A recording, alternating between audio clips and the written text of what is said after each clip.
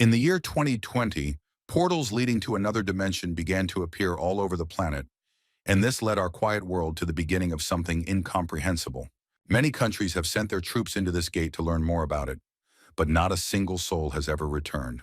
Then from these god-forsaken gates, whole hordes of monsters with red glowing eyes began to enter the human world. These monsters had all-crushing power. All modern human weapons were no match for the monsters. Giant monsters of different shapes and sizes began to destroy peaceful people everywhere, and no one could stop them. But some patrons began to choose people, and they developed amazing powers and abilities. They were called hunters. When the hunters appeared in the vanguard, humanity began to strike back against the bloodthirsty monsters from another dimension. Hunter patrons could provide active fighters with additional power, such as increasing single-strike stats. Hunters received notifications about increased abilities or recovery, and were able to strike even with a fiery fist. The fighters' abilities against monsters were many times greater than those of humans. They had the most powerful skills and destroyed monsters. But among the countless hunters, one appeared who could control fire, and an army of immortal soldiers. He was called the Demon King. This hunter, whose strength was immeasurable, possessed a special skill called Player. Only this man had the special ability to improve his skills by hunting monsters from another dimension. However, under the influence of the 12 great heroes who were considered gods by the people, the player's existence was erased from the pages of history. And the 12 great heroes who called themselves gods created Eden, and the hunters began to be considered a new stage in human evolution.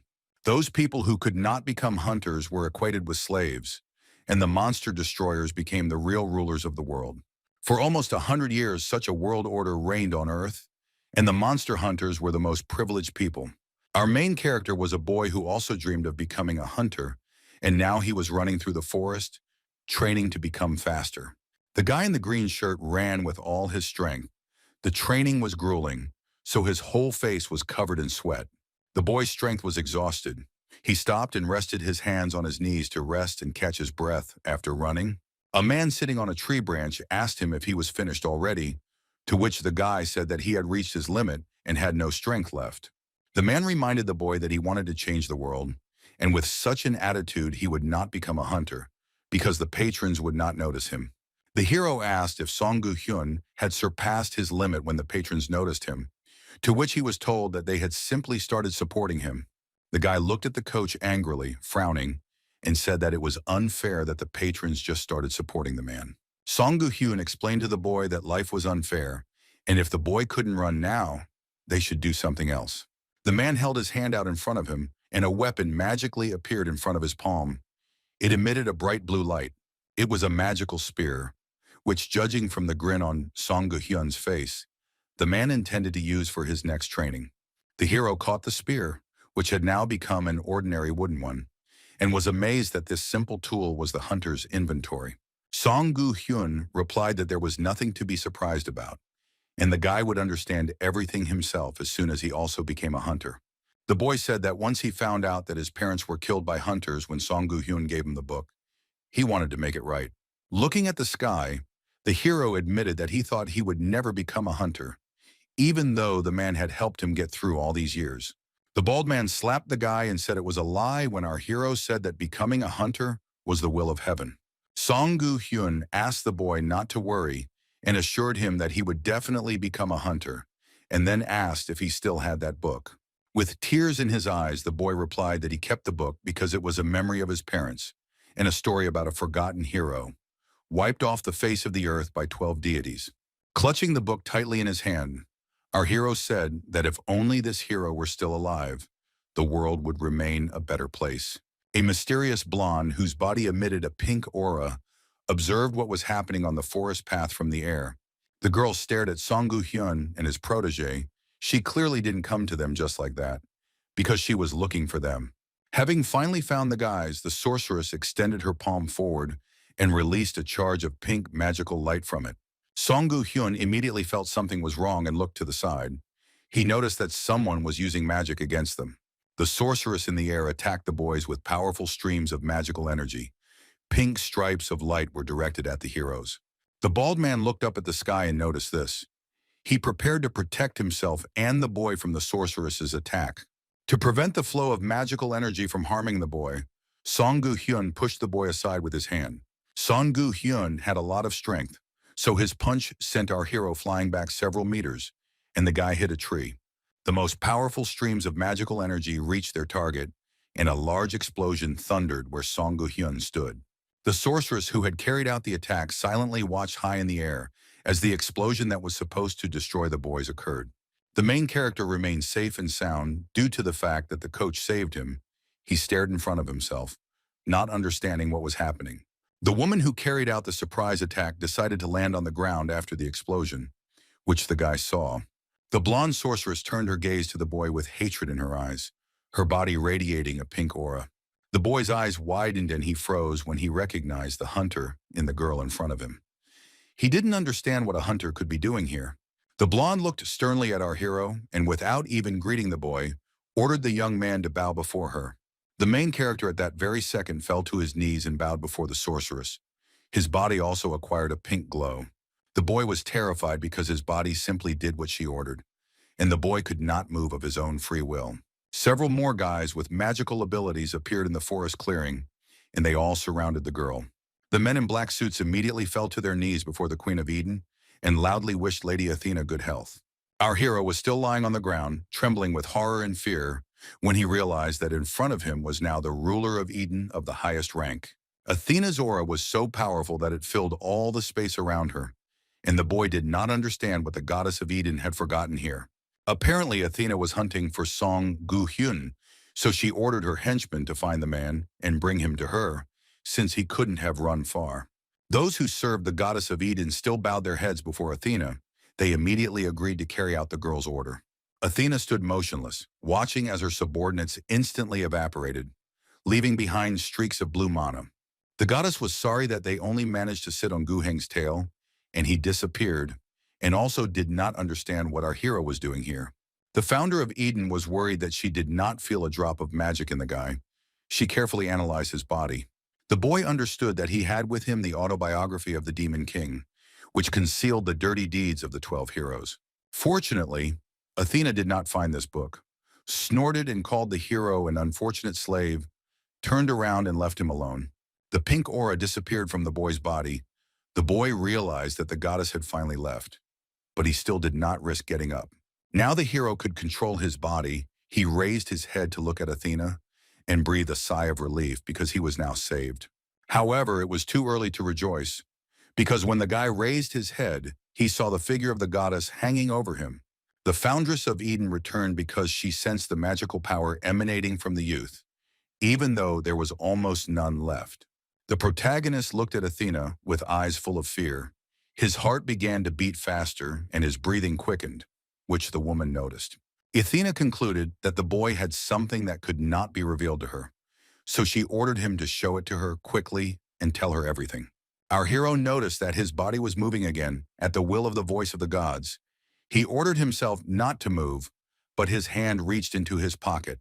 The boy realized that if the book fell into the hands of the goddess now, he would be a corpse, but his body meekly carried out Athena's order. The guy took out the book and handed it to the goddess with trembling hands. He was scared because his body did not obey at all. This book contained the story of the Demon King, who was the true hero of humanity. The boy understood that Eden did not want the whole world to know about this story, but the goddess Athena reached out her hand to grab the book. Thoughts swarmed in the hero's head that everyone dear to him would die, because Eden was forcibly getting rid of everything that they did not want. The protagonist was enslaved by the will of the goddess, but his consciousness was clear, and he understood that he could not give the book to Athena. The next moment, the book jumped out of the boy's hands and opened, its pages engulfed in destructive flames. Athena immediately used magic to stop the flames, and she protected the forbidden book with a powerful shield. The founder of Eden was delighted to finally find this book and recognized it as the autobiography of the Demon King. The goddess swung her arm and shouted that she didn't know where such a rabble got this book from, but she intended to take it. Athena was forced to stop and turn her wary gaze to the side when she heard her name being called loudly. This person turned out to be Song Gu-hyun, who came running to protect the boy in the book and pushed the girl away using magic. One of the rulers of Eden flew to the side and fell to the ground, creating a large cloud of dust above her. Song Gu-hyun, whose body was surrounded by a golden magical aura, reached for the forbidden autobiography lying on the floor. The main character sat on the ground and looked adoringly at his savior, tears streaming down his cheeks from the horror he had experienced. The man smiled and told the boy not to cry, and then praised him for doing a great job of saving the book. Wiping away his tears, the boy asked his mentor who he really was, if he was able to overcome one of the 12 goddesses, Athena. Gu Heng apologized for not having time to explain everything earlier, and asked if the boy really wanted to change the world. Taking the book in his hands, the boy didn't understand what was being said when Song Gu Hyun said that he decided to bet on someone like him. A sword appeared in the man's hand, and he declared that the hunters had declared themselves gods, and that the rest were weaklings and livestock. Pointing his sword at the boy, Sun asked if the boy would want to save the world if he had power greater than the 12 gods. Song Gu Hyun's unexpected and difficult question left the boy stunned, and he couldn't answer it for a long time. With a cry from Heimdall, the goddess Athena returned to the ranks, holding a sword and shield in her hands. She was about to attack our heroes from the air. The man panicked because the goddess was already advancing, and he needed an answer from the guy because he couldn't handle her alone. As if enchanted, the hero answered yes, declaring that he could master such power and would definitely change this world. Song Gu Hyun, who was sweating from the tension, let out a sigh of relief and smiled because he was satisfied with his student's answer. The next moment, the man activated the magical power of his sword and pierced the boy with the tip of the blade. Our hero froze in surprise, not having time to react before the blow. His eyes turned golden, and his body was surrounded by an aura of magic. Finally, the bald man with a beard asked the boy to be kind to him if the boy met him there. The golden sword was sticking out of our hero's chest. He didn't understand what Song Gu Hyun was saying. A powerful aura made him fly into the air. The main character began to gradually dissolve into the air, turning into small fractions, and finally he uttered the word Heimdall. Eventually, the boy's body rose very high into the sky and turned into a bright, shining star. The contract was executed, and according to the agreement with the fallen angel, our protagonist received patronage. The guy teleported to another place. He was surrounded by high, sharp rocks. His body was shining with a bright golden light. The boy was completely transported to another space and looked in front of him in horror, not understanding what had happened. The youth was scared because just a few minutes ago his body was pierced by a sharp sword, but now there was not a scratch on his body. He clenched his fist, testing his new strength. His body felt different than before, and the voice that announced he had received patronage was also frightening. The hero rose to his feet. His body became more muscular and strong. He began to guess that he had now become a hunter. The newly minted hunter began to look around, not understanding where he was now. He was surrounded only by rocks. The boy looked ahead. He saw high, sharp stone cliffs there, and the same ones hanging down. Everything around was in a magical light. The boy realized that the magical power he felt was coming from his body and guessed that he was inside the gate. But in this mysterious place, the main character was not alone. A strange creature with green legs was walking nearby. The young man immediately became wary and turned his gaze back when he heard some footsteps behind him. In order not to expose himself to danger, the guy decided to hide, so he jumped behind a rock and looked out from there. The protagonist's eyes widened, and he froze in fear when he saw in front of him the creature whose steps he had heard. The guy saw a green goblin with a sword in his hand in front of him, and now he was absolutely sure that he was inside the gates of the dungeon. The hero knew well that goblins were the initial and weakest monsters, but they were more dangerous than one could imagine. This is why they are called beginner killers, because their hearing and sense of smell are exceptional, and their hunting style is insane. The youth was not prepared to face such a skilled monster, as he was a newbie, and hoped that the goblin would leave and not notice him. But the hope was in vain, because the green monster with red glowing eyes turned its head and made joyful sounds. The goblin with a sword in his hand obviously noticed the presence of our hero and began to run towards him. The guy realized that he had failed to hide. Our hero didn't have any weapons with him, so he grabbed the first boulder he came across from the ground to defend himself. The hero didn't know if what he had learned would work against the goblin, and he could only hope for the skills he had learned. The guy decided to throw the stone away to distract the green monster and buy some time. The stone flew behind the goblin and made a loud sound, while the monster confidently walked towards our hero. The green monster bared its teeth and turned back when it heard the sound of a falling rock behind it.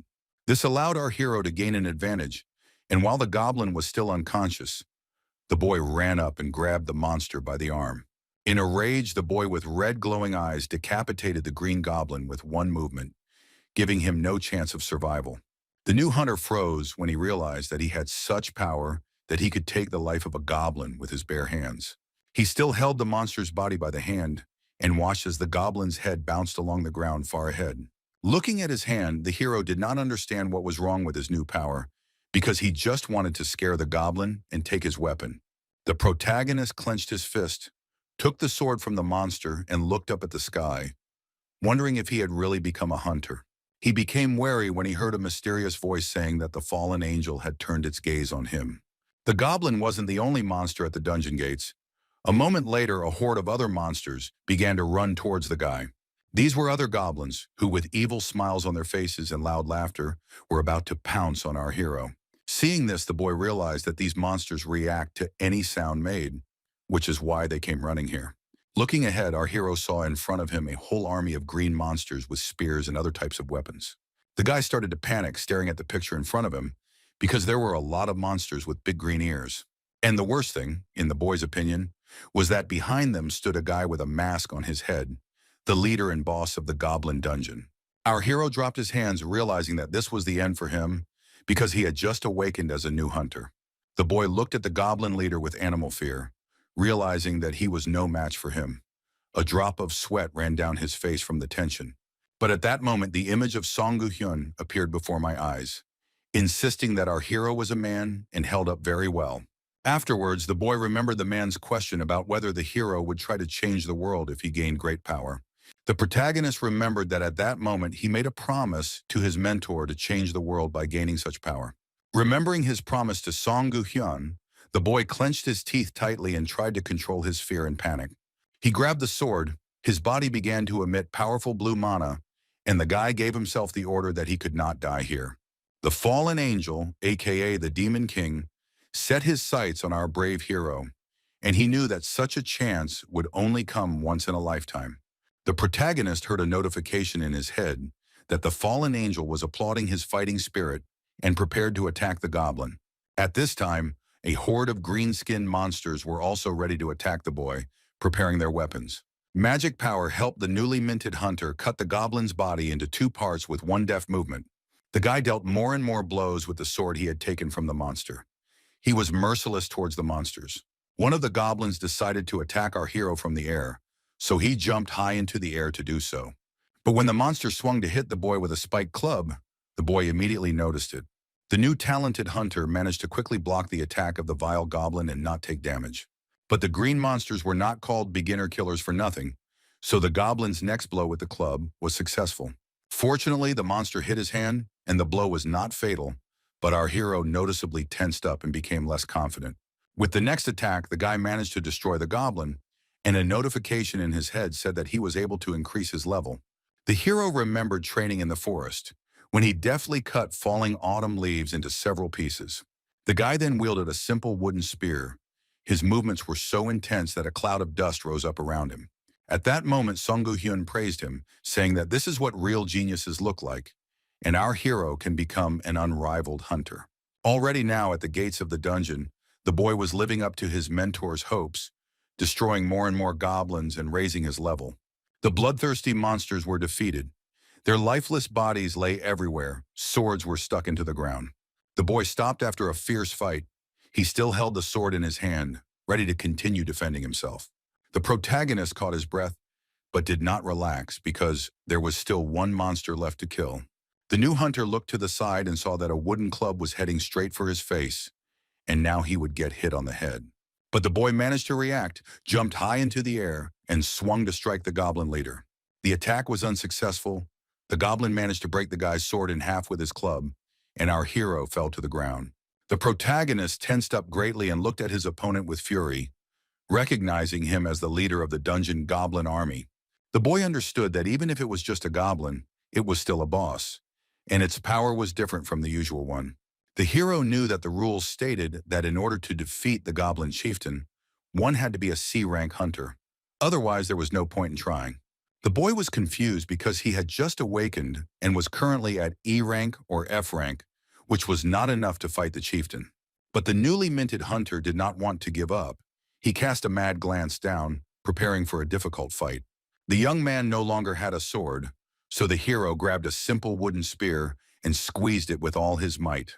He decided to put all his strength into this blow, and heard a voice saying that the fallen angel would grant him power over fire. The spear is the weapon of the Demon King and the best weapon the guy owns, and now he has the authority to use it. The Demon King granted the boy power over fire, so the tip of the spear was engulfed in scorching flames. The protagonist jumped up, leaving a dent in the ground, and ran towards the goblin leader. The magical aura of blue light was activated, the spear was strengthened by flames, and the boy was intent on attacking the monster. Meanwhile, the boss of all the goblins in the dungeon was ready to attack, holding a club with spikes high above him. However, the club did not help the leader in any way, because a second later a huge gaping hole appeared in his body, burning with fire. Our hero rushed through the chieftain with a spear in his hands. He managed to inflict fatal damage on the boss with one move. After that, the newly minted talented hunter stopped, and a notification in his head said that he had risen to a new level. The flames did not pass without leaving a trace on the weapon, and the wooden spear turned into a solid coal, its durability dropping to 0. The protagonist stood motionless, breathing heavily, and tried to comprehend that he had accomplished what seemed like an impossible task. His face was covered in dirt, bruises, and sweat, and he told himself that, as expected, things weren't going so smoothly after the boss fight. The battle with the leader did not pass without leaving a trace for the guy. His clothes were torn, and there was a large wound on his stomach. He told himself that this was all he could do, and after these words he lost consciousness and fell face down on the ground. Afterwards, other hunters came to the gate, not understanding who was able to kill all these goblins and even their leader. These arriving guys, examining the remains of the goblins around, noticed our hero lying unconscious, bleeding. The stranger, looking closely at the bleeding guy, shouted to the others that there was a survivor here. The wound was not fatal for the new hunter, but after a fight with the goblins, the guy was forced to go to the hospital. The boy was connected to a patient monitoring monitor, and all his vital signs were normal. To treat our hero, doctors gave him an IV drip with medications to help him recover from his injury. The hero lay on a hospital bed with his eyes closed, and cables were attached to his chest to monitor his heart. When the boy opened his blue eyes, he assessed the situation and immediately realized that he was in a hospital. The fact that the main character is wounded and is now in the hospital made him realize that everything that happened was not a dream. He replayed the events of the past in his head, about Athena appearing out of nowhere and almost taking the valuable book from him. The boy remembered that after that, Song-gu Hyun pierced his body with his sword, and the boy woke up inside the gate. And the powerful goblin chieftain that the boy met at the gate almost caused the boy's death. But thanks to the mastery of fire that the fallen angel granted him, the hero was able to survive, although he received many serious injuries. The guy sat down, and the thought entered his head that he ended up in the hospital because other hunters saved him. A nurse entered the room and, seeing that our hero had stood up, worriedly told him that the guy couldn't move yet. The hospital employee came closer and asked the patient how he was feeling and whether he was dizzy. The girl explained that the hunters from the major league found the boy and saved him, and if it weren't for them, she doesn't know what would have happened to him. The main character stared at the medical worker with surprise on his face when she told him about the Major League Guild. The nurse said that the hero was badly injured and that he was very lucky and that someone from the association would come to him soon. As she left the room, the girl's face flushed, and she thought she should tell everyone what a cutie the guy was. Our hero had a few more questions for the hospital employee, so he turned to her again, apologizing. The girl stopped and turned her head, looking at her patient with confusion after he called her name. The guy was wondering what year it was, and the medical worker realized that the hero's memory was confused and he was dizzy. The nurse told our young hero that it was now 2020, and from her expression it was clear that she was telling the truth. The young man was completely stunned when he was told that it was now 2020, because that was 100 years before he was born. Gates that led to another dimension, and from which monsters fell to Earth, began to appear in 2020. And the year 2020, as our hero from history remembers, was remembered for the fact that many hunters were just beginning to make names for themselves. The main character was in complete shock when he realized that he had traveled back in time to the era of heroes. And at that moment, the boy remembered the words of his mentor about hunters who proclaimed themselves gods and ruled over ordinary people.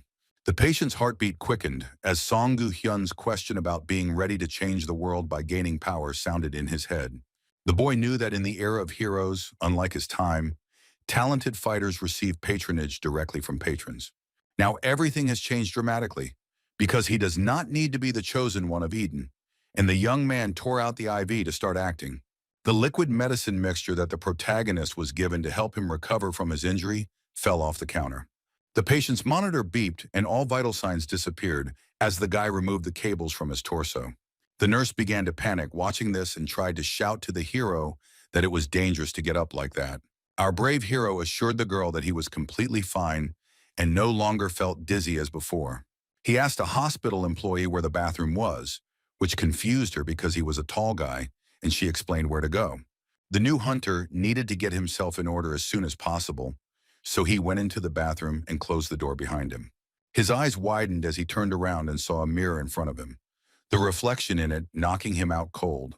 The guy couldn't believe his eyes because his body had changed beyond recognition. It became muscular and strong.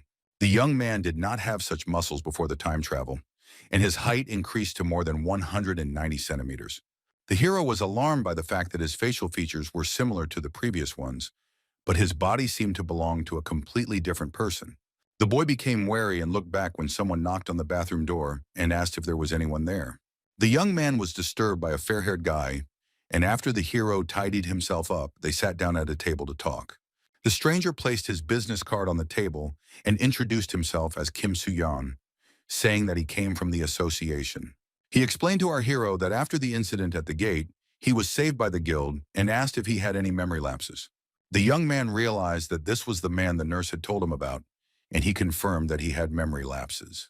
The guy from the association asked the hero to tell about what he remembers, for example, his name or family details. After the main character was admitted to the hospital, the association tried to find information about him, but they were unable to find out anything.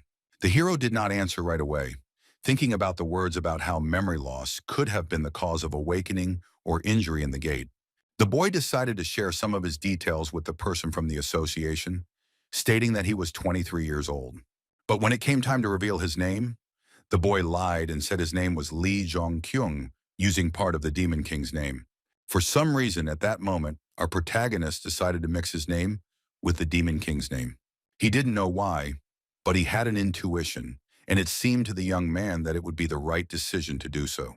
Afterwards, he told the man from the association that he didn't remember anything else, and the guy grabbed his head, saying that it was a small problem. A concerned member of the organization asked the young man if he felt anything while inside the gate. The main character decided to answer this question truthfully and told the guy sitting opposite that he heard some voice. The reaction of the association employee made it clear that he knew what this meant, because his eyes widened in surprise. The guy said that he heard words about someone being his patron. His eyes began to shine with a blue light. The association employee became noticeably nervous and began to fidget with his hands on the table, trying to hide his excitement from the guy. The young man in the suit said that it looked like our hero had become a hunter and asked what the guy knew about hunters. When Lee Jong-ken explained that they were something like gifted people, the guy from the association suddenly stood up from his chair. The employee thanked Lee for his time and said the association and someone else would contact him again. As a sign of respect, the boy bowed his head to Jong-ken, stating that our hero had become someone very important to this world. Looking at the floor, the association employee bowed before the young man and wished the main character all the best. Afterwards, the boy in the black formal suit left the hospital, and Lee Jong-ken watched the young man leave, looking out the window. He analyzed the character of the man he had just met and noted that he was very polite. Afterwards, our hero wanted to check his data as a newly elected hunter and said the word status. A screen appeared right in front of him, showing data about his name, level, ability, title, stamina, and other characteristics. The hero saw that he had the player feature, which the Demon King had, for which he was hated. He remembered the Demon King, who had a peculiarity that made the 12 heroes try to keep him in check. The Demon King was special, and to be precise, he was not a hunter due to his unique ability. The Demon King, unlike the others, could become stronger without anyone's help and did not need the leniency of patrons. The protagonist's aura became active when he realized, after examining his status, that the player was no longer the Demon King, but he. The boy was still recovering from the severe injuries he received during the brutal battle with the goblins at the gate. The joyful nurse ran up to Lee Jong-ken and congratulated him on becoming a hunter, for which the hero thanked her. But the hero did not share the girl's joy and asked the hospital employee if becoming a hunter really needed congratulations. The girl was happy for our hero because even low-ranking hunters can become rich and receive many preferences. She explained that it is not even necessary to fight monsters for this, because the hero can also become a blacksmith. Also, according to the nurse, the guy has the opportunity to become a bodyguard, and rich people will line up to see him. But Lee was not happy because he already knew all this, because those who are not elected remain absolutely powerless. The boy laughed nervously, asking the hospital employee if this was the thing he should be happy about. The girl handed the boy a bag, saying that she almost forgot to give this to him, things from Kim Soo-yeon from the association. The nurse explained that these were the things Lee was wearing during the gate incident, and then congratulated him on his discharge. The protagonist successfully left the hospital and found himself on the central street of a bustling Korean metropolis. He looked around, studying the passers-by with interest, because for the first time he was able to move 100 years into the past. The guy ended up in the Gangnam area. In the era of heroes, he was allowed to do so, but 100 years later, he wouldn't even be able to set foot in that place. The protagonist was amazed because the environment around him was surprisingly bright and peaceful. Inspector Kim Soo-yeon from the organization met our hero and said that he had been waiting for him, and he was greeted in return. Kim suggested that the guy join the association, considering that it was not the best idea for a rookie hunter to wander around the city. From the sad expression on the protagonist's face, it was clear that he was not thrilled with the idea of going to the association now. But Soo-yeon asked the guy not to worry, because after registering as a hunter, he would immediately be given an apartment. With a smile on his face, Kim congratulated the hero on the fact that, according to the test results, he was a C-rank hunter, a status that not many people in their country had. He suggested that the hero continue on his way and tell the rest of the details after Lee Jong-ken completed registration. The boys headed to the Hunters Association, the central office building where all the local monster fighters gathered. The protagonist sat at the registration table, realizing that usually after waking up, hunters receive an E or F rank. The hunter ranks are listed in alphabetical order, and the association employee gave the boy a badge indicating his rank and name. The higher the rank, the more prospects are opened up to the hunter, and the special attitude also increases with the level. Kim informed our hero that his registration had been completed without any problems and showed him the door leading to his apartment. The main character was shocked when he entered his new home and saw the environment in which he would now have to live. The apartment was bright, spacious, and modern, with large windows overlooking the city and expensive furniture inside. The guy looked to the right and saw a huge TV, which not every person could afford. The main character was overwhelmed with emotions. Finding himself in his own apartment, tears appeared in his eyes. Although the interior felt old-fashioned to the young man from the distant future, he thanked the manager for providing him with housing. Lee Jong-ken was touched because the day was special, as he finally became a hunter and had his own home for the first time. The guy from the association remembered that he had one more piece of news and said that someone wanted to meet our hero. Hearing this, the protagonist became very excited. His eyes began to emit a bright blue light again. An agitated Lee Jung-kyung looked at Kim with wide eyes, asking if anyone really wanted to meet him. The main character had no idea who it could be, because there shouldn't be anyone here who knows that he is from the future. Surprised by the guy's unexpected reaction, Kim said that it was the head of a major league guild who was interested in him. Kim Soo-yeon explained that the major league guild has been very active lately and has attracted a lot of attention. The protagonist was not against meeting with the guild leader and agreed to set up a meeting with this man. The meeting took place shortly. The guys went outside. The manager from the association introduced our hero to the head. Afterwards, Kim Soo-yeon decided to introduce the guy to the person who is the leader of the major league guild that saved our hero. But the mysterious man who led the guild stopped the association employee and said that he would introduce himself. The handsome man with a shaved head noted the new hunter's height and said that his name was Ye Seong-gu and that he was the leader of a major league guild. The main character stared at his new acquaintance with wide eyes and his mouth slightly open. The leader's appearance surprised him. The boy panicked when Ye Sung-gu asked Lee Jong-kyung why he was staring at the man like that. The young man rubbed the back of his head out of embarrassment and began to sweat, apologizing to the man if he had offended him. The hero thought that he had almost made a mistake, and he had no idea that he would meet this man in person so quickly. The boy recognized the leader as his mentor Song-gu-hyun, but did not tell him about it, and the man asked if they had met before. Jong-kyung clearly remembered that Song-gu taught him all the skills in the past, but he replied that he had lost his memory, so he was not sure. It came as a surprise to the guild leader that the next moment our hero bowed before him and thanked him for saving his life. For Jung-kyung, Sung-gu was a hero who closed an incredible number of gates and saved so many people. The boy knew that in the future, this man would become the famous Heimdall, the hero who was thought to be dead. The sun set behind the horizon and night fell. Our hero went to his new apartment to rest. The hero still couldn't get used to the fact that he had received a new body, so he looked at his muscular arm in the room. To be sure, he clenched his fist once again and stated that everything that had happened to him today was real. But Jongkin was worried about his body. It felt like it belonged to someone else, but the moles were in the same places, which meant it belonged to him.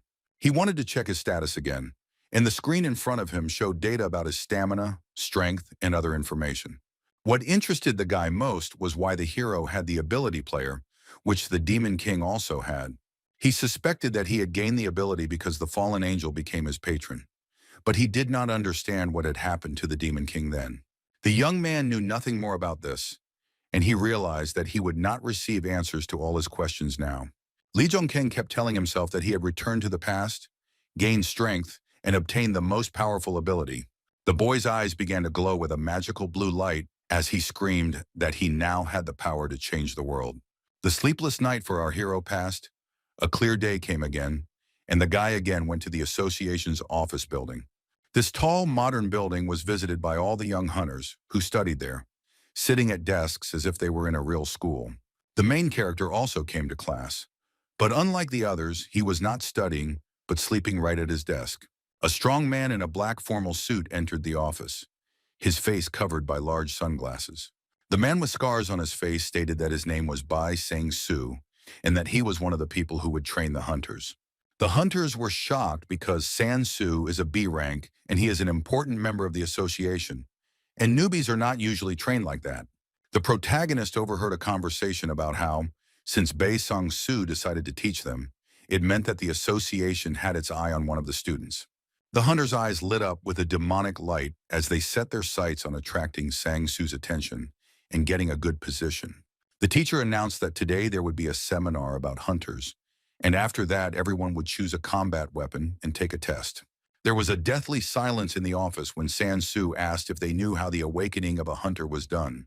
One of the guys raised his hand and suggested that, in order to awaken, one had to be chosen by a patron. The guy answered correctly, and Sang-soo added that, with awakening, the strength that can be pumped up is also determined. When asked about ways to pump up strength, the girl answered by saying that this can be done by closing the gate or by receiving the attention of the patron. The experienced B-rank hunter clapped his hands and smiled, calling the girl's answer excellent and saying that she had clearly prepared. Bai Sang-soo flashed his glasses and decided to ask the guys a more tricky question and asked what the patron's goal was. The question was not as simple as the previous ones, so there was silence in the office and no one could answer. The teacher was not surprised that no one knew the answer, because no one knows who the patrons are and why they choose people. He noticed one of the guys in the office who, unlike the others, wasn't trying to impress him. Sang-soo was interested in our hero, so he turned to the guy who looked indifferent and asked if he could answer his question. The main character removed his hand from his chin and did not answer the teacher. The young man hesitated a little when he was addressed. With a smile on his face, the teacher said that a free-form answer was accepted and he just wanted to hear his opinion. Lee Jong-king stunned the entire audience when he shared his opinion that the patrons were engaged in some kind of entertainment. Everyone present in the office, including the teacher, were extremely surprised by such words from the newly minted hunter. The answer shocked Sang-soo so much that sweat appeared on his face, and he asked the boy what he meant by that. The hero stood his ground, explaining that they choose a character, hunt monsters, and enjoy themselves as if it were a game. The man with scars on his face opened his mouth in indignation, thinking that this answer from the new guy was simply incomprehensible. The protagonist remembered the Demon King, who believed that for the patrons this was nothing more than a game. The lesson in the classroom was over, and the boys went to the training ground to undergo a combat test. Sang-soo turned to the huntress girl who had chosen the sword and called it a good choice, then asked if she was ready. The girl, clutching the sword tightly with both hands, answered the teacher that she was ready to begin the combat test, her eyes shining with a blue light. The man explained that the girl would have to fight a hungry goblin, and it would be okay if she couldn't defeat him. The huntress agreed to begin the task after Sang-soo said that he would then decide for himself whether she passed the test or not. Sang-soo said that there was nothing to worry about because the goblin had been brainwashed and would not be able to kill a human, and pressed the button to start the test. The gate holding the hungry goblin opened, and a furious green monster flew at full speed towards the girl. The aggressive monster rushed forward to attack the girl, but the huntress was already ready to strike. With a loud cry, the brave girl swung her sword, glaring at the goblin in an attempt to attack the green monster. The huntress's sword left blue streaks of light behind it. The girl struck the first blow, but the goblin dodged. The goblin bared his sharp teeth and laughed evilly when the huntress failed to damage the monster, and then swung his own. The monster struck the newly minted huntress with its hand, and the girl closed her eyes in pain. The blow was not critical, but it was noticeable, so the heroine lost her balance and after this attack fell on one knee. The hungry, enraged goblin did not want to leave the girl alone, so he decided to pounce on her again. Teacher Bae Sing-soo, watching the fight, thought it was too dangerous when the goblin was about to attack again. But the huntress did not give up and managed to defend herself. Her next blow with the sword was successful, and the goblin's body was cut into two parts. The hungry, bloodthirsty monster was defeated, but the fight was exhausting, so the girl fell, exhausted. The man with scars on his face walked closer to the student, who was lying on the floor, trying to catch her breath after the fight. He praised the huntress for being able to counterattack and kill the goblin in such a situation, so she passed the test. The girl left the training ground, and Bae Sang-soo asked the last cadet to enter the ring to take the test. The iron gates behind which the last newly minted hunter stood began to open at Sang-soo's command. Our main character came out onto the platform. Instead of a sword, he chose a wooden spear and shield as a weapon. Lee Jung-keng looked focused and determined to complete the combat test. There was not a trace of fear on his face. The teacher looked at the weapon that the last cadet had chosen and thought that a spear and a shield were a very strange combination. The guy understood that if he passed the test, he would be able to continue attending graduate courses, and he needed to prove himself in order to get an advantage. Hunter Sang-soo said nothing about the guy's choice of weapon and suggested that they begin the combat test. He stated that all the goblins had been killed and that another monster would have to be fought, but according to the new rules, it was not necessary to kill it. Our hero was noticeably surprised by the news that all the goblins were gone, and he would have to fight another monster. The teacher reassured him that the monster had been brainwashed and would not be able to cause serious damage, and as long as Sang-soo was here, there should be no problems. Bae Sang-soo looked at our hero and asked if he was ready to begin. In response, Jung-kyung only nodded in agreement. The guy guessed that most likely they would release a kobold into the arena, because he was similar in strength to a goblin, and reported his readiness. Sang-soo suggested that they begin the test and asked the young man not to disappoint him because he was impressed by his answer at the seminar. The teacher announced that in the final combat test, Lee Jung-ken would have to fight a large green orc. The hunters watching the test on TV screens were shocked when they saw an orc enter the arena. The boys couldn't believe their eyes because orcs had never been used for training fights before. Sang-soo knew that this was necessary because of the hunter who had awakened immediately with a B rank and was now the strongest in the world. The teacher knew very well that Jung-ken was a real diamond because he awakened at C rank and dealt with all the goblins. By unleashing an orc against the protagonist that was stronger than two grown men combined, he wanted Lee to show him what he was capable of. As our hero prepared to fight the orc, he received a notification that the fallen angel was watching him closely. The duel began immediately. As soon as the orc was released into the arena, the monster immediately ran towards the hunter. As his only weapon, the guy chose a simple wooden spear, which began to emit magical light in his hands. The orc didn't have time to attack the hunter because our brave hero did it first, piercing his shoulder with a sharp spear. The guy concluded that the monster was very stupid because it attacked relying on brute force without any intentions. The spear was sticking out of the shoulder of the orc's muscular body. The green-skinned monster grabbed it with its hand to pull it out of the body. The protagonist panicked because the spear was stuck in the monster's body and it was impossible to pull it out. The enraged orc held the spear in his hand. He clenched his second fist, preparing to pounce on our hero. The monster with dark green skin began to furiously hit the guy with his fists, but the main character managed to protect himself with a shield. The orc dealt numerous blows, leaving streaks of red light behind his fists, but the wooden shield saved the guy. The hunters were worried, thinking that it was too dangerous to give the orc a start, and the instructor should stop him. Sansu watched the fight calmly, believing that the attack was flawless, but the man slightly underestimated the monster's strength. The bloodthirsty orc continued to strike the shield with his fists, which had already begun to crumble, with splinters flying in all directions. Having taken out his weapon, the instructor became alarmed, believing that everything could end badly if he did not intervene now. B-rank hunter Bei Sang-Su dropped his weapon from his hand when he saw the turn of events before him that left him in shock. He did not interfere in the fight, watching in amazement what was happening in front of him in the arena between our hero and the orc. Our brave hero removed his shield and jumped to the side with lightning speed, thereby protecting himself from another blow from the monster. The guy kicked the bloodthirsty monster right in the head with all his might. The hero's body glowed with a bright blue light. The blow was impressive because it caused a large, sharp fang to fall off the orc's mouth and fly off to the side. At this point, the main character decided not to stop the attack, but to pounce on the orc again, while he was taken aback by the first blow. The fallen angel granted him mastery over fire. The hero's eyes glowed orange, and his shield became covered in flames.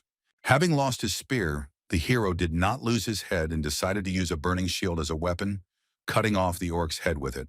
The hunters who were watching everything on TV were amazed, doubting that they really had a newbie in front of them. One of the boys said that Lee Jong-ken squeezed the spear to upset the orc's balance, while the other noted the boy's incredible skills. Sanzu was surprised that Jong-ken used the skill without casting any spell, which meant he had the skill since awakening. The instructor said that this was the first time something like this had happened since the beginning of the era of hunters, and the guy's shield's strength had dropped to 0. After defeating the orc, the protagonist regained his spear and received a notification that his level had been increased. While kicking the lifeless body with the tip of the spear, Lee Jong-ken was also informed that his fire mastery was now at level 2. Sang-Soo made it his goal to recruit the boy into the association at all costs, and praised him for successfully passing the test. The main character took his victory calmly and thanked the instructor for the congratulations, without any bright emotions on his face. He looked at his hand and saw that the spear had also turned to ash, guessing that the weapon was failing due to its power over fire. Control over fire is the foundation of the Demon King's strength, and it can even be considered not a skill, but a power. The hero thought that unlike normal skills, this one could be enhanced by the player's trait, but the equipment couldn't withstand the power. Clutching the ashes of the destroyed spear in his hand, the boy realized that he needed to get a weapon made of at least metal. The first day of training at the association ended successfully for our hero. The sun was already setting over the horizon.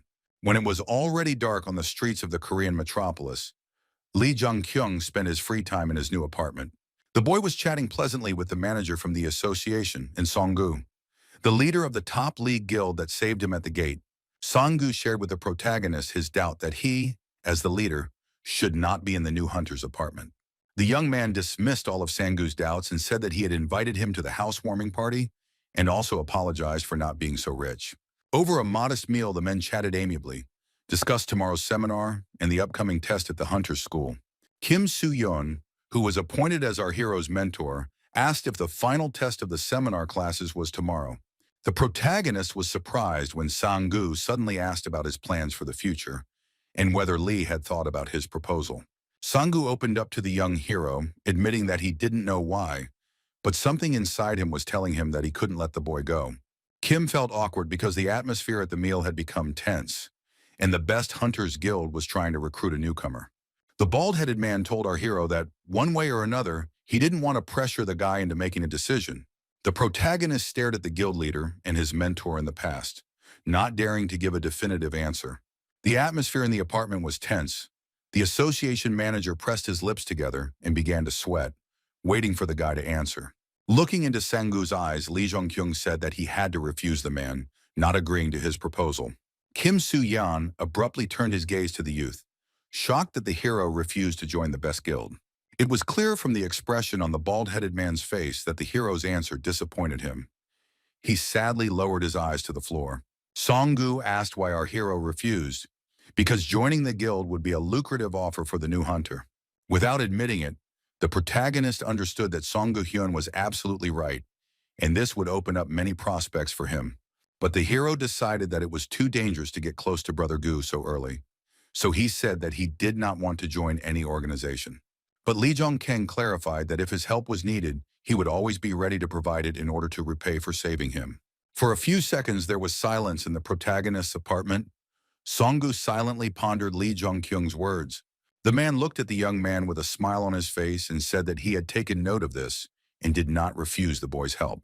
Lee Jong-kyung and Songgu Hyun stood opposite each other, smiled and crossed their fists while Kim Soo-yeon felt awkward because of them. Soo-yeon was confused by the fact that a newbie was going to help the strongest A-rank hunter, and the latter was accepting his help. The housewarming party in our hero's new apartment continued.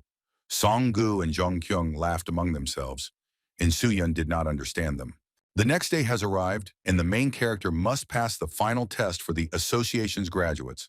The instructor announced that before they began, he wanted to say a few words about the exam process. The man stated that the exam would take place at the gate, the portal to which was behind him, but there was no reason to worry. Sang-soo clenched his fist with all his might.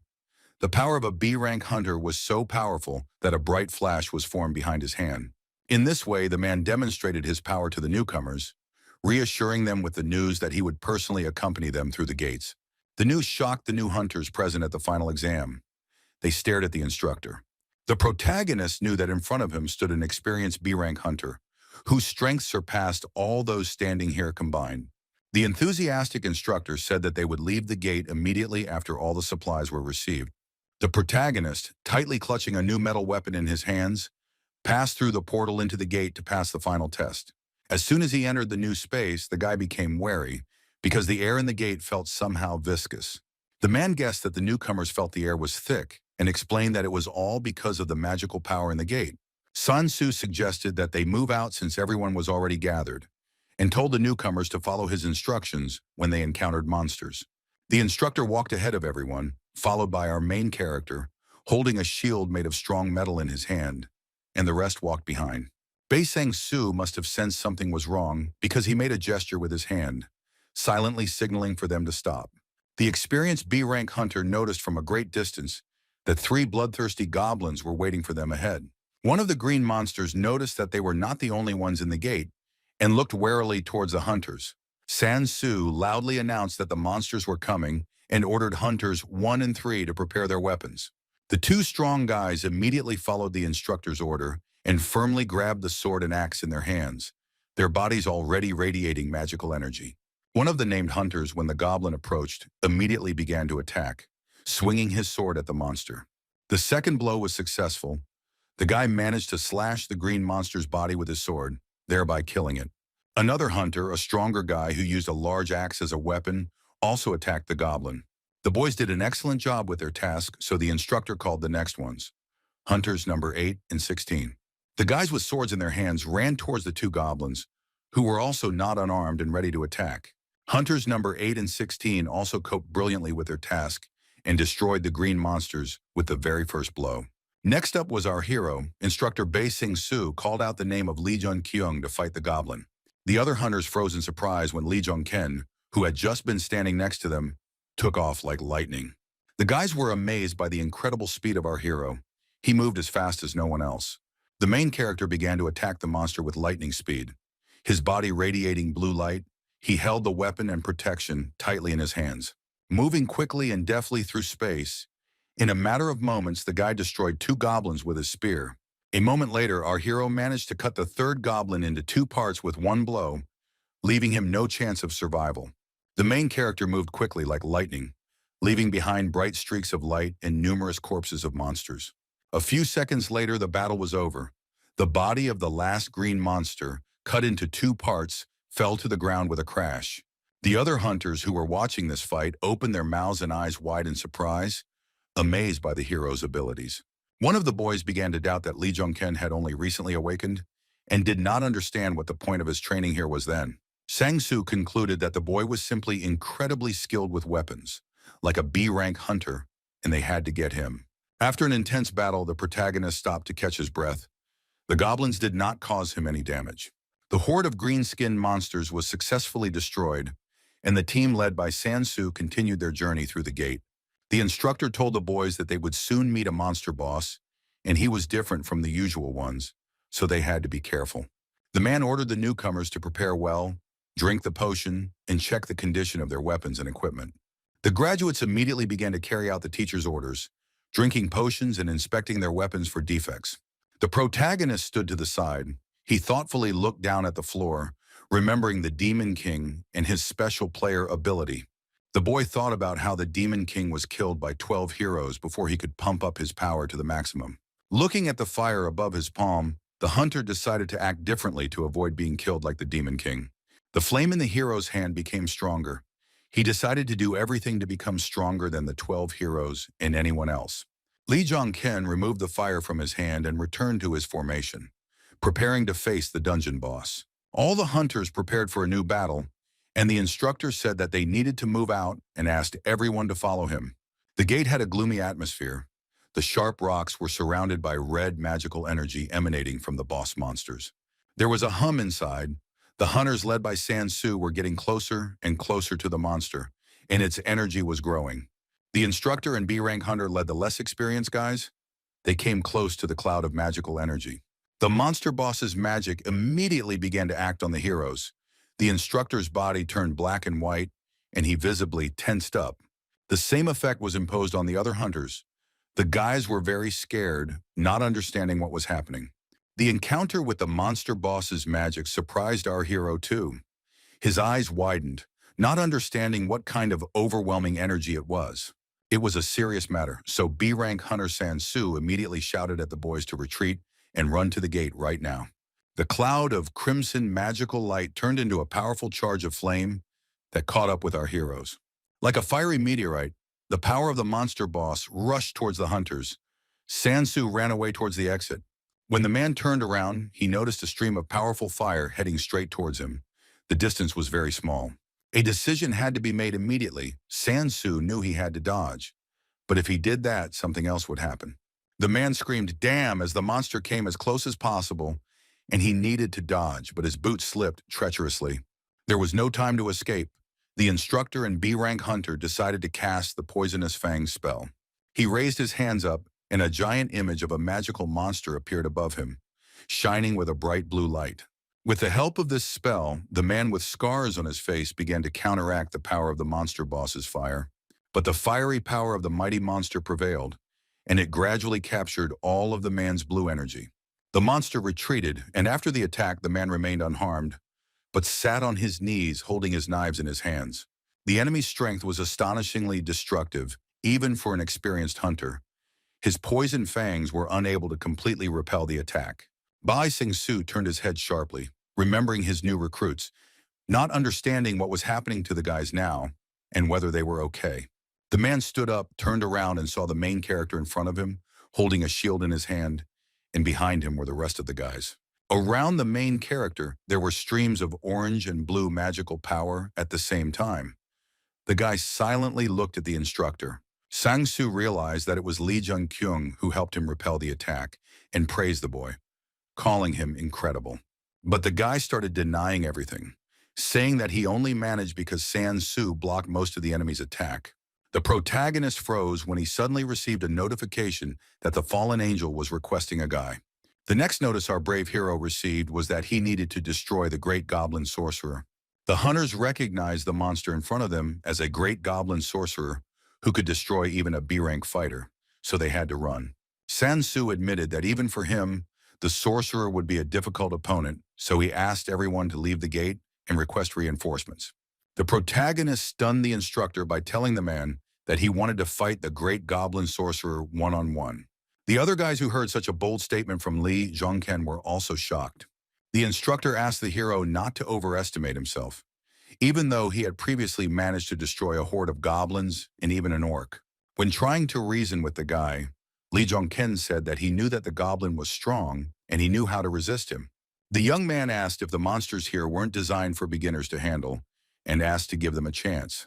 Bai Sang-soo was puzzled by the blind confidence of the guy in front of him, but still agreed to give him a chance to fight the sorcerer. The protagonist turned around and stared at his enemy, his weapon and magic power at the ready.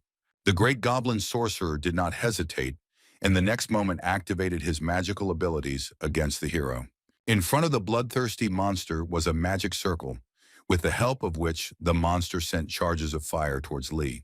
The goblin sorcerer launched 3 streams of destructive flame against our hero. They approached the guy with lightning speed. They soon reached their destination, but the protagonist managed to protect himself by putting a metal shield in front of him.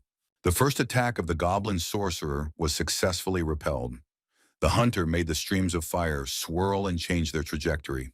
The amazed boys watching this couldn't believe their eyes because Zhang Ken managed to completely reflect the fireballs. Bai Sang-soo was also shocked because the guy didn't just reflect the fireballs, he absorbed them, and he didn't understand how Lee managed to do it.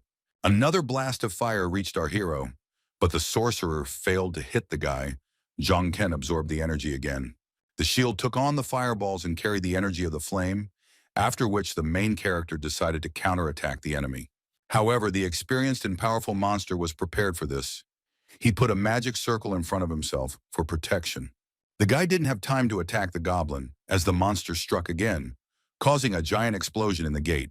A large wall of flame appeared between the protagonist and the monster, protecting the goblin from the hunter's attack. Seeing this, the other hunters were scared. They shouted that they couldn't handle it, and they would simply be wiped out by long-range magic. But our brave hero was ready to continue the battle. He held out a spear in front of him, the tip of which emitted fiery energy. Watching the rookie hunter's attempts to resist, the great goblin sorcerer smiled widely with his sharp fangs. The next step for the protagonist was to cast the split spell. His eyes were already emitting magical fire. With this spell, Jonkin managed to create a tunnel in the wall of flames through which he could get to the enemy. The path in front of the protagonist was gradually cleared of flames so that he could safely approach the sorcerer. Now, behind the wall of destructive fire, the guy could see the goblin sorcerer. The monster was surprised by such skills of the enemy. Instructor Bai Sang-soo was also shocked and shouted that it was simply impossible that our hero had managed to do something like that. As the main character walked through the tunnel, he smiled because it was his incredible skill of control over fire that allowed him to do this. The split spell allowed our hero to freely cross the hole in the goblin sorcerer's wall of fire.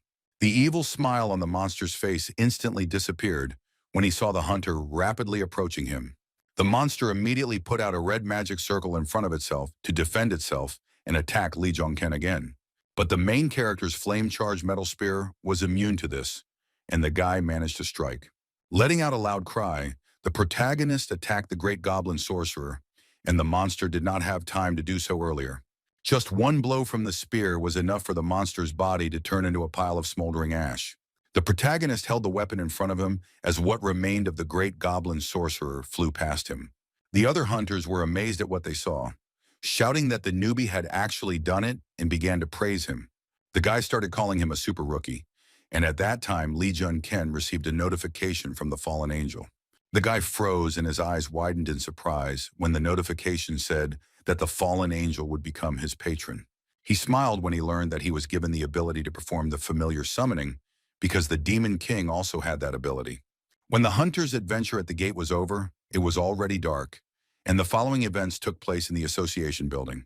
B-rank hunter and instructor Bai Sang-soo entered the association director's office and addressed the man sitting in the chair. The director suggested that the reason for meeting him was probably related to what happened in the gate during the final test. The instructor confirmed that the director was right when the man with the eye patch asked if the conversation was related to the C-rank hunter. The man thought for a moment and assumed that Bai Sang-soo wanted to tell him that the new hunter was actually of a lower rank. The association director fell silent when Sang-soo admitted that it was actually the other way around, and the rookie's rank was higher. The man with one eye leaned on the armrest of the chair to stand up and give his opinion to the B-rank hunter. The head of the association stated that if Bai Sang-soo says this, and the rookie's rank is indeed higher, then that's how it is. The man walked up to the window and then turned around and asked Sang-soo how much potential he thought the guy had. The instructor thought for a moment and replied that perhaps what the association director was striving for was now entirely achievable. After these words, the leader of the Hunters Association grinned, because with the help of our hero, he would have the opportunity to achieve his goal. Looking out the window at the street of the night Korean city, the director put his hands in his pockets and said that he wanted to meet Jong-kyung soon.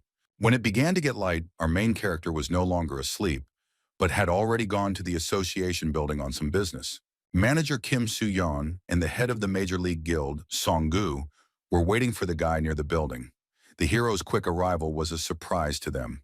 Kim Soo-yeon admitted that he was worried when he learned that the gate rank for the final test had risen from E rank to C rank. Song-gu asked Jong-kyung if he had already received an invitation to join the Hunters Association. The protagonist said nothing and only nodded in agreement, confirming that he had been invited to the association. Then, after successfully destroying the goblin sorcerer, the instructor approached the guy and asked if he wanted to join the association. The other hunters were shocked when they saw Sang-soo trying to recruit the protagonist and couldn't believe what was happening. However, Lee Jun-kyung declined, apologizing and saying that he had no desire to join any group at this time. Instructor Bae Sang-soo froze and fell silent in surprise, not believing that the young man had just so abruptly rejected his offer. However, the man with scars on his face did not insist any further and was understanding of the fact that the hero did not want to join the association for now. Lee Dong-ken understood that if he joined the association, he would pump up his strength faster, but in that case, he wouldn't be able to hide anything from them. Another compelling reason for our hero to refuse to join the association was that one person belonged to it. The image of this mysterious man appeared in his head, and the newcomer understood that he could not get involved with him under any circumstances. Now, when the protagonist was talking to Song-gu, the bald-headed man asked him if the guy had any food preferences. For our hero, this was a surprisingly difficult question, and he became very tense, and then hesitantly answered that he liked ramen. Song-gu, who had been keeping up with the boy with his questions, asked the protagonist if he liked meat. At the mention of meat, Lee Jong-ken's eyes lit up and drool began to flow down his chin, and he began to frantically nod his head in agreement. Song-gu laughed and grabbed our hero by the shoulder, suggesting that they go out for lunch and eat whole tons of meat in that case. It was already dark outside when the new hunter finished all his business and went to his apartment to rest. The protagonist went to the shower, hot water poured down. Lee Jong-keng's shower stall was filled with thick steam. The guy stood for a long time under the stream of hot water and looked into space. He was completely immersed in his thoughts and pondering something. Memories of how the guy skillfully dealt with a whole crowd of enraged goblins at the gates came to mind. Then the boy remembered how he stood in front of the goblin sorcerer when he was able to remove part of the monster's wall of fire with the help of a spell. The protagonist thought about how he looked through the tunnel surrounded by flames at the great goblin sorcerer, preparing to kill him. Then the moment of triumph came back to him, when with just one blow of his spear, the young man reduced the monster to ashes. Having refreshed his mind on the battle at the gate during the final test, the boy wanted to look at his status again. He was now level 11, had stamina 30, strength 33, and the ability to summon one familiar. The guy was shocked because only the 12 heroes and the Demon King have the ability to summon a familiar. Realizing that he had obtained the ability that the Demon King had, and that his familiar would not be any worse, he immediately summoned it. Having received a notification asking if the guy really wanted to take advantage of this opportunity, the hero confidently said the word call. The next moment, his body began to emit a bright blue light. His eyes glowed orange, and the summoning procedure began. What happened that night in the hero's apartment remained a secret. The next morning came, and the events unfolded in Lee's apartment. The guy was sitting on the couch and looked at the door in surprise when he heard someone suddenly knocking loudly on it.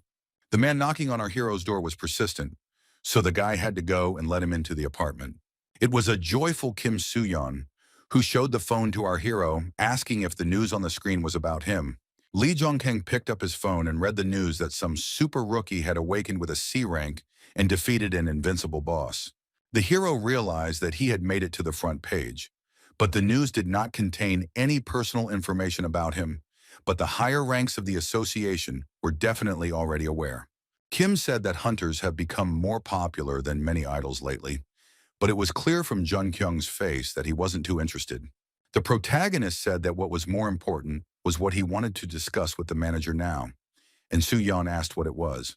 Lee Jong-keng told the association employee that he wanted to participate in clearing the dungeon of goblins and other monsters. Our hero's request was granted, and soon he was successfully dealing with the goblins in the dungeon. The boy skillfully wielded his spear, leaving large gaping holes in the bodies of the green-skinned monsters. The next attack was also successful. With one blow, the guy managed to cut the body of the bloodthirsty monster into two parts.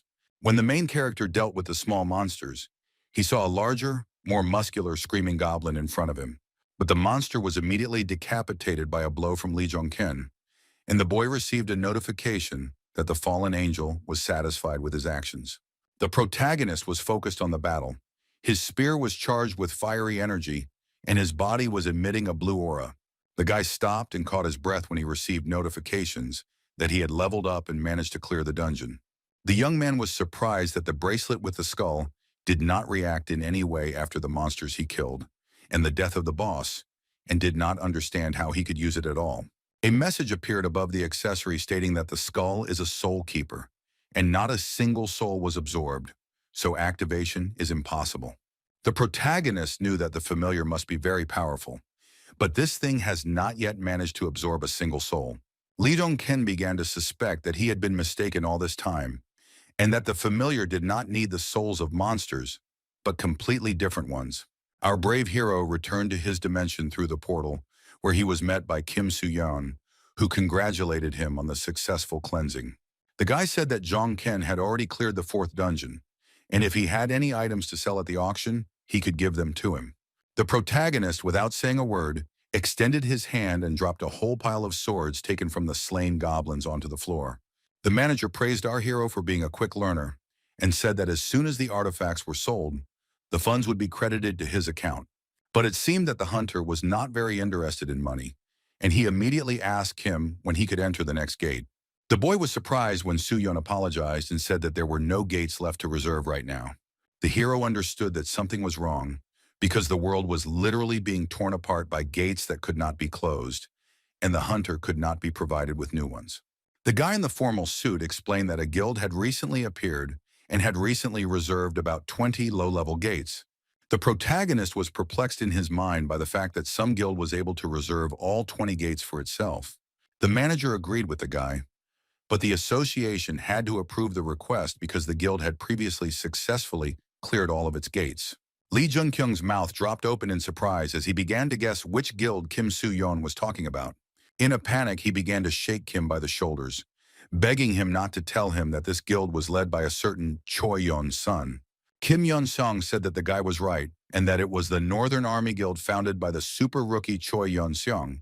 Our hero was terrified because in the future, Jung Yeon-sung would become one of the 12 heroes and become famous as an absolute tyrant and a ruthless killer.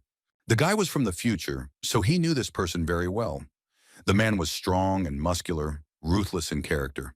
The hero felt hatred for this terrible hero and understood that the moment had come when they could meet. In the future, an incident occurred involving Jung Yeon-sung, who was standing on a cliff and looking at a rainy Korean town. This hunter was protested by ordinary residents who stood with signs calling for the construction to be stopped and for their lives to be protected. One of Choi Yong-sung's henchmen then approached him and asked what should be done because the riots were getting out of control. The ruthless man said that the inhabitants were just ants who would build new homes for themselves if they destroyed their old ones. Drawing his weapon, Yeon-sung activated his magical power and said that humans were despicable slaves who would always be dissatisfied. Towering over the village where the locals were protesting, Choi Yeon-sung pointed his gun forward, wanting to kill them all. He pointed the tip of his magic sword towards the town to kill the pathetic slaves, who, in his opinion, were not worthy of life from a distance. With this action, one of the 12 heroes caused a huge explosion in the village, which instantly took the lives of many people. Under Choi Yeon-sung's command, the once peaceful village began to crumble before our eyes. Houses fell down, and water filled the streets. Now that our hero had become a hunter, he walked down the street, holding his hands in his pockets, and recalled these tragic events. It was a difficult time in Lee Jung-kyung's life, so he let out a heavy sigh as tragic memories came flooding back to him. For the main character, the event was terrible, because after the incident, more than half of the inhabitants of the village where the guy lived died. Continuing his walk down the street, the super rookie suddenly stopped when he heard alarming sounds behind him. He turned his head and looked intently at the man who was shouting the word enough not far from him. The main character held his phone in his hand. He squeezed it tighter in case he got into some kind of altercation now. Jongkin saw a man kneeling, asking the strange guys how they could do such things just because they were hunters.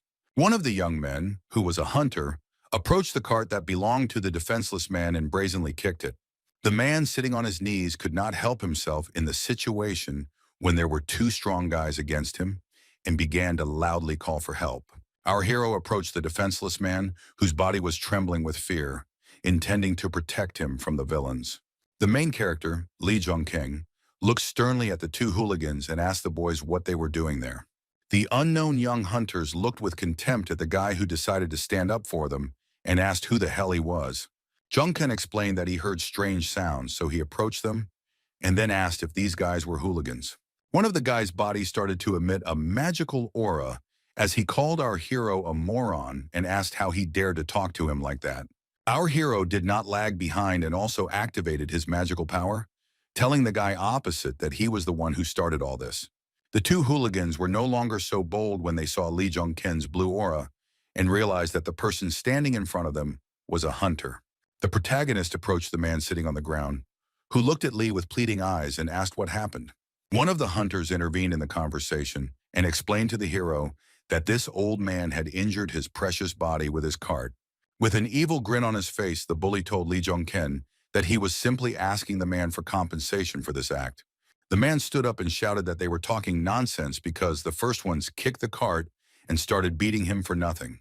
Our hero began to boil with anger at the injustice, and he asked the hooligans why they had broken the man's cart. The villain again showed his magical power and said that everyone who attacks him is his enemy, and he as a hunter must understand this too. The hunter began to laugh maliciously, declaring that he was already beginning to perceive our hero's actions as attacks on himself. The main character advised this hooligan to just quietly get out of here, because he had already said enough. Staring at the boy with his glowing blue eyes, Lee said that he would let him go just because he hadn't hurt the old man. The hunter clenched his fists and began to rage, calling our hero a bastard and asking how he could give him orders. The careless guy tried to punch Lee Jong-king, but he failed because the hero grabbed his hand. The protagonist tightly squeezed the evil hunter's wrist to immobilize him and attacked the bully in return.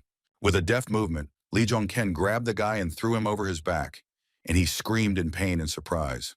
Lee Jong-kin looked at the hunter with disdain in his eyes as he lost his balance and collapsed after taking it. The bully was lying on the floor, his arm twisted in the other direction. The hunter could no longer participate in the altercation. The protagonist suddenly turned his attention to the other man when he realized that the second hunter was also going to attack him. The second guy didn't run away either, but took out his sharp knife and looked askance at our hero. Jungkin remained calm, saying that he never thought he would see a gun in a place like this, asking if the boy was sure. But the second hooligan was determined to attack the one who had just so easily dealt with his comrade and did not put away the knife. The embittered hunter, whose face expressed hatred, asked our hero if he still had a guild. With his knife at the ready, the boy ran toward Jong-kin, shouting that they were on a completely different level than trash like the hero. Lee Jong-kin immediately prepared to attack and swung his fist, which emitted a bright blue light of magical energy. The second hunter also failed to attack our hero, and the guy flew back after Lee Jong-kin punched him in the stomach. Looking down at the defeated hooligans, Lee said that if he didn't know better, he would have thought that their guild was nothing more than under his mother's skirt. Soon people from the association arrived and arrested the scoundrels, who continued to shout that the grandfather had attacked them first. Manager Kim Soo-yeon, who also arrived at the scene of the incident, thanked our hero for sorting everything out. Our hero replied that one way or another, a deliberate attack by a hunter on a common man is considered a serious crime. Smiling, Kim said that there was a witness to all of this, and that the association was left to take care of it, after which he thanked them again for their help. The association manager noticed that our hero was worried about something and was looking intently at the arrested hooligans. Kim Soo-yeon asked the boy not to worry about the hunters taking revenge on the old man, because the association would look after the man. But Lee Jong-kin's worries didn't go away. He mentioned that the hunter said he was in a guild and asked where it was. Kim replied that it just so happened that the hunter was from the Northern Army that the main character had asked about earlier. The guy clenched his fist in overwhelming anger, realizing that it was impossible to take all the contracts for the low-level gates without help from the inside. Remembering the hated Choi Yun-sung, the leader of the Northern Army, the boy knew that the hunters from the association were also rotten to the core. Jongkin told the manager that he understood everything, but he was thinking that he hoped that the hunters from this guild would behave more quietly. A couple of days later, as our hero expected, he was called into the association as an attacker, not a victim, in that incident. When several days had passed since the incident, the grandfather whom the main character saved changed his previous testimony. The two hooligans, hunters from the Northern Army Guild, were now not the attackers but the victims in this situation. The blame for everything has now been placed on Lee Jun-ken, who was initially considered the victim, but is now accused of assault. As the guy walked through the doors of the association with his manager, he understood the nature of this turn of events, but he still felt like shit. Kim Soo-yeon asked his protege to stop worrying because everything would be fine one way or another, since the association was not that rotten yet. The guy silently looked at Kim, thinking that he didn't know anything yet, but the hero, as a person from the future, knew that the association had been rotten since its foundation. As the boys approached the association's tall office building, manager Kim Soo-yeon asked the hunter to go inside. In the office, the hero sat in front of an employee who asked Lee if he remembered anything from the moment of the incident at the gate. The man in the suit also clarified whether the main character was the first to report the incident with the grandfather and detain those hunters. The protagonist looked at the man interrogating him and confirmed that everything he said was true. A stern association official asked if it was true that our hero had threatened Lee Moon-soo's life and given false testimony about members of the Northern Army. Without hesitation in his answer, Lee Jong-ken, who had become a victim of injustice, immediately replied that all this was not true. He confirmed everything again when the man opposite him asked if he wanted to say that the hunter's testimony was pure fiction. An association official announced that a cross-examination was about to take place, and at that moment, Lee Moon-soo entered the office.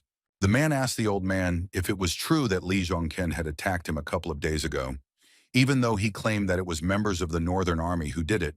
Feeling ashamed, Grandpa Lee Moon-soo looked away and did not look at our hero, thinking about his answer.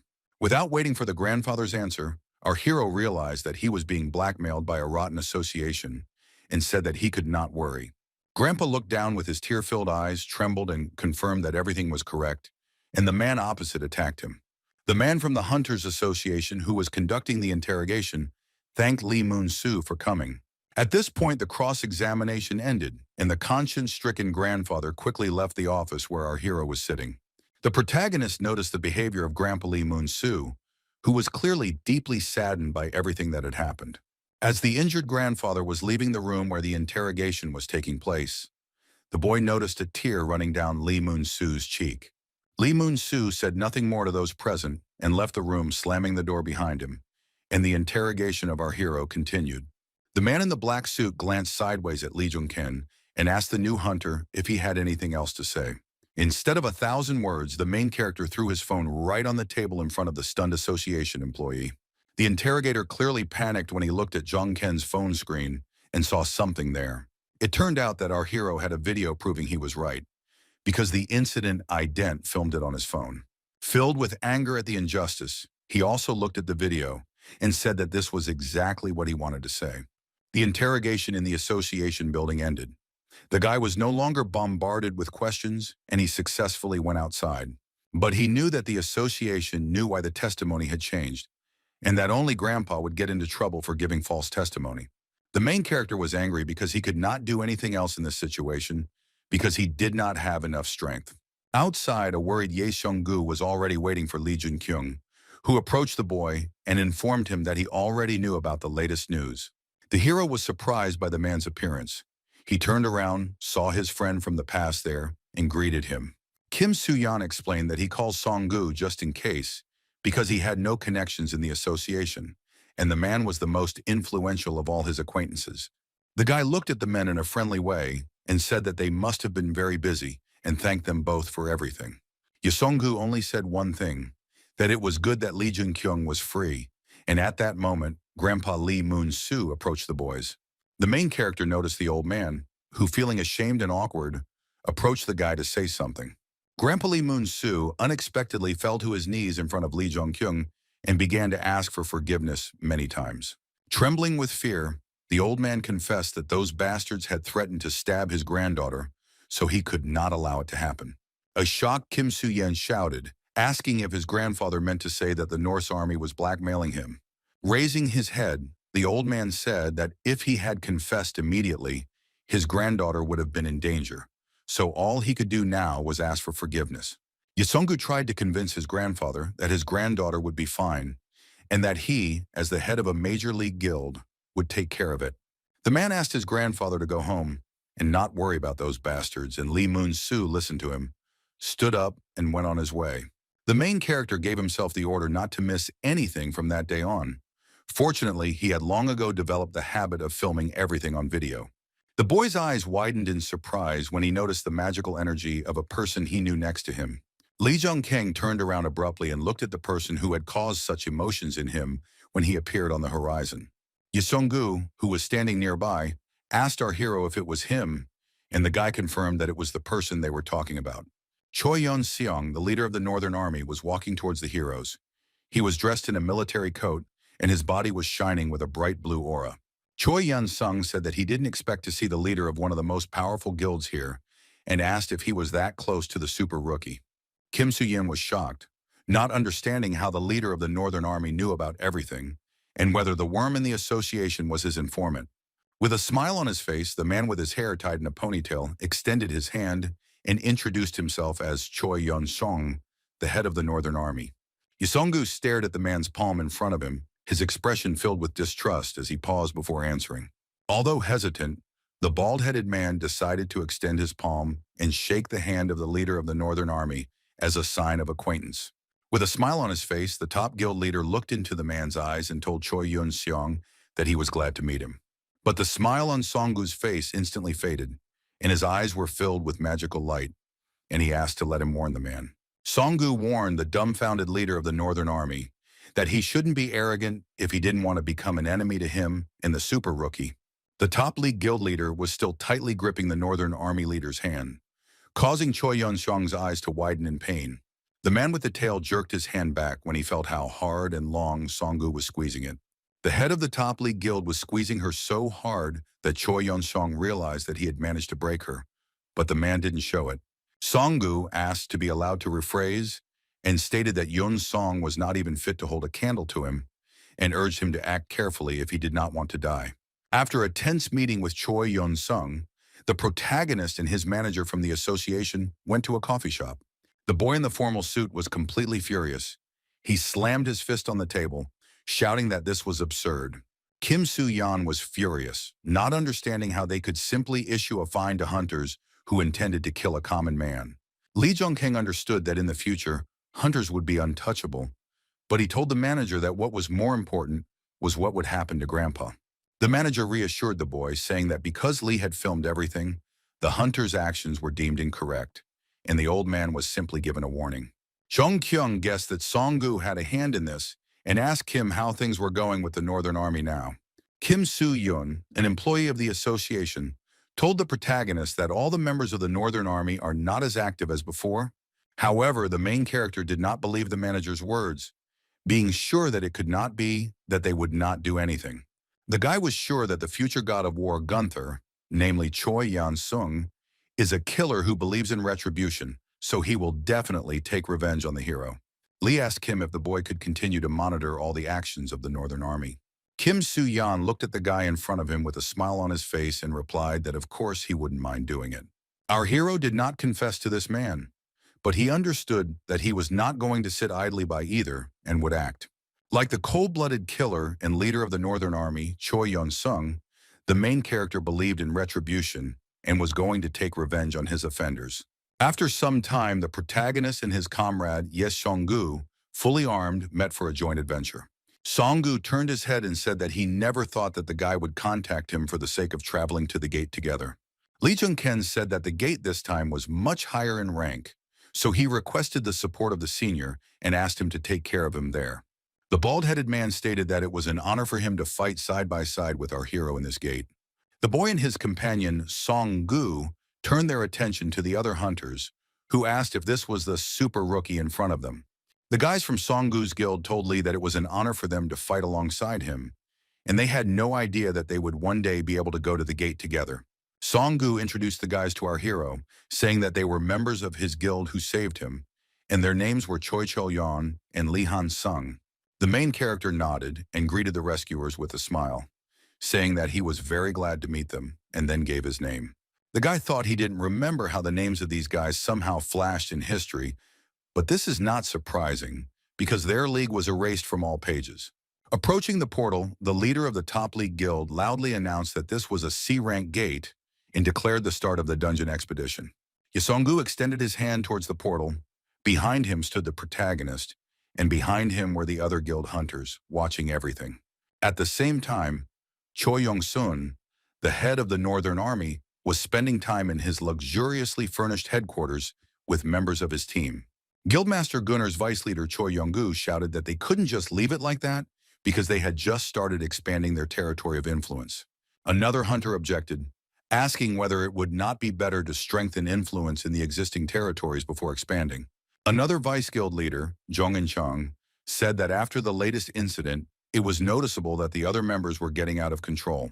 Choi Yong-su loudly tried to defend his position, saying that those scoundrels were right and ordinary people were nothing more than cockroaches. Jong In-chang's eyes shone through his iron mask as he asked again what his colleague had just said. The red-haired Yong-su tensed up as the cloud of magical power from his masked colleague reached his hand, and he felt pain in it. Guildmaster Gunther's vice leader looked at his hand with fear on his face when the man in the knight's mask asked if he wanted to go out with him. The tension in the air reached its limit, and the squabble between the guild members was getting out of control. Jong In-chang, the second vice leader of the Gunther Guild, sat in a chair, his body glowing with the magical light of a hunter. Leader Choi Yun-seong was furious at the altercation between his colleagues and shouted loudly, ordering both of them to stop it. The man waved his hand and stated that he believed that Yong-su, the red-haired man, was absolutely right. The fact that the guild leader considered Yong-su's words to be true caused In-chang to be unpleasantly surprised and made him shut up. Yong-su was pleased with himself and forced out a chuckle, feeling superior to his opponent after the leader admitted that he was right. Choi Yun-sung said that the people from the association should be punished for daring to pick on them, and he is interested in this. Jung In-chang completely disagreed with the guild leader's words. He jumped up from his chair and tried to object to the man. The leader stated that a certain person had said the same thing as him, and apparently he had the same interest in that arrogant creature. The hunter, wearing a knight's mask that hid his face, guessed who his boss was talking about and couldn't believe his ears. Choi Yun-sung stated that this person said that the stage would be ready soon, and they just needed to wait for his signal. Meanwhile, our hero, accompanied by a top league guild, was already at the gate. One of the hunters touched the red circle of magic. The hunter successfully disarmed the monster's trap and told his comrades about it, and now they can move without any problems. The hero received a notice with a quote about the one who sees what should not be seen, and Song-gu ordered everyone to act.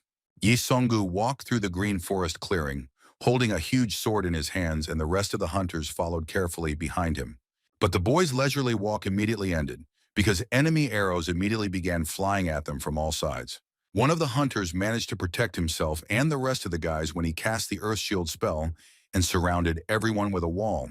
Another strong guy cast the Fireball spell, and a bolt of flame flew out of his palm, directed at the monsters. The protagonist watched the hunter's skills with delight, realizing that he too could master all these techniques. Yesongu also entered the battle with the monsters. The man swung his giant sword in a jump. The top league guild leader slashed his sword at the ground, causing a large explosion to stop the horde of monsters. At this time, a whole crowd of monsters with green skin was already rushing towards our heroes, although they were held back by fire. The monsters' bodies were surrounded by flames. They growled in pain, baring their sharp and long fangs, and were in an aggressive mood.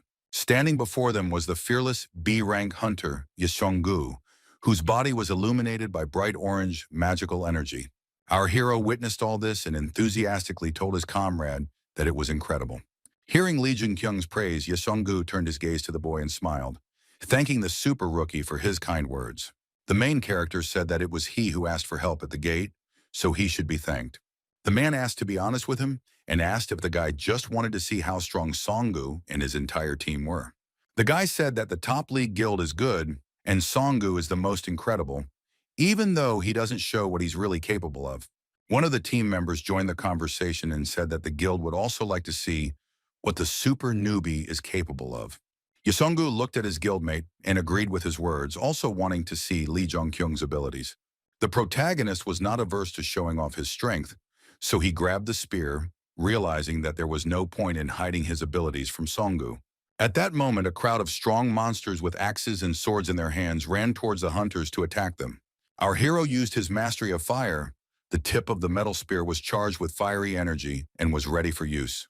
The monsters with green skin and eyes glowing red were already a few meters away from Lee and jumped into the air. Lee Jong-ken held his spear at the ready, looking up at the monsters, and also protected his body with a charged iron shield. The hunters from Songa's team were shocked to see that the boy could activate his skill without a spell, confirming that he was a super rookie. In a matter of seconds, the guy managed to deal with the entire horde of monsters without difficulty, cutting the monsters' bodies into pieces. Our hero's movements were quick and dexterous. He masterfully wielded his spear, leaving the monsters no chance. Watching with interest as Lee Jong-keng used the flaming shield and spear, Songu understood that this was not an ability, but a power. The hero successfully cleared the dungeon of goblin mages. The patron strengthened his skills, his characteristics increased, and the guys went outside. The guild guys told Lee that he wasn't called a super rookie for nothing, and even their leader wasn't that strong back in his day. One of the hunters yelled at Songu for the fact that he was doing something incomprehensible, since he did not recruit such a talent in the person of our hero. But the guild leader did not get angry at his colleague, but only smiled, realizing that the guy was right. Songu looked at Jong-kyung and said that his offer still stands and his guild is strong and continues to become stronger. The head of the Major League Guild said that as he saw it, the protagonist had to go through many difficulties up until this point. Jong-kyung knew that Songu was right, but he didn't know how the man had managed to understand his goals, because the previous Heimdall had not possessed insight. Yosongu said that the bastards from the Northern Army would not sit quietly, and if the guy was with the guild, they would not dare to harm him. Being persistent, the bald-headed man once again offered to join his guild and offered to give up the position of the guild leader. The hunters who heard these words from their boss couldn't believe their ears when Lee was offered to become the guild leader. The main character was also shocked when he received such an offer, expecting that the maximum he could have been offered was to become deputy head. Lee Jong-kyung stood his ground, so he looked down at the floor and said that he really appreciated his offer, but he had to refuse it. Yosongu replied that there was no reason to express such regret because he knew that the boy's eyes were looking at something greater. An important conversation between our hero and his mentor from a past life was interrupted when a message came from the phone in his pocket. The guy became worried when he saw a message on his phone that the association needed help from the Northern Army and about 100 more hunters. The protagonist became wary, realizing that the leader of the Northern Army, Choi Yeon-sun, aka Gunther, would not let go of anyone who stood in his way. Songu found the order to mobilize the hunters suspicious, considering that the largest guild was the Northern Army. Lee Jong-ken came to the conclusion that the Northern Army had decided to use the association for its own selfish purposes. When it was already dark outside, events unfolded in the apartments where the leaders of the Northern Army were working. Vice Guildmaster Gunther Jong In-chang clenched his fist and slammed the table, feeling angry over the recent events. The man in the Iron Knight mask, remembering the leader Choi Yeon-seong and the deputy leader Choi Young-soo, did not understand when they managed to change so much. Hunter had known Choi Young-soo and his older brother Young-sung since they were children when they played together on the playground. In-chang knew that everything began to change dramatically when his friends met that mysterious man. The man was angry that the warlike but warm-hearted Choi Young-soo no longer regarded the common people as human beings. What also frightened him was that the guild leader now considered everyone around him to be worse than himself, be they ordinary people or even hunters. In-chang did not agree that they were trying to kill the hunter, just because he had endangered the authority of the Northern Army. Even though the Northern Army is rotten from the inside, he can't abandon these two, and at that moment, the man received a message on his phone. Through the slit in the hunter's mask, his blue shining eyes were visible, and he did not understand what to choose, justice or long-standing friendship. The following events unfolded on the territory of an old abandoned multi-story building under the cover of night. The protagonist introduced himself to Zhong and Chang while standing in front of him at a great distance, and the man replied that he would not give his name. Zhong and Chang didn't feel the presence of strangers here, but he found it hard to believe that the guy came to meet him alone. Li Zhongken reassured the man, saying that it was just the two of them, and there were no traps in the area, so he didn't have to worry. The masked man said he wouldn't say anything except one thing, and that was for the boy to reject the mobilization order from the association. The protagonist, with concern in his eyes, asked the deputy head of the Northern Army why he should do this. Super Rookie said he knew when Ying Chang asked if he knew that his entire Northern Army was also mobilizing. And Chang said that the hunters are more dangerous than they seem, especially their leader, who is dangerous to meet even on the street, let alone at the gate. Our hero asked if the man now wanted to say that he didn't know what to expect from Choi Yun-sung. Li Zhongken repeated the man's words that it was dangerous to meet the leader of the Northern Army, both on the street and in the dungeon. The guy looked closely at the masked man and shared the conclusion that in that case, the Army of the North is the Army of Chaos. Among the patrons, there were also devils who gave tasks to kill people, and guilds under such patronage were called Chaos Guilds. The masked man was furious at the hero's assumption, but the boy said that he, the vice guild leader Ying Chang, had just reported it himself. The super newbie added that if the man didn't mean that, he saw no reason to warn him of danger from the leader. Showing off his hunter aura, Zhong Ken said that he realized that in Chang had nothing to say because the hero's relationship with the guild had been like this from the very beginning. The deputy head of the Northern Army reacted extremely hostilely to the guy's words and drew his magical hunter weapon. Zhong and Chang was ready to attack our hero. The space around was filled with fog, which the man can artificially cause. The man in the Iron Knight mask was filled with anger. The entire abandoned building was filled with the loud and terrible sounds of his rage. In Chang's eyes shone brightly, filling the entire slit in his mask with blue light, and he ordered the bastard not to dare insult his guild. The guy was ready to defend himself. Drawing his spear, Li Zhongken said that the deputy head himself should already understand this. Without taking his eyes off the matter, our hero confidently declared that the Northern Army was rotten to the bone, and the Choi brothers, whom he trusted, had become different. Ying Chang froze in surprise when Li said that it all started from the moment they met that very person. Although the hunters were angry with each other, after these words of our hero, the duel between them did not take place. In Chang hurried back home. As he walked back, he thought about how Li had become a hunter about a month ago, but he was no weaker than him, a top A-rank hunter.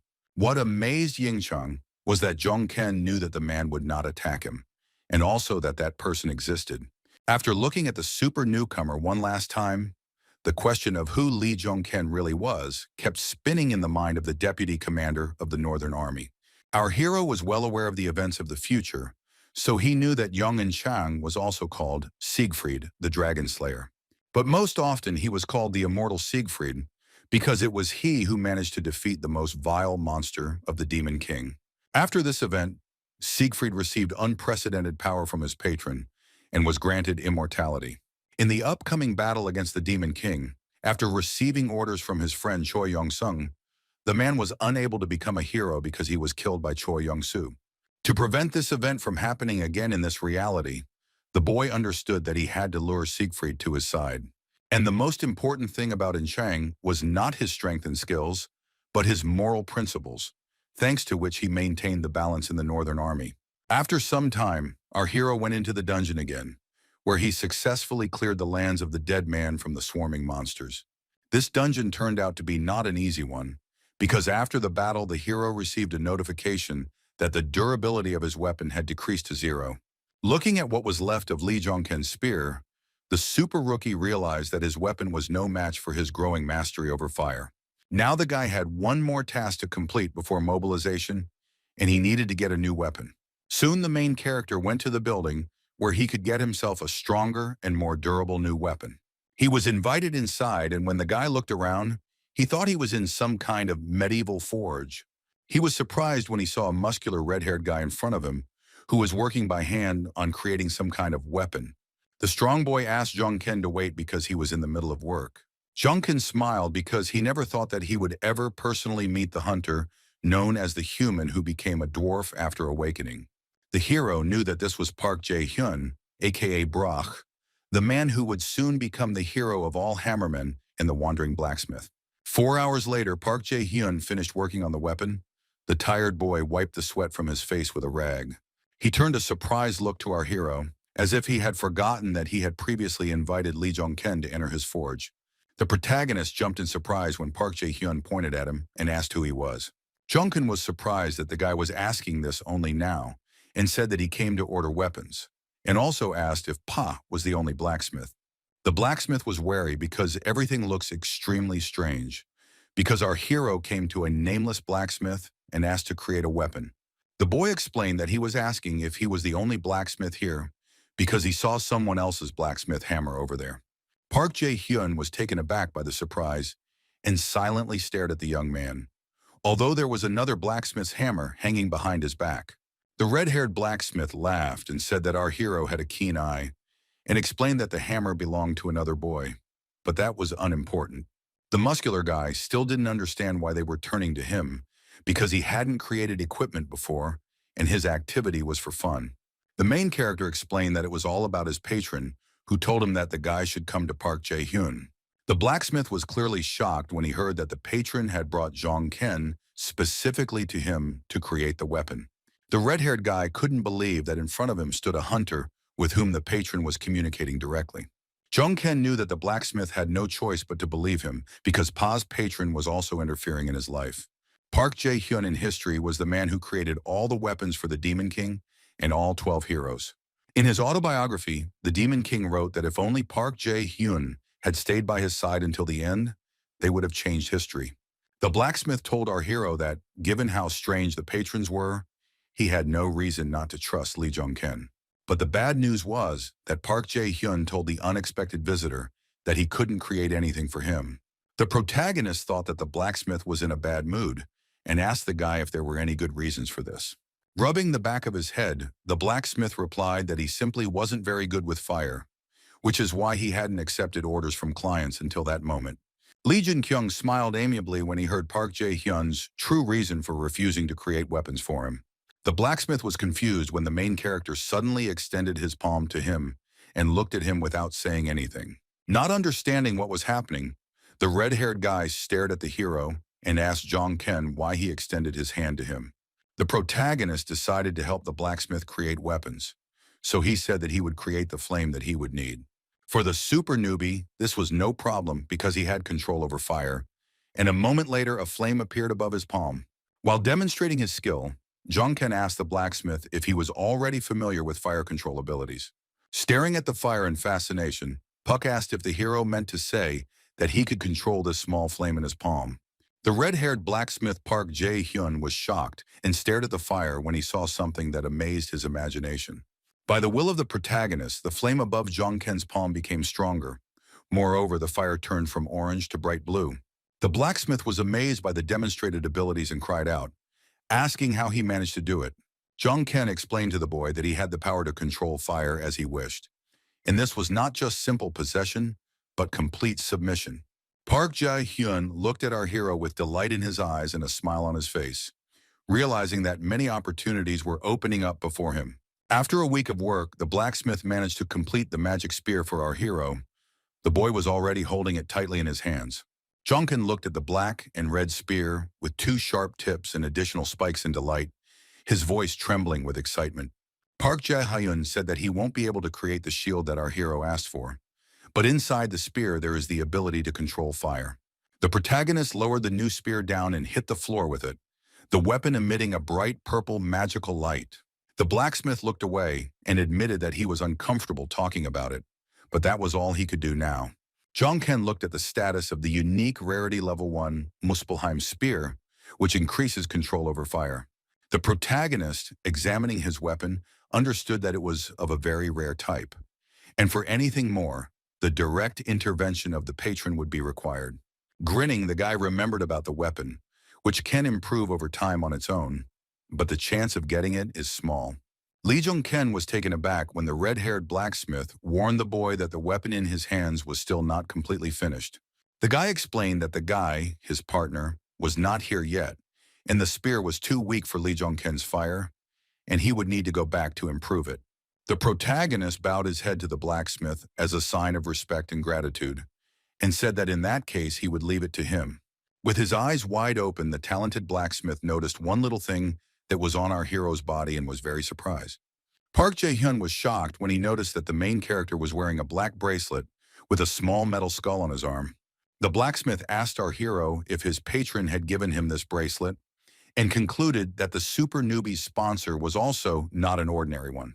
Park Jae-hyun shared with the young man that he had a bad feeling and felt that he shouldn't wear this bracelet.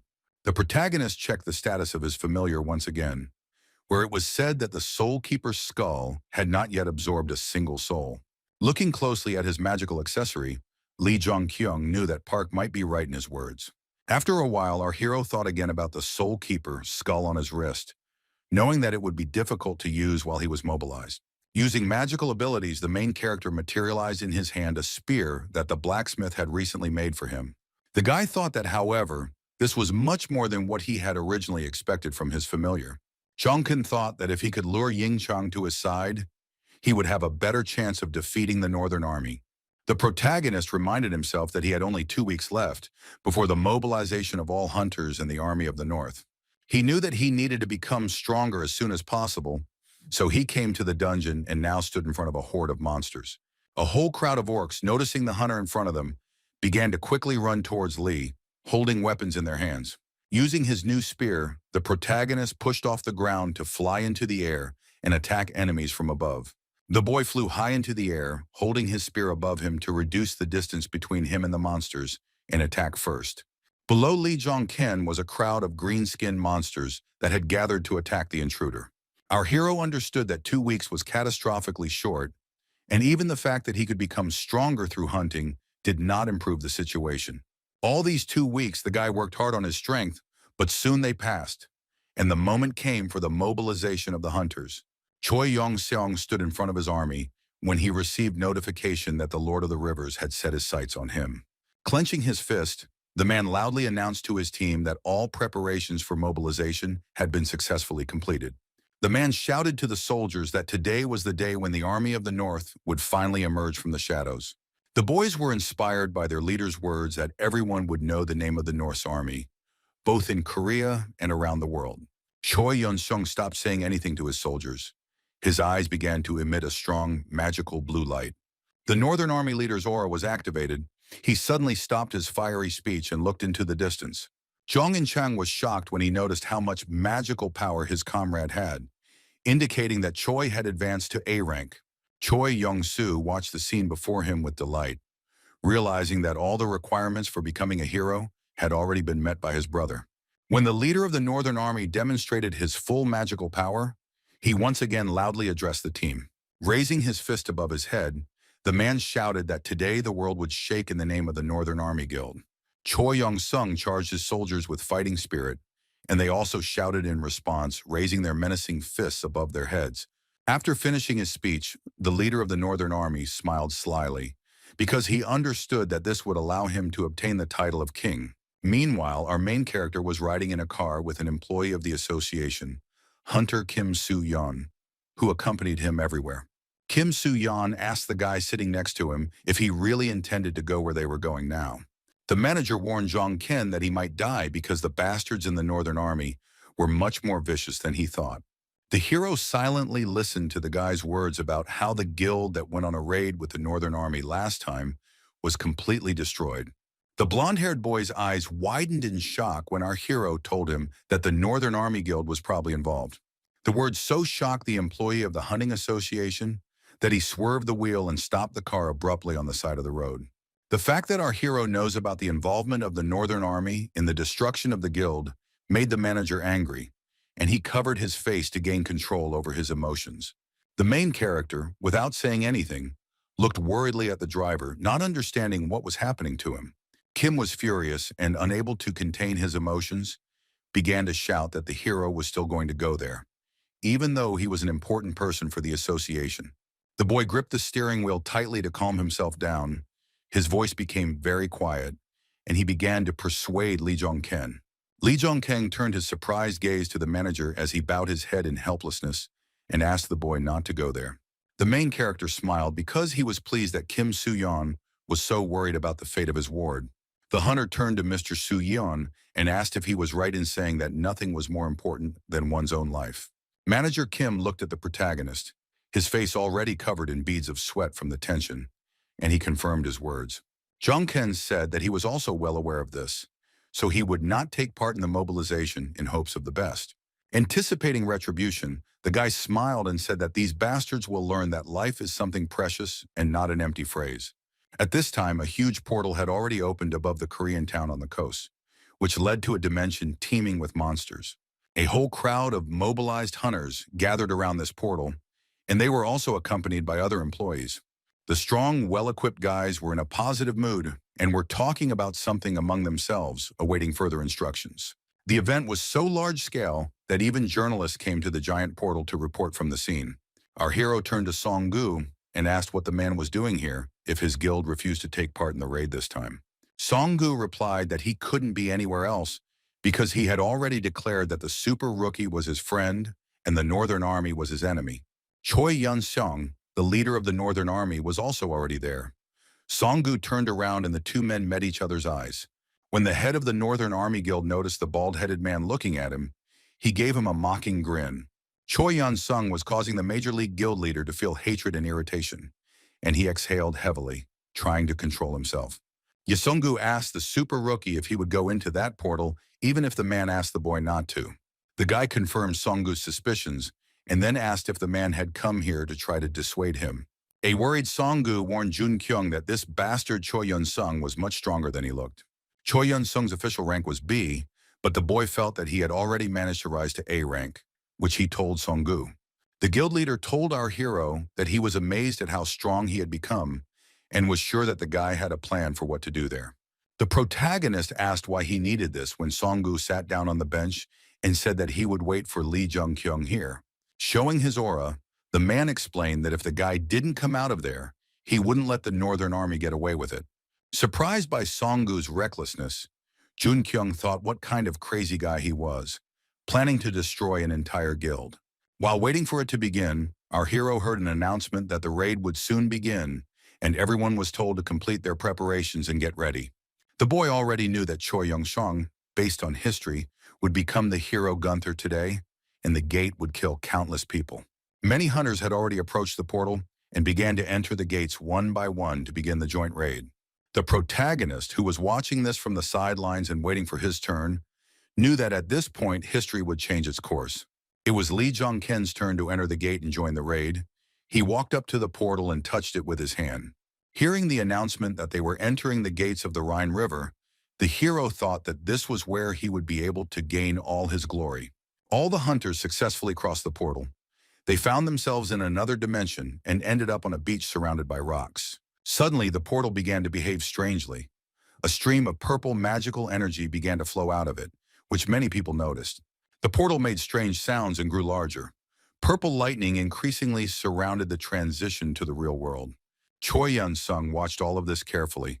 He was not surprised by the changes in the portal, but only thought about what had already begun. The hunters panicked when they saw a message that the magical power had changed under the influence of the gate itself. Grabbing the radio, one of the strong guys shouted that this was simply impossible because the gate level had risen from level B to B+.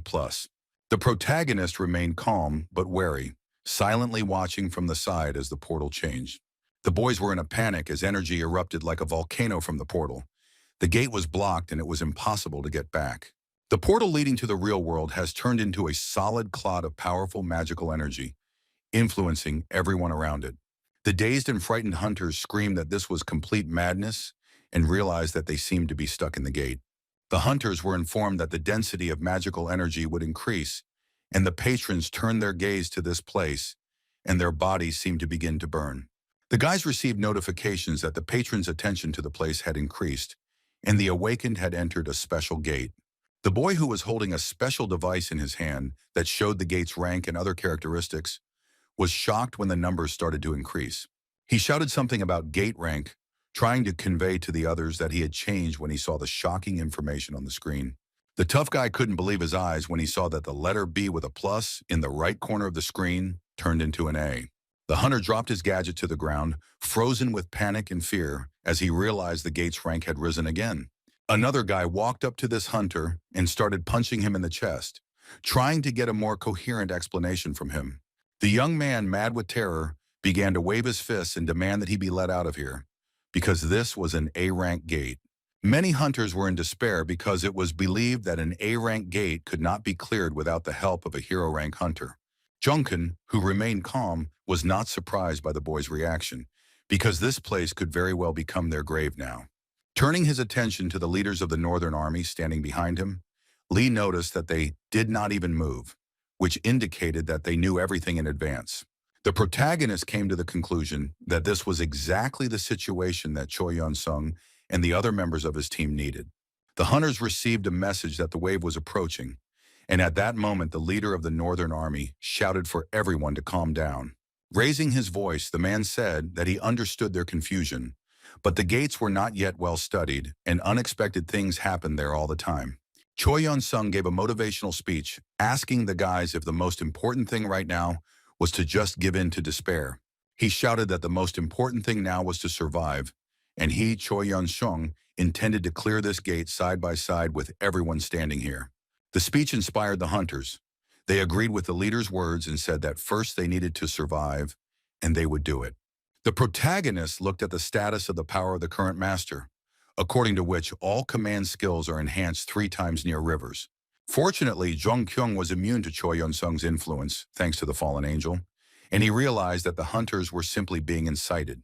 The younger brother approached the leader of the Northern Army and asked if they should start already, to which he received a negative answer. Choi Yeon-sung explained that according to their patron, the wave would last for a very long time, and their guild's strength needed to be preserved. Choi Yeon-soo was at a loss. He looked at his brother with confusion, trying to comprehend what he had just told him. Watching from above, the leader said that they had to follow the plan and maintain the strength of the Northern Army at the expense of these small fry. When his brother asked if they were going to kill everyone, the elder one said that not everyone, but they don't need those who spread rumors. The deputy head of the guild was perplexed, believing that this was impossible because hunters are not stupid people and they will figure everything out. The leader of the Northern Army explained that he would send insects from their guild to help them so that the other hunters would not become suspicious. Choi Yeon-soo fell silent, realizing that his older brother was willing to sacrifice even the members of his own guild for this matter. The leader of the Northern Army turned his gaze to our protagonist, who stood below and also looked at the man. Lee Jong-kyung frowned and looked sternly at Choi Yeon-sung. The man's instigation skills had no effect on the boy. The super newcomer made the leader uneasy, as if the guy saw through all his plans, so the decision was made to get rid of him as soon as possible. After this, Choi Yeon-sung loudly shouted the name of Jong In-chang, the second deputy commander of the Northern Army, to call him to him. Jong In-chang immediately approached his boss, reporting that he had arrived while the army leader looked at the river. Choi Yeon-sung thought that In-chang was just a loyal dog from whom he had to hide part of the plan because of his kind nature, but he had no doubts about the man's loyalty. The leader of the Northern Army turned to his loyal assistant and ordered the immortal Siegfried to keep an eye on our hero. The guild leader ordered the vice leader to kill the super rookie as soon as the opportunity presented itself. The unexpected and cruel order from the leader of the Northern Army left Ying Chang dumbfounded, and he paused before responding. With a sly smile on his face, Choi Yeon-sung explained that it would be better for them brothers, or rather for the entire guild of the Northern Army. The man with the knight's mask on his face did not say anything to the boss, but only began to frantically nod his head in agreement to carry out the order. The hunters received a notification that the wave was coming, and one of the guys told the others that it was already coming. Large, muscular monsters with scales and fins on their arms, resembling a mixture of man, fish, and reptile, began to emerge from the Rhine River onto the shore.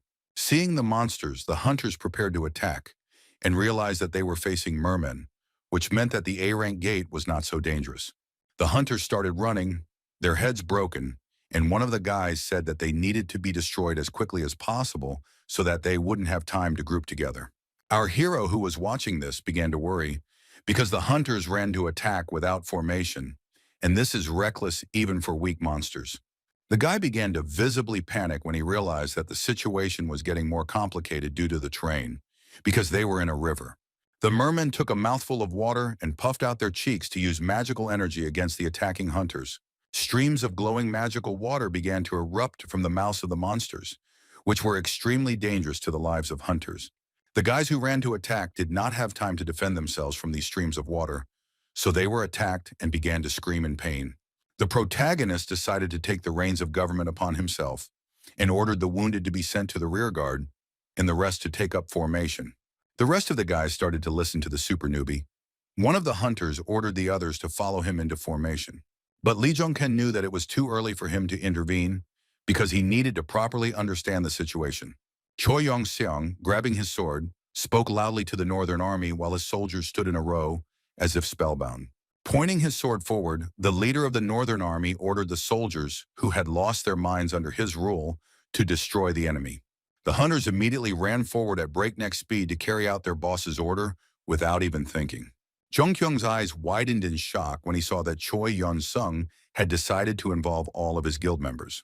The soldiers, energized by the fighting spirit, led by the leader of the Northern Army, went on the attack, dealing with the mermen. One of the hunters encouraged the others, shouting that they could handle it because they were just mermen, and asked the others to come to their aid. All the soldiers of the guild army, without thinking about anything, ran forward to attack the bloodthirsty monsters without having any strategy. But the mermen turned out to be not so harmless, because the first hunter of the Northern Army was immediately hit by a monster. When the other fighter noticed this, he immediately cast the heal spell to cast healing magic on his fellow fighter. The super rookie still didn't interfere, watching the battle, when he realized that all the guys fighting were the lower-ranking members of the Northern Army. More and more fighters began to miss blows from the mermen. The monsters struck with their sharp claws without even using weapons. Our hero realized that the army leaders were shamelessly using the boys to encourage other hunters and sacrifice them like cattle.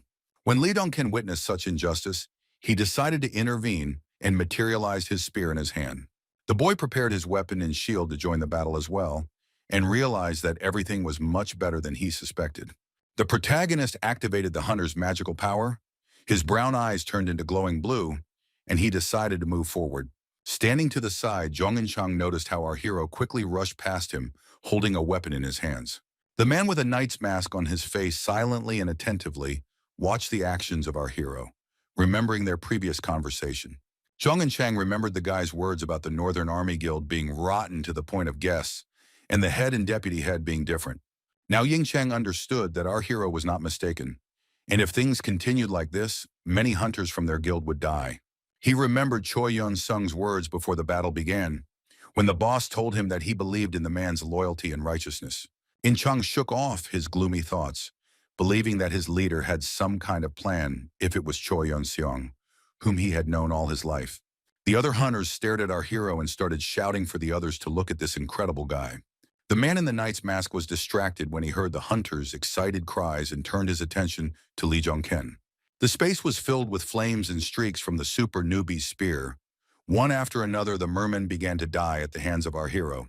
With his power over fire, Lee Jong-ken masterfully wielded his spear and shield, dispatching the mermen with ease.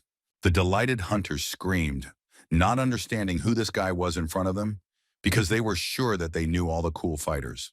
In-chang was also amazed by what our hero was doing on the battlefield, not understanding how the guy managed to pump up his strength so quickly. Seeing the boy easily destroy another merman, the man remembered that just 10 days ago, they were on the same level. Watching our hero's eyes glow red, Ying Chang came to the conclusion that the guy had now surpassed him. The hero received multiple notifications about increasing stats, clearing a wave, and getting time to take a breather. He was surprised when he received a message that the Lord of all wet things, the spherical representative, and the guardian of the long spear were interested in him. When the boy thought about whether he could be under multiple patrons at the same time, he received a message that the fallen angel was unhappy with him. After the first battle, the satisfied hunters ran up to the main character to express their gratitude for his help. The boys, with admiring smiles on their faces, asked Lee Jong-ken who he was and what guild he belonged to. The super newbie didn't share the guy's joy, saying that it was not the end yet and there were many waves ahead, so they should prepare. Thanks to our hero's super skills, the hunters' mood improved. They were inspired and wanted to prepare for new waves. After sending the boys to prepare for new battles, the protagonist turned his head and noticed Choi Yun-sun standing to the side. The leader of the Northern Army Guild did not take any part in the fight against the mermen, but stood to the side, looking at our hero. It was clear from the guild leader's face that the man was feeling very angry, seeing how the other hunters were obeying Lee Jong-ken. The boy smiled, realizing that he had ruined the man's plans because he had not allowed him to use the hunters for his own purposes. While there is still time before the new wave, the protagonist decided to check his status to see what has changed in his characteristics. Lee Jung-keng was pleased with himself because he had advanced to the 24th level, and this gate would become his foundation for growth, and he would reach the 30th level. The guy was also happy that the hunters who were not in the Northern Army would follow our hero after passing through these gates. A new wave of mermen attacks began, the monsters spewing their destructive water from their mouths, trying to destroy the hunters. Our hero was at the head of the new battle. He held a metal shield in front of him, protecting his body from the magical water of the monsters. After that, the guy put away his shield and looked menacingly at the monsters when the moment came to counterattack the mermen. In a jump, the protagonist struck with a new spear, thereby cutting the body of one of the mermen into 2 equal parts. The protagonist was given a short respite after he successfully dealt with the 4th wave of monster attacks. The guy noticed the other hunters sitting nearby, who were no longer as happy as before. The hunters sat on the sand, despondent because 4 of them had already died, and they doubted that they would survive.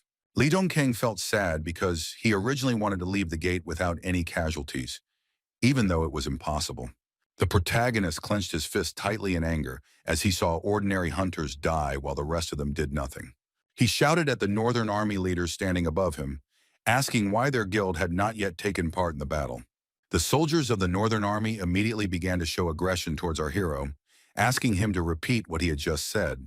Getting even more angry, our hero shouted that the Northern Army considered them scum, planning to spare the lives of their guild. The rest of the hunters agreed with the super newbie, shouting that if you think about it, not a single member of the Northern Army had ever died in battle. The protagonist yelled at the Northern Army, asking if they would sit back any longer, watching as the other hunters sacrificed themselves.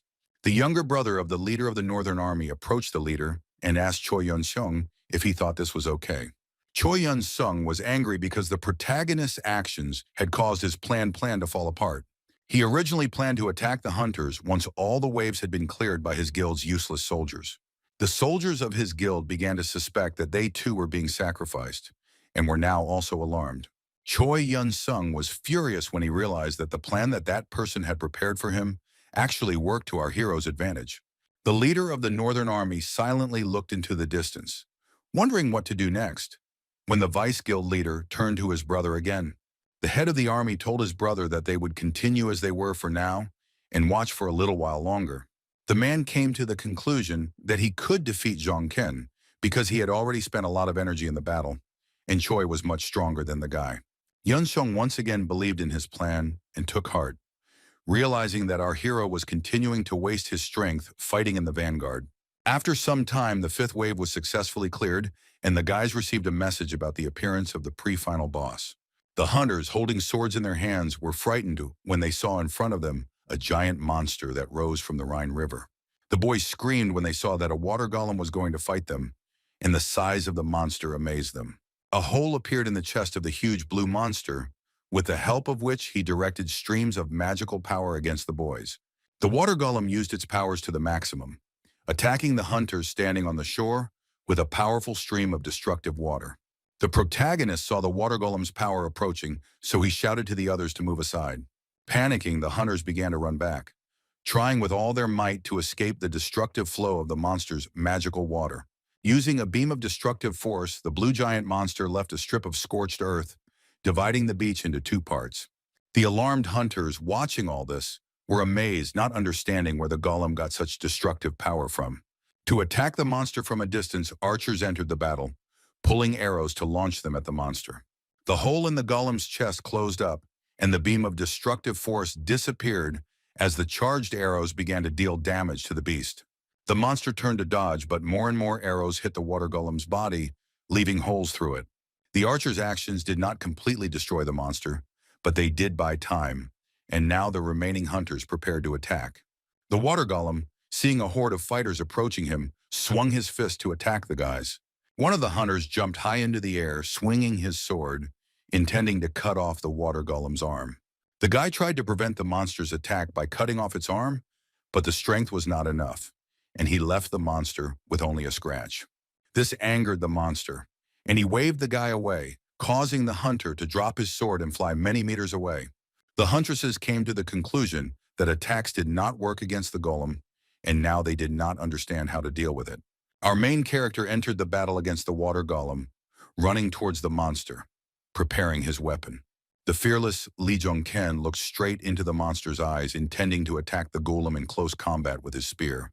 The boy used the weapon to push off the ground and fly up, leaving behind a bright flash of red, magical light. Flying high above the shore, the protagonist directed the spear charged with firepower down to attack the monster. The water golem stood motionless below, looking up in confusion as the hunter inevitably approached him. The fearless super rookie managed to deal a crushing blow to the giant monster by attacking it on the head with his spear. After that, the guy successfully landed back on the shore, and a large splash of water formed in the place of the water golem. The hunters who saw this were amazed that the guy's attack worked, but they did not understand how our hero managed to do all this. Our hero shouted that the gates were full of magical energy, and the hunters should use it by filling their weapons with mana. The archer was perplexed, believing that only high-ranking hunters could fill weapons with mana, but the girl still decided to try to do it. The huntress drew the arrow again. Its tip began to emit a bright blue magical light, which meant that mana had charged the weapon. When the girl saw it, her eyes widened in delight and surprise, and she shouted to the other guys that it worked. The water golem rose again as it was still alive, but the archers began to fire countless mana-charged arrows at the monster. The monster began to scream in pain as the arrows struck its body, causing irreparable damage to the golem and tearing its body into pieces. One of the hunters was happy when he saw that the guy's attacks were working, and now they had a chance to defeat the giant monster. The main character did not share the joy of the others because, although the damage had increased, such attacks, in the guy's opinion, would definitely not destroy the monster. Lee Jong-ken once again prepared his weapon, which was already ablaze with fire, and received a notification that the Muspelheim spear was consuming the flames. As the super rookie prepared to attack, he knew that in order to finish off the bastard, he would have to destroy his core, which contained all of his magic. The guy stopped when he realized that it was too early to attack the core, and he needed to wait a little before attacking the golem. The water golem was still standing firmly on its feet. The monster was again accumulating mana in order to use that powerful magical force against the guys for the second time. The hunters panicked when they saw that the monster was about to use that attack on them again and decided to dodge. The protagonist thought that now was his only chance to attack the water golem while its core in its chest was open. Gathering all his strength into a fist, Lee Jong-ken threw the weapon towards the golem with incredible speed, aiming to pierce its core with the spear. The Muspelheim spear was already meters away from the giant monster, while the beast stood motionless, not expecting such a blow from the hunter. The protagonist's flame-charged weapon pierced a huge gaping hole in the monster's chest, destroying its core. The guy immediately received messages that the patrons were interested and amazed after successfully destroying the pre-final boss. Holding his palm charged with firepower in front of him, the protagonist wanted to return his weapon to himself, as if attracting the spear with a magnet. He succeeded in doing this, and Lee Jong-ken firmly grasped the handle of the spear, which was emitting a bright red magical light.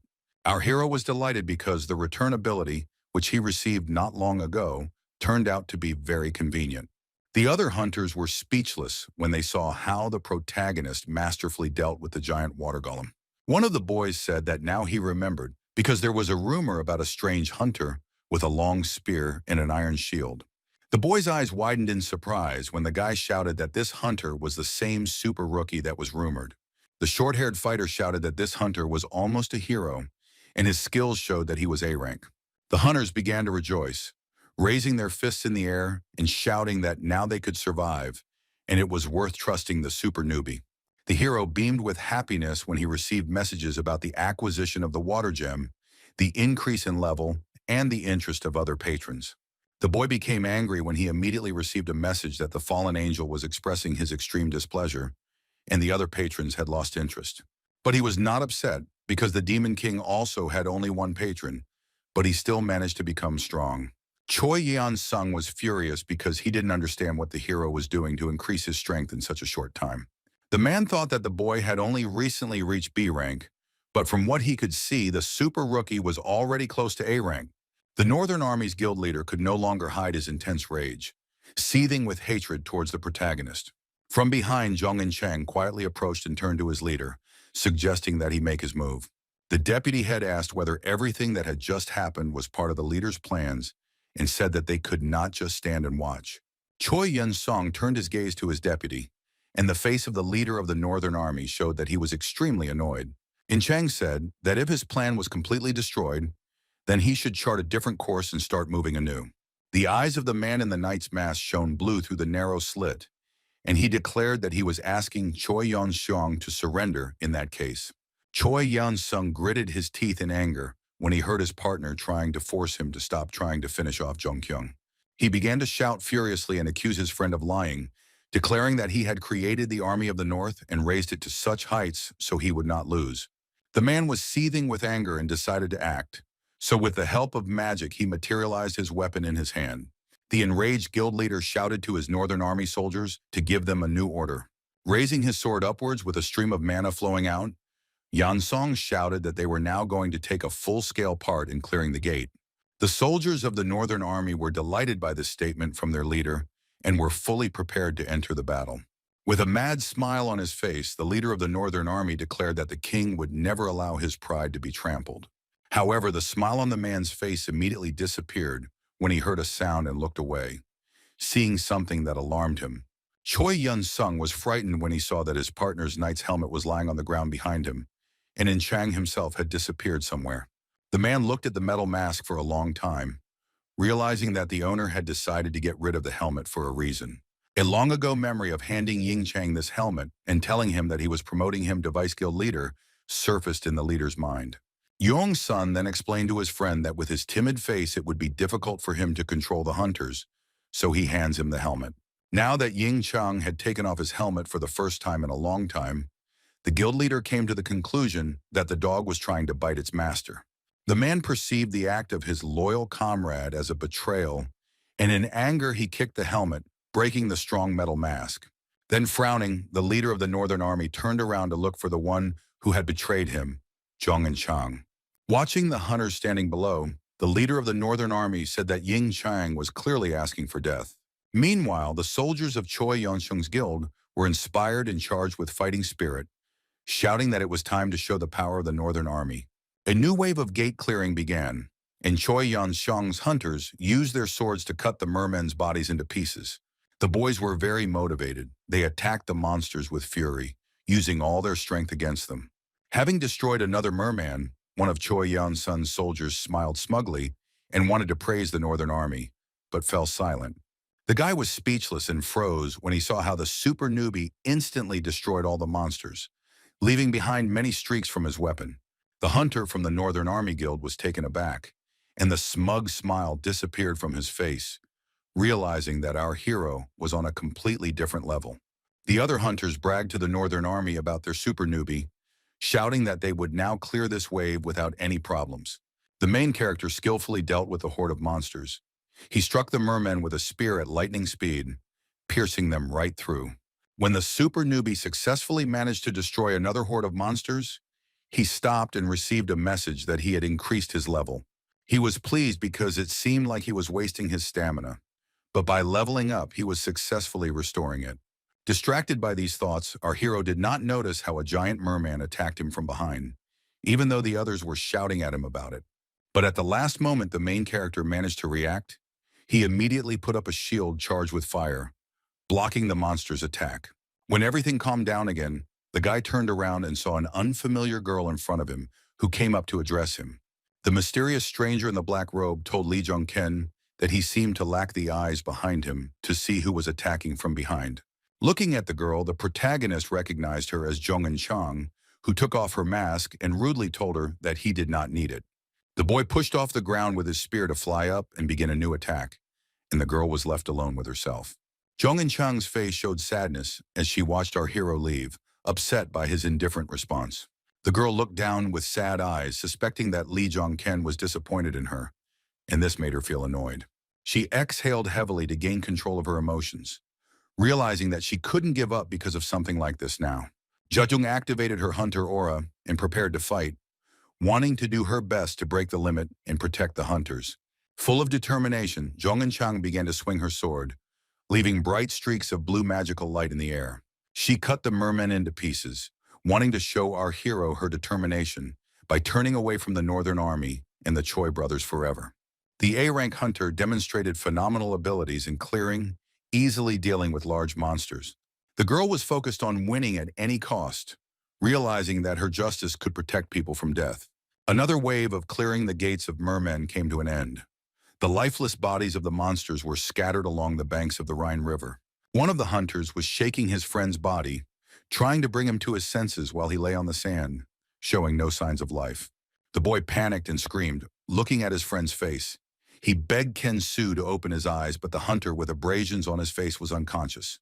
The boys cried with grief, screaming, begging for more potion, and promised to repay everything 100-fold as soon as they left the gate. The protagonist, standing to the side, thought that they had ended up in a real hell because at the beginning there were 111 of them, and now not even half of them were left. A worried Zhong Enchang approached Li Zhongken, who was watching the hunters, and asked him if he was okay. Turning his head, the super newbie said that he felt fine and asked the girl if she was okay. The girl wanted to tell Zhongken that she was okay, but she was interrupted by the soldiers of the Northern Army, shouting accusations of betrayal. She looked down in confusion as the hunters began calling her a beast and trash, accusing her of spitting in their faces. Our hero was surprised that the hunters were calling their deputy chief such names, even though the Northern Army had always been based on killing others. The guy asked in Chang if she was going to deny their accusations, since after all, the girl was their deputy head. The protagonist invited the girl to join him because she had already turned her back on those she had cared about for so long. Closing her eyes, the deputy head of the Northern Army, Zhong Enchang, confessed to the boy that this was precisely the reason she did it. Li Zhongkeng was stunned when he heard the huntress say that she was joining him because she wanted to take care of them. The girl said that she could no longer sit in one place and do nothing, watching the Choi brothers continue to slide into the abyss.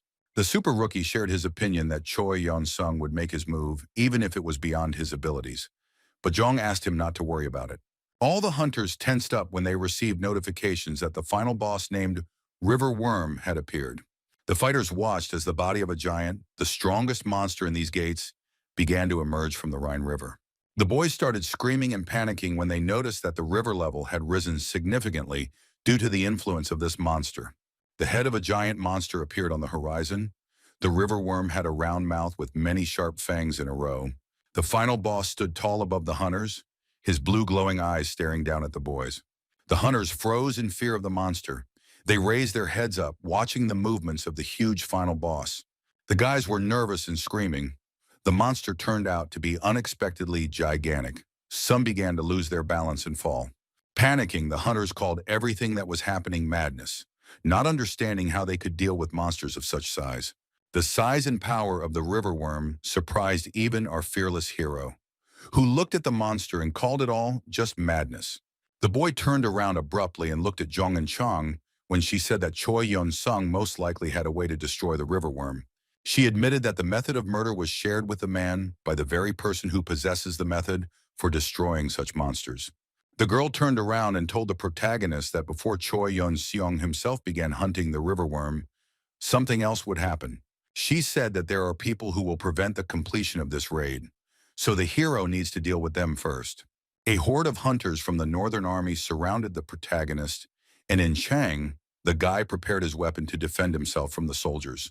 The rest of the hunters were confused, not understanding what was happening, and suspected that they were about to fight each other. In Chang also prepared for battle, but before that she told the soldiers that the Northern Army had used them all in order to later appropriate all the spoils for themselves. The girl shouted to the hunters that she, the vice chief of the Northern Army, was telling the truth, and now the guild would attack them. The protagonist was surprised by how abruptly the girl's mood changed and mentally called her a true dragon slayer. The guy thought that Ying Chang was the kind of hunter who only became stronger the more he was pushed into a corner. The hunters from the association believed the girl's words and shouted that they would die anyway, so they should at least try to fight back. Watching all this, the leader of the Northern Army, Choi Yong-sun, laughed and called the hunters' actions senseless resistance. The inspired guild leader shouted that nothing would change anyway and ordered his fighters to continue to act according to plan. The man raised his sword up, the weapon began to emit strong magical energy, and the guild leader shouted, addressing the worm. Meanwhile, the final boss was in no hurry to attack the hunters. The monster was sucking in river water with its mouth. The protagonist became wary when he looked at the monster and noticed that the river worm was sucking up all the water from the river. The monster did this in order to collect water and release it in a powerful stream from itself, turning ordinary water into magical and destructive water. By directing the stream of water upward, the final boss thereby caused a torrential rain above the gate, the downpour soaking everything around in a matter of seconds. Lee Jong-keng was surprised when he saw that it was raining and guessed that the Northern Army was using the worm to take over the battlefield. The vile behavior of the Northern Army made our hero angry. He turned around and looked at Choi Yun-sun with hatred on his face.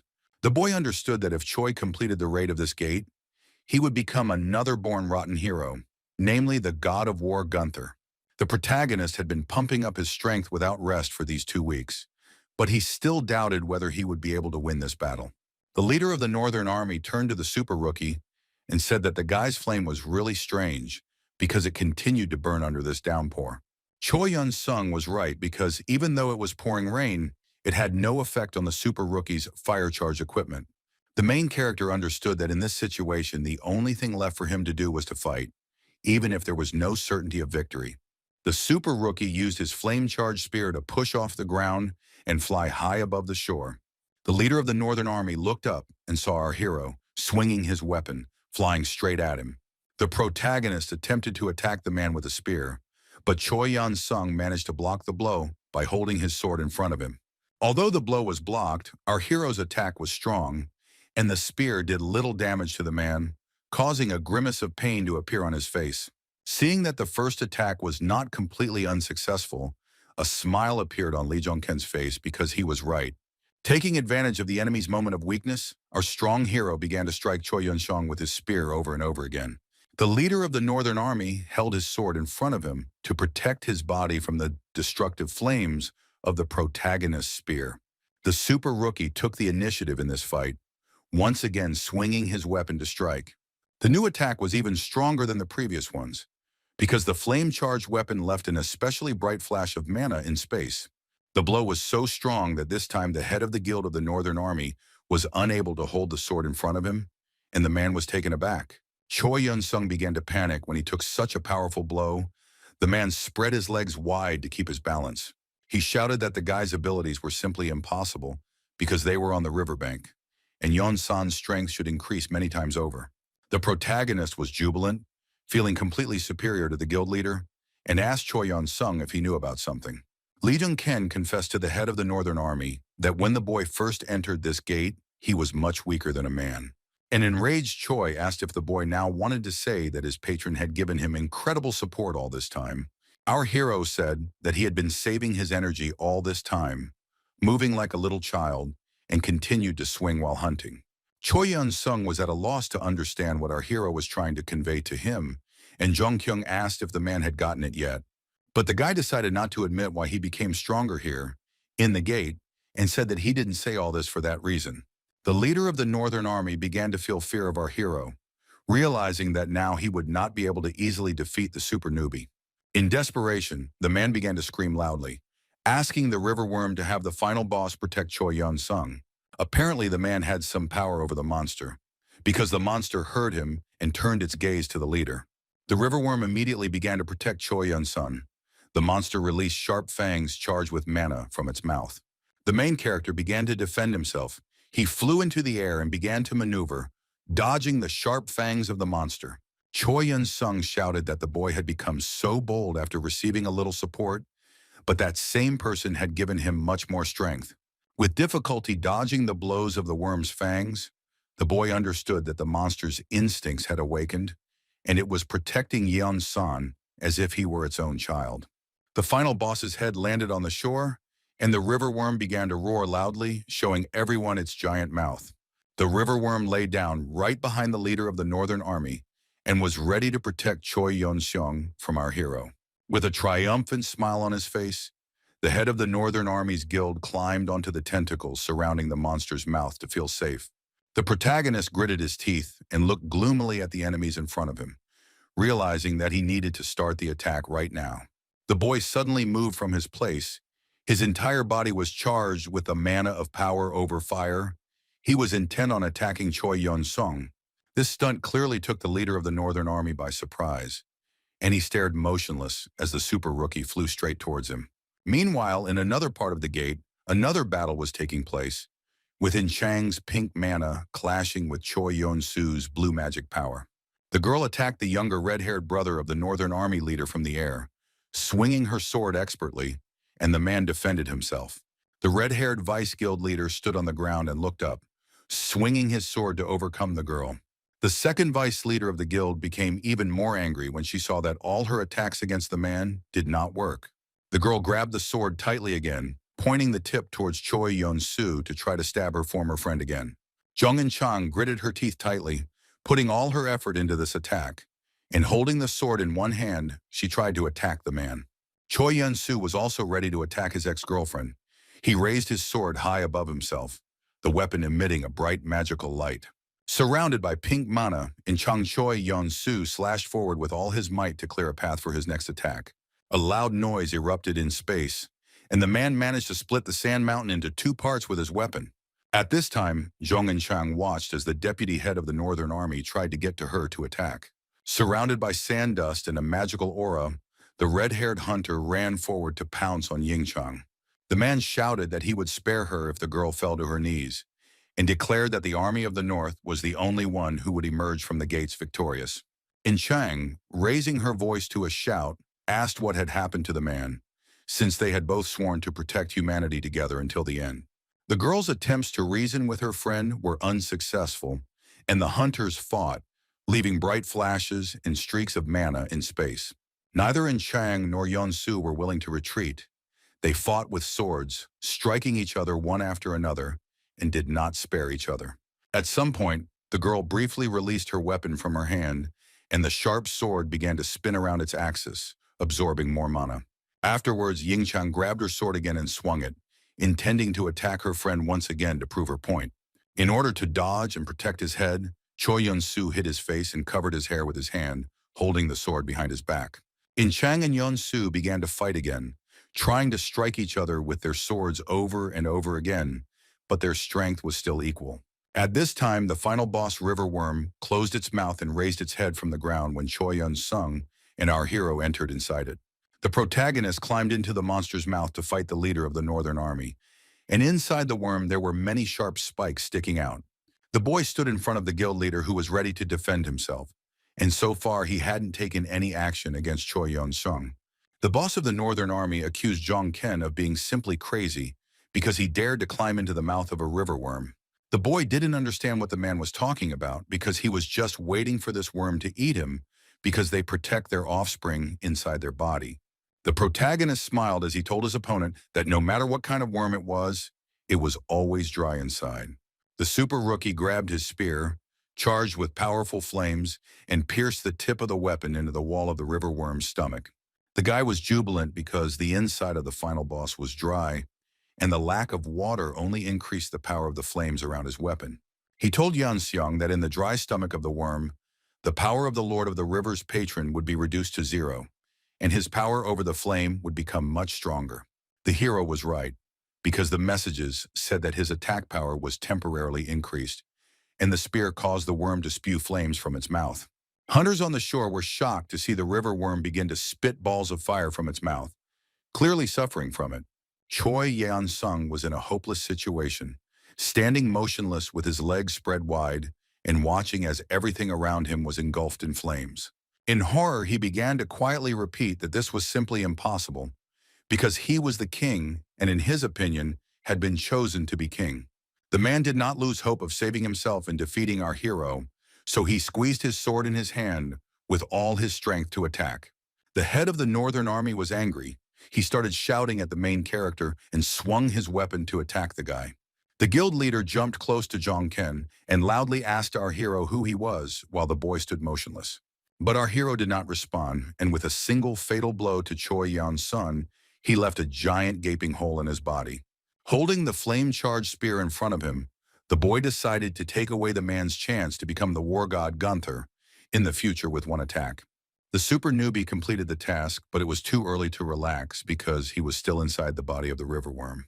The small skull on the protagonist's bracelet began to show signs of life, and the eye sockets on the familiar began to glow with a bright blue light. The protagonist received a message that the Soul Keeper's skull had finally absorbed the first soul of the destroyed hero. Zhongken was right that the skull does not absorb the souls of monsters because it absorbs human souls, and strong ones, like those who became heroes. The guy was stunned when he was bombarded with notifications that the fallen angel had rejected the River Lord, and all support from him had been cut off. The protagonist could not believe that the patron named Lord of the Rivers had just died at the hands of the fallen angel. Looking at Choi Yun-sung's sword, the super rookie didn't understand what was going on, because the Demon King's book said that patrons never die. The weapon left behind by the dead leader of the Northern Army began to undergo strange changes, and a black whirlwind surrounded the sword. The dead guild leader's weapon evaporated, and in its place appeared a black raven with red glowing eyes and a black aura. Our hero was surprised when a bird suddenly appeared right in front of him, in the middle of a riverworm's flaming stomach. In a demonic voice, the black crow told Lee Jung-ken that the boy still hadn't answered, and asked what the answer to his question was. The protagonist remembered that a second before he took Choi Yun-sung's life, a man asked him who he was. The guy realized that he killed not a monster, but a hunter, and follows the path of a tyrant, not a peacemaker, or rather, acts like a demon king.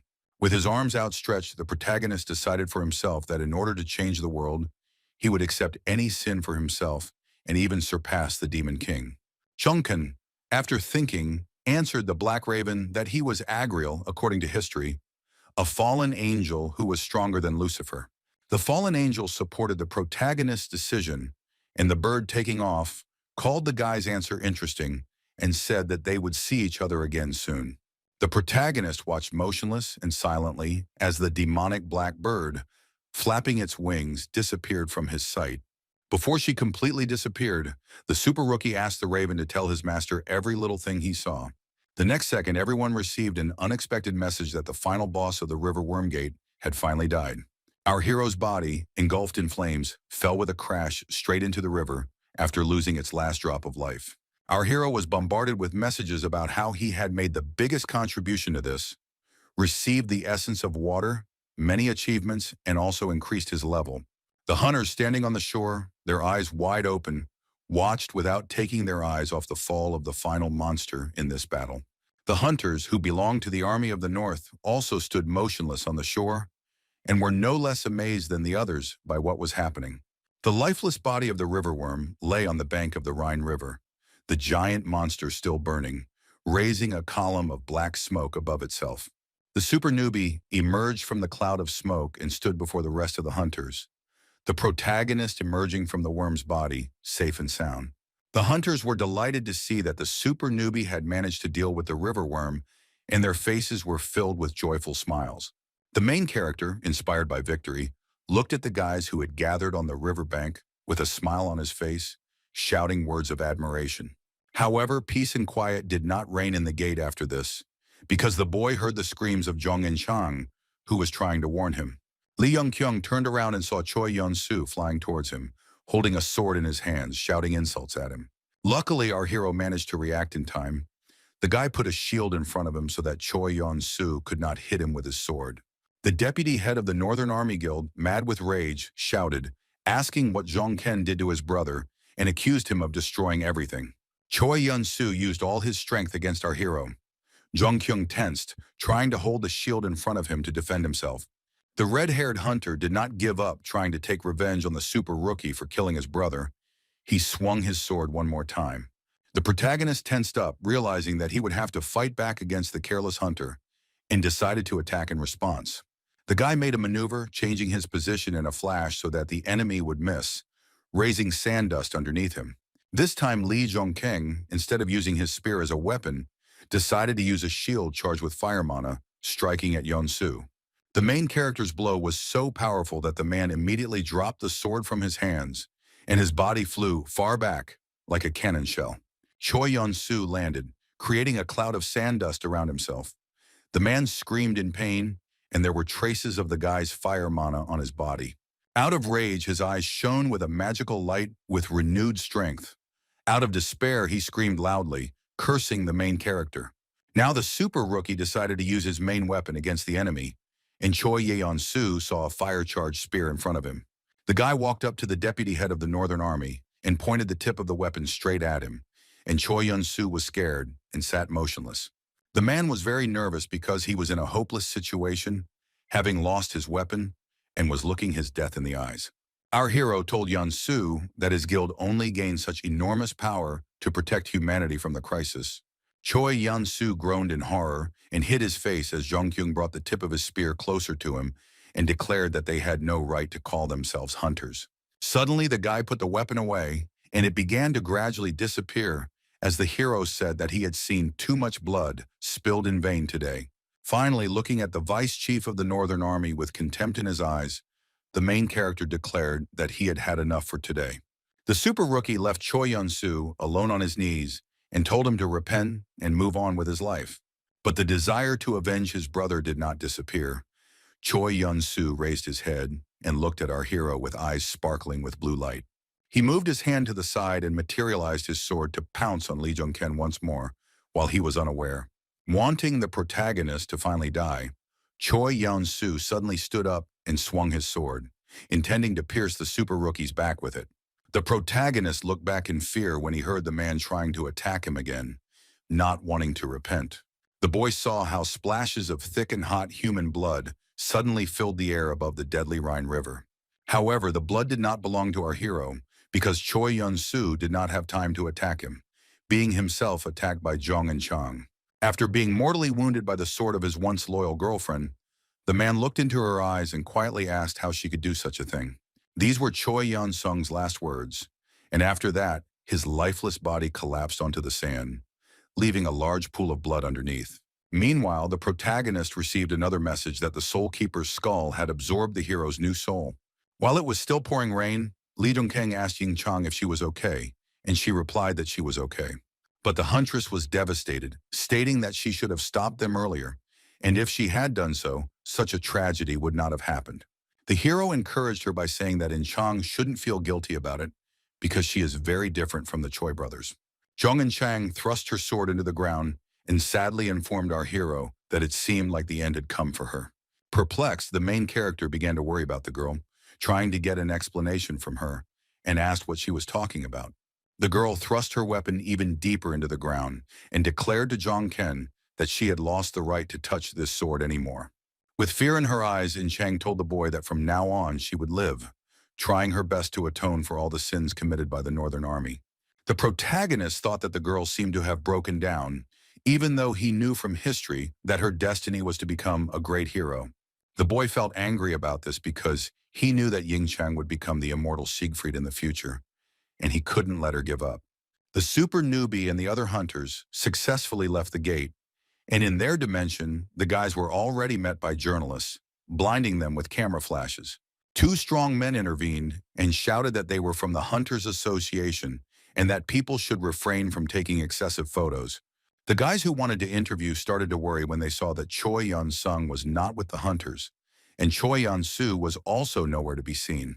The journalists did not understand where the majority of the Northern Army had gone and concluded that the hunter standing in front had led the raid. The guy was delighted when he realized that the face and name of this leading hunter were unknown to anyone, so the news would definitely become a sensation. Journalists with cameras in their hands pounced on our hero and began asking who he was and what happened at the gate. The main character was approached by Ye Seung-gu, who had been waiting at the portal all this time for his comrade to return, as he had promised the guy. He placed his hand on the boy's shoulder and told the reporters that the person in front of them was the C-rank awakened rookie that had been rumored.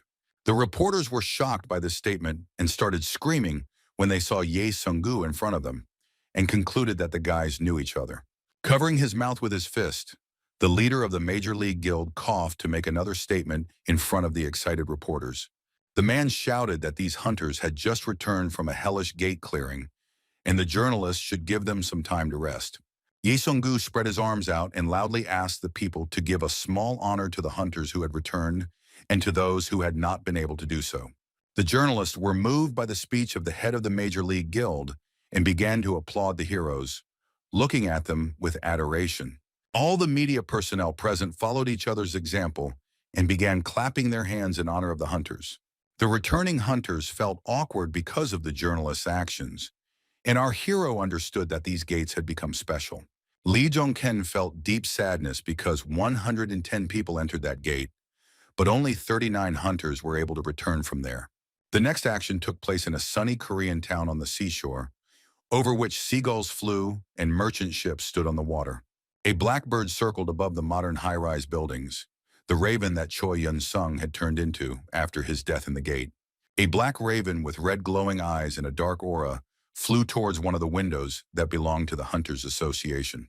The director of the Hunting Association was surprised when he saw a bird with demonic eyes fly into the office and land right on his desk. The man with the eye patch recognized the raven as Hugin. A smile appeared on his face, and the director told the bird that it had arrived late. After the conversation, the director came to the conclusion that our hero knew about their ability to control the worm and how to become a hero. The black magic raven communicated with the director of the association in a language incomprehensible to the common man, which was clear only to the man opposite. The head of the association learned from the raven's words that the main character becomes stronger by hunting monsters, and he called himself Agriel. The man with the eye patch stood up from his chair and pressed a button on his office phone to contact someone. The director told his assistant that he needed to meet with the surviving hunters from the raid at the Rhine River Gate, and the voice on the phone said that everything would be arranged. The chief also informed the assistant that they no longer needed the Northern Army, and the secretary said that he would immediately prepare everything for the press. The bustling Korean city continued to live its peaceful life, the streets filled with cars and public transport. Jung and Chung, who no longer wore a mask and knight's costume, entered her guild headquarters, which was empty as never before. The girl looked around. She was saddened by the fact that now the Army of the North will never be the same as it was before. In Chang looked at the place where the meetings used to be held and remembered how her friend Choi Yeon-sung used to give speeches there. Now the stage above which the painting of the tiger's head hung was completely empty. There were no soldiers or leaders of the Northern Army. The girl lowered her head. The surrounding environment was pressing on her. The hunter's soul was filled with negative emotions after what happened. The grief-stricken future immortal Siegfried spoke to herself and quietly said that she was fed up with being a hunter. Lady Yingchang suddenly fell silent and straightened up when she heard a boy's voice behind her addressing a girl. She turned around and unexpectedly saw that behind her stood the surviving hunters from the Northern Army, who had also come to headquarters. One of the guys told In Chang that she was not guilty of anything, and the blame lies only with the leader Choi Yeon-sung and his younger brother, the deputy leader. The words touched In Chang, but the girl could not find the words to answer the guy, and the sadness did not disappear from her face. The girl was taken aback when suddenly all the guys fell to their knees in front of the deputy head and began to beg In Chang not to give up. The guy said that he wanted to live a decent life and therefore intended to take the sins of the Northern Army upon himself, and the girl's fate should not end this way. The heroine objected because she was the last surviving captain on a sinking ship, and simple hunters should not take on this sin. One of the hunters looked into Ying Chang's eyes and told the deputy chief that there was something else that the girl didn't even know about. In Chang looked at the hunter with sadness in her eyes, waiting for the guy to tell her what else she had been unaware of all this time. Having shown the girl his hand, the hunter sincerely admitted to the deputy head that their hands were already covered in blood up to the elbows. The huntress was stunned when she heard these words from the guy, realizing that all this time the Choi brothers were using the guys for their own vile purposes. At this time, our protagonist was enjoying a walk on a warm summer day, walking near his apartment with Song-gu. After a grueling and stressful day at the gate, the boys grabbed a can of soda to cool down and talk. Song-gu asked Jun-kyung if his appearance in front of the reporters regarding the super rookie was something he shouldn't have done. The main character asked his friend to stop talking nonsense, because he should thank him for the fact that he managed to become even more famous. The leader of the Major League Guild took a sip of soda, and our hero smiled, realizing that on this day he managed to become a real superstar. On TV, they said that with a snap of his fingers, he was able to rise from C rank to A rank and successfully overcome all the hardships in the dangerous gate. Our hero began to be called the Dark Horse, but Songgu said that this nickname does not suit him at all because it is a name for obviously weak people. The guy replied that given that he had no background whatsoever, he couldn't say that the nickname Dark Horse was completely unsuitable for him. Songgu admitted that he was worried that this would be seen as an invasion of privacy and was glad that Jun Kyung did not bother with it. The protagonist decided to tell his friend about the further plan and asked Songgu how he found out about it. The head of the top league guild looked at Lee Jong-ken with confusion, not understanding what he was talking about, and asked the guy what he meant. Jong-kyung explained what he meant by how Songgu knew that the boy was using the creation of a hero to his advantage, knowing that in this era, such a thing was not discussed. The corners of Songgu's lips turned down, and he thought about the protagonist's words about creating heroes, repeating them under his breath. Becoming more serious, the shaved-headed man asked the boy if Jong-ken meant to say that he could create a hero on his own. The boy replied that Songgu himself knew everything, and remembered that people in this era believed that heroes were people born by time or a mixture of fate and patrons. The main character, although with fear in his eyes, found the courage to voice the words that Songgu is, after all, a member of Asgard. When Jong-ken said this to his friend's face, the man immediately activated his magical aura, his eyes shining with a bright yellow light. The man clenched his fist tightly, not saying a word to our hero. The space around him began to fill with streams of the guild leader's mana. The surging magical power of the bald-headed man extended far beyond his body, and the swings on the playground swayed in the strong wind. A strong wind caused by Songgu's abilities suddenly began to blow through the peaceful streets, although it had been calm and quiet before. At this time, the director of the hunting association was sitting in his office at the table and talking about something with one of the employees. The man with the eye patch tensed up and turned his wary gaze to the side when he felt something that made him nervous. Instructor Bai Sang-soo also tensed up when he noticed the man's unexpected reaction to something and asked the head of the association what was wrong. Smiling nervously, the director adjusted his tie and assured the employee that everything was fine, explaining that he simply thought something funny had happened. The protagonist's eyes widened in shock as he watched Songgu demonstrate his true strength to him. The top league guild leader stood motionless in front of the boy, his true strength gradually subsiding, and he returned to normal. The man closed his eyes and paused for a moment before returning to his normal state and speaking to our hero again. The man was perplexed, not understanding how the guy managed to find out that Songgu was a member of Asgard, which is what he asked Jong-ken about. Remembering the book that Heimdall once gave the boy, the protagonist knew that when they first met, the man was already a member of Asgard. But first, the guy was interested in why Songgu did this, because in his opinion, this indicates that the man is aware of all his plans. With a smile on his face, the head of the top league guild told Jong-ken that the guy had beaten him to it and made his move earlier. The man admitted that he also had suspicions about our hero because the incredible growth rate screams that he knows something. The guy said that this was the reason why Songgu had set up a trap, and he, like a stupid fish, had fallen for the man's hook. Even though the hero knew that he did all this on purpose, he decided to ask Songgu what he thought Jong-kyung needed all this for. The head of the guild silently looked the guy in the eyes, confused by his question, because he did not know the exact answer to it. The man's eyes widened in surprise and his mouth dropped open when the protagonist admitted that the reason for this was his intention to join Asgard. The boy realized that the real war was starting now, because Asgard was a secret association of hunters with incredible power. When it was already dark outside, the protagonist went to an abandoned industrial building where he had previously met with In Chang. The girl showed up for the appointed meeting, and seeing the super newbie, asked the guy why he wanted to meet her. Without saying any unnecessary introductory phrases, our hero put his hand on his heart and got straight to the point, asking In Chang to join him. Ying Chang was confused because her usefulness had ended back at the Rhine Gate, and now she was completely useless due to her authority having fallen. Sadly hanging her head down, the girl added that, moreover, she is not a person who is capable of anything useful. The main character completely disagreed with In Chang's opinion, which he told the girl, adding that she was a very valuable asset. In Chang clenched her trembling fist tightly in anger and excitement, saying that Mr. Zhong Ken was speaking as if he knew everything. Having lost the ability to control her emotions, the girl screamed with tears in her eyes that the guy was right, and the Northern Army was trash, and she was a part of all of this. The dim moonlight illuminated the abandoned, unfinished building, on the territory of which our heroes continued to talk. Zhong and Chang calmed down and fell silent, and Zhong Ken realized from her behavior that something had happened, which he asked the girl about.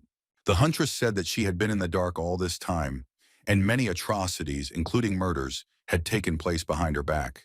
The protagonist stared at the lady, shocked by her words about innocent, defenseless people becoming victims of the guild leaders.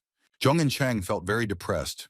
Because of this, the saddened girl sat down and hid her gaze, folding her hands on her knees. The grief-stricken huntress asked Li Jung-kyung if he remembered what Choi Yun-sung and his brother tried to do to him after the conflict between the hunters and the common man. She said that, in secret from everyone, the brothers killed everyone who stood in their way, and Choi Yun-sun seriously considered all ordinary people to be cockroaches. The hero understood that things were bad, and if nothing was done, Ying Chang would finally break down, and he could not lose the Dragon Slayer like that. The guy came closer to the broken huntress and asked what she would do if such incidents continued to happen. Our hero explained that the gates continue to appear, and the hunters become stronger, and ordinary people will not be able to resist such power. In Chang realized something when Li asked if she would turn her back on everyone in need if something like this could happen in other guilds. She found the strength to rise to her feet when the guy said that he wanted to root it out at the root and get rid of all the evil that was happening around. The protagonist began shouting to get through to Zhong and Chang and repeated that he wanted to nip in the bud everything she saw, heard, and felt. And Chang also couldn't hold back her anger and shouted that the guy didn't understand what kind of power that person had and that they were nothing compared to him. She continued that she was too weak compared to that person and asked if our hero had any plan to change the world. With his pressure, the main character got the words he wanted to hear from the girl and seized the moment to confess to her. Looking into Ying Chang's eyes, Li Zhongken, whose eyes glowed red, declared that he came from the future. The main character's statement shocked the huntress. She stared at the guy, her eyes wide, and was speechless from what she heard. The guy started telling her that many would soon die, and the scale of destruction would be immeasurable, and someday he would need In Chang's help. Zhongken warned the huntress that the association would soon call them to their place, and they would see each other there. But for now, she should think carefully about his offer. When the next day came, our protagonist spent his free time in his personal apartment, lounging on the couch. From the news on TV, he learned that the Northern Army Guild had committed many terrible acts, including the murder of innocent civilians. Holding the TV remote in his hand, the boy realized that this whole situation with the Northern Army had gone further than he could have ever thought. Zhong Ken guessed that all of this was planned in advance, and they were simply disposed of when the army became useless, and it could be the work of that very person. The skull on the boy's bracelet began to glow, and he received a message that the Soul Keeper's skull had awakened and would now be reborn as a true familiar. The hero was shocked to see that the skull had finally recovered because it had absorbed the essence of water in the golem's gem. The guy was told that the familiar's name was Hen Mu, and to summon him, he had to say his name, which the main character did right away. After the super rookie said his familiar's name, the bracelet disappeared and the skull came off his hand and began to grow in size. The soul guardian, in the form of a skull with glowing blue eyes, grew to human size and asked the hero if he had called to him. The protagonist felt uneasy when he realized that his familiar, Hyunmu, could talk, assuming that it was a bone dragon. The clear and sunny day continued.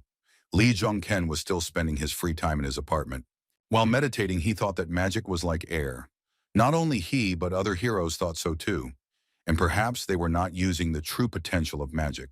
In search of a way to extract more power from magic, the protagonist cast the mana flow spell, but was disappointed when nothing worked. The boy stood up and thought that the method of using the true potential of mana created by the Demon King was described superficially. He knew that the time of no return would soon come, and A-rank hunters would drop to C-rank, and he needed to become stronger before that time. The hero picked up the phone and saw a message from Kim Soo-yeon asking him to go to the road so that the guy could take him to the association. The main character, having read the message, locked the phone screen and lowered his hand down, thinking about something.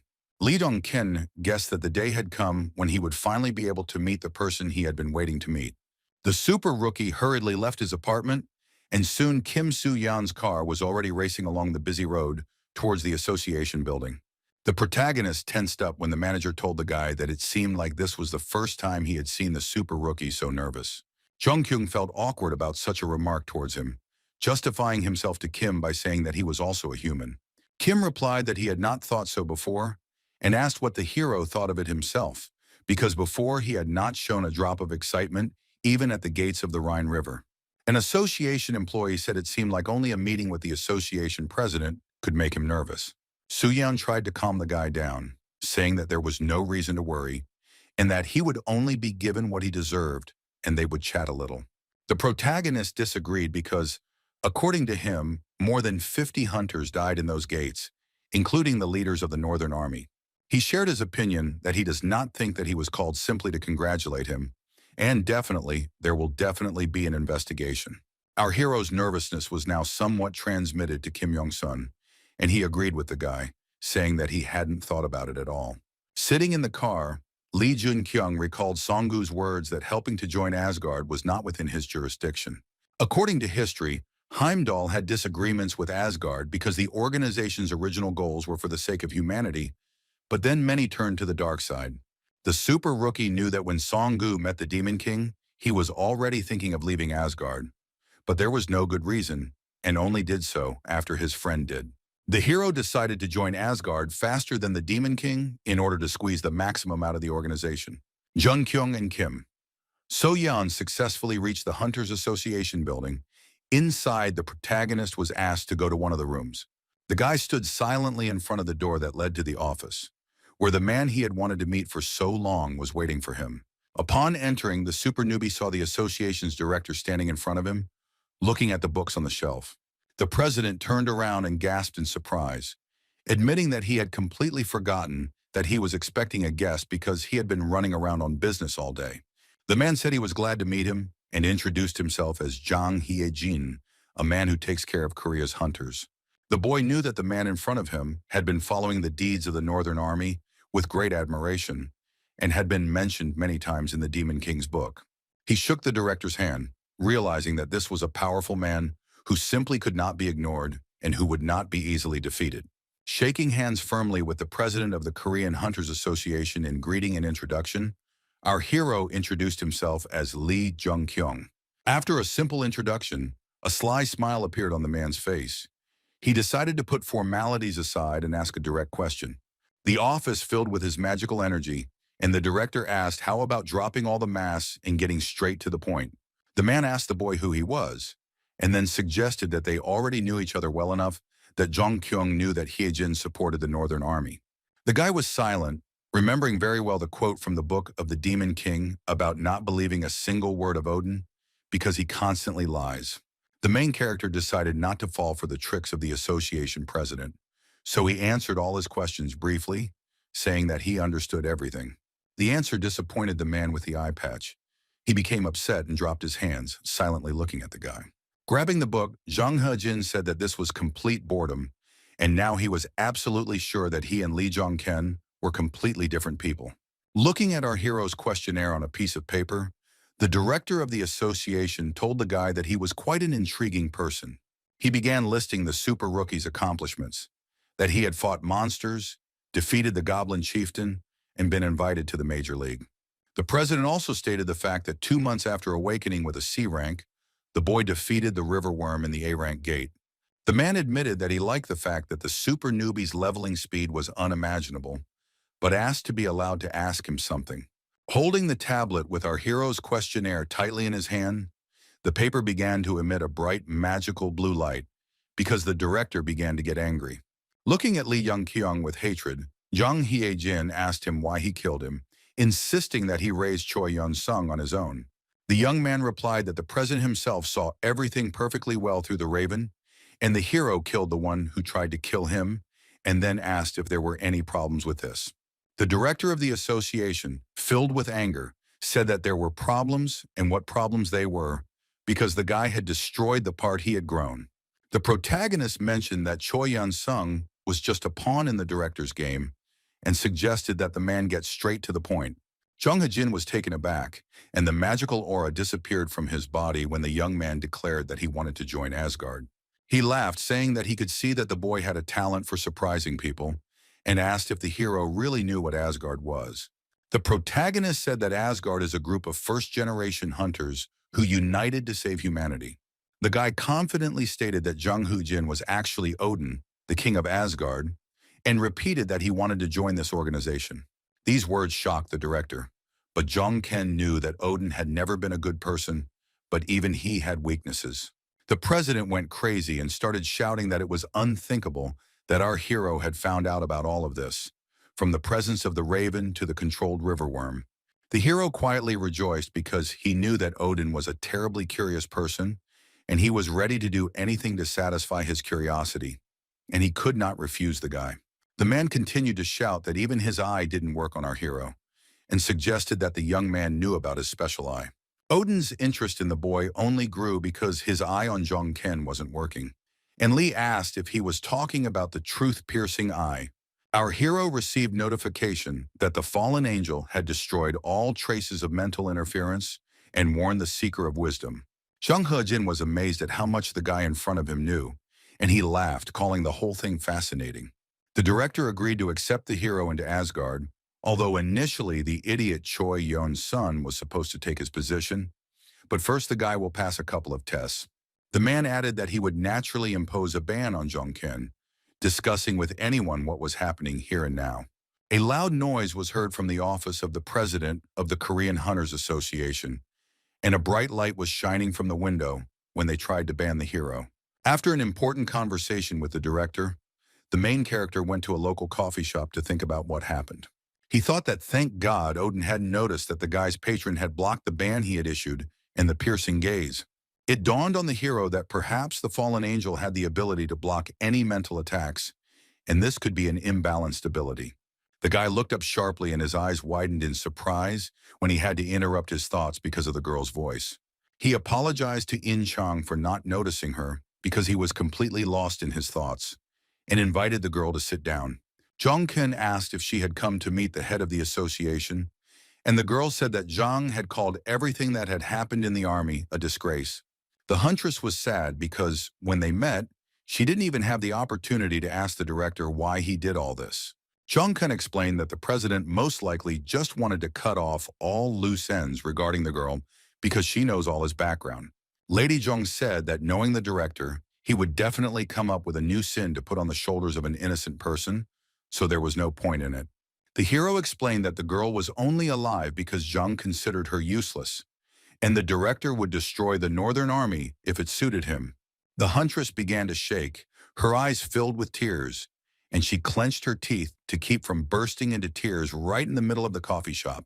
The girl was extremely upset by our hero's words that, in the opinion of the association's president, she was worth nothing. In Chang was surprised when the protagonist suddenly suggested that she take his hand in such a case to support her. The super newbie declared that he would change this world, even if he seemed narcissistic and vain to her now, but she had nothing left to lose. Miss Jung looked at the guy with wide eyes, a blush appearing on her cheeks due to the guy's offer to hold his hand. The girl looked at the main character's palm with hope, deciding to trust the super newbie and join him. The heroes shook hands, thereby agreeing to further cooperate and work together for the benefit of humanity. Under cover of night, the protagonist and Jong and Chang again came to the abandoned building, where there would be no witnesses to their conversation. The curious huntress looked at the hero and asked the super newbie what the guy was going to do next. Jong Ken assumed that the girl had acquired a patron at the Rhine Gate and asked which patron had his eye on her. Ying Chang said she wasn't sure how to use the thing in her hand, but her patron Prince Charming gave her a dragon bloodstone. From the autobiography of the Demon King, our hero knows that this artifact has appeared only 3 times, and it is needed to gain immortality. The girl looked at Lee Jong-ken with a smile and said that she had decided to give the dragon bloodstone to the guy opposite. The protagonist was shocked because Miss Jong's offer to give him this incredibly valuable stone was clearly unexpected. The guy got angry and started yelling at the girl, asking if she understood how priceless the stone she was holding in her hands was. Smiling sweetly, Jong and Chang replied that judging by the boy's reaction, He knew much better how valuable this artifact was. Taking the stone, the hero warned the huntress that this thing could help her immeasurably and asked if everything would be okay. And Chang replied that the stone was a gift for the person who recognized and believed in her, and she couldn't wait to work together. Jonkin couldn't believe that he had obtained the dragon bloodstone so easily because he had thought for a long time about how difficult it would be to do so. The main character's face changed dramatically when the thought came to his mind that perhaps something was wrong with the girl opposite him.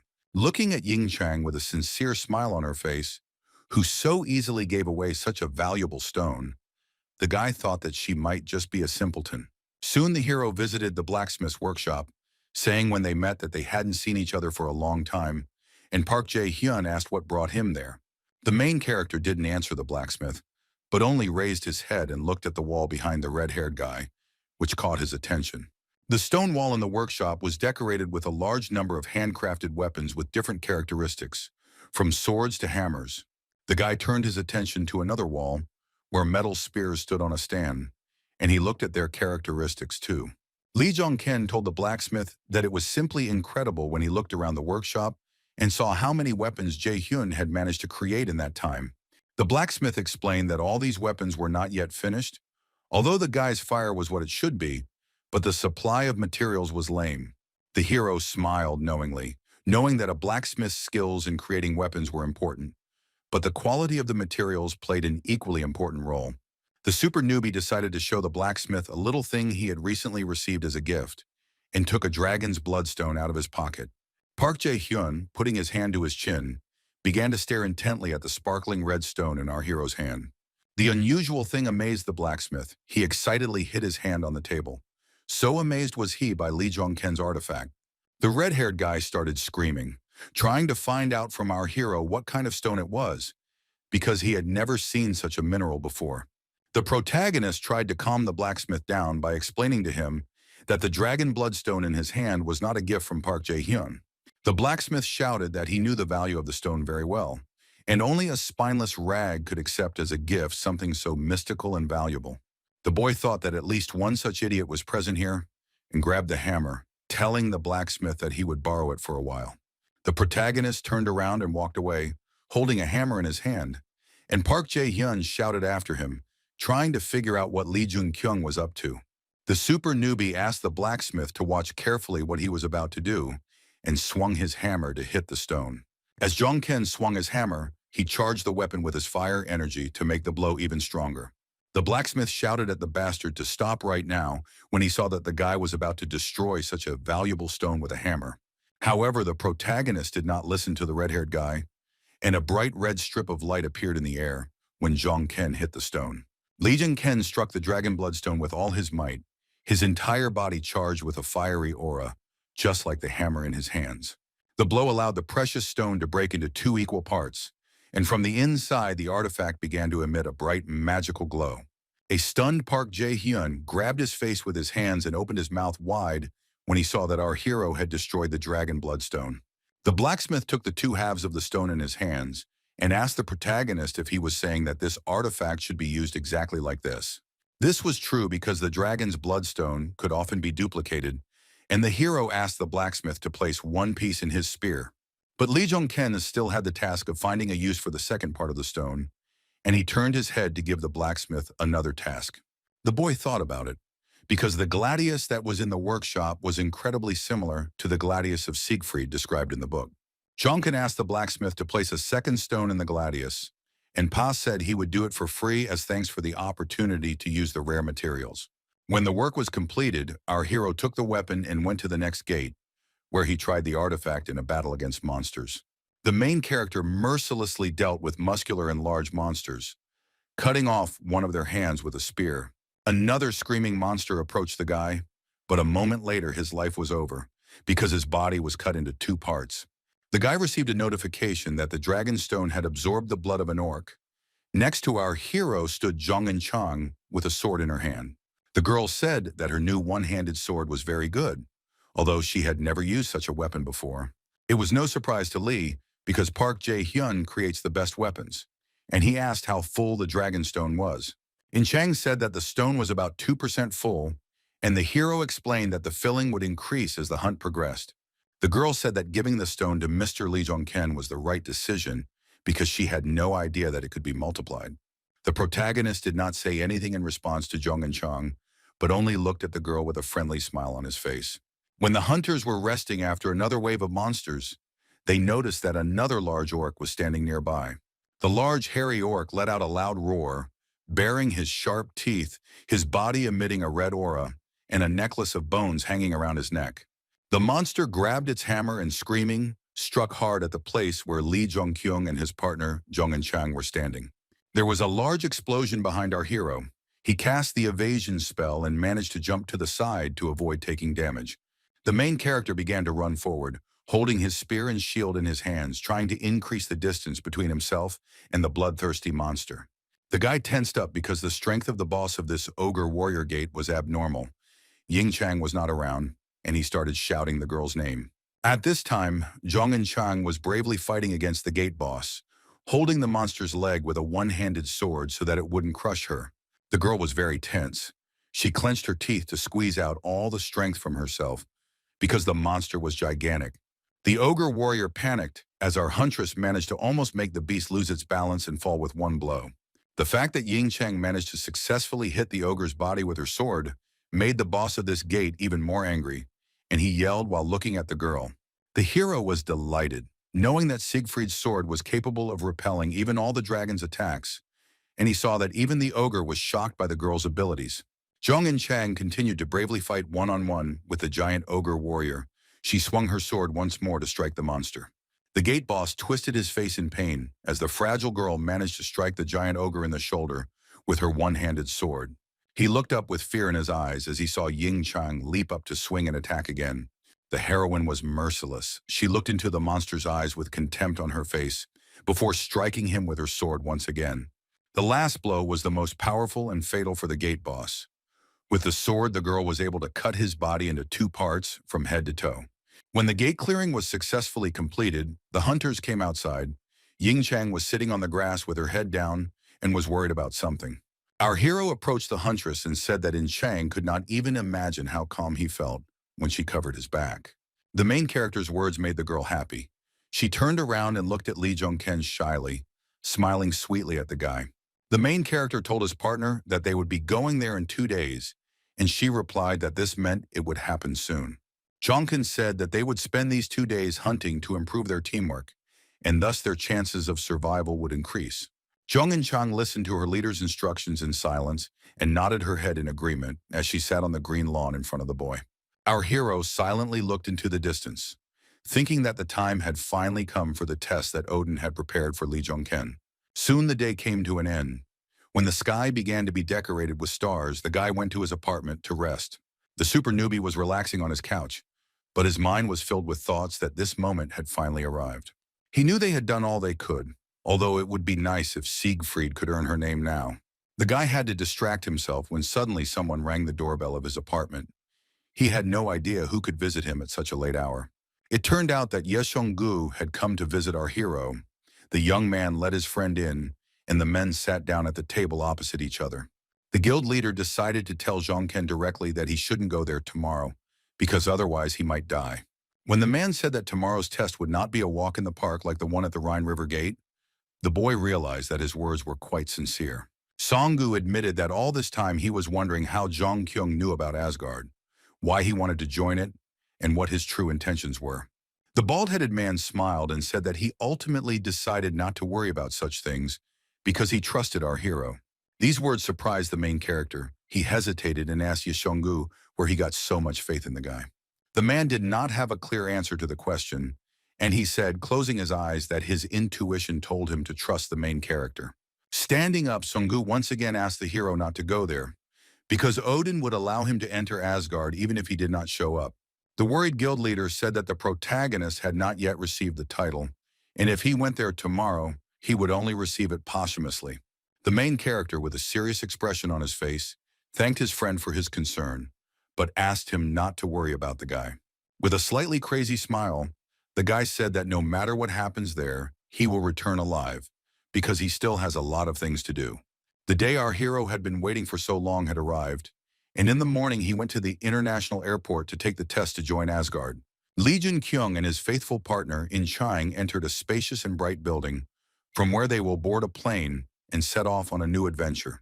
The heroes were serious, which was evident from their faces, because they had an important task ahead of them, and they were dressed in formal suits.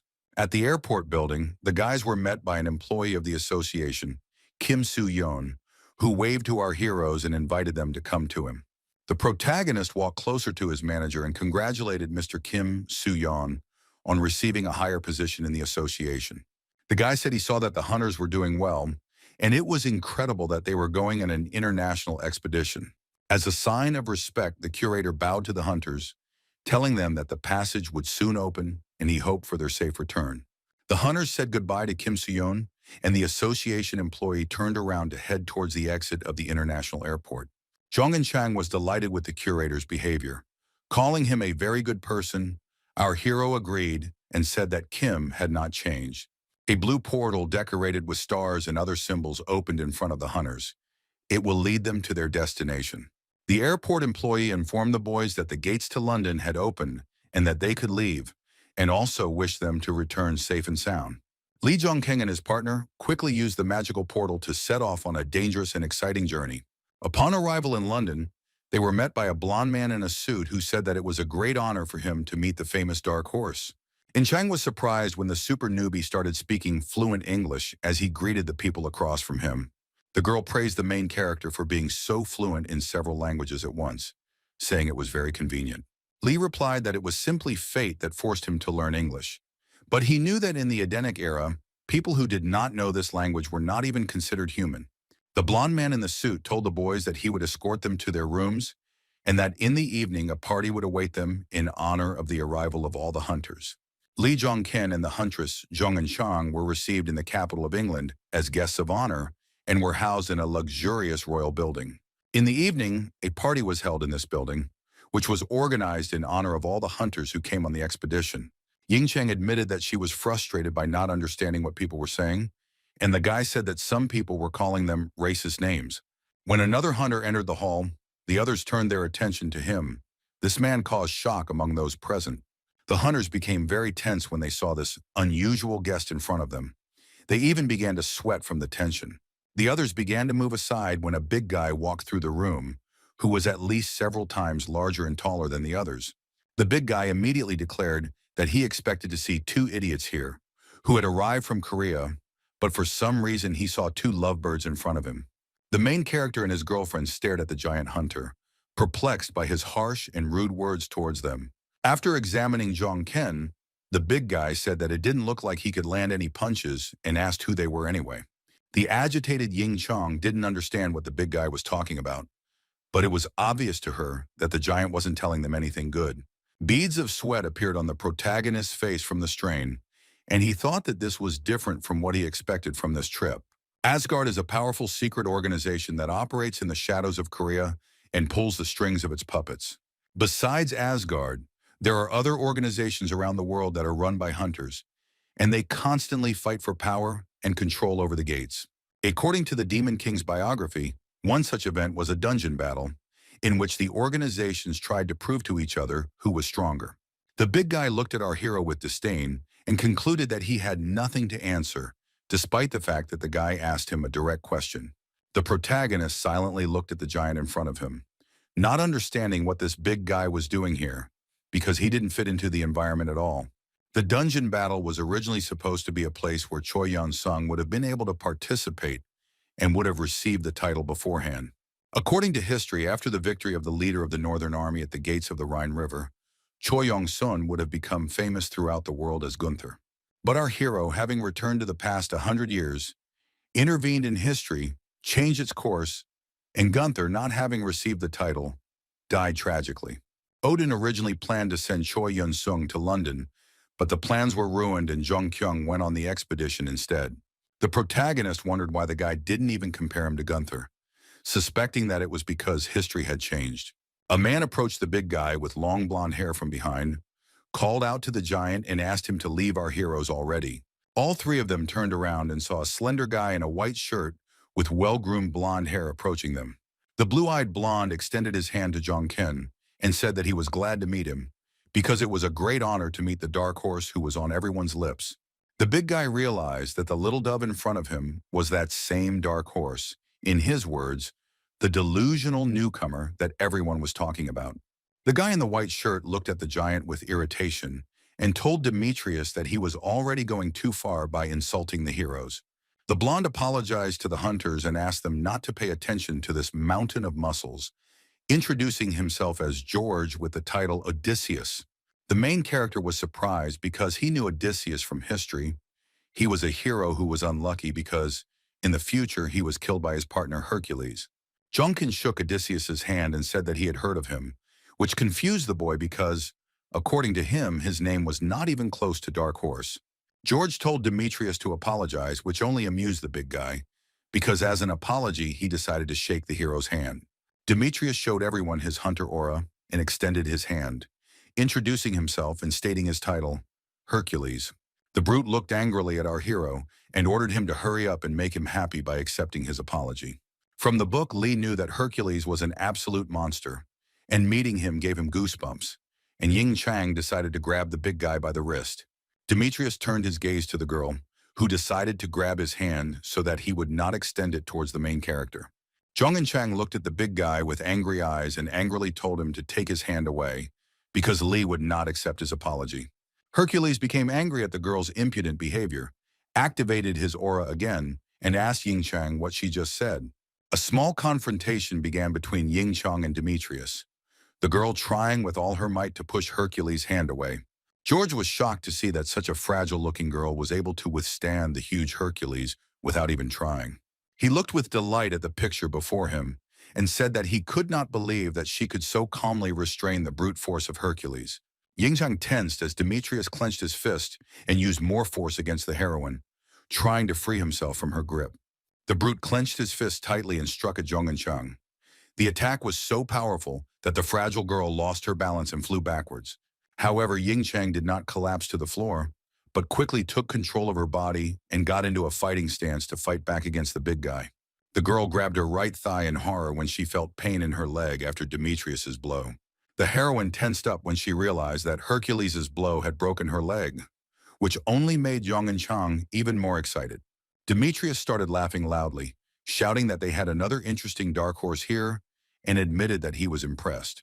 The tall, muscular man removed his hostile, magical aura from around his body and promised Ying Chang that they would definitely meet again.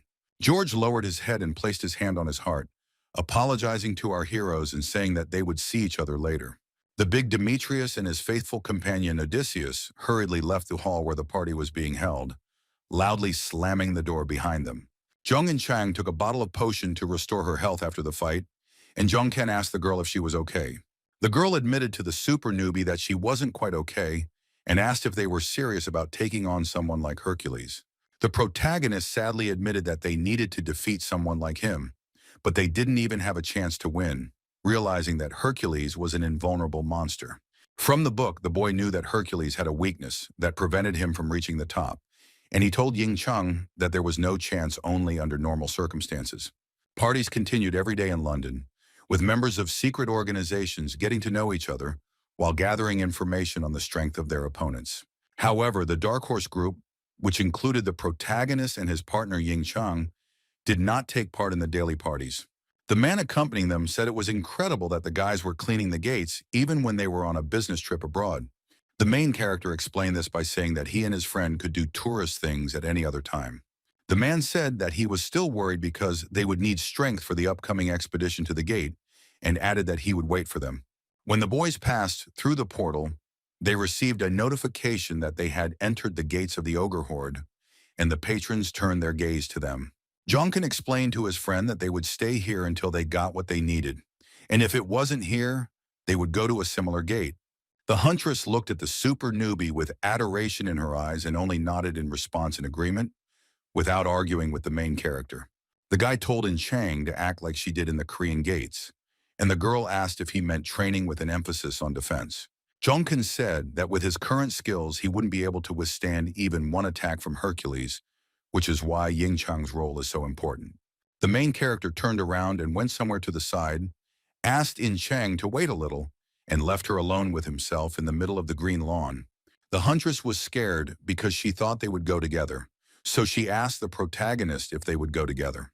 With a sly smile, the guy said that not this time, and she would understand everything while she waited for him here, so he would return soon. Holding the one-handed sword in her hand, Ying Chang saw the protagonist suddenly disappear from her sight by jumping high into the air. The girl sighed heavily, left alone in the dangerous gate, because she expected that the two of them would be cleaning up. Looking up at the sky, Zhong and Chong realized that just a few weeks ago she had been blaming herself for what had happened in the guild, but now her soul was calm. Even her patron sent her messages that he was disappointed or angry, and now he smiles at her, and it's all thanks to Lee Jun-ken. After some time, the main character returned to the green lawn where the girl was standing. The guy landed on his knees with a crash. The boy immediately rose to his feet and ran forward again, shouting as he ran for Miss In Chang to get ready. The girl stood motionless as the lawn around her began to fill with thick smoke, indicating that enemies were approaching. The huntress saw in front of her a whole crowd of huge ogres who were approaching her, holding weapons in their hands. Zhong and Chang screamed when she saw a dozen bloodthirsty ogres in front of her, and even led by the dungeon boss, a two-headed ogre. The huntress was not prepared for such a battle, so she immediately ran after our hero, but Lee Jong-ken asked the girl not to run away. She didn't stop asking why she shouldn't run away, and she understood why Lee told her to take the title of the great enemy of the ogres with her. The protagonist encouraged the girl, saying that it was not impossible, and the lady asked if this was the reason she was asked to take a whole supply of healing potion. Lee Jong-ken confirmed that it was for this reason that the day before he asked the heroine to take a lot of healing potions and the title of the great enemy of the ogres. Ying Chang was still running forward, but she began to glance at the ogres even though her lips were trembling with fear. She tried to find the strength to fight. The girl clenched her teeth in fear of the whole horde of bloodthirsty monsters, her face covered in sweat, and she continued to run. But the next moment, Zhong and Chang took control of her fear and still stopped, leaving a cloud of dust behind her. She grabbed her huge sword with both hands and shouted at the protagonist that she agreed to do it, running towards the crowd of monsters. Meanwhile, a dozen ogres were screaming, showing their terrible teeth, all of them aimed at the fragile huntress. The protagonist, while running fast surrounded by trees, called out to Hen Mu, the skull that served as his reliable familiar. A familiar in the form of a skull, emitting a bright magical blue light, appeared in front of the boy and asked his master if he had called him. Hyun Mu surrounded a whole set of glass flasks with red liquid inside, which were intended to treat wounds received in battles. The super rookie asked his assistant to take these potions and help Miss Ying Chang by using them on her when she was in danger. Realizing that the girl would no longer have any problems, the hero set himself the task of finding the missing thing that would help him defeat Hercules. The underground village where the ogres lived was now ablaze with destructive flames. Wooden houses and other buildings were being destroyed. The monsters themselves were also engulfed in flames, screaming in pain and slowly dying in agony, unable to help themselves. One of the monsters seemed to be bypassed by the flames. The ogre stood calmly on the ground, and his body did not burn like the bodies of the other monsters. Hiding behind a tree, the protagonist remembered the ogre who could extinguish a flame simply by walking on it, thanks to his power over fire. The guy finally managed to find it, an Easter egg that only appears in B-rank ogre settlements. The Easter egg was a terrifying ogre that all the heroes avoided fighting, even though he didn't use magic, but was a terrifyingly powerful red-eyed ogre mage. At this time, Ye Gu, who remained in Korea, came to the building of the Hunters Association and abruptly opened the door leading to one of the offices. An angry, bald-headed man burst inside and asked the man who was in the office what he was doing. The assistant to the association president asked Song-gu what he was doing because he had no right to behave like that in a place like this. The director of the Hunters Association told the assistant that everything was fine and asked the secretary to leave him alone with Ye Gu. President Zhang Hejin sat quietly at his desk when the leader of the top league guild came closer to discuss things. The man with the eye patch asked Ye Gu what had come over him that he had suddenly burst into his office, shouting and complaining. Ye Gu didn't explain anything, telling the director that he himself should know perfectly well what he meant. The association director said he had no idea what the man was talking about, and Song-gu asked if he had any idea. President Zhang Hejin let out a heavy breath, realizing that a difficult conversation with the man opposite him was inevitable. Using his magical abilities, The association leader created a transparent blue dome around himself and the man that would protect them. Heejin said that they could now have a frank conversation and asked if Songgu would abide by the rules of Asgard outside of their meeting room. Songgu was outraged that the man was talking about rules, because the main rule about acting for the sake of humanity had somehow evaporated. The association president's eye began to emit a blue light as he became angry, asking if Songgu dared to rebuke him now. Heimdall said that he would have reproached him if the director had listened to him, but as he saw it, there was no chance of that happening. The director got angry and jumped up from his chair, calling Songgu an impudent bastard, and streaks of black magic power appeared behind him. The bald-headed man explained to Odin that he had come to him with complaints about Hercules, whom our hero had met earlier. When Ye Songgu mentioned Hercules, the expression of the president of the Korean Hunters Association showed genuine surprise. The man with the eye patch did not understand what Heimdall was talking about and asked him to explain what he wanted to tell him now. The leader of the Major League Guild explained that he had heard rumors that Hercules would be participating in the dungeon battle. From the man's reaction, it was clear that this was news to him too. He calmed down for a moment and fell silent, lowering his eyes to the floor. Odin said that the battle at the dungeon was supposed to be the final point in their victory, but Hercules' participation suggests that Olympus wants to break their agreement. Heimdall told the president that he seemed to be genuinely unaware, thinking that it was Odin who had originally sent Hercules to fight. Songgu was outraged that Heejin was going to send our hero to his death like that, and declared that he was going there. The president said there was no need to worry so much because the death of the super rookie was not part of his plan, just like everything else that happened. The director explained that he had made a pact with him, and as soon as our hero was in any danger, the pact would notify Heejin about it. Jung Hejin smiled widely, saying that Olympus had broken their agreement, and it was even good because it freed his hand. A premonition of something wrong did not leave Songgu, because the wily Odin seemed to have foreseen that everything would turn out like this. However, neither Heimdall nor the association president had any idea that the pact had already been broken by the fallen angel. At this time, the red-eyed ogre mage stood and watched as the settlement he lived in was engulfed in flames, and the wooden buildings were destroyed. The red-skinned monster turned around to find the one who had destroyed his village with destructive fire. Reaching out to grab the hot stone, the protagonist thought that it was a good idea to lure the monster out with fire after all. Squeezing the stone, the hero realized that he had found what he was looking for, and it was the most important piece of the puzzle in his upcoming battle with the invulnerable Hercules. But things weren't going so smoothly, because Lee Jong-ken got scared when he noticed that the same red-eyed ogre mage was standing right behind him. The guy turned his gaze to the monster and tensed up, not expecting it to appear, and did not understand when the monster managed to come here. The red-eyed ogre mage smiled and blew steam from his mouth when he saw the hunter who had managed to destroy his settlement in front of him. Revenge for the destruction of the village did not take long to come. The monster caused a gigantic explosion in the place where our hero was. But the main character managed to dodge and ran away with all his might, escaping from the giant ogre with red skin, who brilliantly wielded fire. The boss of this dungeon didn't want to let the guy go so easily, so he ran after him. Even though he was big, he ran no slower than our hero. The super rookie screamed, not understanding how the monster, given its size, could have such amazing speed, and found similarities with Hercules. Our hero was unable to escape from the red-eyed ogre mage. The monster caught up with him and wanted to attack, jumping on the guy. As the monster landed back on the ground after its jump, its weight caused the ground beneath the monster to crack. The dungeon boss possessed such powerful strength that his jump caused the ground in a large radius around him to collapse, as if from an earthquake.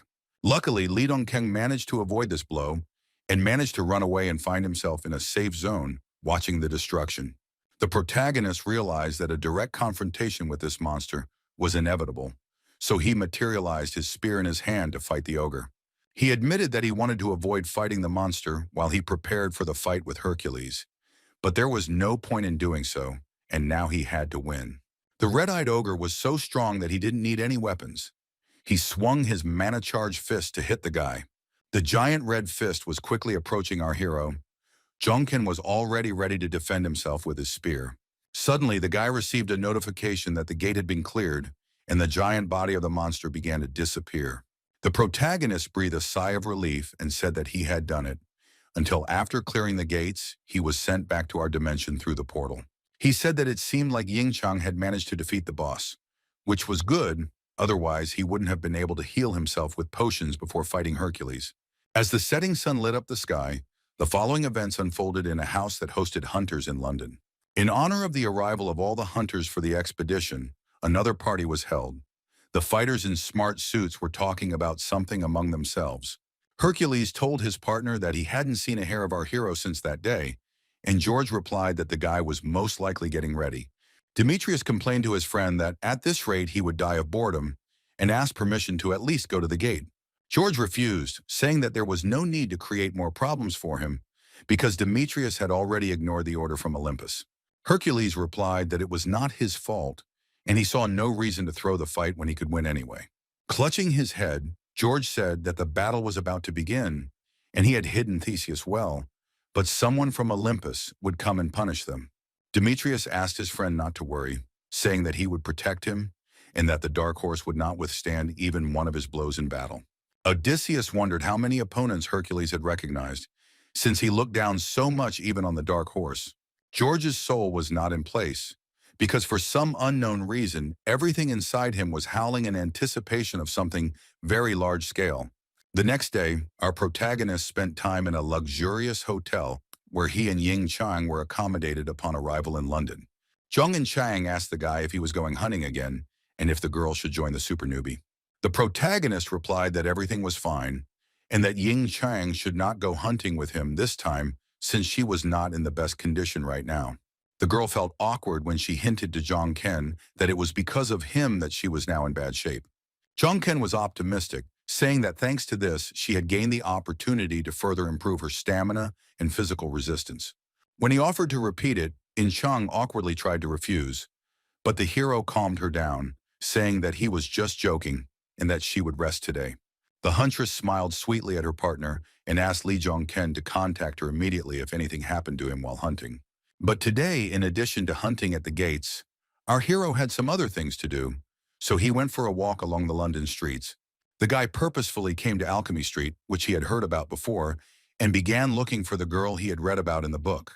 While leisurely strolling along London's Alchemy Street, the protagonist came to the conclusion that this place possesses enormous magical power. The super rookie smiled and his eyes began to glow red as he finally found what he came here for. The protagonist entered a small old shop and apologized for the intrusion to the man who worked there. There was a red-haired girl behind the counter who happily greeted the visitor to the phone booth. When Lee Dong-ken saw this girl in front of him, a grin appeared on his face because he realized that he had definitely come to the right place. The girl was delighted to see a Korean in front of her, saying that it was very rare to meet someone from Korea here. The saleswoman froze in surprise when the main character asked the girl if her name was Park Yoo-jin. Now she was irritated and began to ask Jong-ken who he was, who had come to her when she had just opened up. Our hero did not answer the girl's questions, but asked Park Yoo-jin if her blacksmith skills had become so ossified. The girl turned out to be Hephaestus, the younger sister of the great blacksmith and the best alchemist, who guessed that the hero was sent by her brother. A week later, Yejin met Jong-ken and told him that she had straightened the red ore and coated the Muspelheim spear with it, and then asked him again who he was.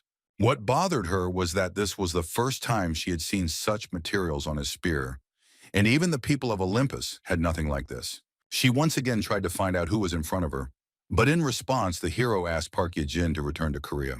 Jung-kyung told Park Ye-jin that if she wanted to work with rare materials, it would be better for her to be in Korea rather than staying here. The blacksmith and alchemist did not understand what the main character was hinting at now, and asked the guy opposite what he wanted to tell her with this. The super rookie explained that he was asking her because he himself was in Korea, realizing that if the brother and sister worked together, he could become even stronger. The girl accused Lee of lying, asking if he meant to say that he would constantly deliver rare materials to Yejin that even Olympus did not have. However, the girl liked the idea as a whole. She smiled broadly and admitted that it sounded fun, and she liked it.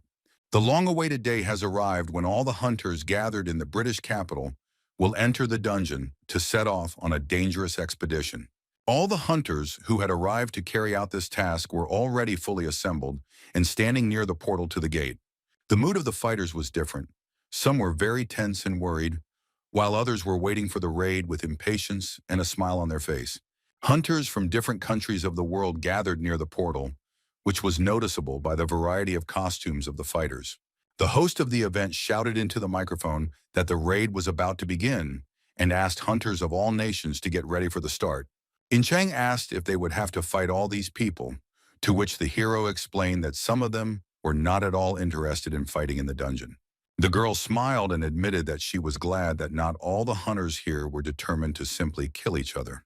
But Zhongken did not share his friend's joy, thinking that there were no people here who thought as optimistically as she did. Hercules also came to the square in front of the portal. He looked at all the hunters present and asked who these no-names were in front of him. The other hunters stared at Hercules, clearly feeling fear of the big guy, and did not respond to his insults. The fighter's behavior infuriated the brute. His eyes turned red and he screamed, asking the hunters why they were staring at him. Hercules was furious, but George came up from behind and calmed his partner down, telling Demetrius that they hadn't even entered the gate yet. An angry Demetrius looked at Odysseus, justifying his behavior by the fact that these worms were staring at him like that. The big guy pointed his finger at our protagonist standing to the side and informed George that this dark horse was there. Li Dongkeng acted calmly and did not confront Demetrius, but only glanced at him, keeping his distance. Hercules smiled because he liked the look in Li Dongkeng's eyes, and then he shouted loudly, wishing Dark Horse good luck. The protagonist let out a laugh and grinned, looking Demetrius straight in the eyes, his face radiating complete self-confidence. The host loudly asked everyone to enter the gate, and all the hunters lined up in front of the portal to go into the dungeon. Before ending up in the dungeon, the main character decided to have one last talk with his partner, In Chan. The guy gave his friend some instructions, saying that as soon as they entered the gate, the girl should run as far away as possible. These words shocked Zhong and Chang. The huntress thought that Li Zhongken wanted her to simply run away during the battle. After passing through the portal, the girl received a notification that she had entered the gates of Mount Catalan, an ominous place imbued with magical power. Before the huntress had time to come to her senses, explosions began to thunder in the gates, and she heard the cries of pain from other hunters. The heroine held a sword in her hand, waving it to see at least something in front of her, because all the space around was filled with acrid smoke. Zhong and Chang became wary, not understanding what was happening, and remembered Zhongken's words that she needed to escape first. Listening to the advice of the main character, the girl did just that and began to run forward, trying to get through the smoke.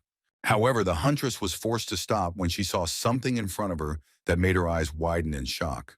Through the curtain of smoke, she saw a hunter lying on the ground, under whom there was a pool of blood. The man was seriously wounded. The wounded hunter with bruises on his face met Zhong and Chang's gaze and quietly asked the girl to save him. In Rong and Chang's mind, the moment when Zhongken asked her to run as far as possible when they entered the gate appeared again in front of the portal.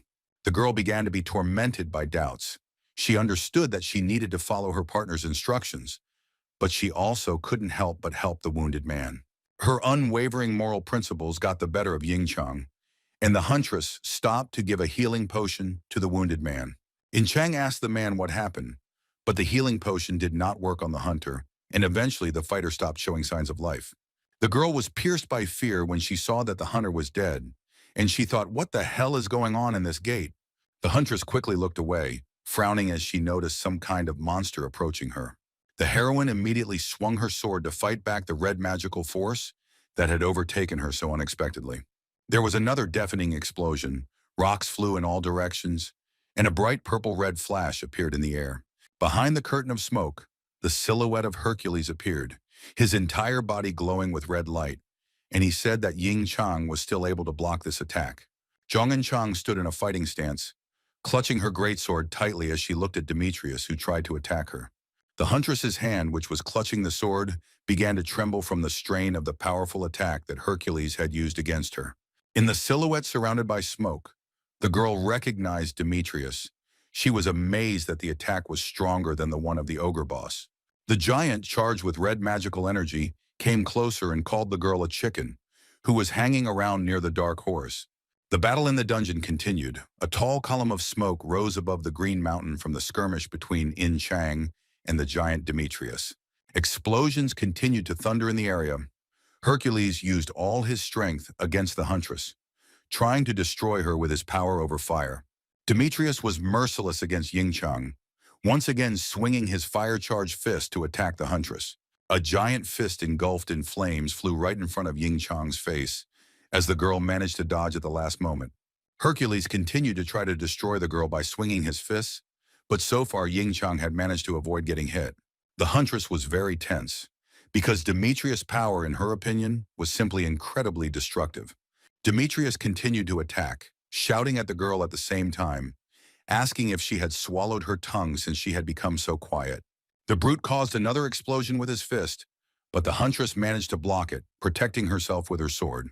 Hercules punched the air once again, and its destructive power managed to cause a deafening explosion in the distance. Feeling superior to the fragile girl, the invulnerable Demetrius smiled and asked Jeong and Chang to watch closely. Surrounded by smoke, the huntress still stood on her feet and did not give up.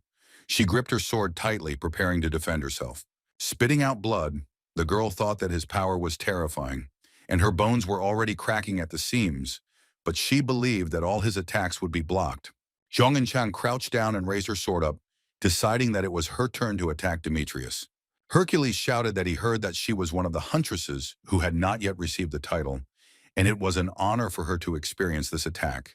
Demetrius cast the wild beast spell to attack again, and a magical image of a giant tiger's head appeared above his head.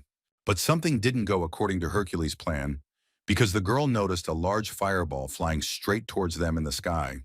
And Chang froze in surprise when she saw how the fiery projectile caused a large explosion right in the sky above the girl's head. The girl turned around sharply, suspecting that this explosion was not caused by Demetrius, but by someone else who wanted to save her. Behind her, the huntress saw our protagonist, who had bought them time with these explosions, and he ordered Yingchang to retreat. The heroes did not have the strength to fight Hercules on equal terms now, so both ran forward, leaving Demetrius behind. Li Zhongkeng's fire projectile did not harm Hercules in any way, but the boy clicked his tongue in annoyance when the girl ran away. After arriving at a safe place, In Chang told the boy that as soon as they arrived at the gate, there was an explosion and many hunters were killed. The huntress was extremely agitated by everything that was happening, and starting to shout, asked Li Zhongken what was going on here. The protagonist explained to Ying Chang that it was a trap, and she immediately wanted to say that it was Demetrius's doing, but she was interrupted. The guy said that Hercules had nothing to do with it, because after the explosion he was immediately attacked. This enraged the big guy, and he started to go on a rampage. Zhong and Chang guessed that the protagonist had foreseen this development, and that was why he had told her to run as soon as she entered the gate. Looking to the side, Li Zhongken said that he felt like what had just happened was only a third of what was to come. The girl said that she was very lucky that she did not have to experience that attack from Hercules, and asked what they would do next. Before explaining to his partner what they would do next, the protagonist materialized his spear and shield in his hands again. Activating his aura, the boy told Zhong and Chang that their main task now was to stay alive in this A-rank gate. This dungeon was filled with A-rank monsters, the Catalan lions, and Demetrius wasn't our hero's only opponent. At this time, our hero's familiar, the guardian of souls in the form of a skull, was also busy with his work, leaving behind a strip of blue light. The skull circled in the air, carefully examining the mountain forest in order to then return to its owner and report everything. The familiar returned and reported that he had found no hunters in the area and was told to continue to watch the perimeter around his master. The Soul Keeper obeyed his master, and the protagonist looked at the huntress and told Ying Chang that it was time for them to move out. The girl was not ready to leave yet, so she asked the guy to wait another second while she finished her preparations. For each of the dead hunters, the girl built a grave, and Li thought that the girl was strange, since she was busy burying her enemies. In Chang reminded Li of what he said about there being two ways to win this battle, and asked if he wanted to defeat the boss or get involved in this mess. The protagonist said that the boss would definitely be strong, and it would be quite difficult to defeat him in such a small company. Zhong and Chang agreed with Li Zhongking's words, but asked if defeating Hercules wouldn't be even more difficult than defeating the boss. The huntress, wanting to get guidance from the leader, asked what they were going to do and if they had any plan of action. The super newbie told his friend that he planned to kill two birds with one stone, wanting to destroy both the gate boss and Demetrius. The heroine was shocked to hear such a statement from Li Dongken, and many questions arose in her head that she had no answers to.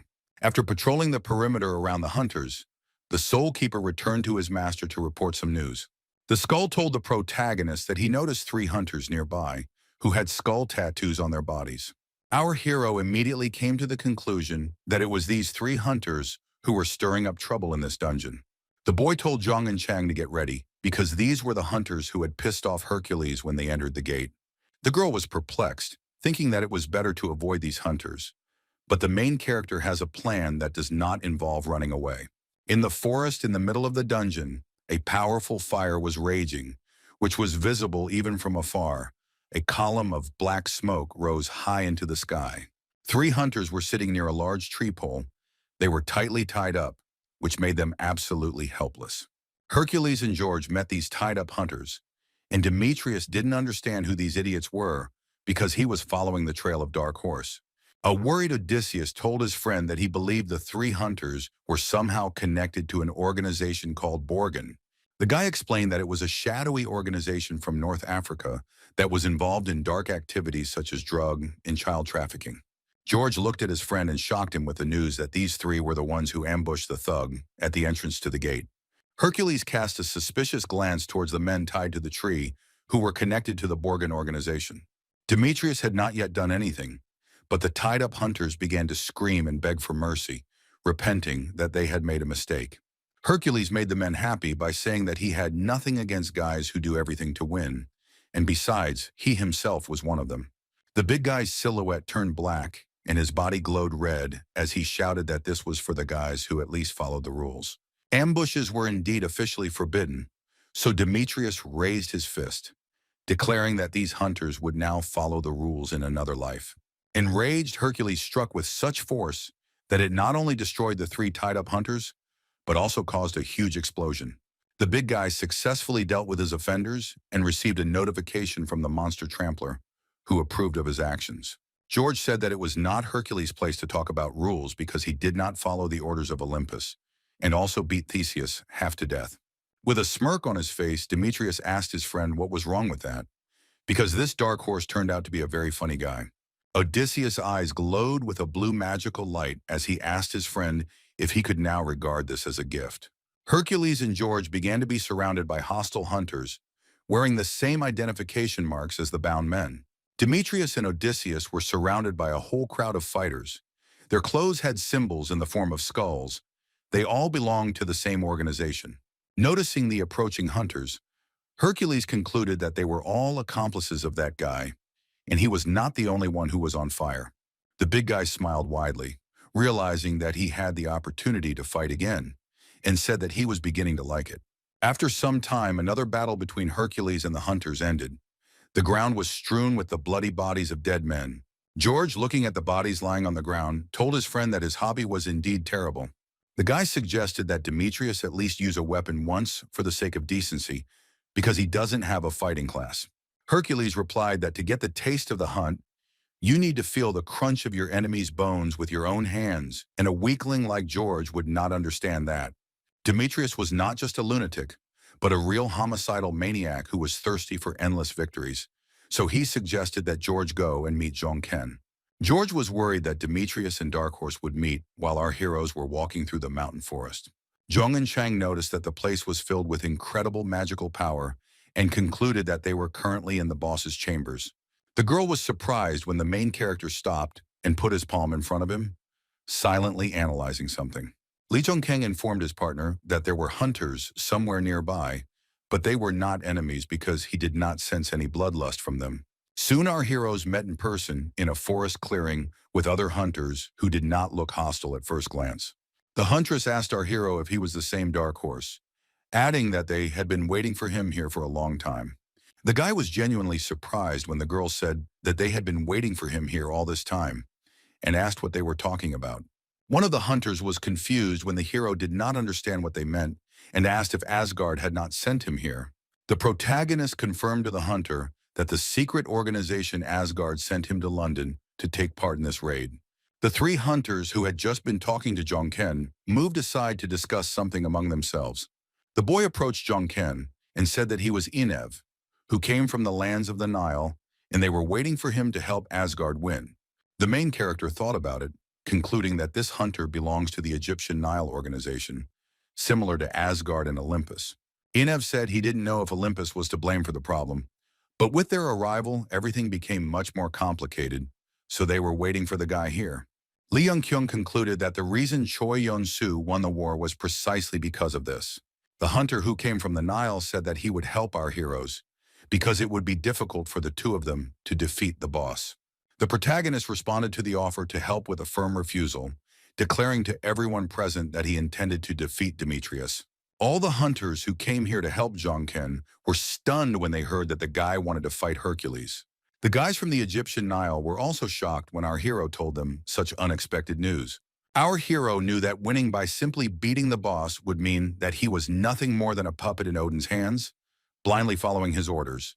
Jong and Chang asked her partner in confusion why all the hunters were so surprised that the guy wanted to defeat Hercules. The guy explained that apparently Asgard's victory here was predetermined, so they planned to help them with this. The hero began to doubt himself when he thought that Ying Chang, having learned that victory can be achieved by defeating the boss, would also object to him. However, the girl smiled and said that she would go with him, and if he had a plan, she would simply follow it. A happy smile appeared on the protagonist's face when the huntress agreed to follow him to defeat Hercules together. Lee Young-kyung praised his friend, telling the loyal and kind Young-in Chang that she can always be relied upon. The protagonist and his girlfriend turned around abruptly and looked at the man who told them that he was going to leave. The other hunter also decided not to get involved in the mess with Demetrius and said to Jongken, raising his hand, that he was also leaving. The others said that they would also just sit on the sidelines because they did not want to get injured in a fight with Hercules for no reason. Some of them started shouting, asking why Asgard had sent such an idiot here, and they agreed with him, saying that it was time to leave the gates as soon as possible. Enev told our hero that the boss was a strong lion, deciding to share the information even though he had no intention of fighting Hercules. The huntress girl said that she also wanted to stay out of the way, and the guy behind her said that he would also watch from the shadows. Disappointed by all the hunters refusing to fight Demetrius, Ying Chang said that they were back to where they started. The protagonist told the girl that it didn't matter, not counting on the help of the others before that, and told Jung and Chang to move on. When Eneb was alone with another girl from his organization, she approached him and asked him what he thought would happen next. The boy replied, looking into the distance, that it would be hard, but Lee Jong-ken was unusually strong, looking back at what he had already experienced before. A rising Korean star named Lee Jung-kyung appeared out of nowhere, but managed to clear the particularly difficult Rhine River Gate with ease. Among the super newcomer's achievements is that he single-handedly managed to defeat the entire Northern Army, which was considered quite strong. It was also known about the guy that he was in a close relationship with Heimdall, a key figure in the Asgard organization. Moreover, it only took a fleeting glance from the protagonist to arouse Odin's interest in him. The girl didn't believe it when Enev told her that, if his potential was to be assessed, Lee Jong-keng was no worse than the leaders of the shadow organizations. He explained that this was why everyone stood back to assess the boy's abilities in the fight against the invincible Demetrius. Meanwhile, the final battle began at the gate against the dungeon boss, a giant lion with a horn sticking out of his forehead. Lee Jung-ken and Ying Chang stood in front of a monster that was hundreds of times larger than them and received a message that the one in front of them was the lion Catalan. The giant magical beast king roared loudly, the horn on his forehead shining even brighter as he saw the hunters in front of him. The protagonist tensed up when he received a notification that, under the influence of Catalan, his skill level had been slightly reduced.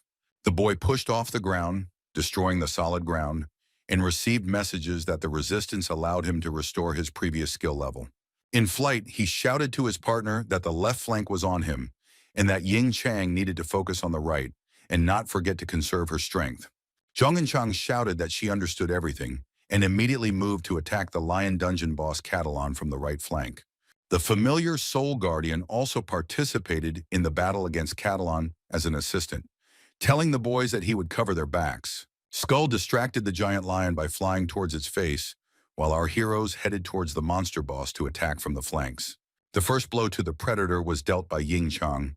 She swung her sword and hit the giant lion's paw directly, but did not cause any damage to it. The girl was scared when she saw that this angered the monster, and in revenge he wanted to hit the huntress with his huge paw. The enraged lion Catalan struck Jung and Chang with his paw, but the heroine softened the blow because she held a sword in front of her body. The monster was no easy opponent. The girl tensed up when the lion began to attack her with his paws, but continued to fight. At this time, the main character used his spear against the monster boss, directing several powerful fire charges at the giant lion. The lion became even more enraged when Li Zhongken, using his power over fire, tried to blow up the giant king of beasts. Our hero's familiar also took part in the duel, the skull releasing a stream of blue magical light from its mouth against the huge monster. The giant monstrous beast opened its mouth and growled in pain, as the familiar managed to land a stream of mana right on the lion's eye. This attack by the Soul Keeper allowed the hunters to buy some time to rest before the next attack. The guy advised In Chang not to overexert herself and not to forget about the second phase, at the beginning of which Demetrius would immediately appear. Meanwhile, in the forest of Mount Catalonia, Demetrius was raging. The entire space was filled with his destructive, magical power.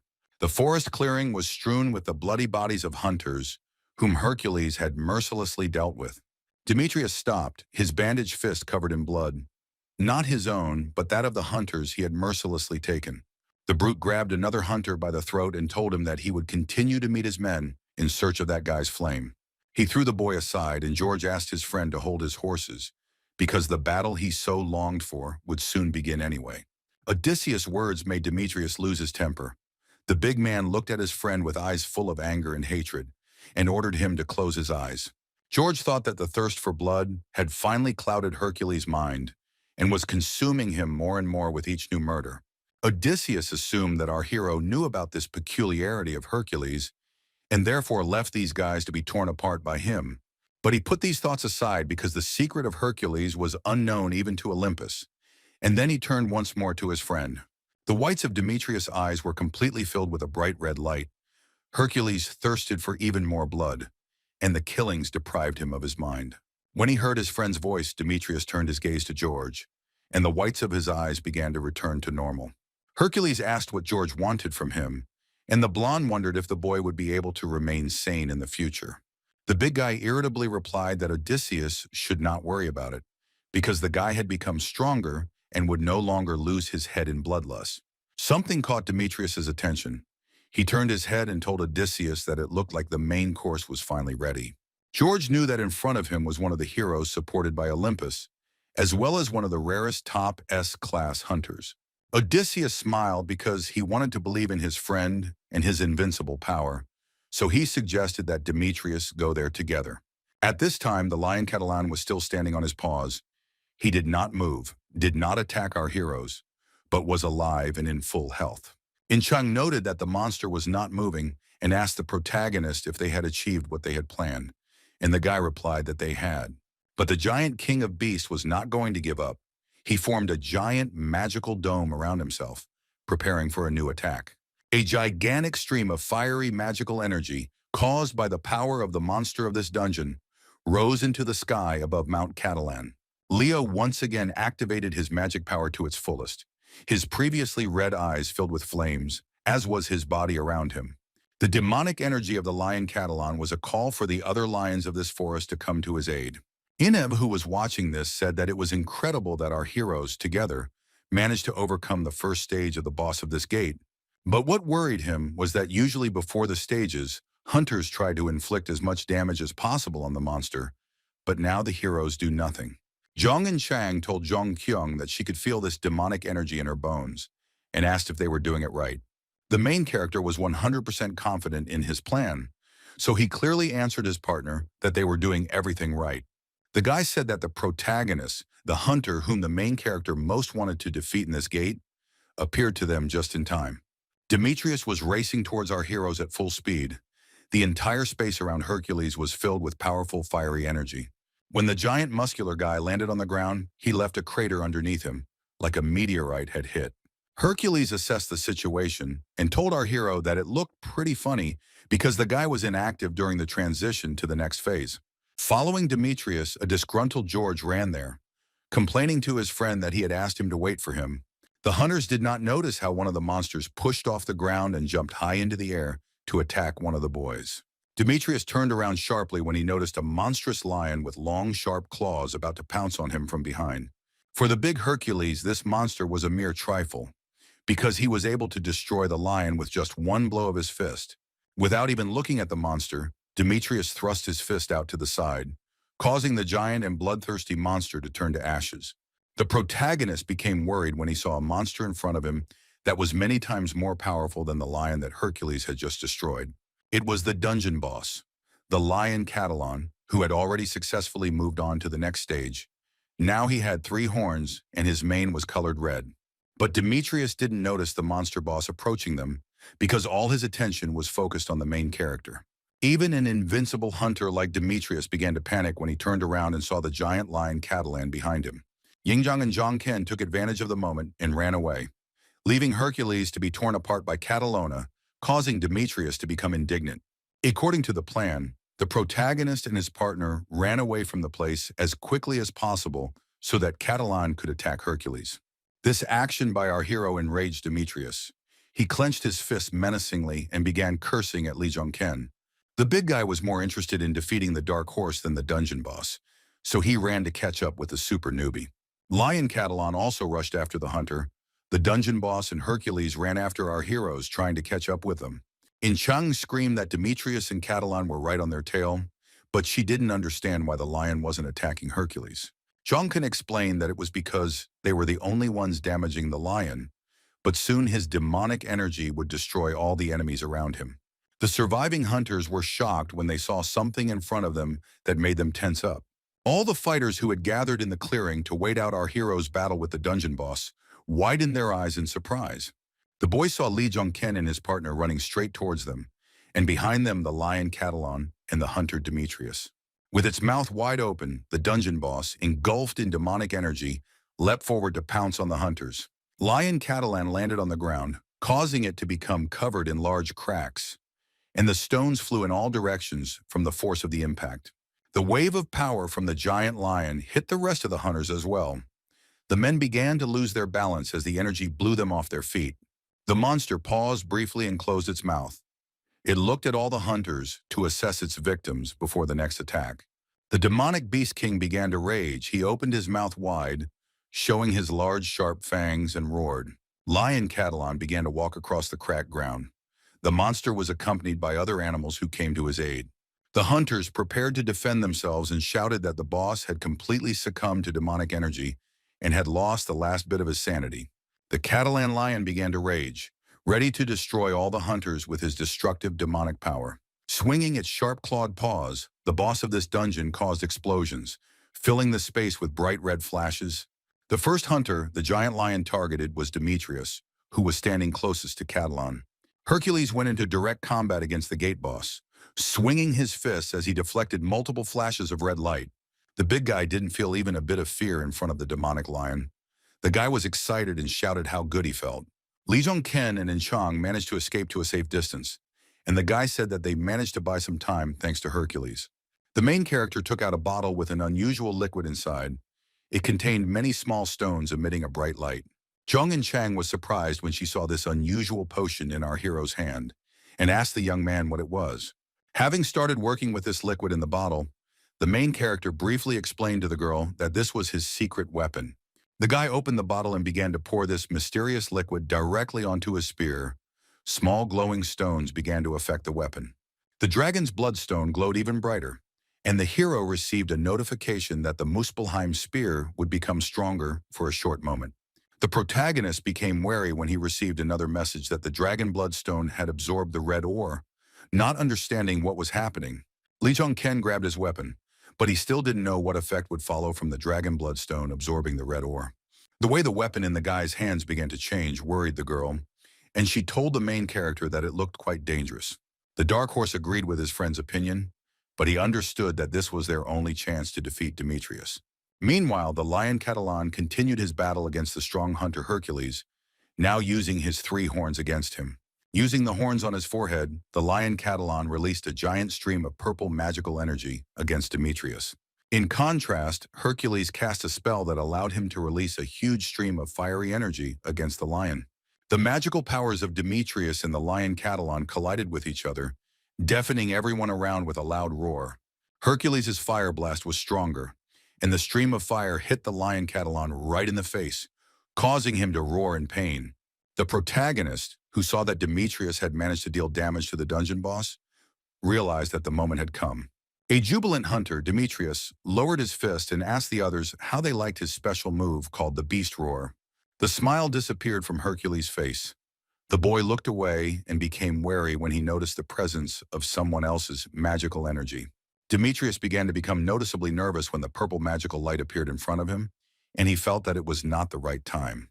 Suddenly, Odysseus covered Hercules' body, thereby repelling the attack against his friend Demetrius.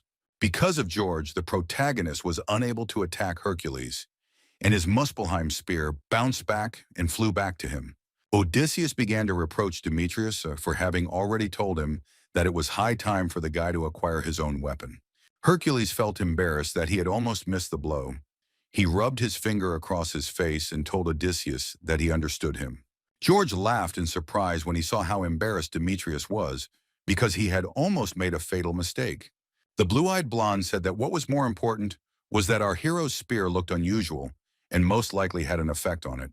Indignant, Demetrius replied that such an attack would not be able to touch him even close, and for the guy she was nothing more than an annoying mosquito. Hercules, once again determined to fight the lion, asked George to deal with the midges while he dealt with the real beast. The big guy pushed off the ground and flew into the sky, leaving behind a bright streak of light, and George was left alone with himself, holding the sword in his hand. Odysseus hung his head, offended by Hercules' words because they implied that George was much weaker than him. George concluded that Demetrius was looking down on him. The boy's body began to emit strong, magical energy. Zhong and Chang noticed Odysseus looking at her as the girl stood nearby, waiting for our hero's next commands. The huntress looked at the blue-eyed blonde, who was addressing her with hatred in her eyes, and asked what he was saying. The girl took the guy's words with hostility, so she decided to attack him. And a moment later, she pushed off the ground using her large sword. At high speed, Zhong and Chang flew towards Odysseus. She was ready to pounce on the guy who was an ally of their enemy Hercules. A confrontation began between Zhong and Chang and George. The huntress swung her sword, intending to hit the guy with it. Odysseus also attacked the girl. He swung his sword to hit her, but at the last moment, Zhong and Chang was able to dodge. George's next attack came as he jumped, grabbing the sword with both hands and swinging it, causing a large wave of magical energy. Zhong and Chang skillfully blocked Odysseus's multiple attacks, blue flashes shattering against her huge sword. George's attempts to kill the girl were unsuccessful.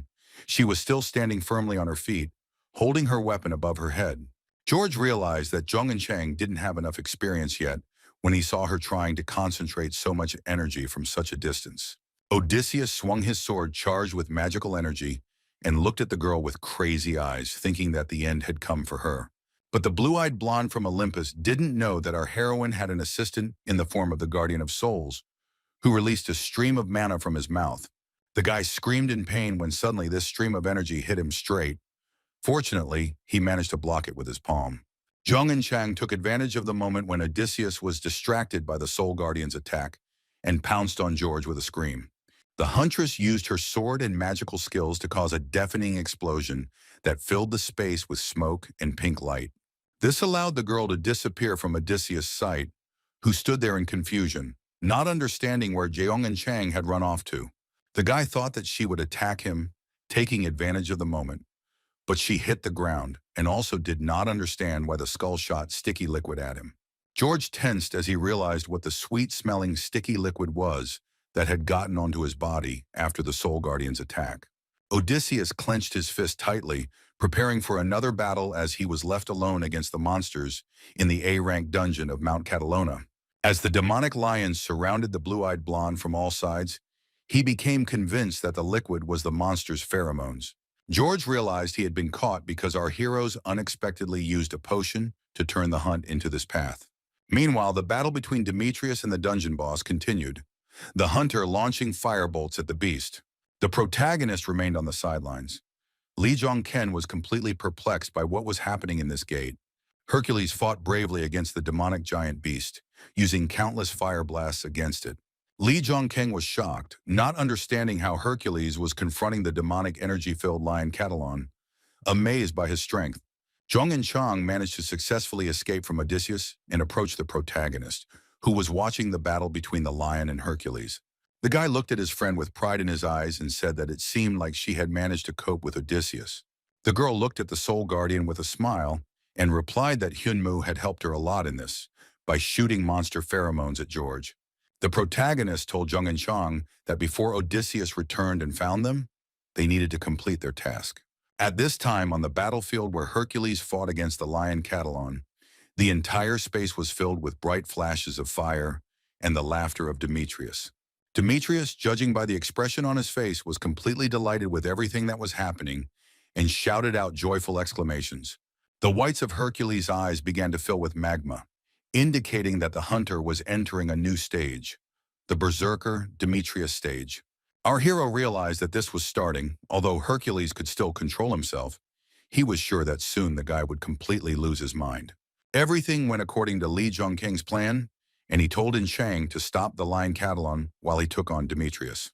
The protagonist knew that there was no need to kill Demetrius yet. He only needed to strike while the hunter was in this state. Demetrius, having entered the Berserker stage, began to deal even more devastating blows with his fist to the dungeon boss. Without using any weapons, the incredibly strong hunter Hercules managed to cause a huge explosion with his fist, turning the ground into a pile of rubble. When the lion tried to attack him, the boy was unaffected, Demetrius shouted, asking if this was all that Catalan had. Without wasting a second, the big guy pushed off the ground, leaving behind a flash of fire, to attack the dungeon boss again. He flew forward at great speed, his entire body charged with powerful fiery energy, forming a dome around him. Demetrius saw a flash of flame in front of him that was definitely not caused by his opponent, indicating that there was someone else on the battlefield. Hercules became wary when he realized that he was now confronted not only by the lion Catalan, but also by another opponent. The brute was forced to land and stop as a curtain of flame and smoke formed in front of him. Assessing the situation, Demetrius came to the conclusion that our protagonist had entered the battle, and said the name of the dark horse, looking warily to the side.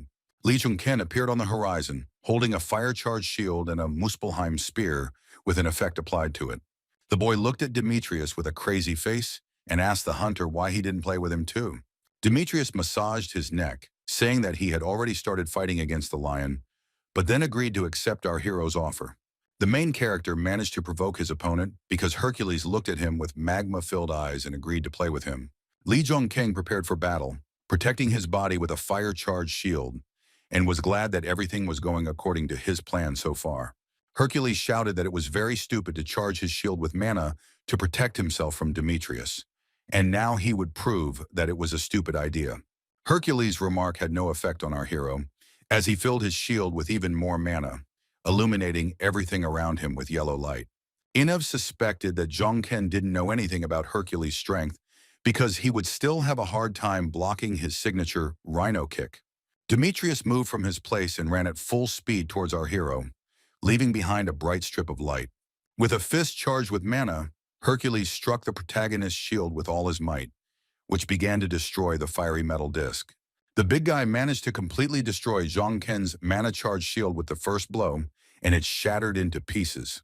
Demetrius' eyes widened when he saw that there was no one behind the destroyed shield, and Lee Jung-ken had suddenly disappeared somewhere. Hercules glanced to the side, trying to find our protagonist, who had managed to deftly disappear from his field of vision. The brute didn't notice that at this time, Dark Horse was already in the air right above him, aiming his spear at Demetrius. The protagonist screamed loudly and thrust the effect-charged spear straight into Hercules, while he was trying to find him, looking around. Demetrius looked at Lee Jung-ken in confusion when he saw that the boy had managed to thrust the spear straight into the big guy's shoulder. But the attack did not deal critical damage to the brute, so Hercules immediately fought back against the guy, throwing his fire-charged fist towards Lee. Without even looking at his opponent, Demetrius managed to successfully attack our hero, causing a small explosion with his fist. The blast wave from this explosion was so strong that the main character was thrown back many meters. Stretching his shoulder, Hercules asked Lee Jung-ken if he had hoped to fool the boy by simply filling his shield with mana. Mad with bloodlust, Demetrius shouted to the protagonist that he really was the Dark Horse and asked him to amuse him some more. Unlike Hercules, there was no smile on Jung-ken's face because he had just received unimaginable damage from Demetrius. The super newbie's mouth was stained with blood, but the guy did not give up and confidently asked Demetrius how he felt. Hercules replied that Jongken was being outrageous and simply scratching him, and said that the wound would heal on its own. The smile immediately disappeared from the confused Demetrius' face when he felt a strong pain in his shoulder, causing him to cry out. Panicking, the big man looked at his shoulder, the skin on which began to transform, and began to suspect that this was the effect of poison.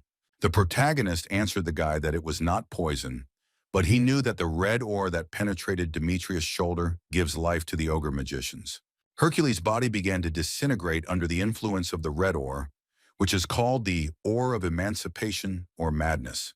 By stabbing the hunter with a spear, our hero infected his body with red ore, which gives ordinary ogres strength superior to bosses. This ore aroused great interest among mankind, so ambitious scientists soon began to study this material. Under the influence of the ore, animals turned into monsters, and the monsters gained incredible strength, and so the material was nicknamed the ore of emancipation. However, experiments on animals were not enough, and scientists decided to soon introduce this ore to hunters as well. The experiments were successful because under the influence of the red ore, the hunters became exponentially stronger. However, the use of red ore was soon banned because people literally rolled towards death from madness. After experiments on hunters who went crazy because of this material, it was nicknamed the Ore of Madness. The entire Catalona mountain was permeated with a strong magical force that shook the earth and raised dust above the trees. The main character was struck by this unimaginable magical energy, which made the entire Catalan mountain shake.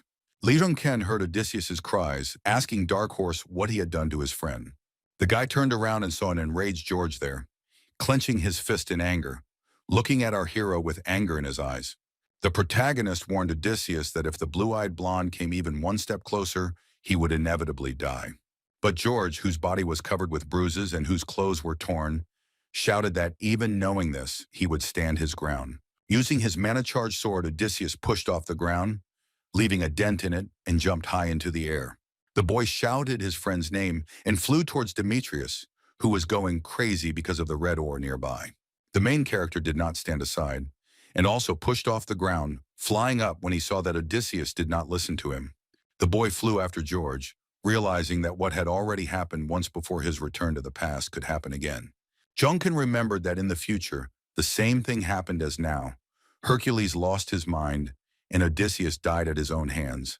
Under the influence of the red ore, Demetrius went completely mad, so he launched a powerful blast of fire, unaware of who it might hit. George screamed at Jongken to go away because the boy could still stop Hercules, who had just descended into madness. Our hero shouted back that even George couldn't stop Demetrius, and he wouldn't let the boy die like that. The argument between the super newbie and Odysseus escalated into an open confrontation. The guys began attacking each other with weapons. While defending himself from George's spear attack, the protagonist shouted to Odysseus that he had a plan. The blue-eyed blonde was perplexed when he heard from the main character that the guy knew what to do. Hearing this argument from the protagonist, Odysseus suddenly stopped swinging his sword and attacking Li Zhongken. George warned our hero that he could not trust him, but still decided to listen to him and asked what his plan was. The main character told the guy opposite that he only needed 5 minutes to carry out the plan, and they would hold Hercules off for that time. Odysseus was skeptical of this plan, believing that Jongken had no chance of holding the maddened Demetrius for 5 minutes. Meanwhile, Hercules, who had lost his mind, was already rushing towards the hunters, destroying everything around him with his fiery power. Noticing this, Li Zhongken began to shout his partner's name to warn her of the impending threat from Hercules. Completely gone mad, struck Jongken and Odysseus with his fist charged with fire energy, but they managed to dodge it. Demetrius' fist was now aimed at the dungeon boss, the lion Catalan. The boy wanted to deal a direct blow to the beast. Miss Zhong In Chang slammed her sword onto the ground, causing a large pink explosion to draw Hercules' attention to herself. Jongken was pleased with In Chang, who was doing a good job of luring Demetrius out, and the lion Catalan, who was now on their side, would help them contain the guy. George sighed heavily, having made his decision, and told the protagonist that he had no idea what Jongken was planning. The boy once again gripped his weapon tightly in his hand and charged the sword with mana, deciding to take the initiative in holding back Demetrius's power. Odysseus was prepared to defend and attack, telling Li Zhongken that he didn't feel like he had any other choice now. Jungken knew that the unstable red ore had a time limit of only 5 minutes, and if they could hold out, Demetrius would come to his senses. The main character understood that if they succeeded in doing this, then he would become the only winner in this war. In another part of Mount Catalan, hunters gathered who had previously successfully fought the simpler monsters of the dungeon. They panicked and screamed when they sensed demonic energy that clearly did not come from the second phase of the Lion of Catalan. The shocked hunters stared at the source of the demonic energy and screamed that the energy was not coming from the monster, but from Hercules. The guy was right, because at that moment, a maddened Demetrius was rushing at the crowd of hunters at breakneck speed with his fist engulfed in flames. Odysseus made a decision to fight Hercules, confident that only he could stop him, and they entered into a confrontation. The brave boy swung his mana-charged sword, trying his best to resist his comrade's destructive demonic power. George delivered another blow that hit the ground, causing a bright blue flash to form in that spot and sending rocks flying in all directions. This flash began to gradually fill with fiery demonic energy that belonged to Demetrius. Gradually, the stream of Hercules' flames displaced Odysseus's magical power, and this energy pushed the blue-eyed blonde aside. While Demetrius was aiming at his friend, Zhong and Chang snuck up from behind, taking advantage of Hercules' distraction. The girl struck the maddened brute with all her might, using her huge sword that emitted pink light. The raging Hercules took no significant damage from the blow, but turned his attention to the huntress. The guy punched where Zhong and Chang was standing to get rid of the annoying girl who was attacking him. The other hunters noticed that Demetrius was now fighting Odysseus and said that it was incredible because Hercules was a real monster. One of the men said he was passable, and whether it was just an observation or not, he didn't want to die here just like that, and the other hunter agreed with him. The huntress asked why a simple hunt in the gate had turned into some kind of quagmire, and asked Inev what he would do. A shocked girl in traditional Egyptian dress stared at Inev when he told her about the red ore. Inev told his friend that it looked like there was some red ore involved in this matter, so they needed to intervene. The fierce duel between the lion Catalan and the maddened Demetrius continued, the boy launching flashes of fire at the monster. For the first time, Hercules managed to knock down a lion. His strength was so powerful that the giant king of beasts fell to the ground with a crash. Demetrius, who had been focused on defeating the monster boss, was distracted by another enemy. It was Zhong and Chang, who wanted to attack the guy, but didn't have time because she got kicked by him. Fortunately, she managed to defend herself with a sword. However, Demetrius's blow was so strong that the girl could not stand still but flew far back. Demetrius was unimaginably stronger than our heroes, and the damaged Zhong and Chang continued to fly back, surrounded by rocks after the impact. Odysseus did not lose hope of bringing back his maddened friend. The guy shouted to Hercules to finally come to his senses. But Demetrius, who had completely lost his mind, did not listen to his friend. So George had to strike the big guy with his sword. The tip of Odysseus' sword collided directly with Demetrius' fist, charged with powerful flames, and the confrontation between the two hunters of Olympus began. Due to the direct contact, Demetrius' demonic energy began to transfer to George's weapon, destroying the sword. The blue-eyed blonde screamed in pain as Hercules' sword impacted him, causing the boy's clothes to be destroyed and turned to ashes. In this direct fight, Demetrius proved to be stronger, the big man pushing away George, who was trying to stab him with his sword. Hercules did not calm down. He cast a spell, after which a giant image of the face of a magical tiger appeared above his head. The protagonist couldn't stand by while Odysseus was taking damage, so he pushed off the ground to intervene. Junkin rushed past the maddened Demetrius, leaving behind a large streak of fiery magical light in the air. In midair, the protagonist grabbed George's hand, who after Hercules' blow, could no longer continue to participate in the battle. Lidong Ken decided to pull Odysseus away. The boys flew past Demetrius and landed on the ground, finding themselves at a safe distance from the madman. Odysseus, covered in bruises, asked the protagonist with displeasure how much longer those 5 minutes he had to wait would last. The super newbie knew that experiments had absolutely proven that the maximum limit of the red ore's effect was only 5 minutes. The guy sincerely didn't understand why this monster Demetrius wasn't tired yet, because much more than 5 minutes had already passed. The protagonist's eyes widened in horror and fear when he saw the crazy Hercules rushing straight towards them. Demetrius jumped and intended to pounce on our hero and George, who was sitting on the ground. The guys were already ready to defend themselves. Hercules was stopped when one of the hunters cast the water rampage spell, hitting him with a powerful wave of magical water.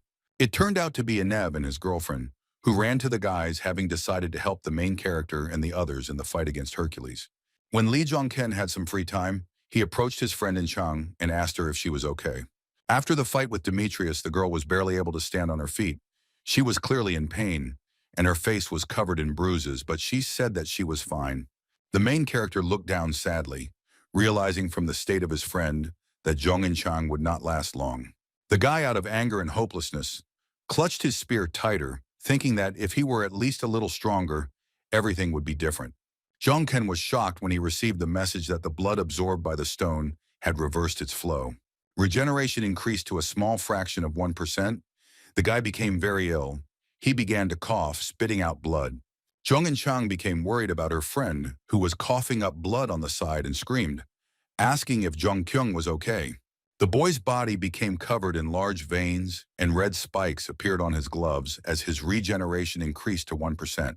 The blood absorbed by the dragon bloodstone continued to flow backwards, and the protagonist's eyes also began to change before his eyes.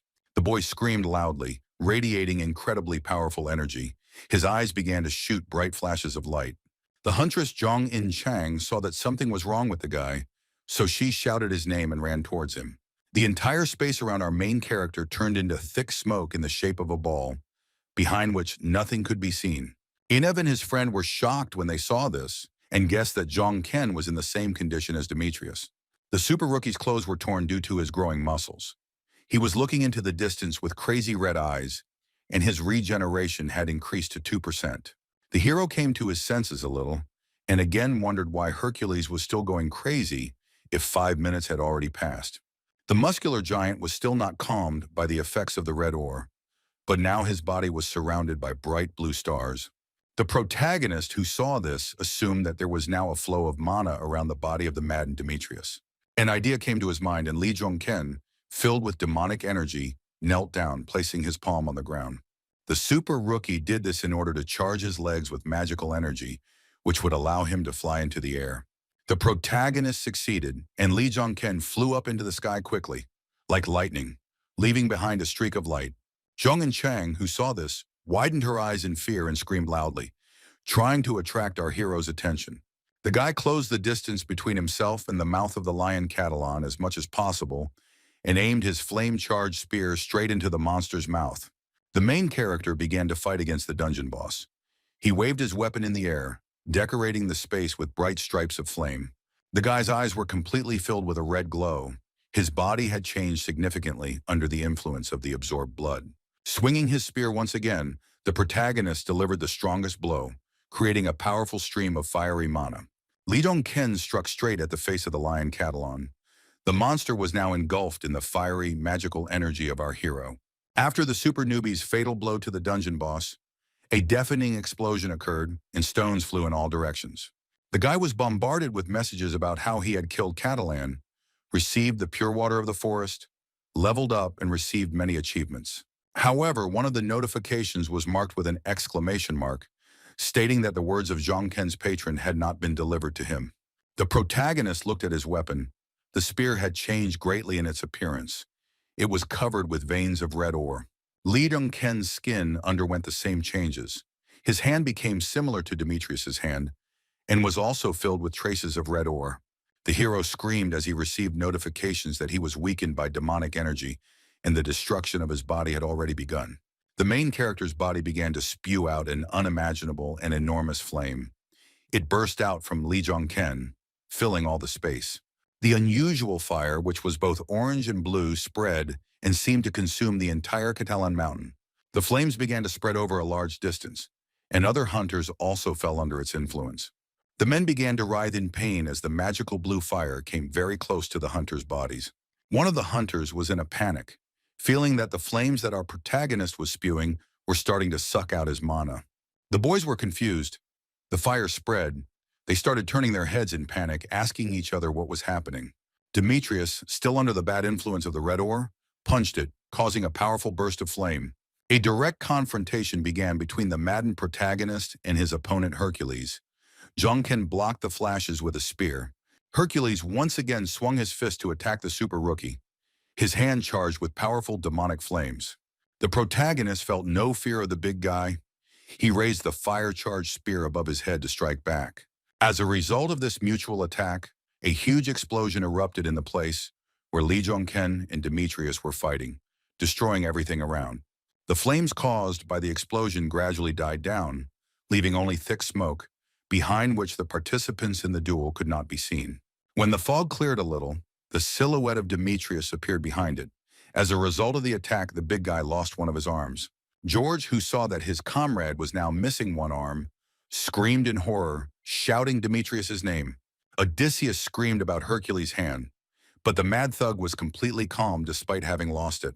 A moment later, Demetrius' hand returned to its place. It regenerated and was once again engulfed in demonic flame. George realized that Hercules' body regenerated by using a huge amount of mana, but he wondered what happened to Dark Horse's body. Zhong Enchang was very worried about her comrade. She kept shouting the protagonist's name to reach him. After the explosion, the protagonist received even more damage, but his body also fully recovered, returning his arm, shoulder, and leg to their place. Odysseus was shocked to see that despite Jongken's wounds being much deeper, he regenerated faster than Demetrius. Demetrius fully recovered from the damage he had taken and cast Beast Rush to continue the fight. The main character was also ready to continue the fight, so he pushed off the ground to attack the enemy from the air. Engulfed in demonic flames, Lee Jong-ken grabbed the spear with both hands to strike down at Hercules. Demetrius was ready for the protagonist's attack. He prepared his fire-charged fist to punch the Dark Horse. Odysseus was not happy that Hercules wanted to use the Beast Rampage, despite his arm not being fully healed. Throwing his fist forward, Demetrius still used this special move, releasing a powerful stream of flame towards our hero. Hercules' arm had not yet been fully restored, so it had many holes in it, from which blood flowed in a powerful stream. Demetrius's special move was no match for our hero, as he swung his spear to block the enemy's stream of flame. But the situation became more complicated when the stream of demonic fire turned into a powerful explosion that hit the hero. Demetrius, who had lost his mind, chuckled when he saw that he had managed to deal damage to the protagonist using Beast Rampage. When the cloud of flame died down, everyone saw that the main character remained alive, and he was ready to continue the battle against the bully. Driven mad by the red ore in his blood, Lee Jong-ken gritted his teeth and once again aimed at Hercules, his spear ready. The protagonist struck with his spear, leaving behind a powerful stream of fiery magical energy in the air. This blow caused a giant explosion, which became the final battle between Lee Jong-ken and Demetrius. When the hunter Odysseus saw with his own eyes what had just happened, he dropped his sword to the ground in surprise. George, shocked to the core, could not believe his eyes when our hero managed to carry out this successful attack. Ineb, who was watching the battle from the sidelines, was also extremely surprised, asking if Dark Horse had won. As the raging flames and curtain of smoke began to clear, people saw Jong-ken through the fog, piercing Hercules with a spear. The protagonist planted his boot right into Demetrius' chest, while Dark Horse's weapon was thrust into the big guy's stomach. Lee Jong-ken then summoned a bright flash of flame, which became the finishing move in the fight against the maddened Hercules. The brute threw his head back and spat out blood. Demetrius could no longer continue the fight and was defeated by our hero. The big guy, whose body was completely covered in veins of red ore, fell to his knees in front of the protagonist, losing his last strength. Meanwhile, Lee Jong-ken's madness did not subside. His body was covered in fiery veins and his eyes were filled with demonic energy. To achieve final victory over Demetrius, the protagonist swung the Muspelheim spear once more. George, who saw that Dark Horse was about to finish off his friend, ran forward, trying to stop Lee Jong-ken. Lee Jong-ken, who had been so greatly transformed by the magical material, ceased to exist. Survival instincts, the desire to kill, the blood of monsters, and the blood of the lion Catalan, all mixed with demonic energy. This formed a hybrid crystal, and just like the red ore subjects, our hero will spill everything inside him and die. Demetrius was kneeling and motionless, no longer resisting the hero, and the boy held his spear out in front of him, intending to strike. However, the guy was unable to do this, because an image of a girl in a blue robe appeared between the hunters. The woman with blonde hair and a large shield in her hand looked sternly at our hero, who wanted to harm Hercules even more. The boy wanted to deliver a fatal blow with a spear to Demetrius, but he could not penetrate the magical shield created by this woman. The blonde looked at Lee Jong-ken with her eyes emitting purple and orange light and ordered him to kneel down. The guy panicked when his body stopped obeying him. He was subject to the magical power of the lady who stood opposite him. Under the influence of the woman, the main character immediately obediently collapsed, falling to his knees in front of the blonde with the shield. Jung and Chung, who was watching all this from the side, was shocked when she saw our hero fall prostrate before the woman. Enev and his partner were also surprised by the appearance of the lady with the shield, who had power over the main character. George placed his fist over his heart, lowered his head, and said that it was a great honor for him to see Athena before him. Athena called everything that was happening a mess and complained to the guys that because of them, the girl was now in debt to Zeus. But what was more important was that the woman had no idea who the man was who had fallen on his knees before her, and she asked Odysseus about it. The guy got nervous in Athena's presence and started telling the woman who our main character is. Odysseus explained to the blonde that the man kneeling in front of her was Dark Horse, while Jong-ken sat on the ground, his body trembling. The blonde girl began to stare at Dark Horse, the guy who was sitting across from her. She realized that all the changes inside the gate were the work of our hero, and she could not believe that Jong-ken managed to push through her shield. Athena already knew that the Dark Horse had engulfed the entire Mount Catalona with its flames and had begun to steal all the mana from the flora and fauna of that gate. She naively thought that this newcomer was just lucky to join Asgard, but who would have thought that he would be able to defeat Hercules himself? The woman, taking into account all the circumstances, concluded that the main character was incredibly dangerous due to his unimaginable strength. Athena materialized a spear in her hand, deciding to get rid of the protagonist here and now. The girl's face was not visible due to her eyes shining with a bright light. She charged the spear with mana and was already ready to thrust it into the guy. But Athena stopped and turned her wary gaze to the side when someone shouted at her, trying to stop her. Mount Catalon began to transform, our hero's energy being replaced by the rainbow mana of another man who had stopped Athena. A silhouette of a shaved-headed man appeared in front of the woman, who, unlike the other hunters, was dressed in a formal suit.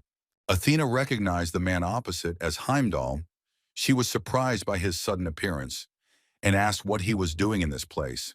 Yes, Song-gu walked closer and answered the blonde woman that he had planned to ask her a similar question.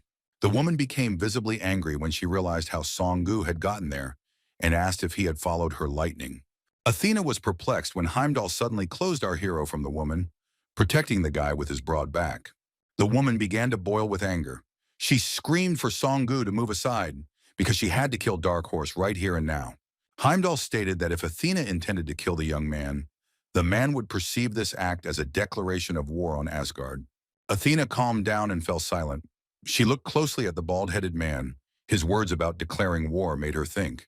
Clenching her fist, she asked Heimdall if this guy was really that important to him, thinking until then that there was not a single thing in the world that mattered to Song-gu. Heimdall listened to Athena's words in silence, and before answering the woman, he paused, thinking about something.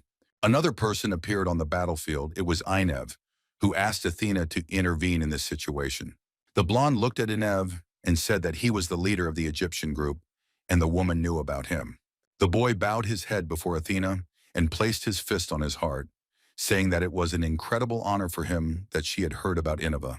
The hunter looked at the goddess of Olympus with pleading eyes and declared that the Egyptian Nile was asking her for the protection of the Dark Horse. The woman's eyes widened in surprise when the guy from Egypt stood up for our hero at the cost of his relationship with Olympus, appeared in the air, and Enev said that Athena herself most likely knew that this was the Eye of Osiris.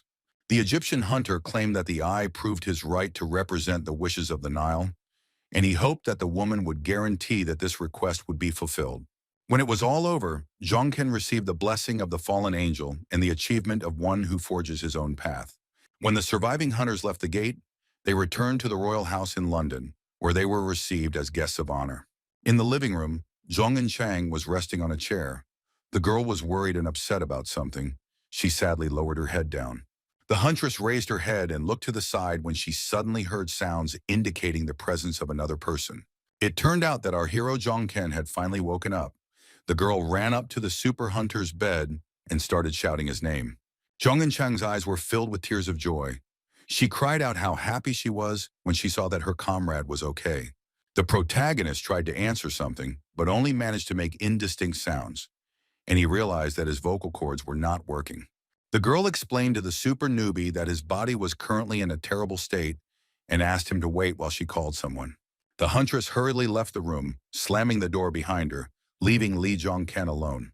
The guy noticed that there was a wooden shield and 2 swords hanging above the door, suspecting that he was now in the house of the Knights of the Round Table. Not all powerful hunters created organizations to rule the world in the shadows. There were also organizations with more noble ideals. One such organization, unlike Asgard, whose symbol was a wooden sword and 2 shields, was the Knights of the Round Table. The protagonist knew that the Knights of the Round Table only began to act when England was on the verge of destruction, and before that they did not try to change the course of things.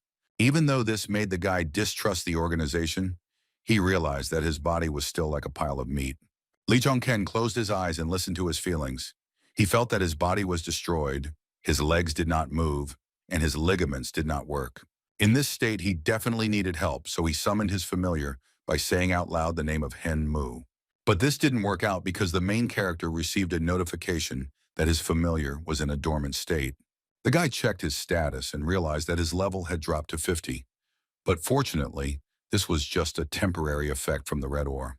He was delighted to see that he had acquired skills that were no less powerful than the unique ones, and expressed his hope for further collaboration with the fallen angel. Lee Jun-kyung stood up when Ye Song-gu came to him and immediately asked about the main character's well-being. Song-gu said that he heard that the boy's body was decomposing due to demonic energy, which is an extremely rare case. The boy smiled, mentally thanking the flow of mana in the fallen angel, because now getting rid of the demonic energy would not be a problem.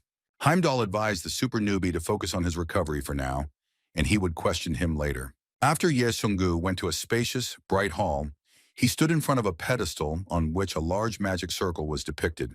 With her arms folded, Athena stated that Jong-ken's power was dangerous and abnormal, so Olympus requested a study of his skills.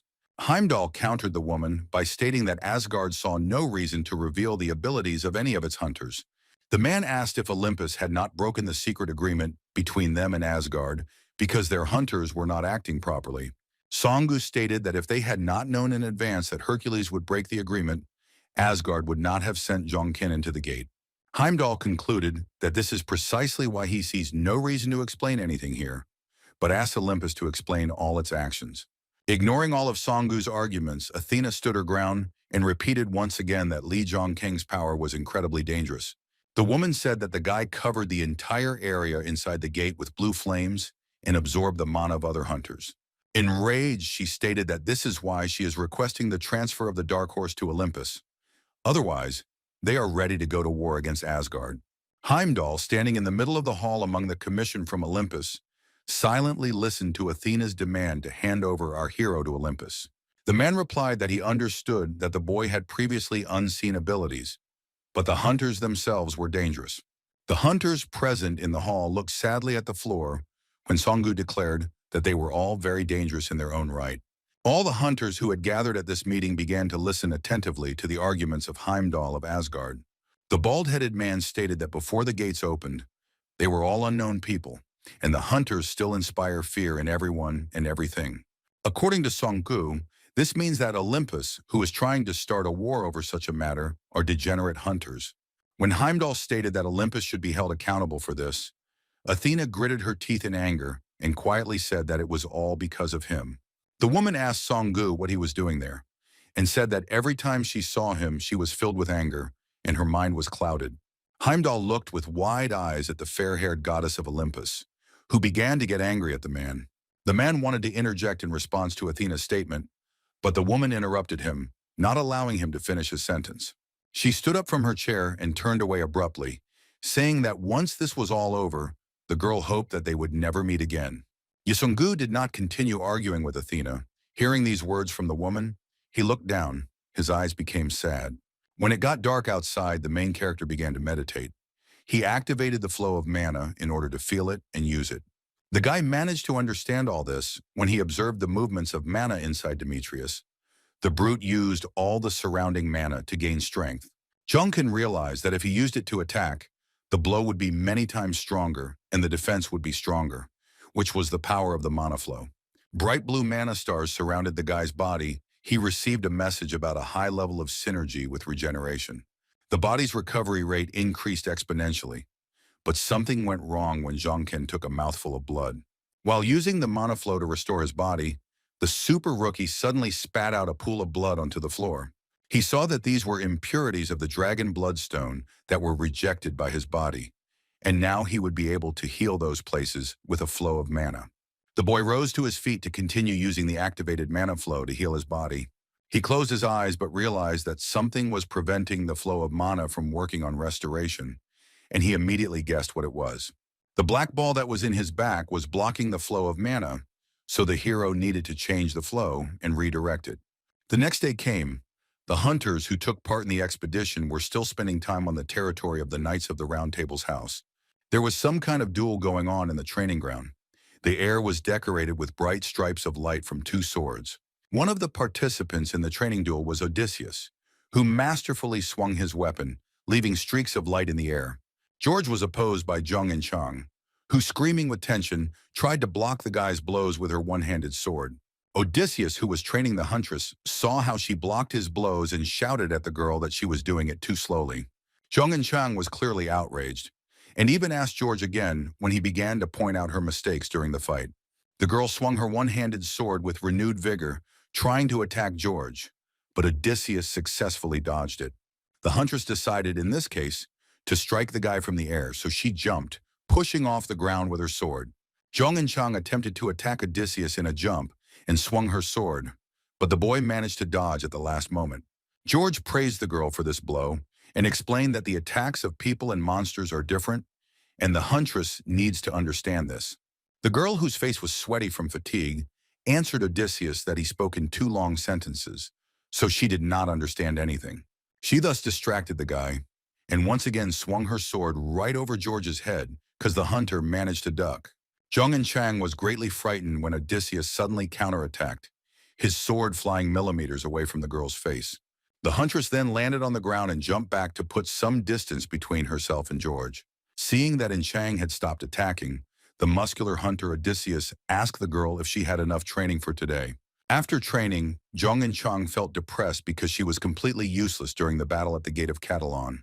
She was worried about the fact that the girl's patron had not yet awarded her a title, which meant that he did not want to acknowledge her. What also upset Zhong and Chang was that when the main character was engulfed in demonic energy, she couldn't even protect him. She received a message that Prince Charming looked at her with pity, and she could not believe that she was receiving such words from her patron.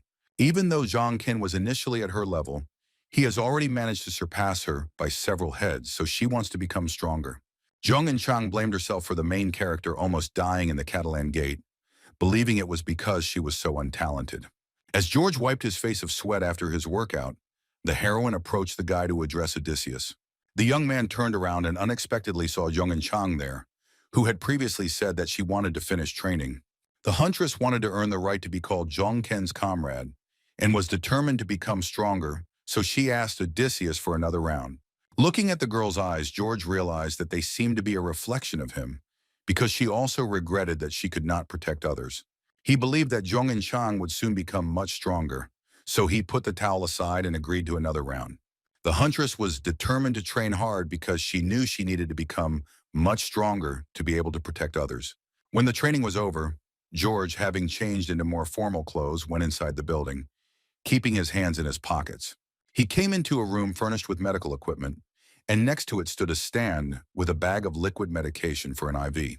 The young man said that he had sensed a trace of Zhong and Chang's potential back at the gates of Mount Catalan, but it was still unbelievable. Looking at his palm, George said that the girl was truly incredible, because every time she crossed blades with the guy, she became stronger. The boy clenched his fist tightly, saying that Zhong and Chang reminded him of Demetrius as he was in the distant past. Demetrius lay motionless in a hospital bed after his adventures in the gate, the big man unconscious and undergoing treatment. George said his gut feeling was that Hercules would love it, and it looked like Dark Horse had already woken up too. Odysseus turned once more to his comrade, who was unconscious, lying on the bed from his injuries. The blue-eyed blonde man with sadness in his eyes told his friend, even though he didn't hear him, to hurry up and get up. The guy added that it was not at all becoming for Demetrius to lie in bed like that. Hercules' body was wrapped in wires and IVs. The following actions took place in the house where the main character and the other hunters spent their time after the expedition. Yusonggu once again visited the Knights of the Round Table's house to visit Lee Jung-kyung, who was still recovering from his injuries. The shaved-headed man knocked and entered the protagonist's bedroom, silently looking at Jong-ken, who was doing something there. Jong-ken was already feeling more cheerful. He stood and stretched his arms, and when he saw Songgu, he assumed that he had come here for a reason. Heimdall was surprised when he saw that the boy could already move, and said that, as always, Jong-ken was full of surprises. The man decided to get straight to the point and asked the main character if he knew anything about the so-called lightning. The main character told his friend that lightning is a sacred artifact of Olympus, which is endowed with the power of Zeus. Songgu replied that there weren't many abilities in the world that could match Zeus' lightning, so such skills had always been subject to research. The guy put in a word about Heimdall having a similar skill called Bifrost, and a surprised Songgu asked how he knew about it. Jongkin did not immediately explain how he knew about the man's skills, but said that he had something to tell Heimdall. Songgu understood Jongkyung, but said that this was not the best place to have such a dialogue, so he asked him to follow him. The main character and Heimdall came to a well-kept green garden. The guys got to this place through a portal that was behind them. Lee Jung-ken began to look at the amazingly beautiful place they had arrived at. The sunny sky was decorated with a multicolored rainbow. The luxurious garden in front of the majestic building was decorated with fountains, and monumental stairs with flowers in pots led to the house. After examining the place, the protagonist told Heimdall that it was amazing, and Songgu replied that it was Bifrost, his sphere of influence. Songgu understood what the guy wanted to talk to him about, so he immediately asked him if he was a prophet or a regressor. The protagonist hesitantly answered that something like that, and said that he had read a book about Heimdall and his comrade. Jongkin explained that the book was about a man known as the Demon King. These words from the super rookie truly shocked Songgu. The man stared at the boy with his eyes wide open in surprise. The protagonist and the leader of the Major League Guild continued their private conversation in Heimdall's sphere of influence. The super rookie and Ye Seonggu talked for a long time while walking around the blooming grounds surrounding the medieval Gothic-style house. Heimdall, with a ton of new information pouring out on his head, asked the hero if he was asking him to believe that Songgu had killed him. Our hero explained that Songgu did not kill him because he believed that the man knew that this action would lead to everything that is happening now. The man said that he had no choice but to believe Lee Jung-ken because he even knows that he and Athena were once together. The protagonist asked if Bifrost was telling him now that all of this was true, and stated that the book about the Demon King was not finished yet. The guy explained that everything described in that book was just the beginning, and the future would depend only on Jong-ken's actions. Bifrost told Songgu that the young man was telling the truth, and the man asked what our hero's intentions were. Jong-ken declared that he intended to change the hellish future he lived in, and from that moment on, many things would go differently. The boy mentally apologized to Songgu for not being able to tell him the whole truth about how changing the future was not his goal. When it was already dark outside, the protagonist was again spending time in the house in England, where he and the other hunters were received. Dark Horse was secretly followed by Enev, who climbed up a tree branch to look into the window and spy on Jong-ken. A snow-white smile lit up the Egyptian hunter's face when the guy was convinced that the super newbie had indeed woken up. Jong-ken noticed Enev's presence and said that to think that the guy had entered the round table area, and then asked what happened. Enev humbly apologized for his rudeness and said that he had taken a great risk by coming here on orders to ask something from Mr. Dark Horse. The protagonist knew that Enev had requested his veto power to protect the boy, but he didn't think they had anything in common in terms of interests.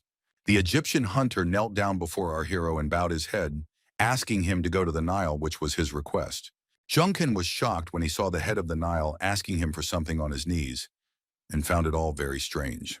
When Enev, standing on a branch outside the window, rose to his feet again, the protagonist asked the hunter why he needed to go to the Nile.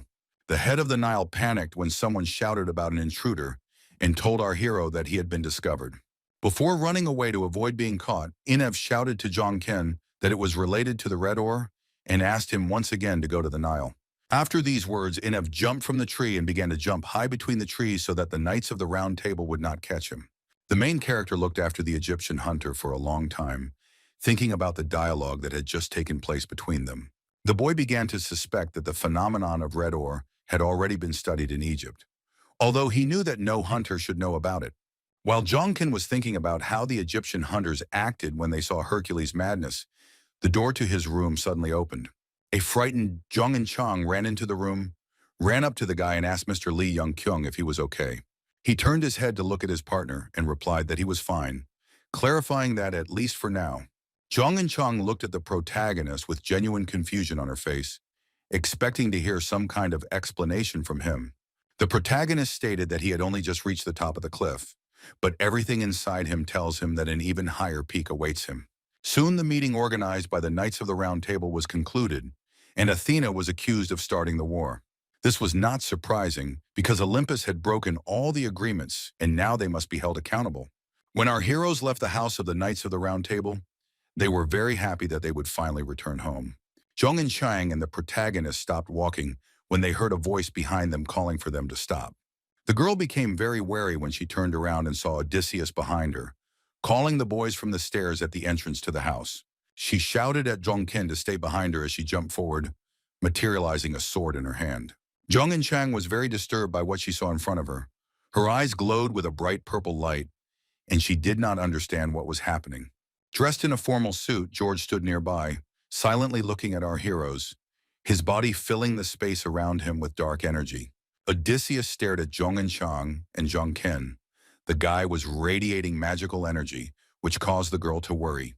Jong and Chang stood in front of the protagonist with a sword in her hand, preparing to defend herself from Odysseus. Lee Jong-kyung tried to calm the girl down by telling the huntress that everything was fine, which left Jong and Chang confused.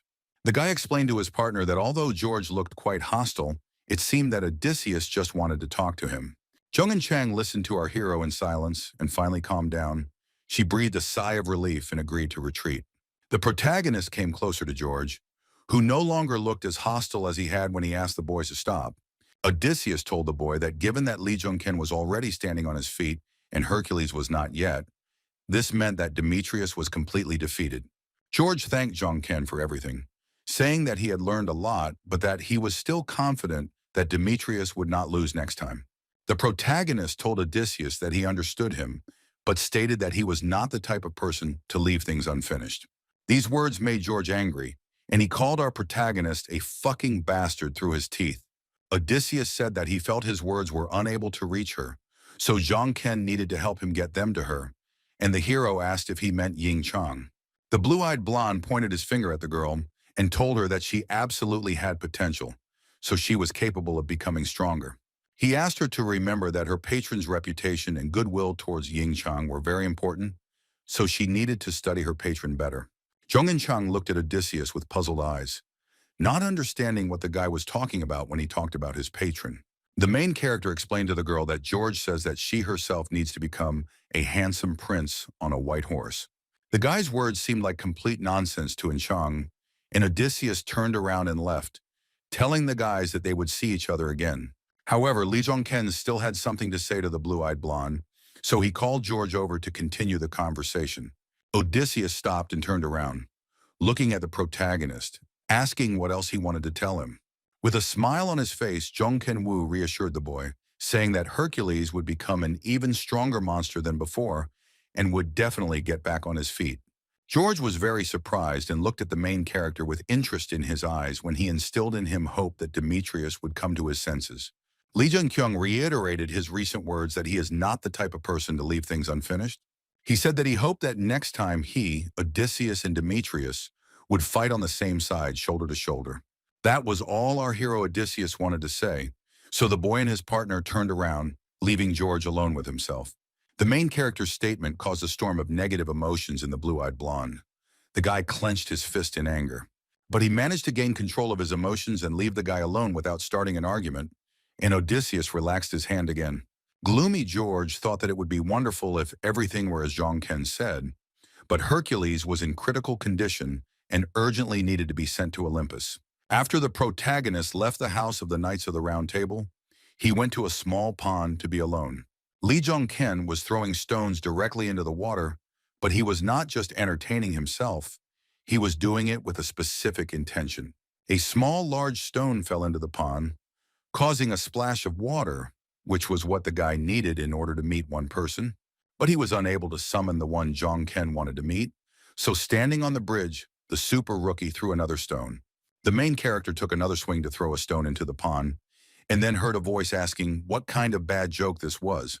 Lee Jong Ken's eyes widened in surprise when he heard the voice of the man he had tried to call by throwing stones into the pond. A bright magical glow appeared above the water surface, and yellow stars decorated the space around. An image of a blonde girl appeared in front of the guy, who said that she didn't know who told him how to find her. But all this wasn't very tactful. The protagonist recognized the mysterious girl with a translucent body in front of him as Merlin, and asked her if he was right about this. The blonde with big blue eyes was surprised when she realized that the guy knew her name, because he looked like a simple man. Lee Jong Ken, looking the girl in the eyes, declared to Merlin that he was the true head of the round table meeting. This information was not enough for the girl, and she asked who he was, but received the answer that she herself guessed who the guy in front of her was. Merlin grimaced and said that before her was the man who had defeated Demetrius, the dark horse, and also an overly arrogant hunter. The girl asked the guy what he was trying to achieve from her, deliberately provoking her, suspecting that he knew perfectly well who she was. Merlin flew into the air several meters above the pond, the girl's body turning into a glowing green silhouette.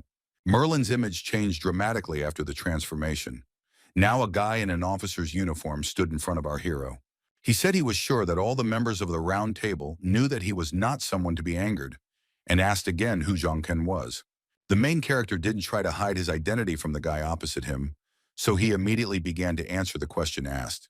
Jong Ken looked at the young man with crazy red eyes and declared that he was the one who knew where Excalibur was now. The guy's statement caused genuine shock in Merlin. The guy could not hide his emotions and stared at the main character with wide eyes.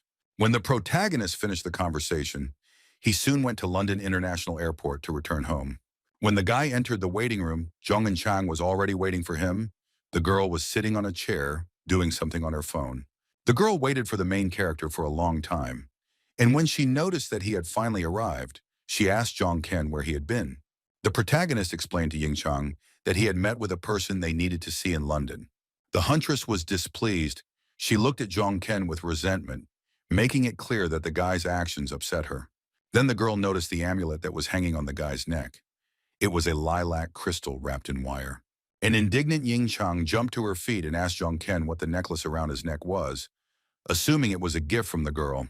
The main character was taken aback by the hunter's unexpected claims against him and hesitated, not knowing what to answer. The girl started pointing her finger at our hero and shouting that she knew the guy was hiding a bunch of girls in England. A hurt Jong and Chang said she hoped it wasn't like that and never thought that Jung Kyung would be a cable, declaring that she was disappointed in him. Ye Song-gu intervened in the conversation, approaching the guys in the airport lounge and asking them if all the preparations were complete. The protagonist blossomed when he saw Heimdall in front of him. He joyfully asked his comrade if he had taken care of everything. Song-gu's mood improved when he saw that the guy was happy to see him and said that he had taken care of everything and that it was time to go back. Jung-kyung, Heimdall, and Jong and Chang turned around to hurry back to Korea, but suddenly some guy asked them to wait a minute. Our hero stopped and turned around, looking with surprise in his eyes at the man who called him. The guy in the gray coat said that Merlin told him that Jong Ken would be waiting for him here and asked him to pass on her message. The stranger conveyed to the protagonist Merlin's words that the guy would undoubtedly have to repay her debt for the necklace. The action continued to unfold on the territory of the international airport in London, where our heroes were going to return home. After talking with that stranger, Ye Song-gu asked our hero how he knew about Merlin. The protagonist took the necklace in his hand and showed it to Heimdall, explaining to the bald-headed man that they had made a deal. Song-gu was shocked when he saw the Merlin necklace on the guy's neck, and the hero said that he almost died because of this jewelry. Back when Jong King first met Merlin and the girl turned into a guy, he shouted and insisted that the hero tell him the truth. Merlin was very angry at the main character. She filled the entire space around with her magical energy and attacked the guy. Rubbing the back of his head, Jong Ken told his friend that facing them all face to face was still too much for him, but he really needed that necklace. The main character's story about meeting Merlin brought a smile to Heimdall's face. He sighed heavily and looked away. This time Jong Kyung, his friend in Chang, and Song-gu did not return to Korea through the portal, but used the plane. The hour had come when the hunters boarded the plane to fly home, and the aircraft was already in the air. The main character and his partner sat silently next to each other. Heimdall at this time sat a few steps behind, resting after a difficult mission. Jong and Chang broke the silence and told our hero that there was still something she still couldn't understand. The tired protagonist looked at his partner and asked her what the girl still couldn't understand for herself. She explained that this concerned George because the boy, despite the fact that they were enemies, helped her in training and even gave advice. Jong and Chang said that if Hercules did to Jongken what he did to him, she was sure she would be consumed by the thirst for revenge. The girl was surprised that Odysseus helped her and treated our hero well, believing that she simply could not understand the nobility of high-ranking hunters. The protagonist expressed his opinion, saying that the reason why Odysseus helped them must be his intuition. The guy explained to his partner that most likely George simply realized that our hero was not going to deal with Demetrius. Soon the boys heard a voice on the loudspeaker saying that the plane would soon land and all passengers needed to fasten their seatbelts. When the plane landed in Korea, our heroes were already met at the local airport by numerous cameras blinding them with flashes. The waiting room was packed with journalists and reporters who greeted the dark horse with enthusiastic cries and took pictures of the guy. Jongken felt awkward when he read the banner welcoming the dark horse who single-handedly defeated Hercules. Song-gu said that the reporters were told that Demetrius had challenged the guy to a duel and that he had defeated him, and the hero asked why he was only learning about it now. Heimdall said it was a surprise and asked our hero if this was not what he had been striving for, to gain the fame and popularity he deserved. The protagonist looked at Song-gu with a smirk. His mood improved because his friend was right that the guy wanted fame. Lee Jun-kyung decided to go ahead and greeted all the reporters and fans who came to the airport to meet him. As the boy approached the cameras, journalists and fans began to shout enthusiastically, blinding the young man with camera flashes. All the cameras were aimed at our hero. They were constantly photographing the new star called Dark Horse. The internet was buzzing with discussions about Jongkeng, and the world's eyes were glued to the coming era of heroes, and especially to our hero. The boys finally returned home, and when night fell, Jong and Chang and the protagonist again came to the abandoned industrial building. They stood silently next to each other, leaning their hands on the fence, and looked at the beautiful night sky, decorated with bright stars and light clouds. The huntress was not aware of the further plan after the expedition to London, and she asked the hero what he was going to do next. The main character told his partner that Jongken had too many things that he still needed to do. The first thing the guy needed to do was repair his equipment, because the spear was almost completely ruined by the dragon bloodstone.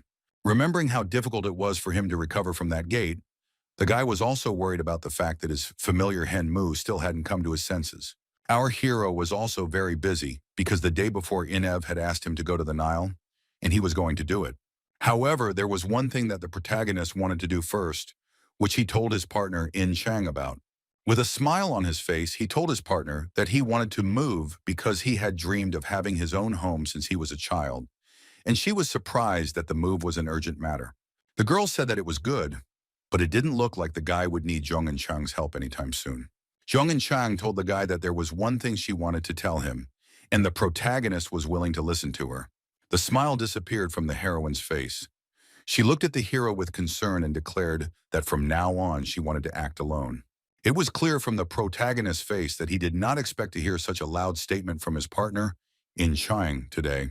She said that defending the gate with Jongken was fun and very valuable as an experience, but she needed to find something she could do on her own. Inspired by George's instructions, the girl left, leaving the main character alone with himself. The guy looked after her for a long time.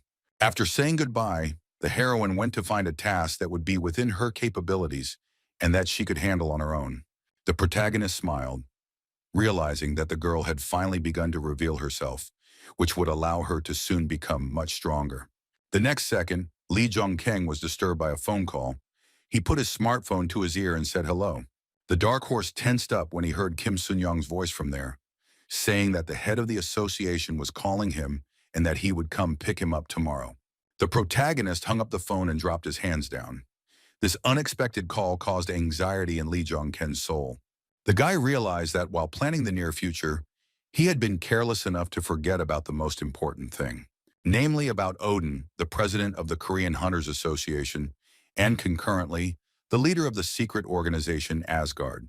Meanwhile, it was still light in London. Not all the hunters had left the city, and other events were unfolding there. An excited George ran somewhere at full speed.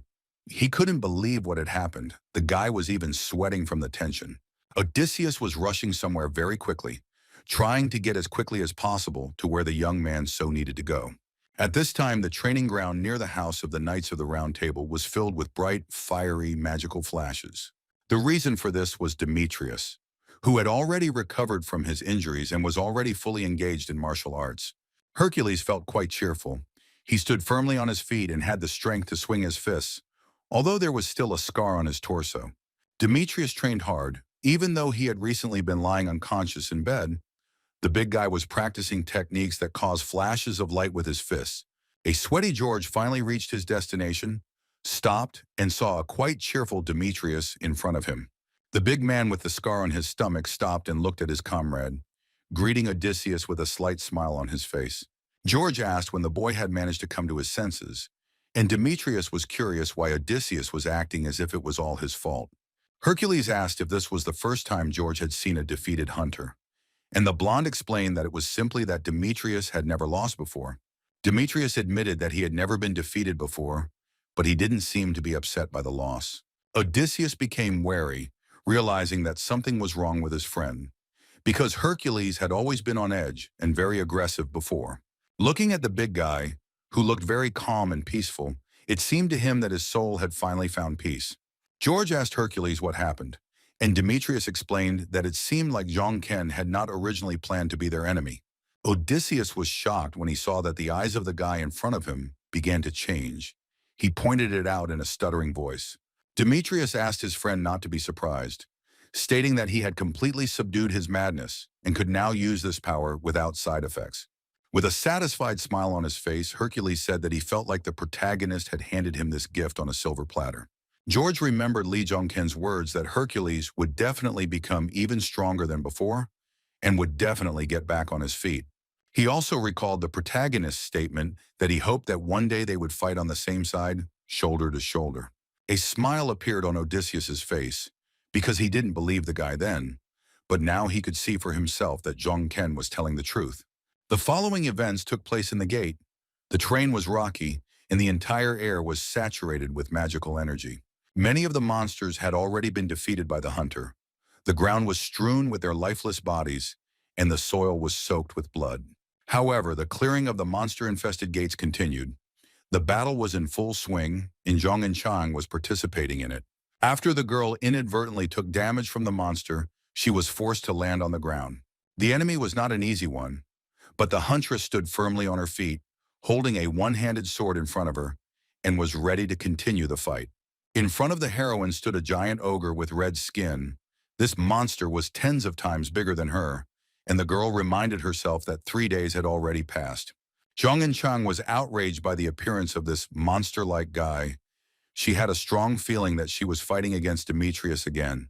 The red-skinned ogre with pointed ears and red eyes, dressed in iron armor, looked at the girl, releasing steam from his mouth.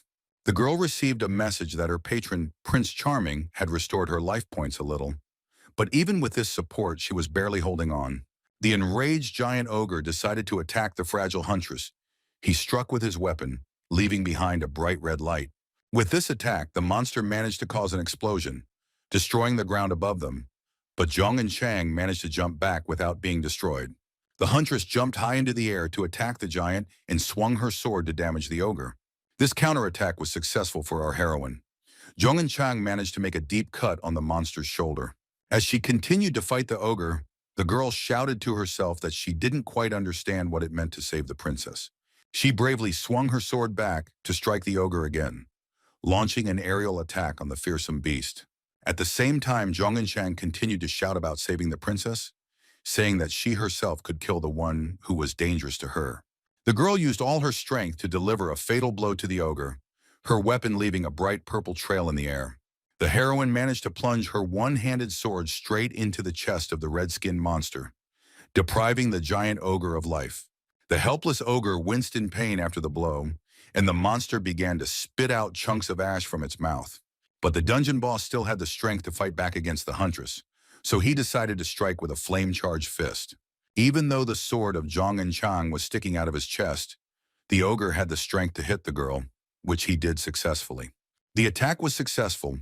The girl who received damage fell to the ground with a crash, leaving behind a cloud of thick smoke. However, the heroine's attack also did not pass without a trace for the monster.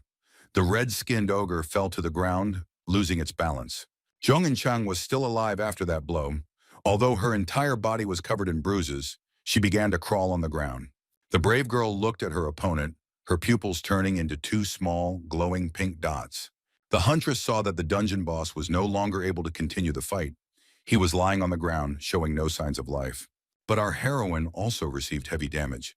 She pressed her palm against the red ground to try to get to her feet. She failed, and deprived of her last strength, Zhong and Chang lay on her back on the ground, pressing her hand to her stomach. She knew that the healing potions were gone, and even if they were, she didn't have the strength to even use them. Hope had left her heart. Suddenly, a skeleton with bright shining eyes in a robe appeared in front of the girl.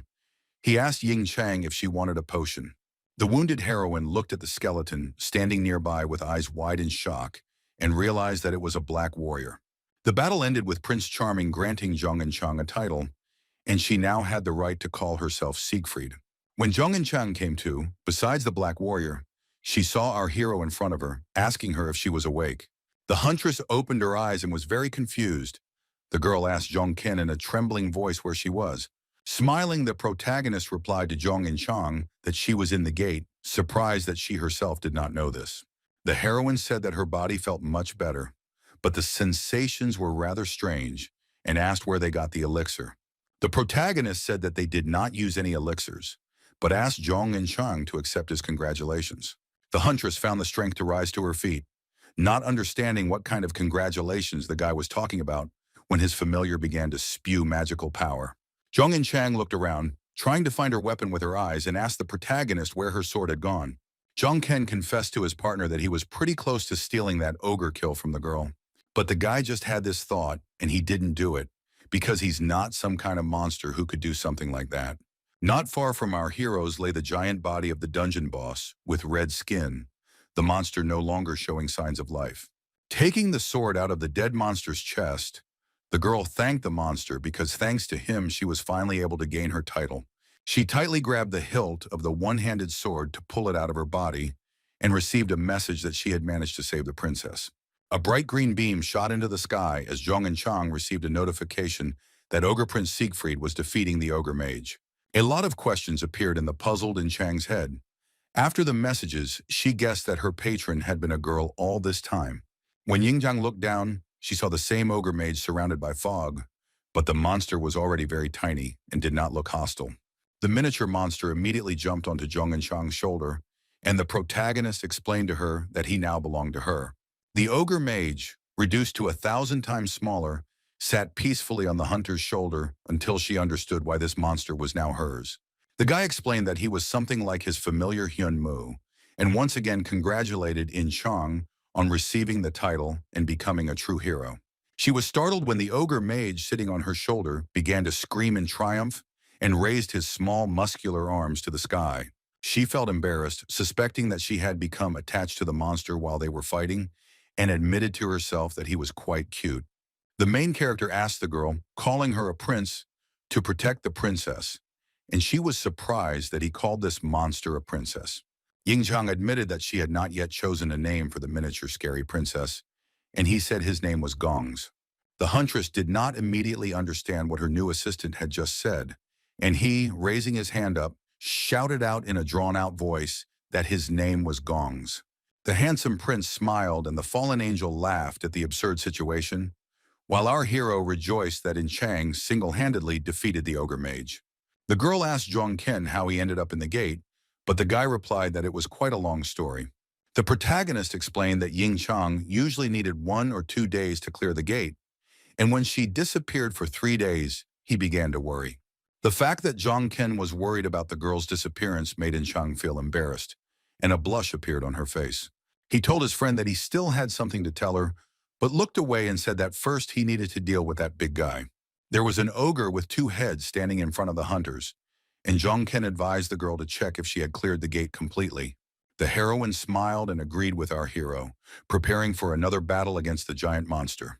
The girl was filled with the heroic strength she had gained from receiving the title, and she recognized the monster in front of her as the boss of the ogre village. With a smile on her face, Jong Eun-chang stated that the two-headed ogre was a perfect opponent to test her new hero powers against. The huntress pushed off the ground to leap towards the two-headed ogre and suddenly slashed her sword at the monster from the air. Jong Eun-chang was shocked when her new assistant Gongs charged at the ogre with a loud scream in defense of her. The miniature monster began to quickly circle in the air around the two-headed ogre, rendering the dungeon boss helpless against its attack. In a matter of seconds, Gongzu managed to deal with the giant monster, depriving the beast of both heads, which flew apart.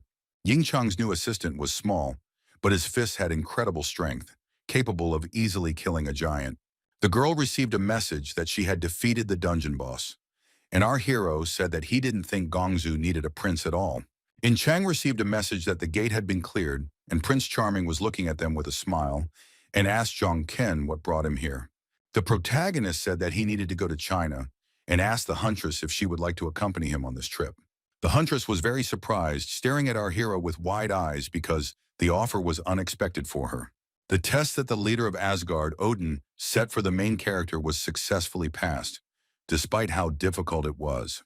The boy wondered if their taboo with Odin would work, but Zhong Ken managed to get around it with the help of the pendant he received from Merlin. So Li Zhongkeng managed to get into Asgard. He infiltrated the shadow organization that pulls the strings all over the world. His assistant Hyun Mu has finally grown up and formed a new body. He has not yet reached the level of the evil king of the undead army, but he can already control 7 skeletons.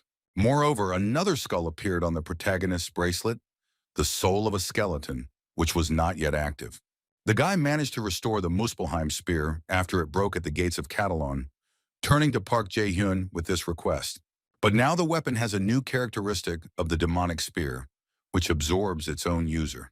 So the guy needs to go to China, the most dangerous region of the world, which has turned into a kingdom of monsters due to the open gates.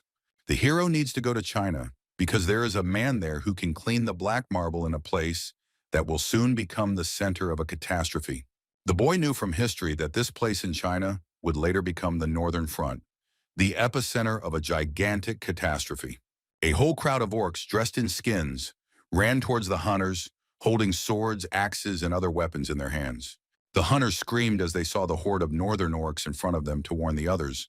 The cleanup had been going on for over 3 hours now. The hunters taking part in the cleanup were surprised when a high wall of flame formed between them and an entire army of monsters. The fire did not touch the guys, but only destroyed the bloodthirsty monsters. The orcs began to burn alive, screaming in pain and agony. The frightened hunters began to turn around to find those who had managed to protect them with the help of a wall of flame. The main character stood nearby, controlling fire with his palm, and his partner, Jong In-chang, was standing on the hill next to him. The boy arrived in China to help fight against monsters, his eyes glowing red and his hand engulfed in magical flames. After the cleanup was completed, the protagonists, In-chan and Ye Seong-gu, approached the local hunters to meet and talk. The man in the warm robe thanked Jong Ken for his help, but he was worried that the boy was actually going to go there. The protagonist said that he should thank the hunters for protecting his country and said that there was something there that he needed to do. The hunter said that he heard that the guy managed to defeat Hercules, but there is a barrier that no man can pass through. Li Zhongken asked the man not to worry about it because he had already managed to find a solution to get through this obstacle. The main character and his partners stood in front of a giant magical wall that filled the entire space with blue light. Song-gu interjected that he was always curious about how Li Jun-kyung planned to travel without the help of his Biver Esta. An excited Jong In-chang, on whose shoulder Gongzu was sitting, asked our hero what it was. The main character explained to the girl that this was a gate, because literally the entire territory of China had now turned into one solid gate. In-cheng didn't quite understand the guy, but he assured her that the girl would understand everything herself when she saw it with her own eyes. Heimdall was the first to approach the giant gates, and he lightly touched the magical wall with his palm. The bald-headed man took the initiative to explore the portal first, so he asked the boys to step back first. Heimdall reminded Zhong Ken and Ying Chang that no matter what happened in that gate, They must know that a man would not be able to help them in any way. When Ye Xionggu touched the portal again, the wall began to transform, and he declared that he would wait for them at this place once a month. The man explained that if they couldn't get out by that time, he would return in a month and so on, month after month. The main character told his older friend that if everything went according to his plan at the gate, he would be able to get out of there himself. Smiling, the man looked at Zhang Ken and said that he hoped that everything would be just as our hero said. Heimdall remained outside, watching as the protagonist and his faithful companion passed through the activated portal into the gate. Song Gu was once again convinced that the guy had not lied when he told him that he would make every effort to save everyone he could. When the man successfully led the boys through the gate, he stood still, lost in thought, and did not go his way. The leader of the top league guild made the treacherous decision to go and try to reduce their burden as much as possible. The main character and his girlfriend successfully moved to China, a country that turned into a solid gate. It was very cold inside. Zhong and Chang was shivering from the cold, not understanding how anyone could live here, and Gongzu was hiding behind the collar of her warm jacket. It was colder there than our hero expected, which meant that everything there was happening faster than in the original timeline. The hunters heard alarming sounds. Our hero immediately warned his partner that snowworks were approaching. The girl grabbed a one-handed sword and declared that she would deal with the monsters, because she still wanted to warm up somehow.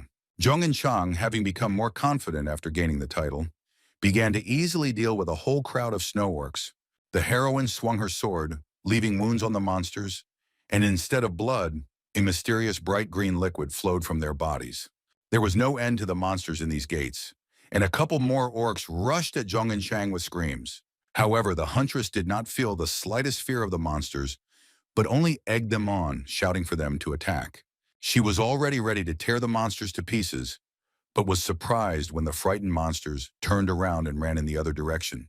The protagonist, who was watching the orcs, told his partner that their behavior looked like they were running away from someone. The guy was right, because ice trolls immediately appeared on the horizon, stronger monsters that could defeat a B-rank hunter on their own. The hero knew about the danger of these monsters, so he immediately called his weapon and asked the girl to be careful, because they were ice trolls. The duel between the hunters and the bloodthirsty trolls began. Zhang Ken struck with his spear, cutting the monster's body into two parts. Zhong and Chang also participated in the battle, jumping with a one-handed sword, and was able to kill an ice troll with the first blow. The protagonist and his partner tensed up, barely maintaining their balance, the magical power hovering around them in the form of a black fog. The huntress became alert, her eyes wide with fear, asking Zhang Ken what was happening in this gate. She said that everything was a bit strange here, and there were quite a lot of strong monsters, and the hero interrupted her and asked if it had become more difficult for her to control mana. The protagonist was right, and the girl agreed with him, adding that the movements and combat tactics of these monsters were similar to those of humans. Zhang Ken saw the meaning in the girl's words, concluding that the process of absorption by the gate was going faster, and urged her to move forward further. Further into the gates, the weather became even worse. The trees were covered with snow, a strong wind was howling, and it was snowing heavily. The protagonist and Zhong and Chang walked through the gate together. The snowstorm made them even colder, so they pulled up their hoods. It was clear from the girl's face that she was not delighted with this walk, because large wet snow was flying straight into her face. She asked Zhang Ken how far they still had to go, and he said it would take about a month to walk. Our hero's statement shocked the girl. She opened her mouth wide when she heard that they would have to walk for a whole month. He clarified that this was if they did not stop, so there was no time to waste and they needed to find a means of transportation. Stopping, Zhang Ken pointed his hand towards the heavenly lake on the top of Mount Pactuson. This would be their first starting point. Let it not be calm, and having reached the first point, the heroes fought with monsters. The whole ground was strewn with their bodies. The hunters lit a fire to make it warmer. Yingcheng warmed her hands by the flames together with Gongzu, and our hero looked into the distance nearby. The main character smiled, looked at his friend, and said that he would go for a walk to check out the situation. The girl silently stared at Zhang Ken, warming her hands by the fire, and Gongzu crossed his arms over his chest, looking at the guy with displeasure. Zhong and Chang jumped to her feet and was surprised when the boy came and brought with him two large gray deer with glowing blue eyes. It turned out that this was the very means of transportation that Jongken had spoken of, and soon the boys were saddling the deer, overcoming the gates on horseback. Thanks to the deer, the hero's speed of movement increased. They galloped swiftly on the animals, overcoming the snowy forest. The protagonist and his partner reached their destination and jumped off the deer to continue their journey on foot. In Chang asked if they would be climbing to the top of Paektusan now, and she wondered why it was getting hotter instead of colder. It was so warm that the girl decided to get rid of her winter jacket and asked why they had never met any monsters on the way here. The main character also got rid of his down jacket and explained to Zhong and Chang that there are no monsters because the ruler of the mountain protects it. The huntress looked at Zhongken in surprise when she heard about some mountain lord and asked if he was a human. The guy turned his gaze to his partner and replied that the ruler of the mountain was not a person, but did not specify who exactly. The huntress began to list who it could be, and the hero admitted that he didn't even know what the correct name for this creature would be. Zhongken said that in any case she would soon see them herself, and suggested leaving the moose here so that they could continue on foot. The boy looked towards the top of the mountain, his eyes glowed red, and he said that we need to break through the barrier. There really was an obstacle between the main characters in the top of Mount Paektu in the form of a magical, impassable wall. Meanwhile, in Korea, the president of the Hunters Association and the leader of Asgard, Odin, stood alone on the roof, looking at the metropolis as if it were in the palm of his hand. The man recalled how he decided to find Asgard and devote himself entirely to people when gates began to open all over the world. But later he realized that the hunters are the ones whose protection it is his duty to protect, and the common people are left behind. Odin knew that Zhongken had gone to China, but that country had not lived up to his expectations, even though monsters were raging throughout its territory. But he had hoped for the guy who had single-handedly defeated Hercules, thinking that perhaps he could find what Odin had once failed to find. The man's eye flashed blue and Jin Hyun laughed evilly, raising his palms up, saying that this was getting very interesting. With a sly grin on his face, Asgard's leader Odin stuck out his tongue and licked the tip of it over his lower lip. The man got scared and suddenly covered his mouth with his hand, cursing. He stopped himself, realizing that he had just done something wrong. One told himself that he couldn't afford to absorb it so early. The man's pupil narrowed and completely turned into a blue ball of light. The jubilant man released his magical energy, deciding to slowly enjoy it because it was his best snack. The main character and Zhong and Chang managed to successfully climb the mountain. Seeing the beautiful scenery around, the girl was delighted. Zhongken, looking at the view, confirmed when Zhong and Chang asked him if they had arrived at the right place. The guy turned his gaze to the side and noticed the place for which he had climbed the high mountain Paektu for so long. The place wasn't the safest, so the protagonist immediately materialized his Muspelheim spear. Dark Horse immediately activated his aura, emitting a red light, and told his friend that they had arrived at the Heavenly Lake. They weren't the only ones there, as the boys were met by a shocked crowd of other hunters with an aura of blue light. Yingmang and Gongzu immediately became wary, preparing their weapons, and the girl asked if our hero knew that people lived in the lands of monsters. The hero replied that he knew that people lived here, and said that they were survivors from the ancient lands of North Korea. The local hunters were outraged and tried to find out, shouting at the main character how he knew everything about them. The main character stunned the locals with his statement, saying that he was looking for a meeting with the ruler of Mount Paektu. The hunters were shocked to learn that the boy even knew about the king of the mountains, and came to the conclusion that the stranger in front of them was extremely dangerous.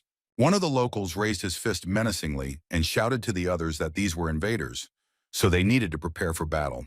When Li Zhongkeng first arrived here, he wanted to avoid an unnecessary fight, but seeing the behavior of the locals, he came to the conclusion that he had no other choice.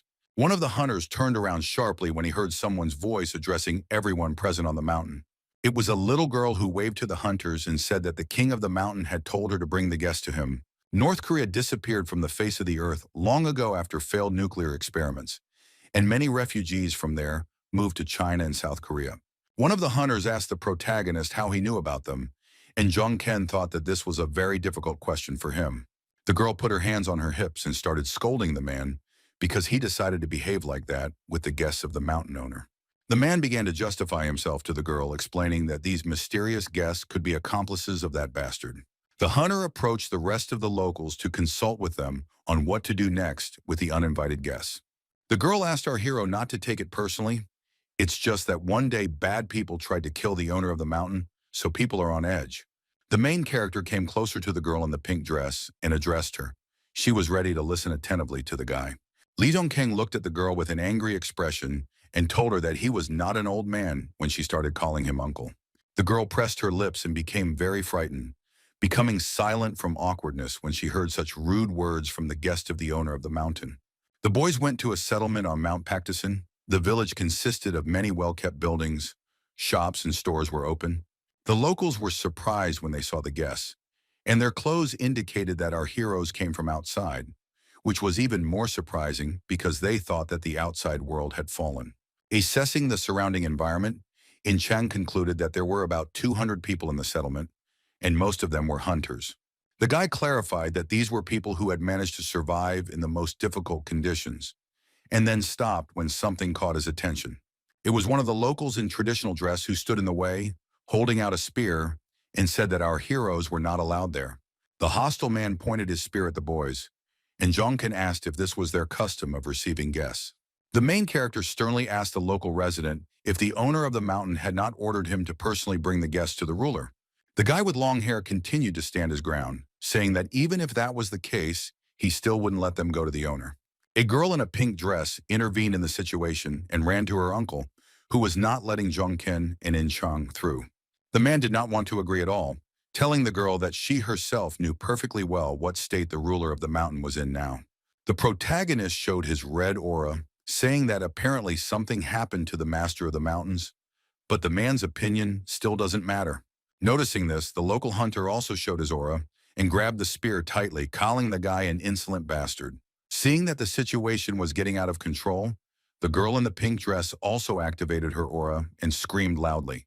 This allowed her to attract the attention of the main character. The guy stopped and turned his gaze to the screaming girl. The local hunter with long hair also calmed down a little and looked at the girl who wanted to stop them. The formidable girl, whose body was emitting a bright light, declared that in the name of the head of the village of Chenji, she ordered the guard to get out of the way. This made the careless hunter obey. He lowered his head guiltily and answered in a trembling voice that he obeyed her. The girl turned around, looked at the main character, and asked him to follow her so that they could finally come to the owner of the mountain. She led the protagonist and his partner to the ruler of Pectuson. They made their way through a dark cave lit by torches. Along the way, our hero asked In Chang if she knew anything about the myth of Tangan, but it seemed that the girl did not understand what was being discussed. Zhong Kyung told her that there was an old forgotten myth about how Hwanung came down from the mountains and discovered Korea, founding their people there. The huntress became curious as to why the main character suddenly decided to remember the myth of the founding of Korea. The guy explained that the locals obviously knew something about this myth, and the girl ran in front of them with a satisfied smile on her face. The girl in the traditional pink dress was beaming with happiness because they had finally arrived to the owner of the mountain, and she called him. When the boys entered the chambers of the mountain's master, the entire room was filled with blue magical energy, but the ruler was not yet visible. They came closer and saw in front of them the owner of Pectuson. It turned out to be a magical white tiger with shining blue eyes. The protagonist did not feel any fear of this large beast, but took several bold steps forward to talk to it. The girl climbed onto the tiger's paw, and the hero asked him if he was the master of the mountain. The beast was hundreds of times larger than a man. The mountain lord replied that, surpassing all his military forces and knowing about him, our hero and his partner were in any case honored guests. The tiger stood up on all fours and confirmed that he was the master of Mount Paktu, and then asked what brought them to him. Zhong In Cheng felt a piercing fear of the tiger throughout her body because she saw what a terrifying aura the beast had. The main character did not immediately report why he came to the owner of Pectuson, but simply called everything that was happening a mess. The huge tiger looked at Li Zhongken carefully, waiting for the boy to explain what he meant. The boy said that the power that the tiger had to protect the mountain would soon disappear, and asked the animal if he was right in his reasoning. Our hero knew very well that the master was dying because the source of his power, Mount Pectuson, was gradually being destroyed. The owner of the mountain became wary because the boy knew such details, so he asked Zhongken who he was. Zhongken stated that he was the one who wanted to help the mountain lord, but to do so he wanted to meet someone else instead of him. The main character clarified that he wanted to meet not a tiger, but the true owner of Mount Pektosan. These words enraged the giant tiger. He opened his mouth wide and began to roar, shouting at the impudence of the guest. The guy said that they were able to detain the intruder, but it was not normal for the owner of the mountain to be a dying bastard, so he asked to take him to the true ruler. Tiger took control of his emotions when our hero declared that in exchange, he could save not only him, but the entire village of Chenji. When the conversation with the huge beast ended, our heroes went outside again. The well-kept settlement was decorated with rays of the sun. Li Zhongken, Zhong Chang, and her assistant Gongzu stepped aside to discuss everything that had happened in private. The girl asked who the true ruler of the mountain was and mentioned that the guy had said earlier that it was not a monster. The hero said that she might think of him as a reindeer harnessed to our sleigh, but this creature was much more advanced. Zhongken tried to explain it more simply by saying that after absorbing the magical energy from the gate, their personality and appearance changed. He added that this did not explain his ability to communicate with people and the ability to absorb such large amounts of magic. The boy said that even before absorbing magical power, he was different from other animals, and asked if she knew what alphas were. Without waiting for an answer, he explained that alphas are bigger, stronger, and smarter than other animals. But the owner of Pektosan is even more special. The heroine was shocked when Li Zhongken said that the mountain lord was special because he had his own patron. It was no surprise to the boy, because the owner was a hunter like themselves, but now he was wounded by an intruder.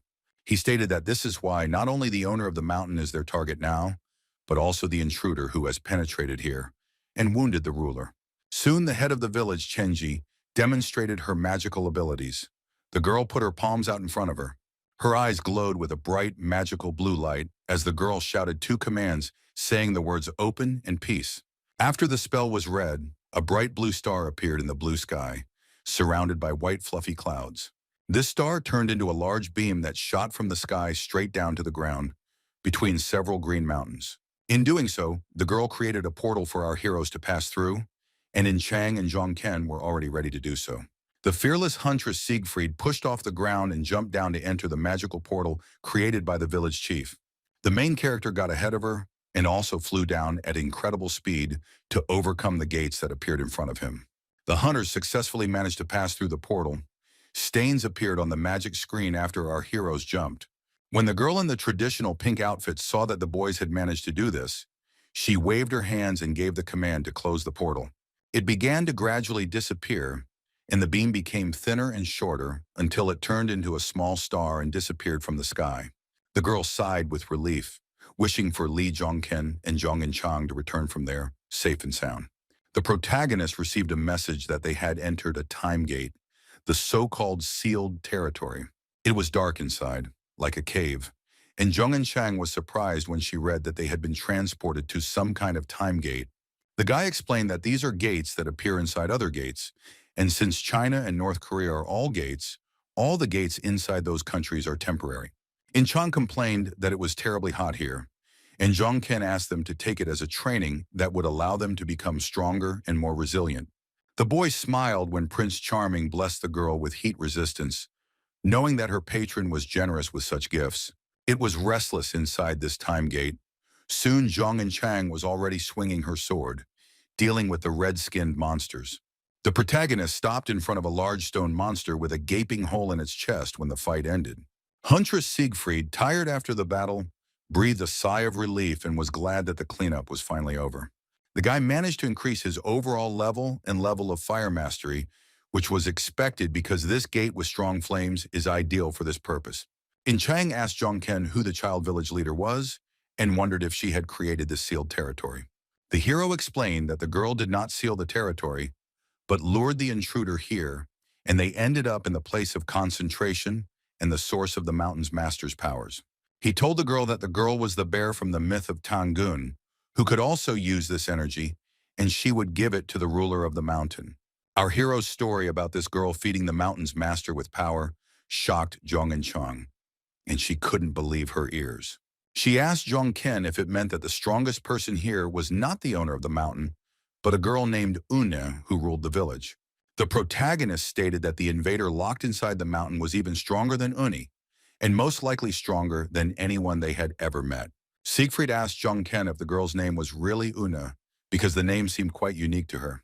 The guy replied that he didn't know the girl's real name and that Un was just a pseudonym, and added that she was a hero. In Chang laughed nervously, saying that the world was really big because she barely became a hero, and here, wherever you stick your nose, they are everywhere. As the Demon King's book said, Chonji was the perfect place to hunt, and here Zhongkyung wants to become as strong as possible. So the guy certainly started cleaning up. He rushed with his spear through another monster, leaving behind streaks of flame. The hero's power over fire and his mighty spear allowed him to tear apart a giant local monster with one blow. When Zhongken leveled up again and raised his fire skill, Yingchang told him that his patron was simply incredible. The guy said he found the girl's patron more incredible because he knew he was getting ahead due to his player trait. The hero was surprised when he received a notification that the fallen angel sighed and blessed him with a few development points. Zhongken was getting excited and started breathing heavily, while Zhong and Chang was delighted, calling their patrons great. The adventure of the protagonist and his partner in the time gate continued, and Un at this time went to the owner of the mountain. The girl came closer to the giant tiger and asked the ruler of the mountain how he was feeling. The owner of Pektosan briefly replied to Una that his health had not changed at all since their last meeting. The mountain's master was dying because he used his powers to protect the mountain and village while sealing the intruder. Un said that they were supposed to deal with these forces of Mount Pektosan, but the master was immediately wounded and asked if she should take the powers back. The girl's proposal caused anger in the owner of the mountain. He rose up and bared his fangs, asking her not to talk nonsense. Referring to our protagonist, the mountain lord said that they were certainly strong, but the invader was much stronger. The girl asked why the owner of the mountain, knowing this perfectly well, still sent Zhongken and Inchang to the gates of Chongji. The tiger's pupils narrowed. The mountain ruler looked intently at the girl and chuckled, thinking about her question. Tiger replied that when they met, he did not see the strength of our hero, but he saw the energy that stood behind this guy, and it was the same as that of the invader. The peaceful green mountains of Pektu began to shake violently, and a powerful magical energy began to fill the space. The entire space was filled with a giant portal that emitted a bright blue magical light. The protagonist and his partner were still inside the time gate. They saw whirlwinds of powerful magical force in front of them. Zhong and Cheng was very scared when she saw this, and asked our hero if this incredible power came from the invader. A man appeared in the mysterious fog. It was a small boy with long blonde hair and bright blue eyes. What distinguished this boy was that instead of human eyes, the boy had pupils similar to the eyes of the ruler of the mountains, the tiger. The huntress was shocked and screamed, asking if this kid was really the intruder, but the hero said she was wrong. The wary protagonist explained to the girl that this was not a person in front of them, and that she should not judge a book by its cover alone. Zhong In-chang thought about Zhang Ken's words and took a closer look at the little boy standing in front of them. The seemingly harmless boy really did possess inhuman strength. His body was enveloped in powerful magical energy. The protagonist and Ying Chang saw how this magical energy formed the image of a giant white wolf above the boy. Now Ying Chang realized that the boy was not harmless and became wary, asking the guy if they could even defeat him. The intruder with a spiked collar around his neck bared his teeth, looking at Zhong Ken and Siegfried with hatred in his eyes. The boy immediately pounced on our heroes. He jumped high and let out a cry. Behind him was the image of a magical big wolf. Ying Zhang immediately grabbed her sword, and the miniature assistant also jumped forward to protect his prince. The little ogre could not yet speak and knew only one word, so he looked menacingly at the intruder, shouting his name. Gongzu began to cover his head with his hands as the giant paw of the magical wolf grabbed the baby ogre. The blow was so strong that cracks formed in the ground under Gongzu. The wolf's arm could act alone and was separated from the body. Zhong and Chang screamed at the princess when she saw the miniature ogre in danger from the paw of this magical wolf. The brave huntress grabbed her sword and flew toward the intruder, intending to attack the boy with a one-handed weapon. However, the boy managed to dodge. The boy knelt down and spread his arms to the sides, counterattacking the girl with a stream of mana. The two forces, Zhong and Chang and the intruder, collided with each other, creating bright blue and purple flashes under the girl's feet. The girl resisted the boy's attack with all her might, clenching her teeth tightly, amazed at the power the intruder possessed. The protagonist took advantage of the moment when the boy was distracted by Ying Chang and aimed a spear at the invader from the air. With a cry, the protagonist channeled all his strength into his spear to deliver a crushing blow to the little bastard. But the destructive power of the Muspelheim spear and flames only damaged the ground, because the invader managed to jump away. The boy crossed his arms and counterattacked his enemies, releasing another powerful stream of magical energy towards them. The streaks of bright blue, deadly light were rapidly approaching our hero, but he was ready to defend himself, clutching his spear tightly. The protagonist screamed loudly, and his weapon immediately charged with flame to fight off the kid's attack. The boy's firebolts collided with the boy's flashes of light, creating a loud explosion as the two forces clashed. The village shook, and the hero received a notification that the fallen angel was looking at them all with sunken eyes. Un shouted to all the villagers to evacuate, and those who did not have the strength to find shelter as quickly as possible. The hunters lined up in front of the head of the settlement and folded their hands together, agreeing to carry out the girl's order. Unexpectedly for Un, a guard with long hair jumped from the roof to the ground, who had previously not wanted to let our hero see the owner. The worried man asked the girl if everything would really be okay with the village, but she was not ready to answer right away. The head of the village asked him not to worry, because if things didn't go according to plan, she and the owner of the mountain would sort it out. The man obediently lowered his head and agreed to carry out the order, when the girl asked him to take care of the evacuation of residents for now. Une knew that if our heroes lost, she and the mountain lord would not be able to cope on their own, so the fate of Chenji was in the hands of Zhongken and Yingchang. The worried girl mentally addressed the main characters who were fighting in the gate and wished them to return safe and sound.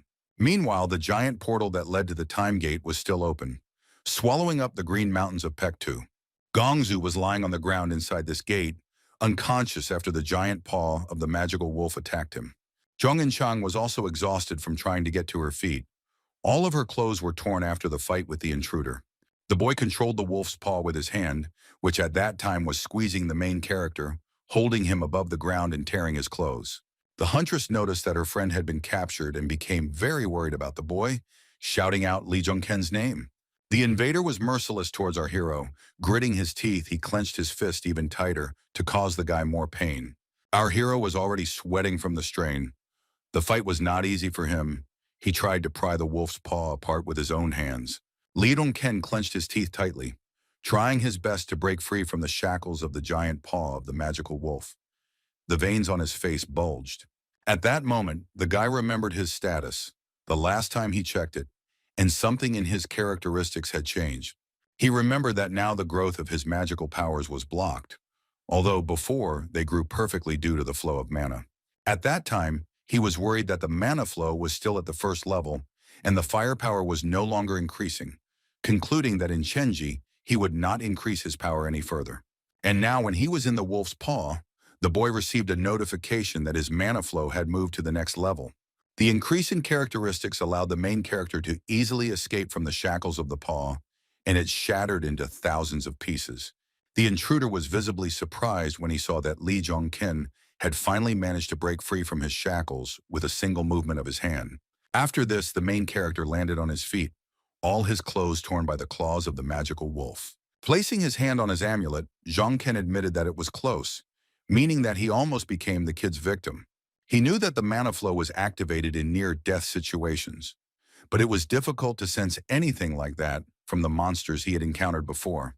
Grabbing the spear again, the protagonist was not surprised that things had turned out differently with this guy. Although a little late, Li Zhongken felt good because he felt like mana was enveloping every cell of his body, restoring his health. Using the skill of mastery over fire, the protagonist managed to charge his Muspelheim spear with powerful flames. Our brave hunter did this in order to counterattack the boy, who was now standing right in front of him. The boy with long white hair began to act like a beast. He got on all fours and began to growl threateningly. The protagonist raised the fire-charged spear above himself, preparing to strike, and warned the boy that it would hurt a little. But before attacking the enemy, Li Zhongken cast the sunburst spell to become even stronger. Zhongchang saw that the space around Zhongken was beginning to distort and realized that the hero was absorbing mana from the air. This allowed the hero to gain a new skill without any help, and charged with mana, he pounced on the boy with a spear. However, the boy was ready for an instant counterattack and released a stream of powerful magical energy to counter Zhongken's attack. The protagonist's powerful blast of fire and the invader's stream of blue glowing power clashed to determine who was stronger. When this happened, there was an explosion of unprecedented proportions. A flash of light was blinding, and stones flew in all directions. The explosion was so powerful that a large column of fire left the time gate and rose high above Mount Paktu. This explosion meant that our hero's fiery power was stronger, and a wave of flame threw the invader back. The hero received a notification that the level of power over fire had been increased to level 10, and the guy had become a fire monarch. However, the duel did not end there. The invader possessed extraordinary strength, and the image of his wolf appeared through the fire. Hunter Jung and Chang was shocked when she saw that the explosion did not cause the boy to die, and it was not successful.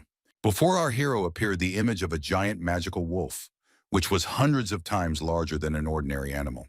Lee Jung-ken did not feel the slightest fear of the beast, and through the fire the boy took a few steps towards the monster.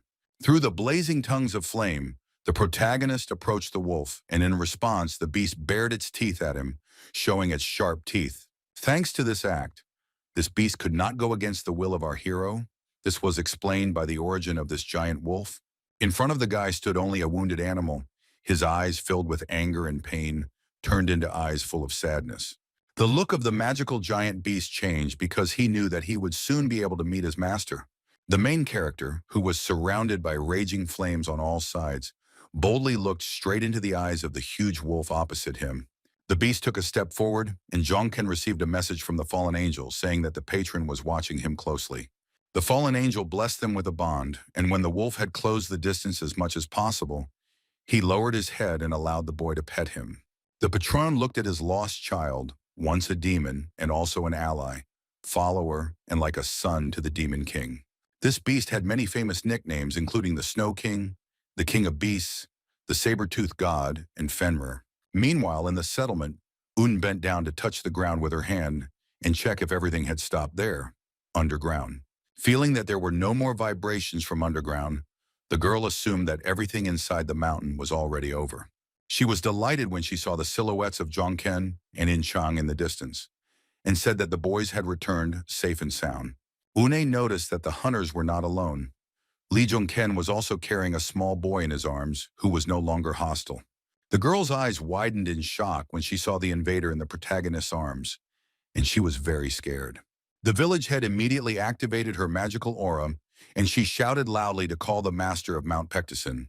The main character and his partner were surprised when the girl began to call for help from the ruler of the mountain. Seeing them, the owner of the mountain immediately crawled out of his cave and stood behind the head of the village, looking at the people who arrived from the gate. The girl was furious. She looked at the boys with angry eyes and tried to find out from them what it all meant. Lee Jongken calmly informed Una that he had kept his promise to save the village and the owner of the mountain.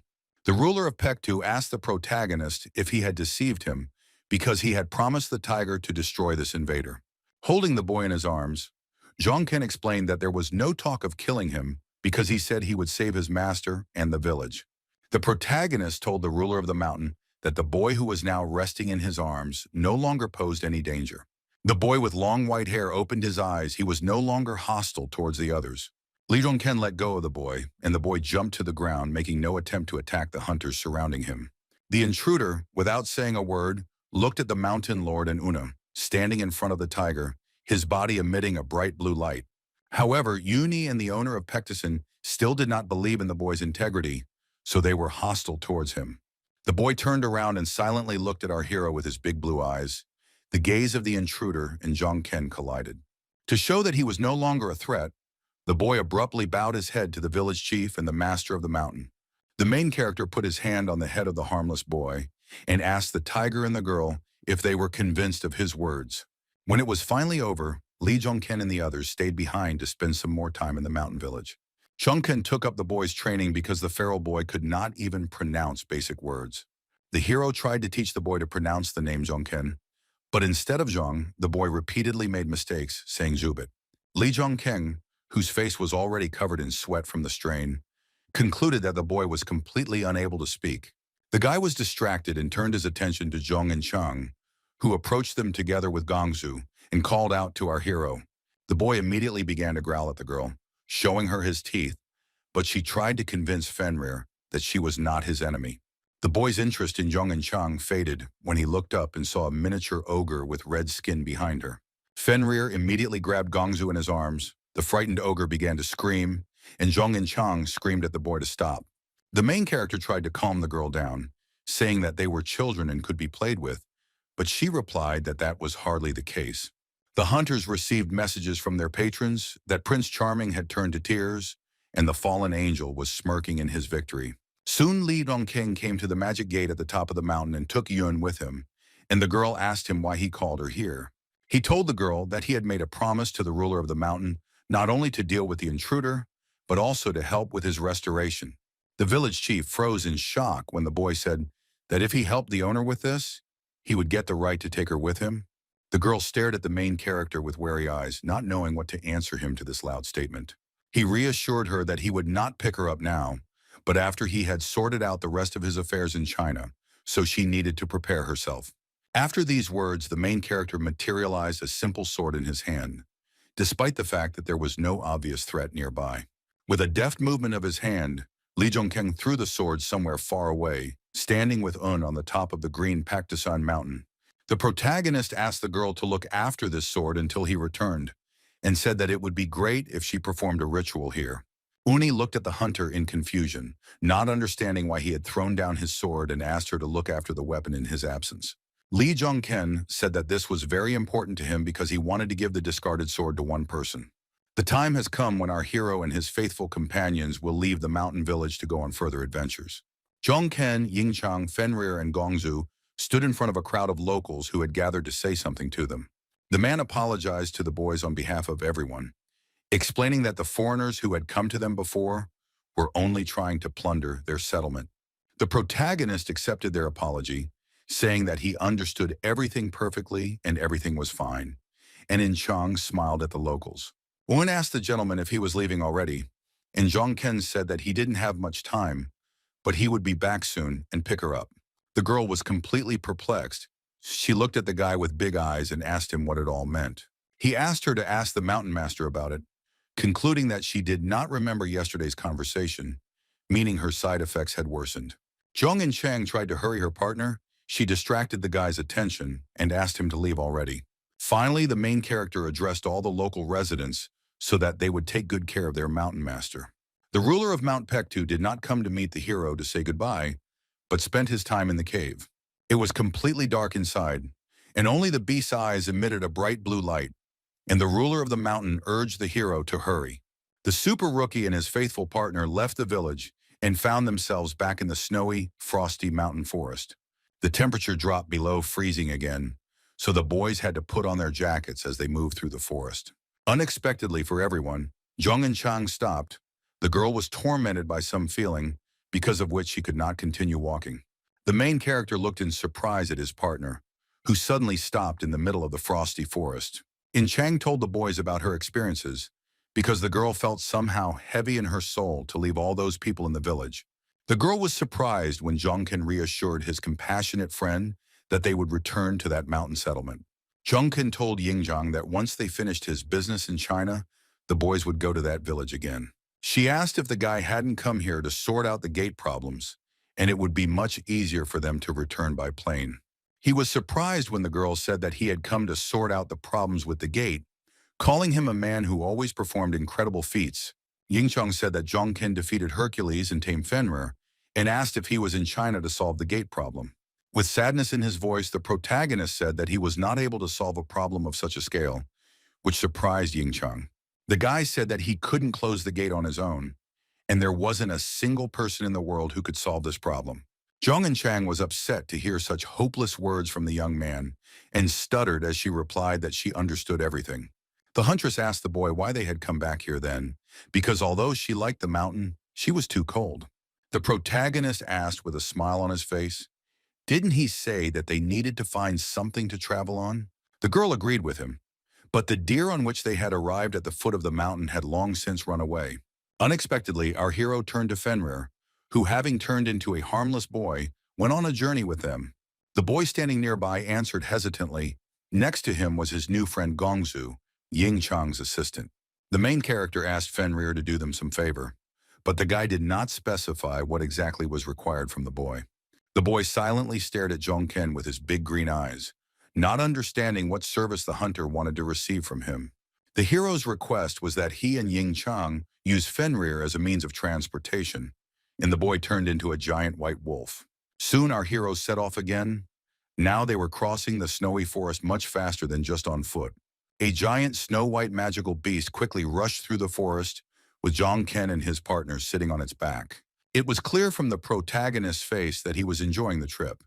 He was looking into the distance while the girl was trying to cover her face from the wind. After the ride, Fenrir, in the form of a magical beast, stopped on a rock while the battle was in full swing in front of him. It turned out that the monsters were fighting not only with the hunters, but also with each other.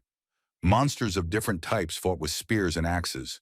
Standing at the very edge of the cliff, Zhang Ken and Ying Chang watched this scene and concluded that orcs were fighting ice trolls. Seeing this, the protagonist understood the reason why they had suddenly stopped and turned to Fenrir again. Seeing the danger, our hero's eyes began to glow red, and he ordered the giant wolf behind him to deal with it. The beast unquestioningly agreed to carry out the order and immediately rushed forward, leaving behind a strip of bright blue light. Zhang and Chang watched Fenrir's battle against the monsters with a nervous smile on her face and decided that it was simply incredible. The boy explained that Fenrir must have just been hungry and told the girl that he needed to teach her something. Huntress Siegfried pursed her lips, waiting to see what exactly Zhang Ken wanted to teach her, but she was already beginning to guess. The girl remembered that she had always been curious about how Zhang Ken's unusual power and increasing speed worked. Zhang and Chang never asked the protagonist about this because she decided that he would tell her everything himself when the time came. The guy said that he was going to teach her the flow of mana, and thanks to this, she would become a hunter who would level up on her own. Ying Chang was shocked because she thought it was impossible for a hunter to exist who could increase the level of blessings on his own. Realizing that she too could become stronger then, Zhang Ken told the girl that she already had a small particle of mana flow within her. A small particle of mana appeared above the young man's palm, which looked like a bright blue star hovering in the air. The huntress looked closely at this unusual thing above the guy's palm and said that it looked like a concentration of mana. Zhang Ken was convinced that Ying Chang was definitely a genius, and she stated that she could see mana if she focused, and then asked if that was the reason he sometimes meditated. The guy explained that to be more precise, we see and feel the flow of mana, and we try to accumulate this energy in ourselves. The girl admitted that it was hard for her to understand what it was like, but Zhang Ken said that it was not something that could be understood by the mind. The protagonist stated that he was going to forcibly seal the flow of mana in Ying Chang and warned that it would hurt like hell. But the huntress was willing to overcome any pain because she wanted to become stronger, and she told Zhang Ken that everything was fine. The girl was serious about learning the mana flow because she wanted nothing more than to stop being a useless burden to the hero. Night had fallen. Zhong and Chang and Gongzu were sleeping in sleeping bags by the fire. Zhang Ken was sitting next to them, not feeling sleepy. While the others were resting after a hard day, the main character remained on guard. He noticed the sleeping girl. Despite the heavy snowfall, Zhong and Chang slept like a log after undergoing training in mana flow control. Recalling this training, our hero quietly said that the girl was truly incredible because she endured this entire painful process. Li Zhongken looked ahead and saw Fenrir there. The boy was not sleeping, but stood silently alone, looking at the snowy forest. The boy was completely immersed in his thoughts. He stared ahead with his big green eyes, not reacting to the cold. The main character came closer to Fenrir and asked the boy where he was looking for so long and so intently. The guy looked down and saw a giant monster underneath the rocky cliff below, like a huge lizard with horns. Our hero became wary when he realized that this monster was a drake, a rather dangerous monster that was much larger than orcs and trolls. However, Fenrir did not feel any fear in front of this giant lizard. He licked his lip with an enthusiastic expression on his face. Li Zhongken asked the boy if he wanted to hunt a drake, and the boy immediately replied that he would not mind doing so. The boy was worried because, although the drake is Fenrir's favorite food, the boy is not in the best condition now and is very weak. The protagonist was worried whether Fenrir would be able to handle the drake, but it had to happen, and he needed to understand his current level of strength. That is why our hero decided to allow the boy to fight the monster and told him that then they would hunt the drake. Without thinking twice, Fenrir jumped off the cliff to pounce on his favorite food. The boy immediately activated his magical aura. The boy wanted to pounce on the drake from the air, so he pushed off the ground with his feet to fly high.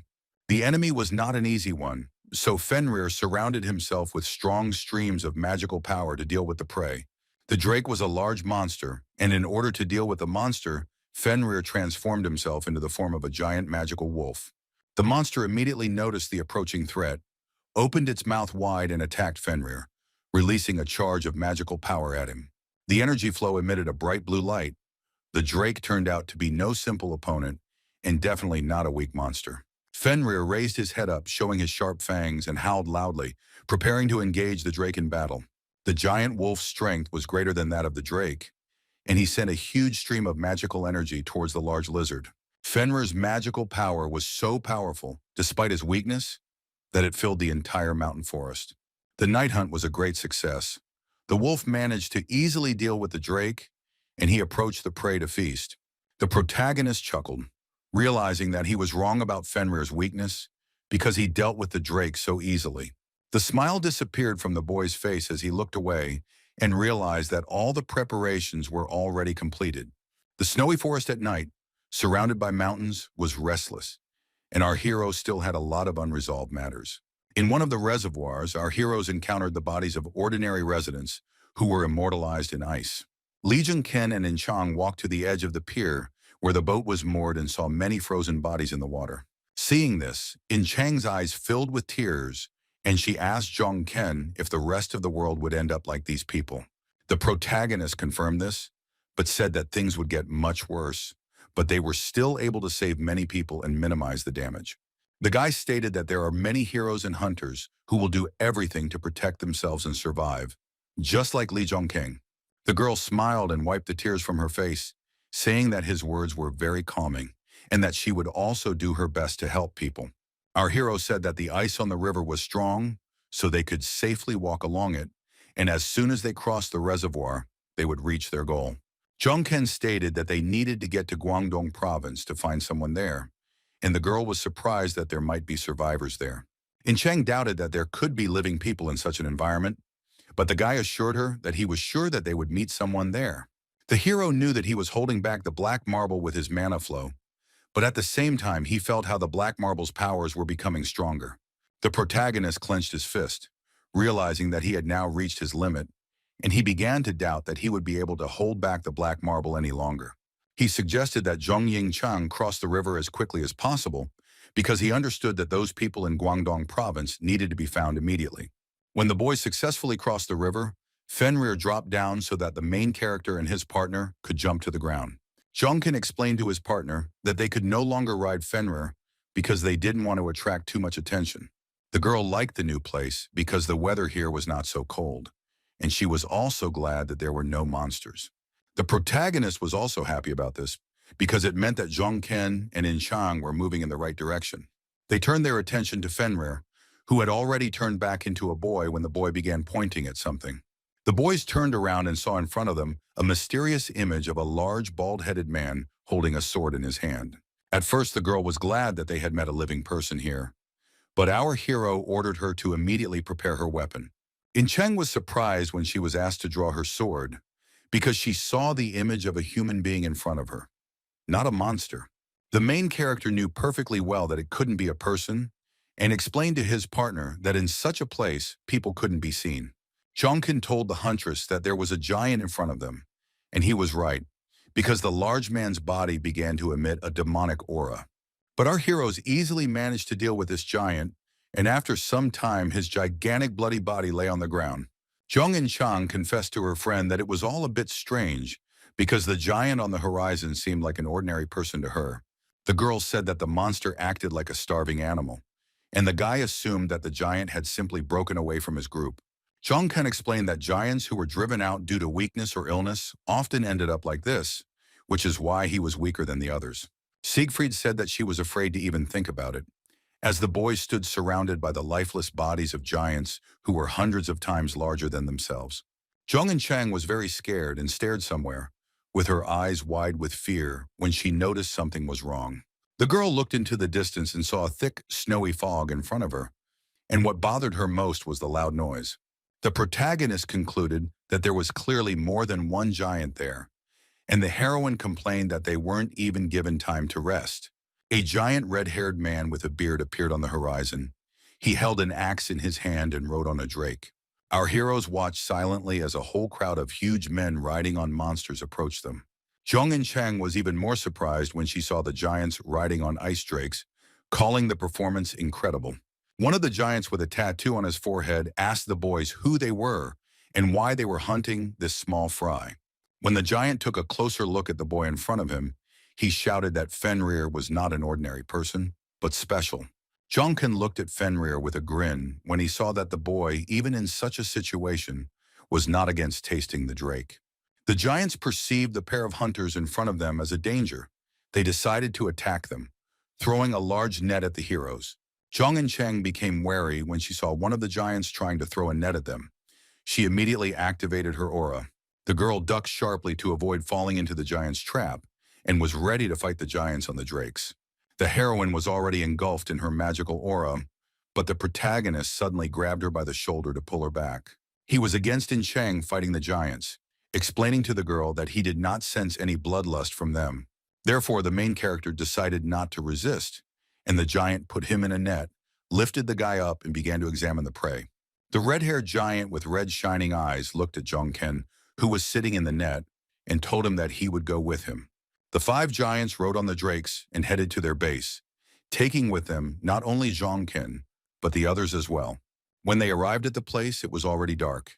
Now the main character, In Chang, Fenrir, and the others were sitting in a metal cage. A giant with red hair approached the boys and asked them if they were locals, and the boy replied that they came from distant lands. The giant asked the prisoners in the cage not to worry too much, because they were captured along with the special one, and they were not in danger. Zhongken realized that these giants were different from the giants in stories because in the books they were described as ordinary monsters. The giant smiled as the hero asked if they would take them to Utgard because he was surprised that Zhongken even knew about their city. The man said they had no intention of harming the boys, then punched his chest and introduced himself as Shachi. He demonstrated his magical powers to the prisoners, claiming that he was a proud warrior of the greatest frost giant tribe. In response, the main character also decided to introduce himself to the giant, smiled and told the man that his name was Li Zhongken.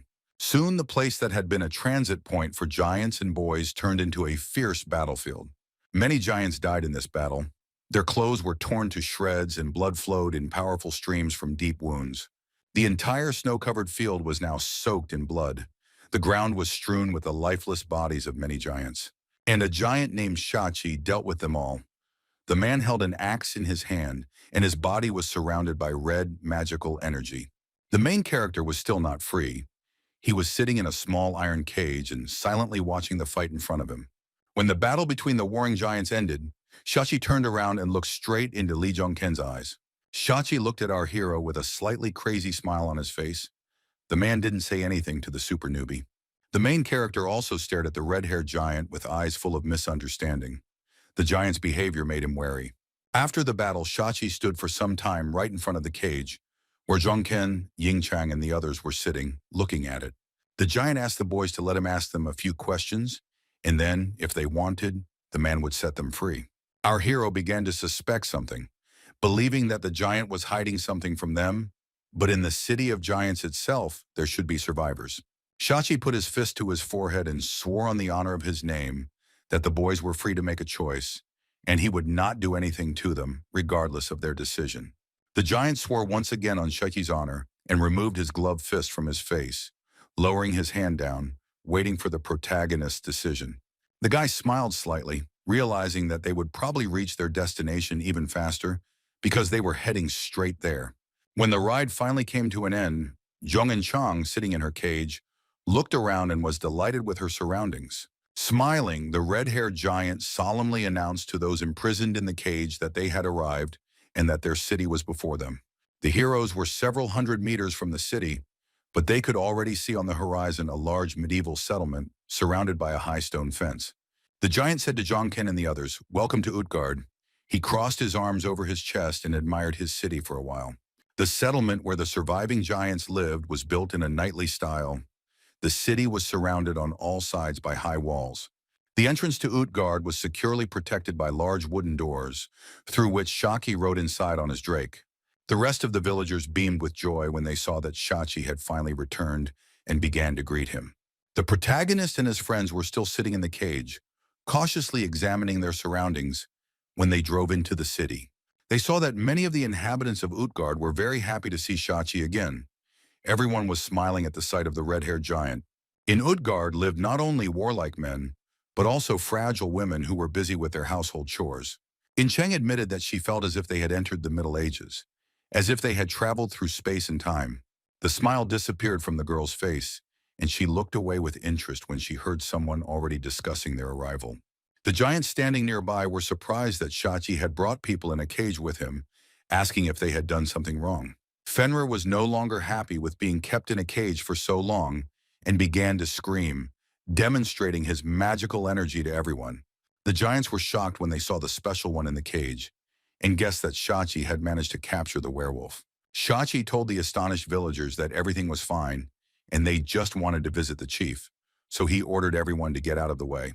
The main character, with a smile on his face, began to stroke the boy's head, trying to calm him down, and told Fenrir that everything was okay. Fenrir stopped being furious but was still very wary. He began to insist that someone needed to be killed and that there was an enemy in front of them. Lee Jong-ken also began to worry when the boy said something about the enemy and did not ignore the boy's words. The heroes, accompanied by Shachi, went to meet with the leader. The building of the city's head was surrounded by strong magical energy. The red giant, holding the cage with our boys in his hand, approached the two guards at the entrance and ordered them to tell the chief that Shachi had arrived. The chieftain agreed to let the giant in, and the large wooden doors creaked open to allow the heroes to enter. Shachi and the others entered the building where the leader of Utgard lived. The room was decorated with white columns, screens, and carpets. At the very end of the room stood a majestic throne, decorated with gold, on which sat the leader of the settlement, a giant with a white fur collar. Face showed that he was not pleased with the meeting, and he asked Shachi if he had brought another uninvited guest. Fenrir began to get mad again, and our hero concluded that it was the boy who called him an enemy, thinking that he had fought with the leader before getting to Pectison. Shachi dropped to one knee before his leader and told the giant that he had brought him the werewolf and his companions. The red giant told the city leader that he felt like the werewolf wanted to stay with Lee Jong-kyung and Jong En-chang. Shachi's statement caused genuine shock in the ruler of Utgard. His pupils narrowed to small dots, and he stared at our heroes. The chieftain asked if the giant wanted to say that these people had managed to tame the werewolf, and Shachi confirmed that this was indeed the case. The head of Utgard showed everyone his powerful purple aura, declaring that the warrior needed to leave the uninvited guests and return back. Shachi began to be indignant, saying that he had given his word as a warrior to the boys and asked the leader not to cause any harm to our heroes. Surrounded by magical power, the chieftain stared silently at Shachi as he declared that after this, the boys should go home safely. The giant bowed his head before his ruler and began to beg him on his knees to keep his name as a warrior. It was already night outside. There was a heavy snowfall, but the main character and his faithful companions were still on the territory of Utgard. Jong En-chang walked up to the door that separated them from the rest of the city and grabbed the iron bars tightly. The girl said that the door was closed, but if she wanted to go outside, En-chang would easily open it. The main character was against it, telling the girl that this would turn the entire tribe of giants against her, and that there was no need to act like that in the heart of their domain. Ying-chang disagreed, asking if they weren't already in trouble and saying that she didn't believe the giant king had good intentions towards them. The huntress Siegfried was especially alarmed by the way Fenrir reacted to the appearance of the leader of the giants. While Fenrir and Gongzu were relaxing by the fireplace, Ying-chang told the hero that she was sure the boy felt pressure on him. Jong-ken did not share the girl's fears. He lay down on the bed and asked her not to worry, because they could leave this place at any moment. The protagonist asked Ying-chang to instead take a little rest after the long journey, saying that they would most likely be staying here for a long time. The entire modern city, which was once peaceful and advanced, was now completely engulfed in destructive flames. The fire left nothing living behind. It destroyed modern high-rise buildings, taking the lives of all civilians. And the reason for all this destruction was an army of giants. Bloodthirsty giants roamed the city, destroying everything in their path. Our hero recalled the war with the giants. It was the most terrible of all wars and was described in the Book of the Demon King. But he didn't understand how they managed to corner humanity, because even though their king was incredibly strong, ordinary giants were inferior to humans in strength. The guy stood by the window for a long time, thinking about the war with the giants described in the book. But suddenly someone knocked on the door. The protagonist turned around when he heard someone knocking on the door, disturbing him in the midst of his thoughts about the war. It turned out that it was a girl who brought a tray with a teapot of tea into our hero's room. The girl placed the cups on the wooden table and poured tea into them, taking care of the comfort of the uninvited guests in Utgard. She awkwardly asked the main character if she had poured enough tea. The modest girl's voice stuttered. Lee Dong-ken asked the girl in response if the giants received all guests in this way, and she replied that they did not.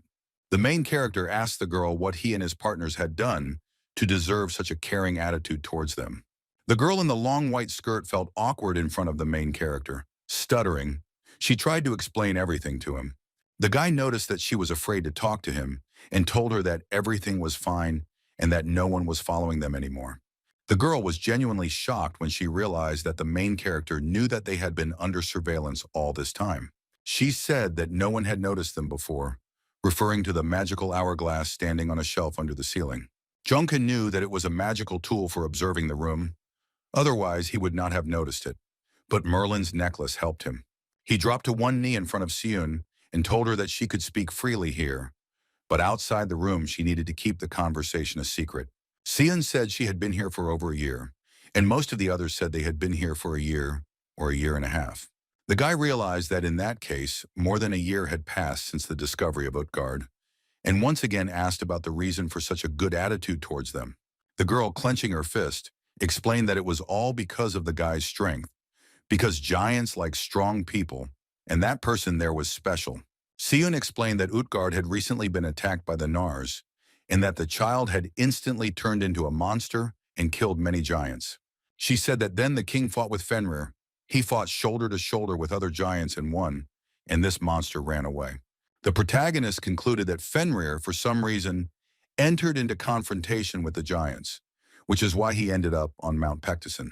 The boy asked Seun to do him a favor in exchange for a bunch of sweets and chocolate, but the girl replied that she didn't need it. Instead, she asked to be given some iron so that she could sell it and use the proceeds to buy medicine for her sick mother. Our hero agreed to fulfill the girl's request, but asked to find a certain person for him, saying that his name was Manhwa. Seun was shocked when she heard the boy say that she needed to find Hwat for him, which indicated that she knew the man. The main character laughed sincerely when he saw the girl's reaction and confirmed that he was looking for this particular person. Several days have passed since our heroes arrived at Utgard Castle, but during this time, Jong-ken's group has done nothing. Every time they were brought food at the same time, and from time to time they went for a walk, but nothing else happened. During one of these walks, Chang became indignant, asking why they weren't just let go if the giants didn't want anything from them. The guy turned around and told his friend with a smile on his face that thanks to this they found time for training. But Chang was not happy, telling the protagonist that she would rather die than sit in a cage her entire life. The main character asked his friend not to worry because he would not let the girl get bored here, which aroused her interest. He activated his aura and confessed to Ying Chang that he was wondering if they should organize a demonstration of their strength. The girl smiled, grabbing her one-handed sword as she began to hope that they would finally raze this place to the ground. The main character thought that his girlfriend was kindness itself, since she wanted to raze the entire city to the ground with a smile on her face. The heroine admitted that she didn't like this place because they never saw any people there, and the so-called king irritated her. Jong-ken agreed that something was wrong here and suggested that they stage a show of force to find out what exactly was wrong with the city. The protagonist's entire body was already glowing with a powerful red aura. He looked at Ying Chang and asked how about one round. The huntress Siegfried was genuinely surprised when her partner suggested that the girl fight among themselves rather than with enemies. Our heroes said that they had never fought seriously before, but Chang was clearly not thrilled with the idea. The guy let out an irritated breath and admitted that Ying Chang was disappointing him, asking if she was really that insecure. The corners of the girl's lips turned down as the protagonist began to accuse Zhong and Chang of being afraid of losing. This provoked the huntress, who assumed a warlike stance and grabbed the sword, declaring that Jong-ken would regret this. Junkin and Yingchang began to fight. The entire city was filled with traces of their magical energy, smoke and flashes.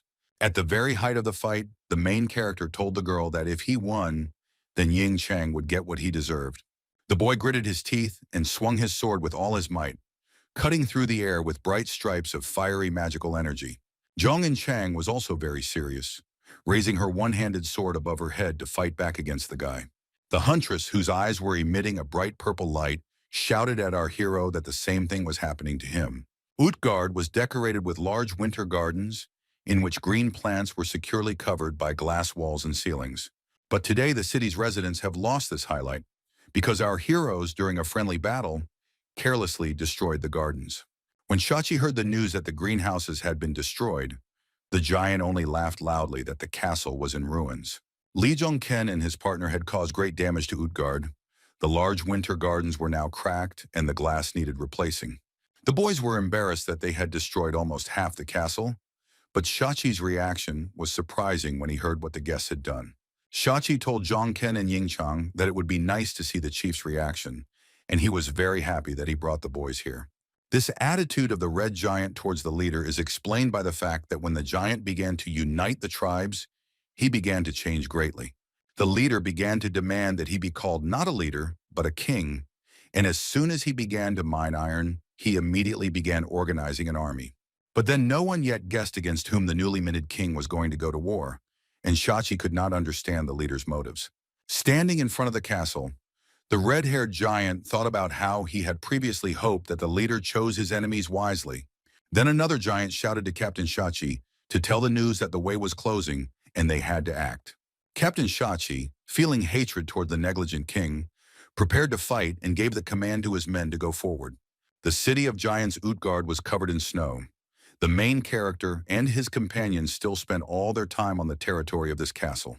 Zhong and Chang, sitting in the giant's chair, met one of the giants with long hair, who was sitting opposite at that time. Before starting a conversation with the girl, this giant sighed heavily, because the conversation was not easy for him. The man said that causing such damage to the castle gardens was a huge harm, but it was also their fault for not taking into account the rights of the guests. Zhong and Chang felt ashamed of her actions, so she bowed her head down and apologized for it. She told the giant that she didn't know how much he knew about their people, but they had a tradition of running around the forest and training. The giant listened calmly to the girl, and she said that she was deeply sorry that they had caused such damage to the gardens, and promised to be more careful in the future. The huntress told the giant that she wanted to make amends for destroying the gardens and asked what she could do for them. After clearing his throat, the giant sitting opposite asked to be told about the people of Zhong and Chang as compensation. The man said that given everything that had happened, it turned out that they knew little about the people, so they needed more information. Zhong and Chang was glad that she could repay her wrongdoing at such a small price, and happily agreed to meet him halfway. Remembering their duel, the main character then tried with all his might not to give in to the girl in order to win the fight. The protagonist attacked his partner, directing many fire blasts at her, but she did not give up. Taking damage, the girl understood that she was losing because she could not see the enemy's weak points, and she needed to be faster and more accurate. The heroine made a renewed attempt to attack Li Zhongken. She began to swing her one-handed sword, leaving streaks of light around her. This allowed the huntress, titled Siegfried, to cause a massive explosion, purple flames erupting above her head. For the protagonist, this move from Zhong Yingchang was not a surprise, and he knew what he needed to do next.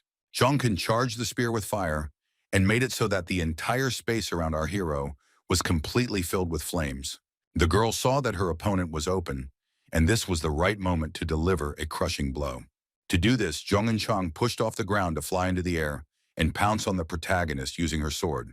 But the guy outplayed the heroine, and when she landed on the ground again, she did not see the enemy in front of her, because he was standing behind her. At this moment, Chang sadly admitted that she had lost to our hero, and after the duel, her face was covered in sweat. Putting away his spear, surrounded by thick smoke, the protagonist with a smile on his face told the girl that the duel was good. The guy won, so Chang had to fulfill his request, and the girl asked him what exactly she needed to do. As a reward, Zhang Ken asked his partner to pretend to cooperate with the giants and also to get more information from them. The huntress listened carefully to her leader, when he said that there was something else the girl would have to do. Meanwhile, the shocked giants saw that there was a fire on the territory of their castle, and they screamed that the city's gardens were ablaze. They were surprised when they saw our heroes in front of them, who were the ones responsible for the destruction of the gardens in Utgard. The giants saw before them Zhong and Chang, who was completely fine, and the wounded protagonist, who could not stand on his feet. The giants panicked when they realized that their guest was injured and shouted for someone to call a doctor to save our hero. Soon, Zhong Ken, whose body was covered in blood, was lying on the bed, and in front of him stood an elderly doctor in a white coat. The man carefully examined the patient and determined that the boy had no serious injuries, only minor damage. The main character realized that the doctor did not fall for this whole performance, which cannot be said about the giants, and asked the doctor to patch him up. The local doctor has magical powers. He brought his palm closer to Zhong Ken's body, and it shone with golden light.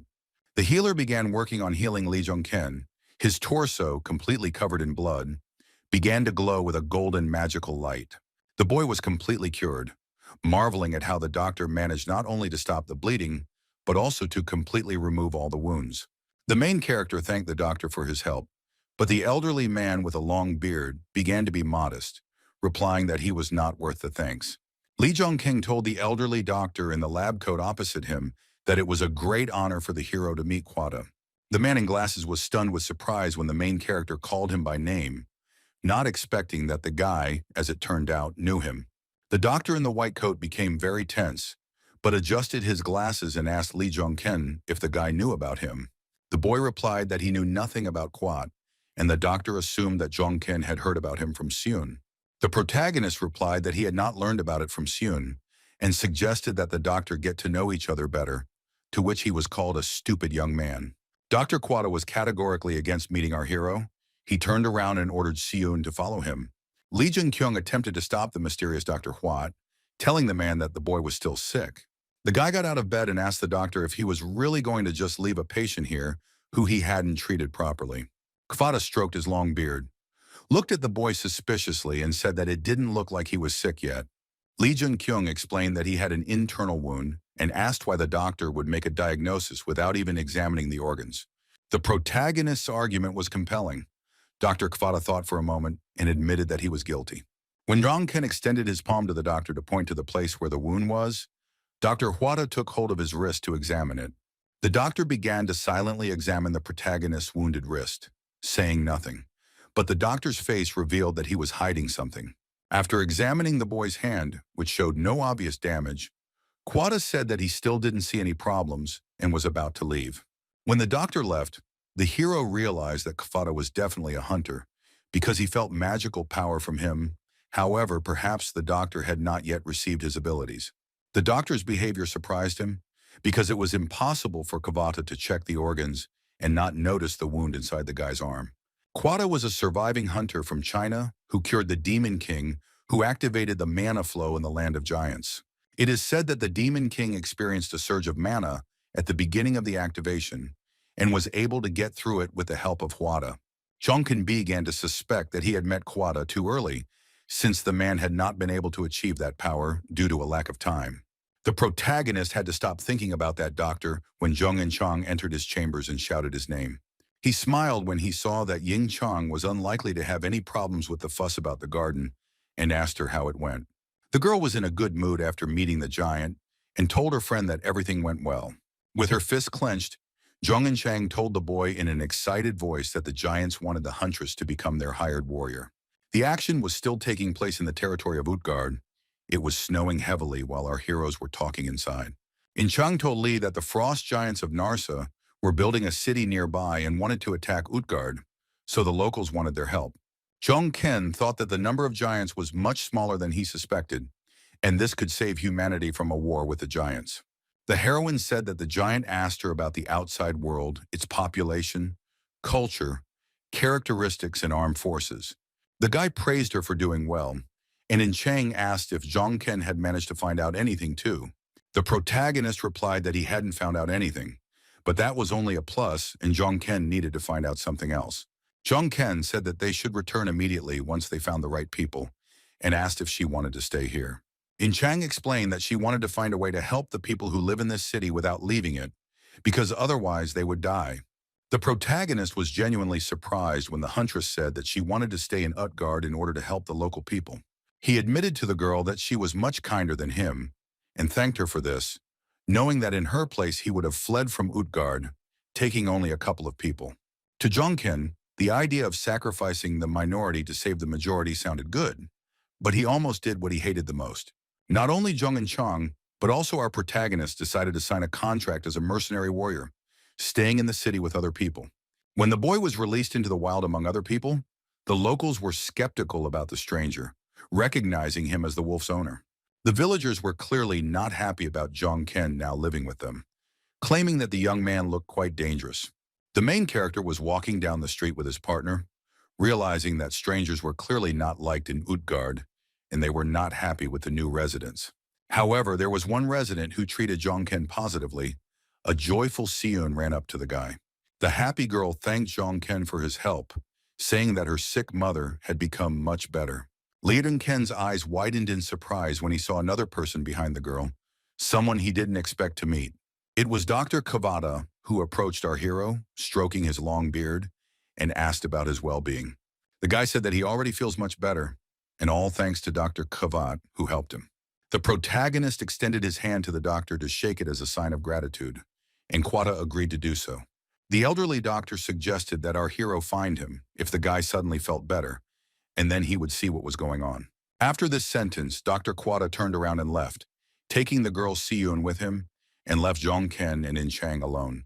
Although the conversation between the doctor and our hero seemed friendly, the conversation with the doctor made the guy angry, and he clenched his fists, trying to control his emotions. When the protagonist vented his anger by clenching his fist, he relaxed his hand, calming down a little after talking to the doctor. He was angered by the fact that when they shook hands, Zhongkin had deliberately redirected the flow of his mana, but the man again didn't notice. The protagonist was sure that Quata should have noticed something, but something was wrong, suspecting that he had misunderstood this old man. Zhongkin's expression gave away all his emotions, and Jung and Chang asked him if everything was okay, to which the guy admitted that it was not. The huntress tried to calm our hero down, asking him not to worry, and promised that they would find whoever he was looking for. The partner's words of support really calmed the protagonist down, and a slight smile appeared on Lee Jung-ken's face. The guy took control of his emotions and was ready to continue his business in the city, offering In Chang to gather information for now. The protagonist asked one of the locals how many giants there were in Utgard, to which he received an uncertain answer that there were only about 1,000. But the boy sitting next to him categorically disagreed with his friend's words, saying that there were definitely tens of thousands of giants here. Jungkin closed the topic of the number of giants in the city and asked the locals who the giants of Narsa were. The guy said that there used to be a lot more giants in Utgard, maybe 3 or 4 times more, but then the Nars separated and left. The main character asked the boy what happened to those giants who did not stay in the city, but at the same time did not become Nars. The second inhabitant said that these giants died fighting each other, and some died of disease because they could not adapt to their lands. Jongkin listened attentively to the story of the locals, receiving a new piece of information about the infectious disease. Our hero's next question was whether there were any strangers in the city besides Jongkin and his companions. The boy was shocked when the man replied that there was someone else there besides them, suspecting that it was a person he knew. The thing is that Utgard could have been visited by the Demon King himself, because the diary said that he visited the City of Giants. The locals said that there were a couple of people, but they left. They themselves did not see them with their own eyes, and know about it only from the words of the giants. The main character wanted to ask the giants about this, and in return for their help, he offered to tell the residents something about the outside world. When the boy finished chatting with the men, he went on his way again, admitting that the conversation had been quite fruitful. He realized that there was someone in the city who could stop the spread of the infection, and the Quata he was looking for must be that person. Jungkin was serious about finding the real Quatu, and he realized that he needed to ask the giants about it. The hero decided to turn to Shachi. The red-haired giant with a beard turned sharply and looked at the guys when they came to him. When the giant turned and recognized them as our heroes, he laughed, asking if these were the people who had burned the castle gardens. He thanked the guy for helping them, telling him how the dwarves and the guys from Banir hated them. the giants. The protagonist was surprised when Shachi told him that today the giant would have to go outside, beyond the city. Shachi explained that the Nars attacks were becoming more frequent, so he would need to deal with them, and asked if the boy would like to come with him. Lee Jung-ken smiled at the giant and nodded his head, thereby agreeing to go on an adventure with the red-haired giant. Soon the main character and the giant Shachi left the castle to stop the Nars' attack on the giants. During this journey, Lee Jung-ken and the giants of Utgard encountered a most unexpected guest. Opposite them stood a whole crowd of Narses riding on drakes, and one of them turned out to be the leader of the opposing tribe named Shrim. The leader of this tribe, and when he saw the giants from Utgard, jumped off his drake and took a few steps towards the enemy giants. Captain Shachi, who was the leader of this expedition, also descended to the ground and approached the enemy leader closer. The giants stood opposite each other and silently looked into each other's eyes. The leader of the Nars was dressed entirely in black. Shrim, frowning, looked carefully at the man in front of him and only said his name, saying Shachi. The giant with red hair did the same, and the conversation between the two giants was laconic. The protagonist, who was watching this meeting, knew that this meeting could be very dangerous because of this leader of the giants. Lee Jung-ken clearly saw the enemy giant's true magical power. Shrima's entire body was surrounded by powerful energy. The boy could see that Shrima was much stronger than Shachi, perhaps even on the level of the giant king from the castle. But he couldn't understand what they were communicating about because they were using their own language. Fortunately, the main character immediately received a message that the fallen angel had decided to bless him with knowledge of the Eton language. Now Jung-ken understood the giant's speech perfectly, and he heard Shrim asking Shachi why he did not want to change his mind. The question greatly angered the red giant, and he rudely answered the giant that he saw no reason to listen to the traitor. Shrim asked if Shachi was going to continue listening to the foolish king, declaring that the giant's tribe had fallen very low. Shachi screamed, trying to shut the giant up when he stated that the giants from the castle were disgracing the warrior's name and that they were not traitors. The giant from Utgard Castle became angry at the giant and materialized an axe in his hand, preparing to fight against the Nars chieftain.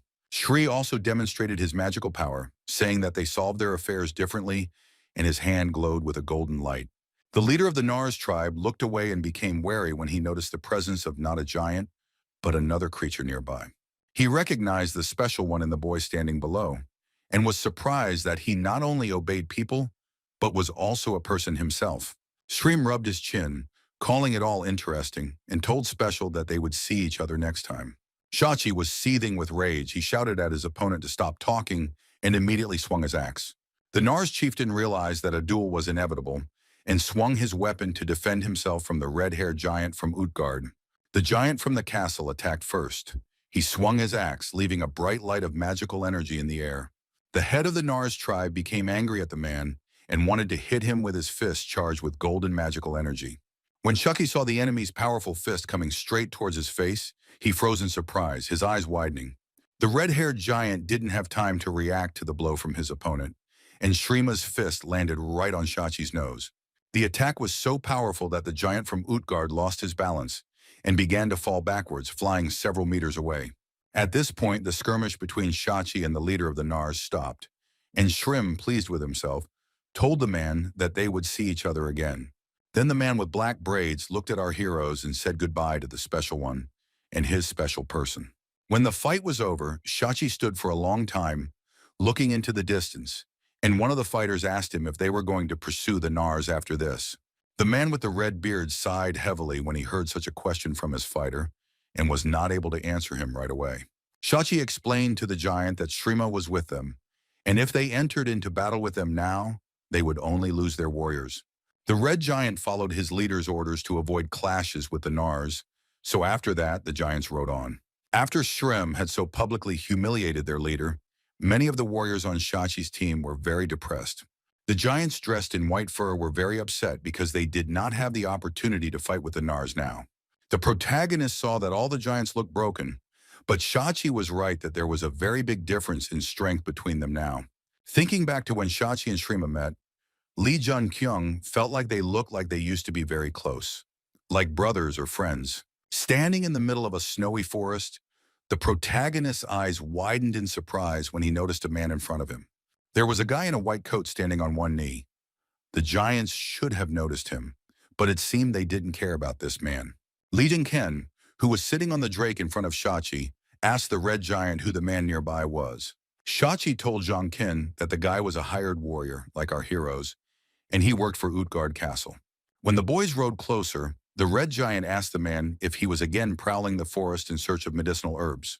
The guy in the white coat stood up, turned to Shaki and confirmed that he had come to the forest to collect herbs. The captain warned the young man that the Narses were wandering nearby and that the forest was very dangerous, and asked if he would like to return with them. The stranger was delighted with this offer, saying that he was just about to go back, and asked Shachi who was with him. Shachi, with a smile on his face, introduced our hero to the guy, saying that this was the hired warrior Zhong Ken, and then told the super newbie that this was Dr. Huada. A happy smile lit up the protagonist's face when he realized that he had finally found the person he had been looking for so long. After Li Zhongken, in the company of a whole company of giants, returned to the territory of Utgard Castle, completing his forest walk. Inside, the protagonist and Fenrir were met by Zhong Chang. A smile of joy appeared on her face when she saw that the boy had returned. Zhongken noticed that In Chang looked pleased, and she told him that she had been ambushed by Nars while hunting, but they had fled from her. Our hero said that he had the opposite situation. They did not fight, but he met a very strong leader. The girl replied that the boys must have been very tired, and said that during the ambush, she had seen people among the Nars giants. This information was unexpected for our hero. Zhongken looked at his friend with wide eyes, waiting for an explanation. The huntress said that there was a Chinese among them, and he managed to reflect her sword, protecting all the other giants.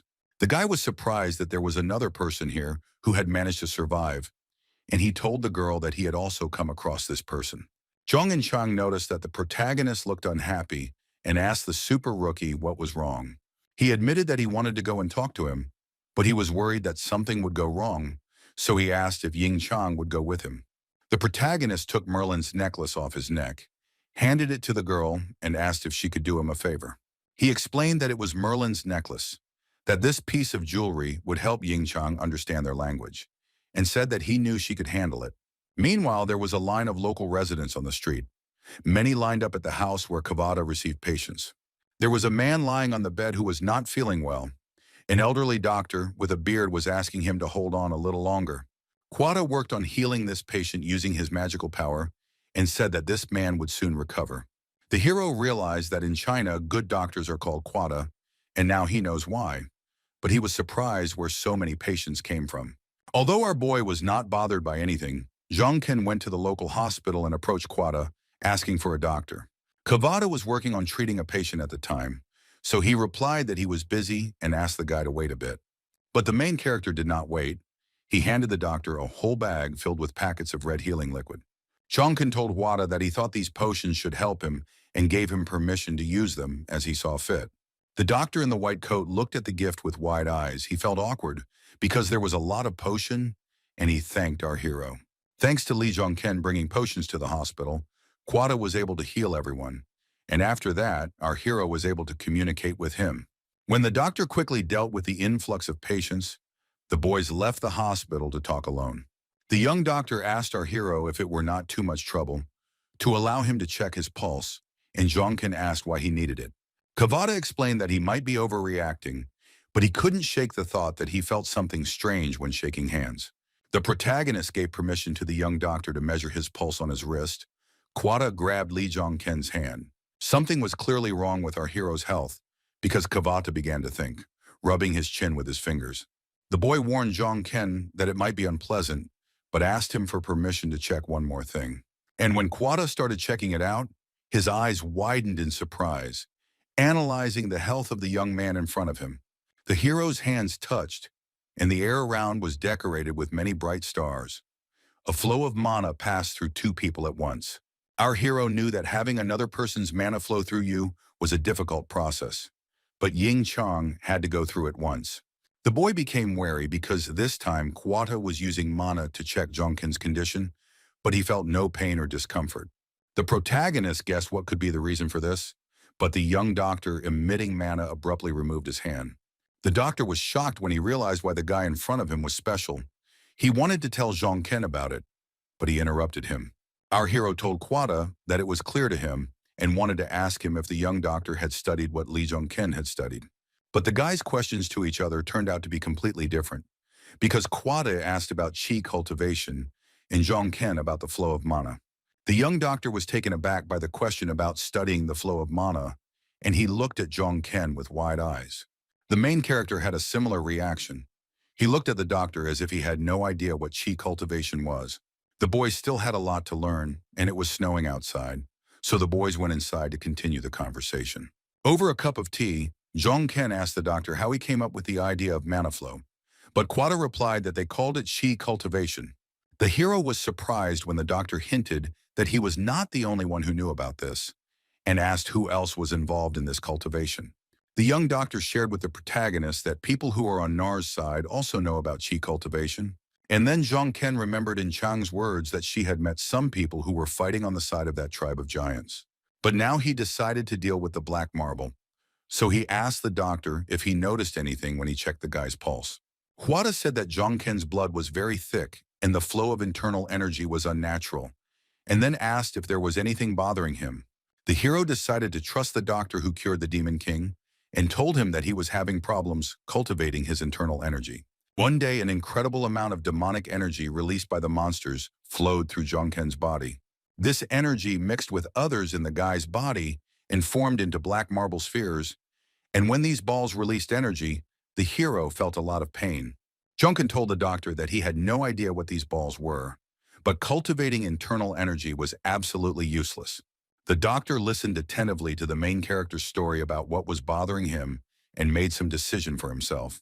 Quada asked the protagonist to examine him again, but this time properly, but warned that it could be quite dangerous. Li Dongkeng was not at all worried that the examination could be very dangerous, and he told the doctor that everything was fine. The guy took off his black shirt and lay down on his back on the couch. Quada stood in front of him to fully examine the hero's health.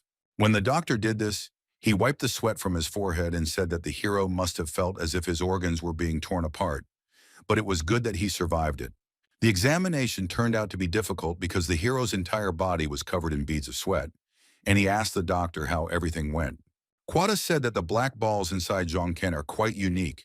They stimulate the flow of mana inside him and do not kill the guy. The protagonist sat down on the bed, not understanding what it could mean that the marbles inside his body were unique. The doctor said that the spheres do not cause much harm to the guy, and he experiences pain due to the forced change of flows inside. Quada explained that it was still fundamentally dangerous because the marbles grew stronger with Zhongken. The doctor was especially concerned that these spheres would at some point become stronger than the hero himself, and they would suppress Zhongken as an entity. He warned the boy that the hero would then go crazy and become a psychopath, but he was glad that Zhongken had amazing mental fortitude and he would be able to suppress it. The protagonist asked if the psychopathy he mentioned was the same one that haunted the Narsovs abandoned in the ice. In response, the young doctor, concerned about the main character's health, only nodded in confirmation of Zhongken's guess. The hero knew that the people on the Nars side were psychopaths who were consumed by the thirst for murder, and he received a lot of new information from the doctor. Thanks to the doctor, Li Zhongken now understood that the black spheres inside his body were safe and were helping him get better. It was only natural for the boy to improve himself while facing danger, so the outcome seemed fine to him. Grabbing his shirt, he wondered if the Demon King was able to learn about mana flow by learning chi cultivation, and if so, then our hero would also be able to improve his mana flow. After getting dressed after the inspection, the protagonist once again approached Mr. Manhwa, asking if they could talk for a bit. The doctor was not against talking with our hero any further, saying that he also had a few questions for Li Dongken. Zhongken asked why all his patients, who had not even participated in the battles, were sick and the hospital was full. Kavada explained that there is a lot of energy in these lands, and ordinary people cannot cope with its volumes, so they begin to get sick. The protagonist realized why Utgard was filled with sick people, remembering the appearance of lands unsuitable for life after the opening of the gates. Putting the cup on the table, Kvada said that before the gate building of China, the guy studied medicine in Europe and returned to his homeland after the disaster. The doctor said that outside of these lands, everyone called them the hellish territory that cannot be restored, or rather the kingdom of monsters. That's why Quada decided to ask the hero why he came all the way to China, and asked if they would send a rescue team for him.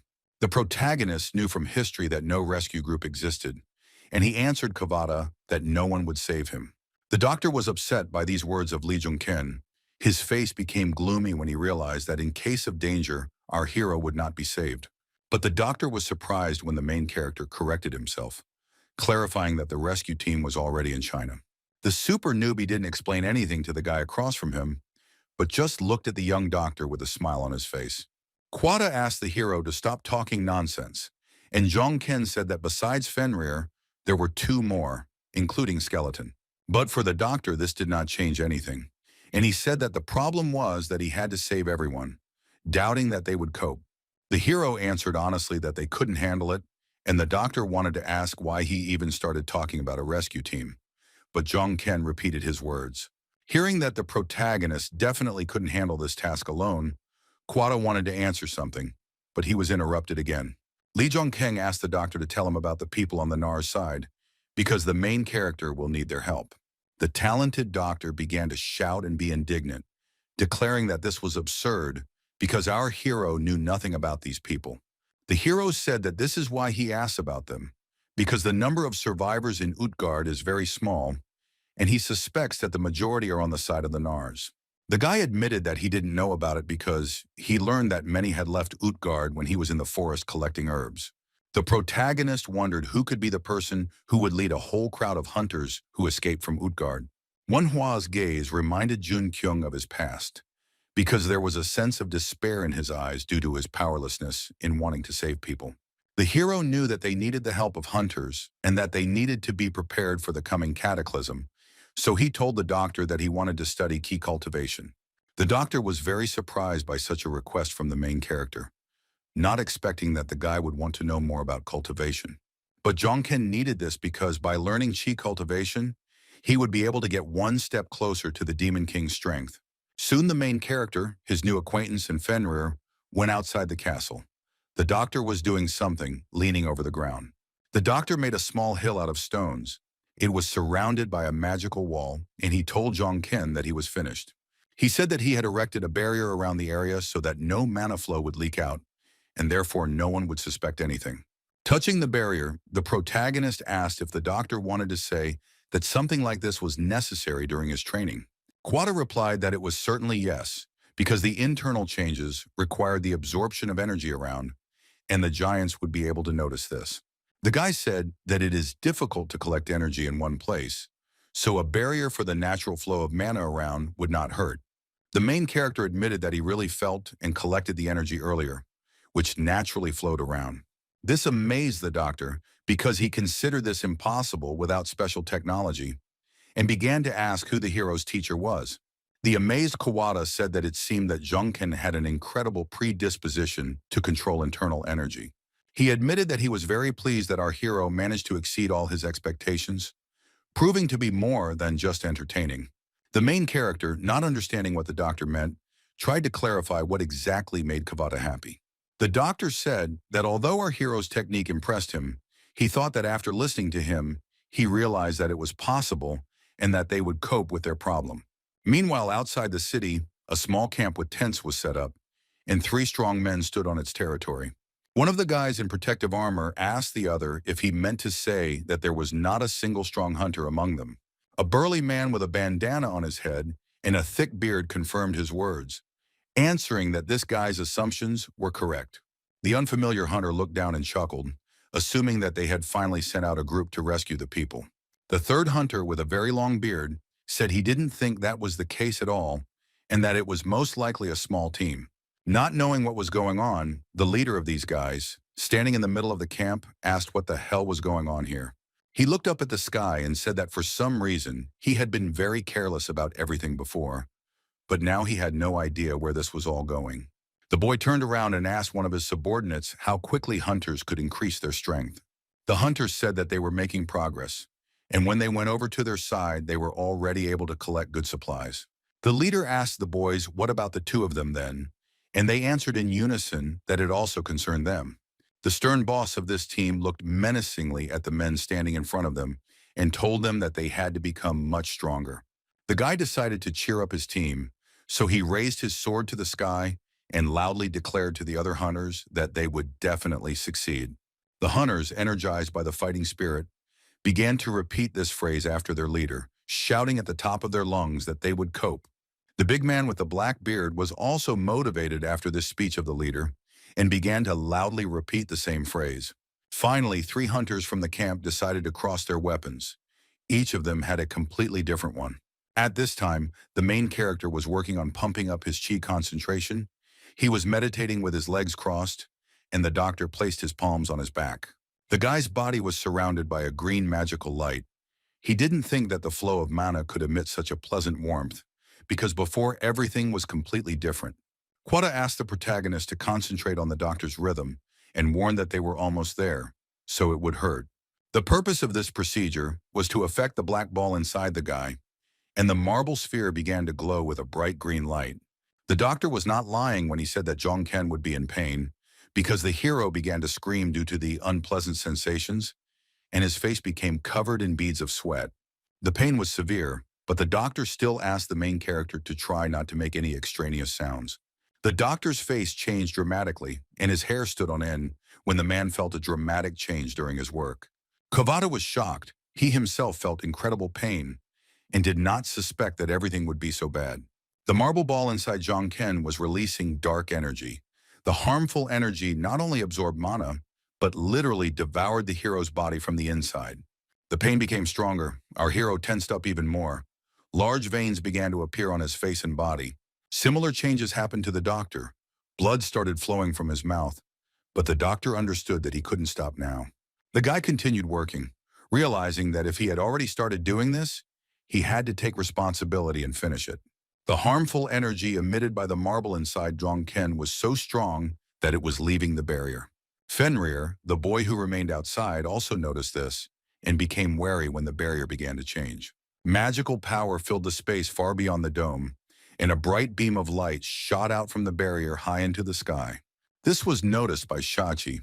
The red-haired man became worried when he sensed a thick source of energy in the territory of the icy lands. The giant knew it was unlikely to be Hada and the chieftain, because even they didn't have that kind of power, so the only option was Shrim. The giant remembered the unpleasant moment when Shrima's strong fist, emitting golden light, collided right with his nose. Remembering this, the giant with the red beard clenched his teeth tightly in anger and hatred towards the leader of the Nars tribe. Realizing that Shrim was up to no good, the captain shouted to all the warriors of Utgard to prepare for battle. The giants froze in surprise when they received the order from Shachi to begin preparing for battle against the enemy giants. One of the warriors turned to his captain, saying that the king, or rather their leader, would not approve of this decision. However, the giant Shachi did not care what the chief thought, and he asked the boy how long they were going to endure all this. He shouted, asking how long they would hide and tremble in fear of the enemy, waiting for the leader's orders and where the honor of the giants had gone. Shachi loudly declared to all the warriors that all responsibility for all future actions would lie with him, and today they would return the honor of the ice giants. The frost giants bowed before their captain, loudly declaring that they would now act under his command. One of the giants climbed to the top of the city's tower and gave a signal to the others using a large horn. Numerous giants began to leave the borders of Utgard. They were determined to go to Nars to fight against them. At this time, Shrima, who also noticed the blue beam directed into the sky, thought that it was the work of a giant named Shachi.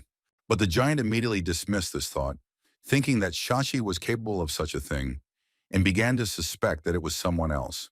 The eyes of the Nars chieftain glowed a bright purple light, as did his entire body, when he suspected that the beam had been launched by the head of Utgard.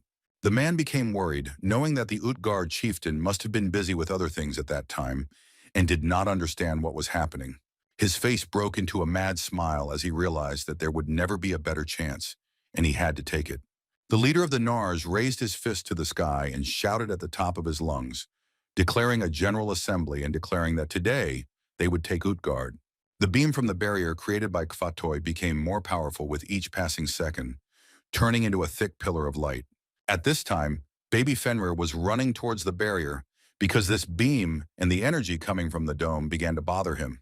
The boy was staring at something as he stood near the barrier.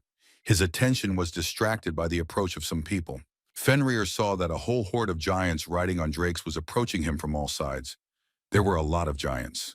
On one side stood a whole squad of giants from Utgard.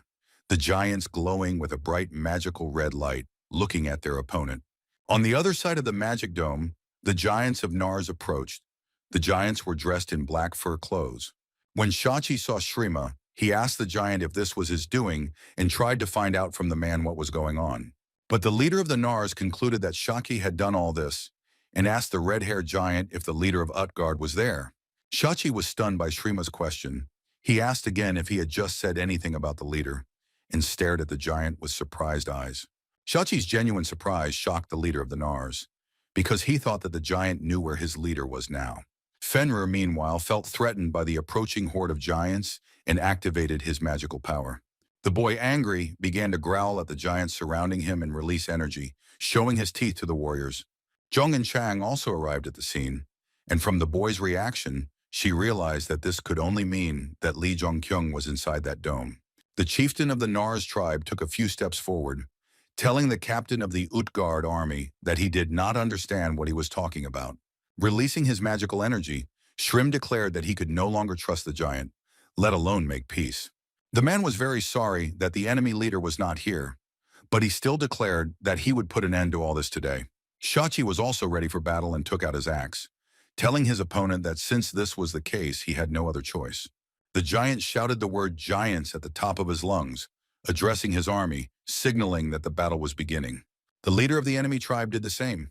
He turned to his soldiers, making it clear that the battle was about to begin. The leaders gave the command to their warriors to attack, and the giants from Utgard immediately ran forward, weapons at the ready. The Nars also unquestioningly carried out the order of their leader and ran forward to attack the giants from the castle. There was a personal skirmish between the captains of the enemy tribes. Shachi jumped high into the air, swinging his axe over his head. Inside the dome, the atmosphere was more peaceful.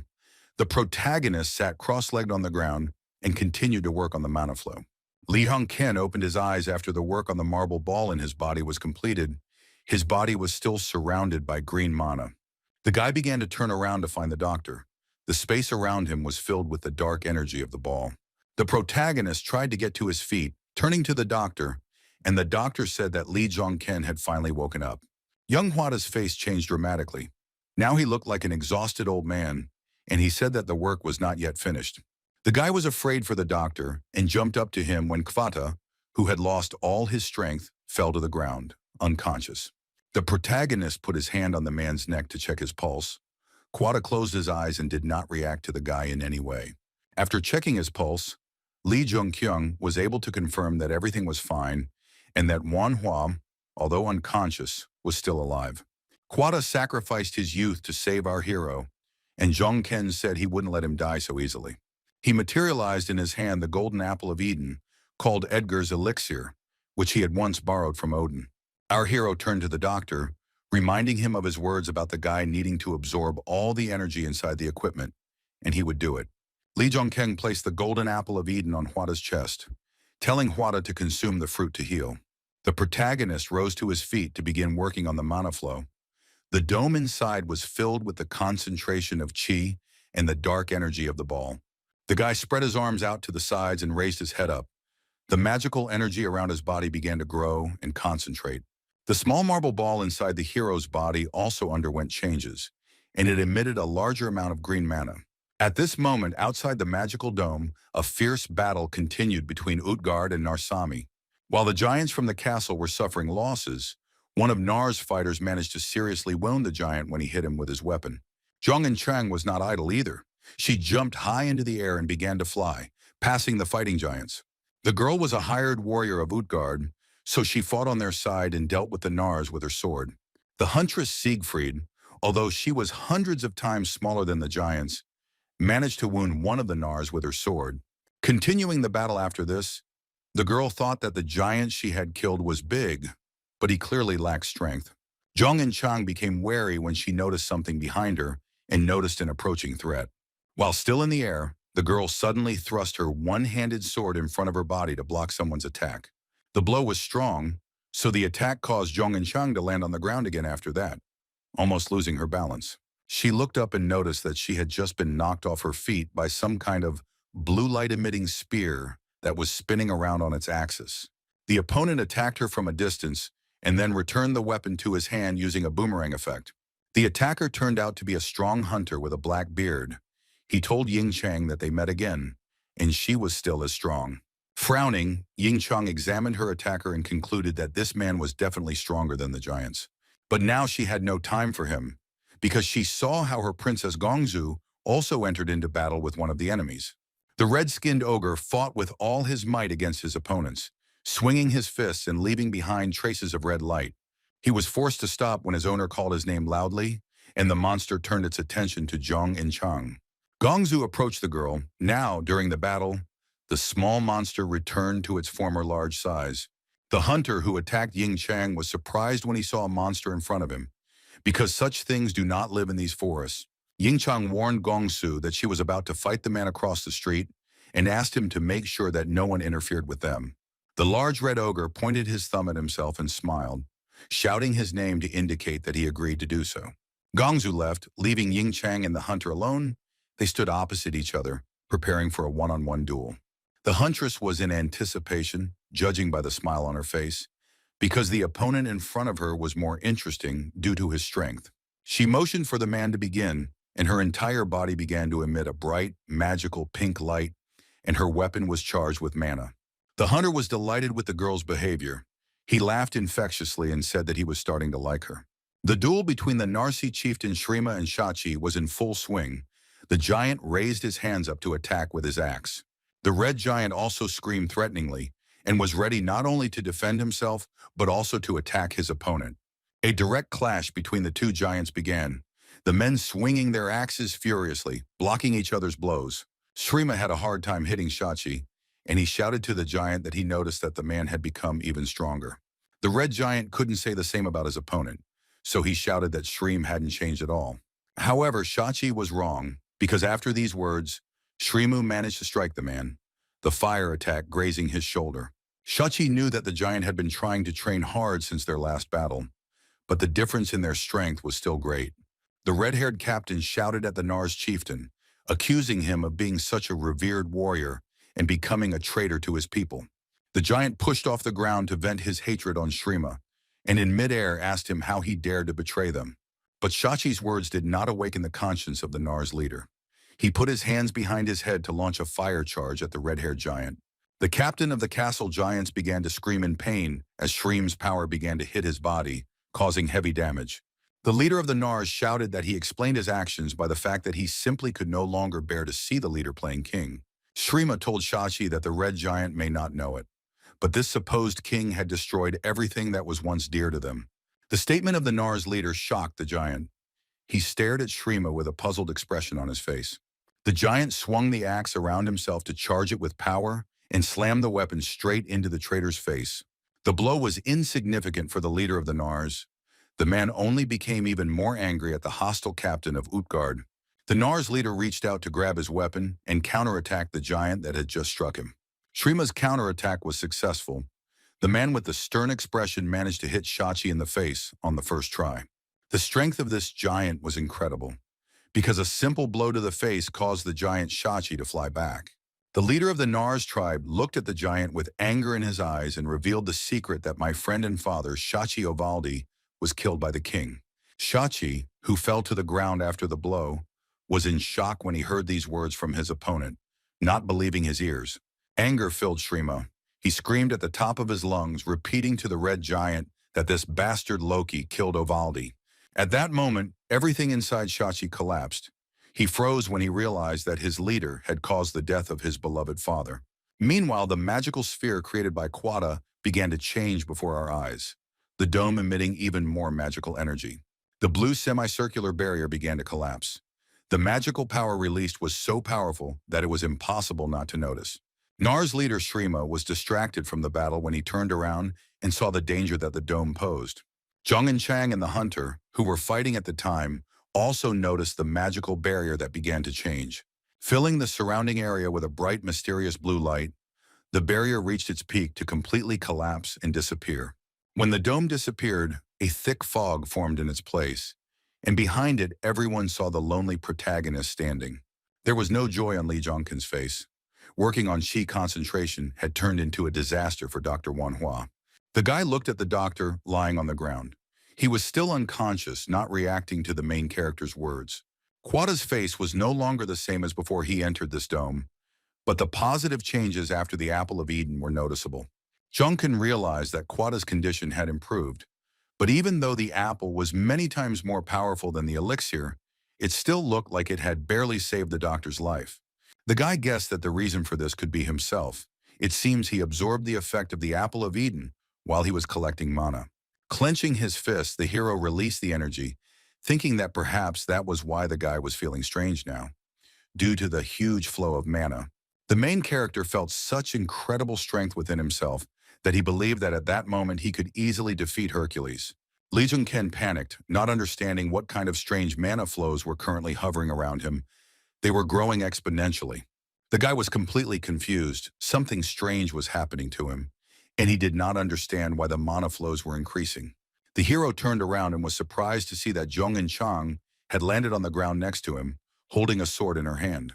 The heroine beamed with happiness when she saw that her friend was completely fine and told him that she was glad that he was okay. But the guy didn't have time for this because he unexpectedly received a notification from the fallen angel, who expressed his contempt for the hero. The giants of the Narsa tribe saw Lee Jong-ken in front of them. They thought that he was a simple man and decided that this was their chance. The fierce battle between the two tribes of giants continued. One of the Nars dealt with the giant from Utgard. When the main character saw what was happening around him, the guy immediately called for help from Hyun-mu, his faithful familiar. Hyun-mu immediately appeared before Jong-ken, his skull covered by the hood of his robe, and he said that he was waiting for instructions from his master. He asked the hero to trust him with everything and asked if he wanted Hyun-mu to kill all those giants, and Lee noticed that the familiar had changed. Hyun-mu was upset because he had become even stronger, but instead of killing the giants, the master told him to take Manhwa to a safe place. With sadness in his voice, the blue light-emitting skeleton in the robe answered his master that he would carry out his order. The protagonist calmed down when he realized that the doctor would be fine, and now he needed to concentrate on something else. The guy immediately pushed off the ground and began to cut through the air with lightning speed to help the giants defeat the Nars. The fight between Shrima and Shachi continued. The leader of the Nars grabbed the red giant by the neck and swung his fist. But Shrim didn't have time to strike, because the next moment our hero hit the man's cheek with his fist, causing a bright flash of fire. The main character began to mercilessly beat the leader of the Nars. The giant galloped across the snowy field, receiving blows from the guy. When the leader of the Nars disappeared, the surprised Shachi began to call out to his opponent and saw Lee Jung-ken in the air behind him.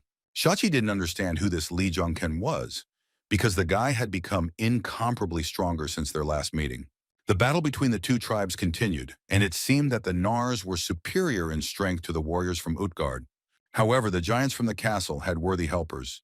In particular, the ogre Gongzu swung his fists, helping to fight against the Nars. Lee Rong-ken approached Fenrir and told the boy that he could handle this situation as he wished. Fenrir could no longer hide his rage. The boy's body radiated bright naked energy. He bared his teeth in anger. When the boy allowed him to do as he wanted, Fenrir turned into a giant snow-white wolf. As Lee Jung-ken stepped forward, Fenrir immediately pushed off the ground and rushed off to deal with the enemies. The main character looked away and thought about whether he should talk to the people standing nearby. He saw a team of 3 hunters in front of him, one of whom was a strong guy who had previously fought with Jung In Chang. The wary leader of this small team approached our hero and asked the guy who he was. Jung-ken knew that these guys across from him couldn't be underestimated because they were all heroes, and the 2 behind him were equal in strength to Jung In Chang.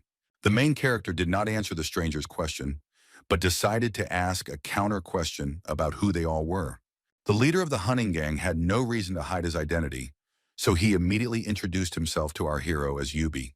Jung-ken was surprised because he had never heard of Yubi, thinking that the Demon King's notes should definitely have records of a person with such power. The protagonist said that he would now ask him one thing, and asked if the hunter had betrayed the people because they did not have similar strength. Yubi clenched his teeth tightly, trying to hold back all the negative emotions, and replied to Lee Jong-ken that he did not betray his people. He flew into the air and swung his sword to attack the hero, shouting that this was the fate of humans, and all for the greater good. The protagonist screamed, accusing Yubi of lying, and managed to strike the hunter with a spear first, causing the guy to scream. After the blow, Yubi immediately fell to the ground. Even though the guy had two swords in his hands, it didn't help him attack the hero first. An enraged Jonkin shouted, asking Yubi how great the common good was that he would treat people so treacherously. The hunter explained that he and Shrima had a deal, and if the king of Utgard was defeated, he would help them rebuild China. Aiming his spear at the hunter, our hero shouted that Yumi could have made a similar agreement with the leader of Utgard. The protagonist barely managed to dodge when another hunter came to Yubi's aid and attacked Zhongken with a spear. Li Zhongken used the tip of his red aura-charged spear to push off the ground.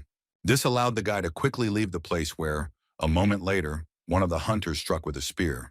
The enemy hunter ducked and shouted to the others for gear as the hero's spear flew over his head. The skirmish between Zhongken and the band of hunters was fierce. The boy ran to the side to apply the next move. Another hunter from their team appeared on the battlefield. A guy with a beard shouted that our hero was caught and attempted to attack him. While in the air, the protagonist saw how the tip of this big guy's weapon was rapidly moving straight towards his stomach. But the thug didn't manage to attack our hero because the guy grabbed the enemy's weapon with his hand in mid-flight. Using the enemy's weapon as a pole, Li Zhongken pushed off from it to flip over in mid-air. This maneuver allowed our brave hero to kick straight at the careless hunter who had betrayed his men. After Zhongken's attack caused the hunter to lose his balance, the boy flew high above the ground. The leader of this gang stated, frowning, that he would never in his life side with the king of Utgard. The guy said that Loki had killed countless people, all because of some kind of infection, and working with such a person was simply pointless. Zhongken was surprised to hear this because it explained why there were so few survivors in Utgard and why the hunters had betrayed the king. Yubi had a strong argument, but still the protagonist did not believe in the hunter's explanations, so he looked at the guy with ominous eyes. Showing all his strength, Zhongken recalled that Yubi said that it was all for the sake of restoring China, but he still betrayed the people. These words angered Yubi. The guy began to scream at the top of his lungs, repeating that he did not betray people. The team of 3 hunters lined up in a row, their eyes shining with a bright blue light. They were ready to fight against the hero. The boy understood that he had to defeat the hunters first and then listen to their story, so he asked them to attack. Meanwhile, Shrima told Shachi that a long time ago the father of the red giant Ovaldi noticed that their leader was plotting something. Shrim explained to the giant standing opposite him that the goal of King Loki of Utgard was to turn this land into Jotunheim. The giant from Utgard was surprised, not understanding what the man opposite was talking about, and demanded an explanation from him. The chieftain of the Narcissus said that Loki wanted to cleanse these lands, making them the lands of giants, and also to remove all other creatures from there. Through gritted teeth, the angry giant with the red beard asked Shrim why he was telling him about all this only now. The fact that the Nars leader had kept this information from Shachi all this time enraged him, and he decided to use a special technique against him. The enemy tribe leader was ready to defend himself. He also activated a special move, and his chest began to emit a soft golden light. The red-haired captain, covered in rage, struck Shrim in the chest with all his might, his fist charged with red magical energy. The giant put all his strength into this blow, which was fueled by the flows of powerful mana around his fist. Overwhelmed with emotion, Shachi's eyes filled with tears, and he asked Shrima again why he hadn't told him about this before. Shrim explained that he simply could not lose Shachi because he was too loyal a warrior and would hardly be able to betray the leader. The leader of the Nars shouted that despite the fact that the giant had now learned the whole truth, his body still spoke for itself. He meant that Shachi's body showed that he was still loyal to the leader, so after these words, Shrim swung his arm to attack. The Nars leader delivered a crushing blow with his fist to the giant in front of him, sending his exhausted body flying into the air. The blow was incredibly powerful. Shrim managed to damage the giant's internal organs with his fist, causing Shachi to spit out blood. The body of the giant from Utgard went limp. The leader of the Nars carefully picked up his exhausted old friend, ending the fight. With this blow, Shrim simply wanted his old friend to get some sleep until everything that was happening in the land of the giants was over. The giant placed Shachi's body on the ground and turned to leave, but stopped and looked back when asked to do so. The giant man turned around to look with his red eyes at the person who had just spoken to him. The giant saw that nearby on the ground there was a lifeless body that belonged to one of the hunters. Nearby, other members of the hunting team who worked for the Nars giant tribe lay unconscious, face down. The leader of the Nars saw our main hero in front of him, who looked straight into the giant's eyes with a slight grin on his face. Shreem activated his aura at full power again, felt the threat, and admitted that it was very curious.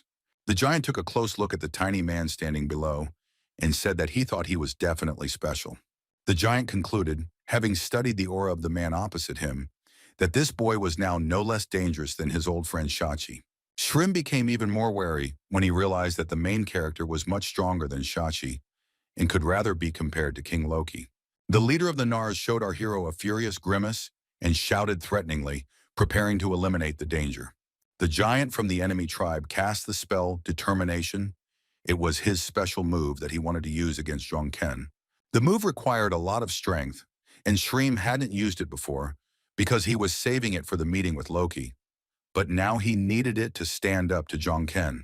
The protagonist raised his hand up, signaling to the giant man opposite him that he did not want to fight. Li Jongken's demonic aura completely disappeared, and with his hands raised up, he declared his surrender to the giant.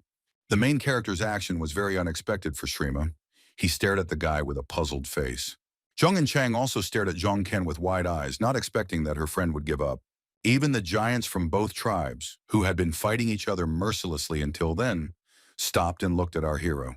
The hunter working for the Nars recovered from the fight and looked at the hero in surprise when Jongken handed him the bags with the potion. With a sincere smile on his face, the protagonist asked the hunter sitting in the snow to take it to restore his health. The guy was perplexed. He couldn't understand why the man they had just fought was now caring so much about him.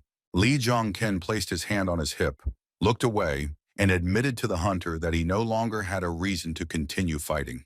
One of the reasons the boy no longer wanted to continue fighting was because Captain Utgard had passed out. Jongken also told the hunters that he finally understood why they sided with the Nars, betraying the humans. Smiling, the protagonist stated that he was just a simple mercenary, so he did not want to participate in the battle. Shrim listened silently to Li Jongken's explanation, his face dark against the bright red, magical energy. The leader of the Nars was not against not entering into confrontation with the guy, so with a slight smile on his face, he agreed with our hero. The giant told the protagonist that he accepted his surrender, and it seemed that the giant from the enemy tribe was only pleased by this. The giants of the Nars tribe began to rejoice. The giants raised their fists to the sky and shouted, feeling the taste of victory after the battle. Those who fought on the side of Utgard did not share the mood of their enemies, because the battle with Narsam turned out to be not an easy one for them. Shrim loudly ordered his men not to kill the protagonist, because there was already enough frost giant blood in this war. The main character offered to watch them in action. The guy looked at the hunters standing nearby and said that he relied on them. The leader of the Nars hunters stared at Li Jongken silently, his mouth open in surprise, and could not find the words to respond. His partners instantly became friendly. They introduced themselves to our hero as Zhangbi and Guangu, looking at Jongken with a smile. But the war was not over, because Shri suddenly declared that they would advance to Utgard and kill King Loki. The leader charged his warriors with fighting spirit. They began to shout, raising their fists up, and were not against going to the city. Jongken thought about it when he received a notification that the fallen angel had become embarrassed and was mocking everyone. Shri approached our hero, asking why he had retreated so suddenly, and Jongken explained that they were simple mercenaries. The main character told the giant that if he was willing to pay well, the guy would not mind helping Narsam for a reward. Realizing that the man in front of him was special and could help, Shrima said that the guy's offer sounded pretty good. The guys were left alone in their company. Behind our hero stood Zhong and Chang, and Hyun Mu held Wada's body in his arms. In Chang asked the main character if the guy really agreed to help the enemy tribe in exchange for a reward. Jongken materialized clothes in his hand to put on and asked the girl if there was something wrong with his decision.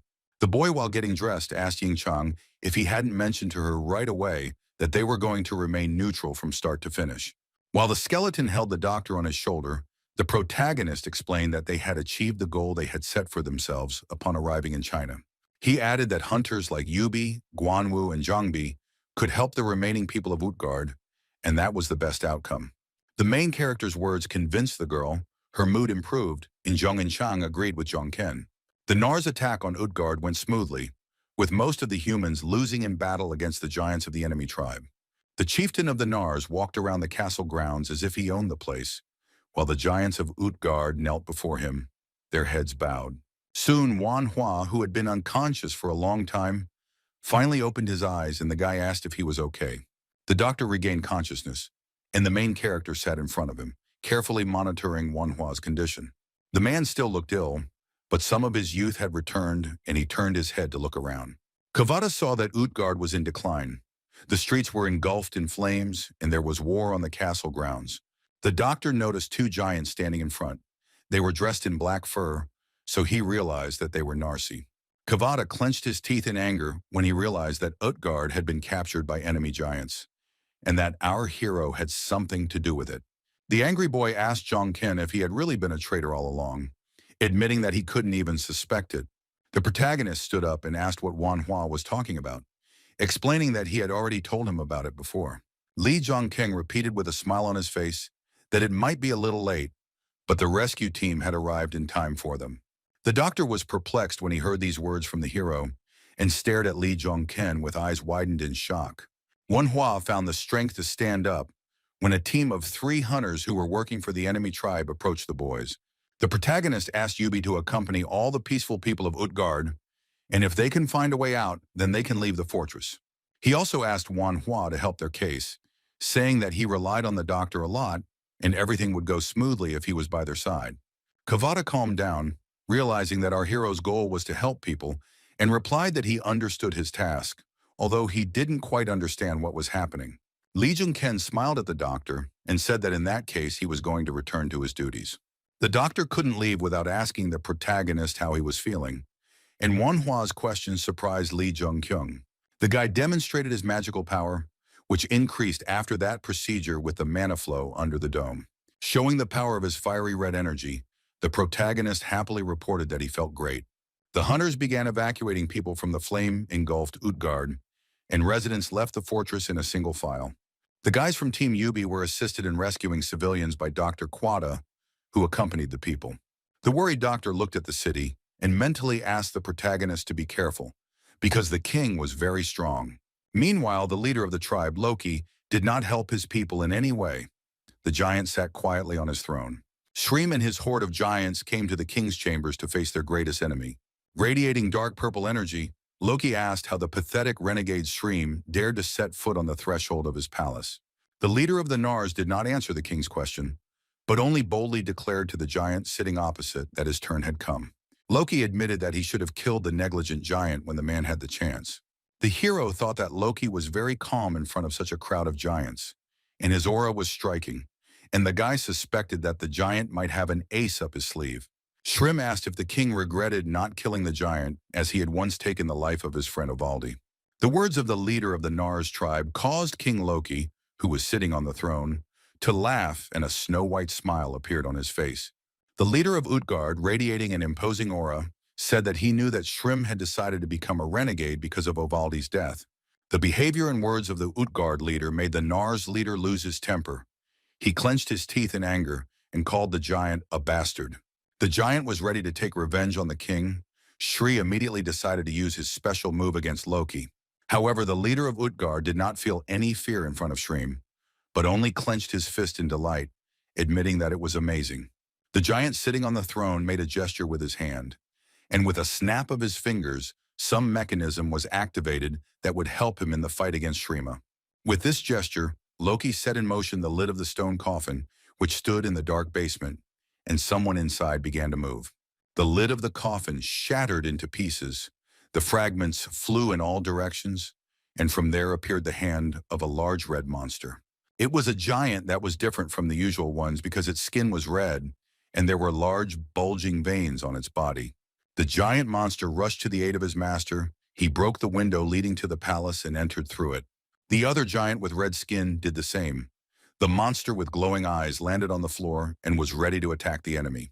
With one gesture of his hand, King Loki awakened an entire army of buried red-skinned giants, who immediately came to the rescue. The main character recognized these giants as weak-willed giants, the kind he had seen for the first time when he came to these icy lands. The jubilant King Loki burst into loud evil laughter. He smiled widely, boldly looking his worst enemy straight in the eyes. The action of the Utgard chieftain made Shrima very angry. He asked the bastard what he had done, realizing what it all meant. Frightened, Zhongken remembered the rumors about the death of many giants due to illness. They turned into spineless killers, and now they came to life and came to the palace. Finally, everything came together for our hero, and he realized that the king had sacrificed his subjects to create his own army. The Utgard chieftain continued to fill the entire palace with his laughter, shouting that he needed a personal army, and these giants became it. Rather than fight the weak-willed giants, Shrim pushed off the ground and flew past them to attack Loki directly. The king was ready to defend himself. He used his special technique. The giant's body was surrounded by powerful fiery energy. Loki got ahead of the Nars leader and attacked first, sending vortexes of mixed energy towards the black-braided giant. The Nars chieftain twisted his face in pain as the enemy's magical force hit him, his entire body tensing in agony. The energy released by King Loki was so powerful that it immediately broke through the roof of the palace and flew far beyond the horizon. The jubilant giant turned to his loyal troops to give the first order to his personal army of weak-willed giants. Wanting to deal with Shrima, the king of Utgard ordered his subordinates to seize the giant and tear the traitor to pieces. The weak-willed giants with red skin opened their mouths and began to scream madly, preparing to carry out the order of their master. An entire army of the living dead ran forward to catch up with the careless giant from the Nars tribe and destroy him. The giants of the Nars tribe panicked, not knowing what to do next, when they saw Loki knock out Shrima with one blow. Although Loki's special attack had dealt heavy damage to the Narsi chieftain, the man was still able to fight, and he held on tightly to the stone ruins. Shrim was kneeling after taking the blow, his magical power still raging, and the enraged giant was determined to continue the fight. The giant shouted at the top of his voice to his warriors and ordered them to defeat the leader Utgard, who had no honor left. This raised the morale of the tribe. They shouted that their leader Shrim was back in action, so they rushed off to attack. Zhong and Chang asked the protagonist what was going on, and Zhong Kyung explained to the girl that the king had brainwashed the giants to create his own army. A shocked Ying Chang asked the guy if he wanted to say that King Loki killed his people and experimented on their bodies. Zhong Kang explained that Loki is a deranged tyrant who sees people as nothing more than tools for his own purposes and called him a monster. One of the warriors of the Nars tribe stood right in front of the maddened giant with red skin and began to wave his weapon. The black-furred giant failed to deal damage to the enemy, causing the crazy-eyed monster to laugh loudly. The giant shouted at the freak to get out of the way, but the giant, having lost his mind, attacked him, biting him on the neck. The Nars warrior screamed in pain as the maddened giant managed to tear a piece of flesh from his neck with his teeth.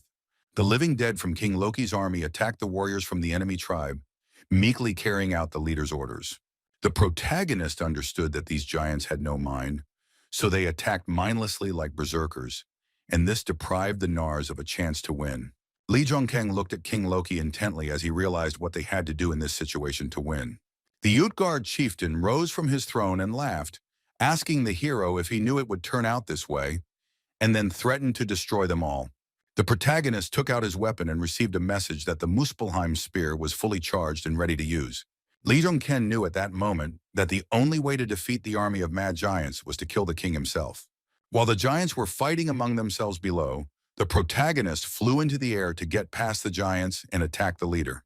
Lee Jong-ken raised his spear, charged with fiery magical energy, behind his head to strike at the king of Utgard. The Utgard chieftain turned his attention to our hero, who was circling above his head, waving a flaming weapon. The king managed to repel the main character's attack. The guy struck with a spear, but the giant defended himself by putting his hand in front of his face. The attack did not frighten the leader of the giants in any way. Zhong Ken's attack, which was unsuccessful, only made the giant smile. The giant immediately counterattacked the protagonist, telling the guy that he had been watching him all this time, so the blow was not unexpected. Using his special move, Loki said that it was Zhong Ken who was emitting such a powerful flow of mana. King Loki's fist was charged with multiple types of energy, and he punched out, screaming at Lee Jong-ken to die. The guy flying in the air noticed a stream of energy approaching him, which was hundreds of times larger than him in size. The main character became very tense and panicked, because he understood that the guy would not have time to dodge such a blow. Something distracted the super newbie's attention, and he looked away as his face was illuminated by a bright blue magical energy. Now the main character was floating in the air when two powerful streams of giant power flew towards him at once. The blue magical flow was friendly because it was launched by someone in order to reflect the power of King Loki. The Utgard chieftain became worried when he saw that his special attack had been repelled and asked who the man was who had managed to do this. King Loki turned around and saw that it was Shachi, who launched his own charge of magic against the flow of the leader's power as a counterweight. The red-haired, bearded giant was breathing heavily, seething with rage. The veins on his body were bulging, and his body was covered in beads of sweat. This attack of Shachi was especially strong. The giant spent a lot of energy at the cost of his health. Blood began to flow from his mouth. The protagonist was afraid for the red giant when he saw that it was he who used that attack, and he loudly shouted the giant's name. The giant gradually lost his last strength. His body trembled. He looked at the hero and said that he entrusted his giants to him. The last remnants of strength left the giant. Shachi could no longer stand on his feet, so he fell to his knees with a crash. The giant, having spoken his last words to Lee Jong-ken, lost consciousness and fell face down on the floor of King Utgard's palace. Shreem screamed loudly when he saw his old friend collapse to the ground, showing no signs of life. The king called Shrima a weak bastard who asked for help from a man and promised to make him his soldier when the battle was over. A look of great concern appeared on the protagonist's face when he saw his fosterling, the wolf Fenrir, nearby. A giant magical wolf attacked King Loki, and the werewolf's attack clearly took the leader by surprise. The wolf began to thrash about in the air, leaving behind bright streaks of blue light as a wary Loki watched him. With his fists ready, King Loki shouted at Fenrir that the werewolf had become much weaker than he had been the last time they met. The man spread his legs wide and spread his arms out to the sides, using another of his special moves. Powerful streams of magical power rushed in all directions. The attack was so powerful that the werewolf Fenrir was unable to repel it, so after receiving damage, his limp body fell down. Our hero received a message that he needed to get rid of the shameless individual in 5 minutes, and he asked In Chang to detain the king for a minute. The huntress felt uneasy and doubted that she would be able to hold off Loki, who had defeated Fenrir with one blow, even for a minute. The next to attack was the leader of the Nars tribe, a giant emitting his magical power, and screaming he attacked the king. The Utgard chieftain stood motionless, looking at Shrima, who was running at full speed towards the king to attack him. The two giants clashed in hand-to-hand combat, and the entire palace was filled with bright, multicolored flashes. The protagonist told the girl that Shrima alone was not enough here, and stated that he needed Jung and Chang. This inspired the girl, and she grabbed her sword, declaring with a smile on her face that she would try to delay the king for an hour. Lee Jong-ken held the weapon engulfed in flames in his hand and received a notification that the Muspelheim spear had almost reached its mana limit. This situation did not suit the main character. Because this mana was not enough to win, he needed much more. At this time, Shrima, the leader of the Nars, was losing the battle with Loki. The giant missed a blow, because of which he lost a lot of blood. The huntress, Jung and Chang, entered the battle, cutting through the air while holding a one-handed sword that colored everything around her with purple light. The girl, putting all her power into this attack, tried to damage the king, but the leader Loki blocked her blow with his hand. The head of Utgard immediately counterattacked Jung and Chang. Launching a powerful stream of energy at her, the girl tried to defend herself with a sword.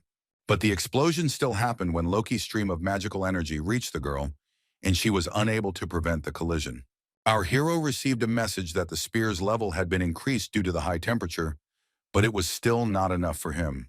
The guy needed to improve his spear's charge just a little bit more. It was necessary because he only had one chance. But suddenly, reports came in that the Muspelheim spear had reached its limit, and the weapon began to crumble before our eyes. The main character couldn't waste a second.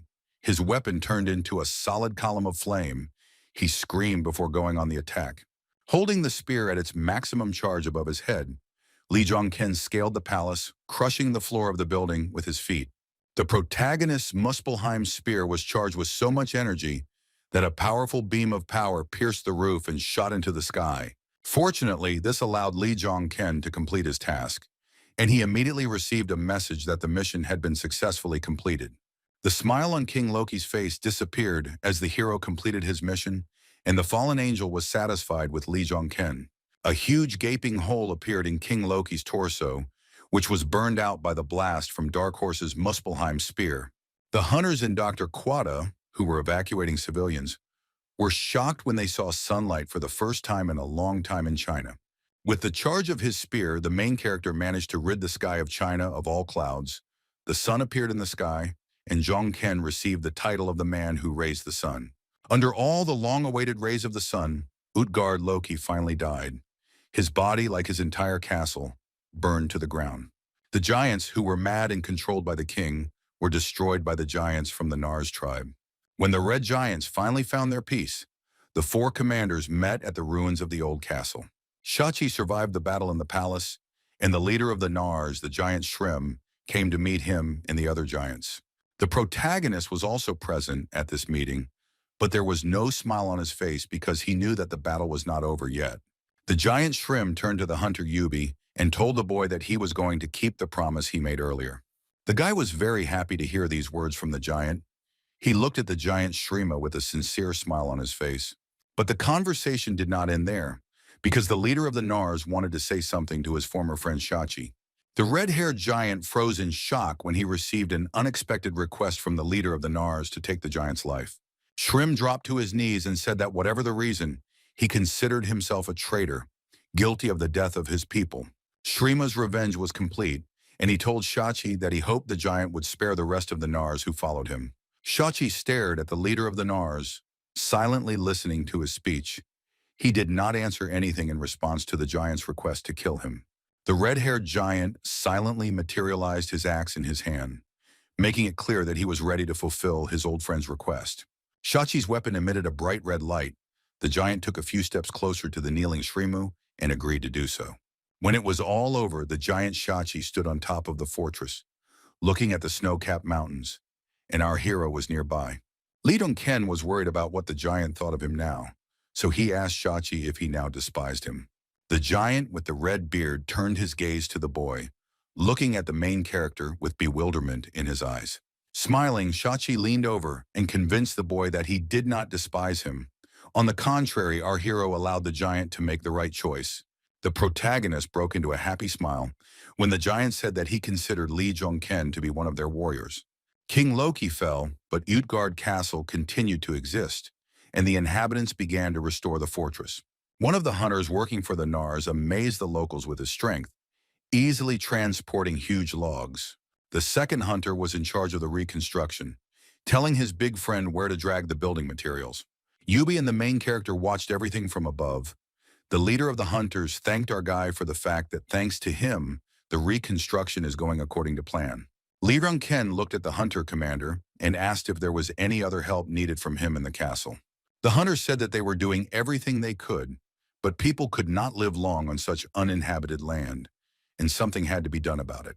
The guy told Zhong Ken that their plan was to soon leave the walls of this castle and asked the protagonist to help them with this. Zhong Ken agreed to help, but said that he didn't think leaving the castle would be the right decision because a lot would change soon. A puzzled Yubi asked Zhong Ken what he meant by saying that many things would change here very soon.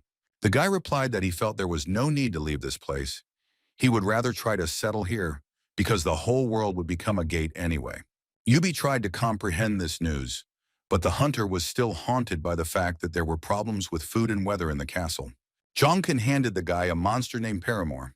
It doesn't taste the best, but it grows quickly and can be grown in any environment.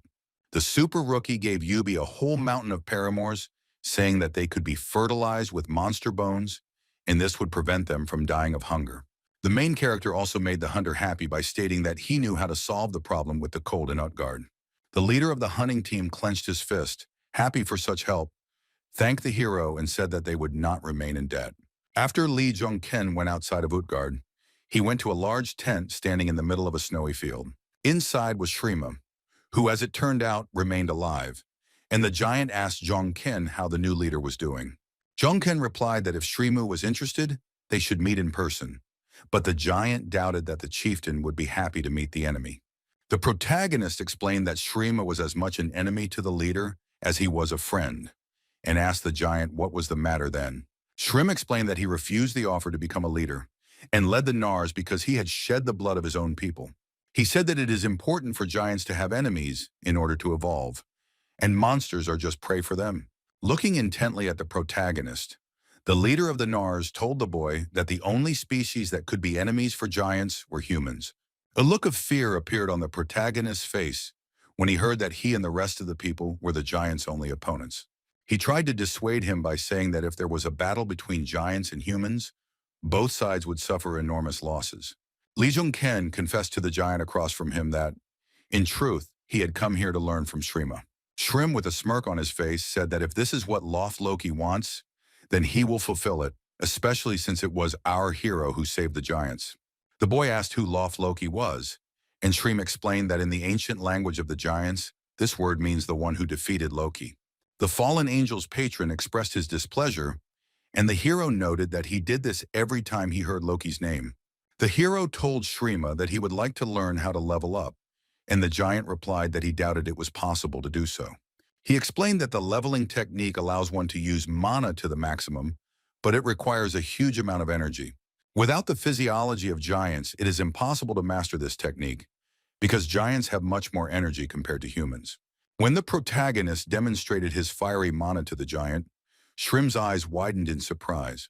The giant Shachi became wary when he noticed such a huge amount of mana and thought that it might come from Lee Jung-ken. Jong-in Chang also felt the mana and smiled because she always wondered if her friend was even human. The boy stood before the giant, demonstrating all his strength to him. The hero's body was surrounded by powerful fiery energy. The hero looked at the giant with a smug smile and declared that he was sure that he had much more mana than Shrima. A bright smile appeared on the giant's face when he saw the protagonist's abilities and called them excellent. After talking with the leader of the Nars, the protagonist climbed a snowy hill to look at Utgard from afar. The main character's thoughts were filled with memories of Loki Utgard, the former king of this castle, and the giant he killed. Lee Jung-ken called this king an arrogant giant who experimented on his own people to create an army. To him, Loki was an inglorious piece of trash who turned giants into killing machines along with a master class of Chinese hunters. But the guy didn't understand how Loki managed to make the giants listen to his orders and took complete control over them. The protagonist began to suspect that there was someone behind the king, because although he was a great warrior, he was unlikely to be capable of such a thing. Lee Jung-ken remembered the words of local residents that the intruders who entered the fortress did nothing and left. At first, the boy suspected that the intruder was the Demon King, but if it wasn't him, it might be the Black Hood. Remembering the image of the Black Hood in his head, the protagonist was interested in who he was and what he was planning on the territory of China. When the main character was spending time alone surrounded by snowy mountains, someone suddenly called out to the guy. Lee Jung-ken looked to the side warily after hearing someone's voice while he was wandering through the forest, thinking about the Black Hood. It was a joyful Jong-in Chang who told the boy that there was a festival going on in the city and she invited him to take part in it. The main character thought about his girlfriend's offer to go to the party, but hasn't given her a clear answer yet. He was hesitant about going to the festival, so the heroine took the initiative, grabbed Jong-ken's hand and pulled him along. The protagonist screamed as the girl squeezed his hand tightly, but In Chang asked him to hurry up because the guys were already waiting. In the restored Utgard, a festival was taking place. The streets were decorated with paper lanterns and residents were relaxing at tables. People were happy that they finally got a taste of real life, remembering the hardships they had to go through. The guy chewing on a chicken leg broke into a happy smile and said that they should be grateful for having managed to survive. Jong-in Chang called the festival in the middle of the gate beautiful, and the protagonist said that this view gives him hope. The girl was confused when the guy turned around and asked if they should decorate the end of this wonderful day. Lee Jung-ken walked forward as an idea came into his head about how to make today's festival even more festive. The hero stood on a pedestal in front of the residents. People began to whisper that this was Loth Loki, who defeated the king of the giants. The locals were delighted to see the king's killer in front of them, and were glad that Loth Loki wanted to show them something. The hero decided to put on a show for the kids. He released his magical energy, saying that it was an enhanced flow of mana. The main character's entire body was surrounded by fiery tongues of energy. He turned on the increased level and amount of mana. Streams of blue energy erupted from Lee Jung-ken as he decided to level up one last time by doing something he had never done before. There were also hunters at the celebration. The guys opened their mouths in amazement when they saw that the man had managed to increase his level. It was clear from Jong-in Chang's face that the girl was very proud of her friend, who demonstrated his abilities to everyone. At this time, other events were unfolding on the territory of the Nars tribe camp. where their leader Shrim lived. The giant also felt the increase in our hero's level, and smiling realized that Loki's loft was truly incredible. The locals of the fortress were even more amazed when they looked up and saw the sun in the sky, which had not shined in China for a long time. The sky became blue and clear, and a bright sun appeared on it, emitting magical multicolored rays that fell to the earth. The main character smiled when he gave people this joy. With his palm, he controlled the sun that appeared in the sky. Afterwards, the hero received notifications that the clot of mana had turned into a core, and under the influence of the stone, a weak dragon heart had formed. Lee Jong-kin and Yubi met again at the top of the fortress. The hunter asked the hero if he was going to leave already, and the guy confirmed his guess. The main character said that he placed the heat he generated into those metal structures that are located outside the city. Using the mana input method, he activated Merlin's necklace, casting defensive magic to prevent the heat from escaping. Yubi asked if the guy really needed to leave right now, explaining that the hunter wanted to somehow repay the hero for his help. Lee Dong-ken calmed the boy down, telling him that they would definitely see each other again, so he didn't ask for any reward for his help. The protagonist jumped from the top of the fortress to land next to his companions, Ying Chang, Fenrir, and Gongzu. The heroine greeted her friend with an enthusiastic smile, calling him the hero who brought back the sun. The guy was very embarrassed by the way the girl called him and asked Jung and Chang what kind of jokes she was making now. The huntress replied that this was not a joke at all, because the main character really did manage to raise the sun over China. Jungkin started to feel embarrassed, rubbing the back of his head with his hand, and Jung and Chang asked the guy if they really had to leave. The guy asked her not to worry about people because he had already taken care of them, so that they would always be warm. There was a werewolf boy standing nearby. Our hero called him by name so that he too would prepare to leave. The boy turned into the image of a giant white wolf emitting magical light, and the guys were ready to leave the city. Finally, the hero turned around looking at Yubi and told the hunter that he hoped that he would become even stronger when they met again. In response, Yubi smiled and told his new friend that he simply hoped that they would be able to meet again. The boys left the borders of Utgard. They were crossing China again and were surrounded by snow-covered, frosty, rocky mountains. The journey was quite long because it was already dark outside when they stopped to rest. Zhong and Chang and Zhong Ken were warming themselves by the fire. Dr. Huada was also with them. He was sleeping in a sack, and Fenrir was resting nearby.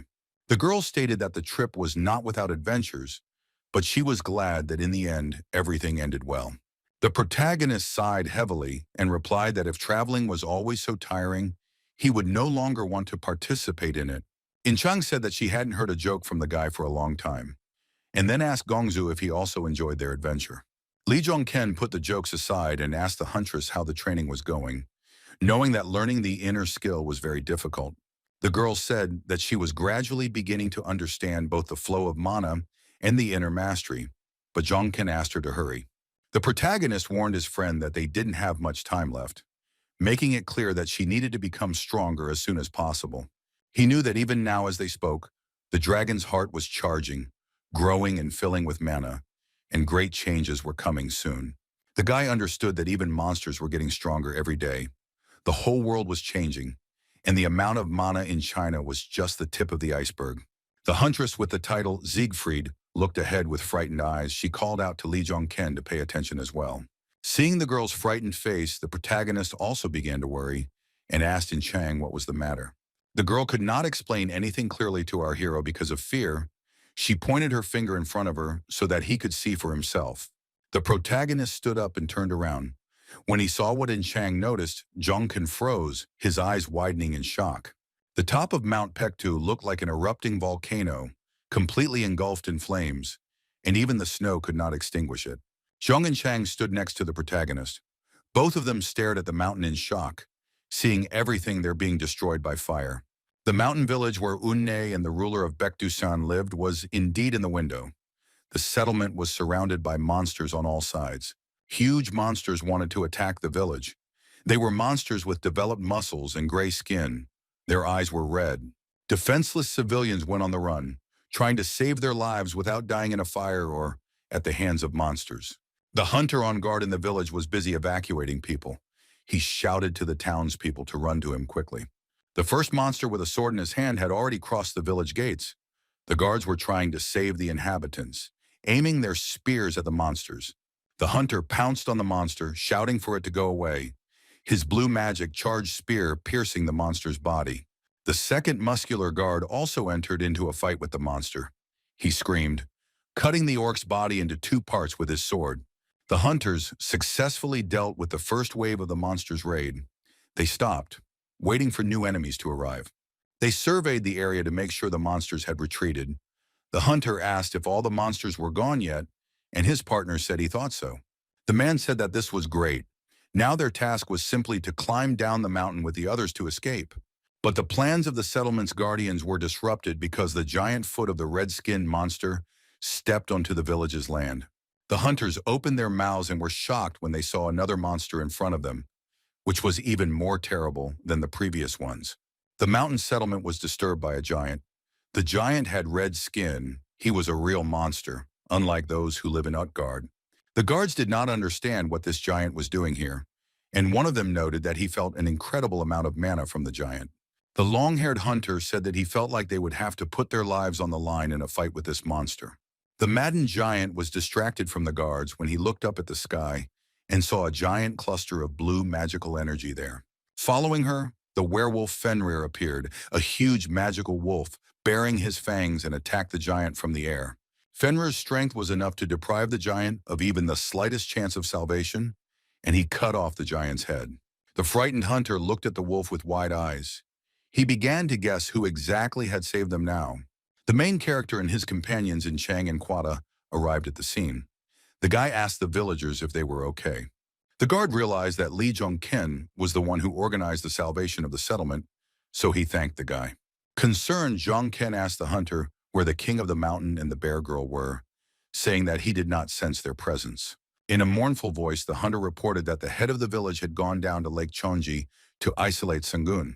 The protagonist understood what the guard's words meant exactly and shuddered, staring at the hunter with shocked eyes.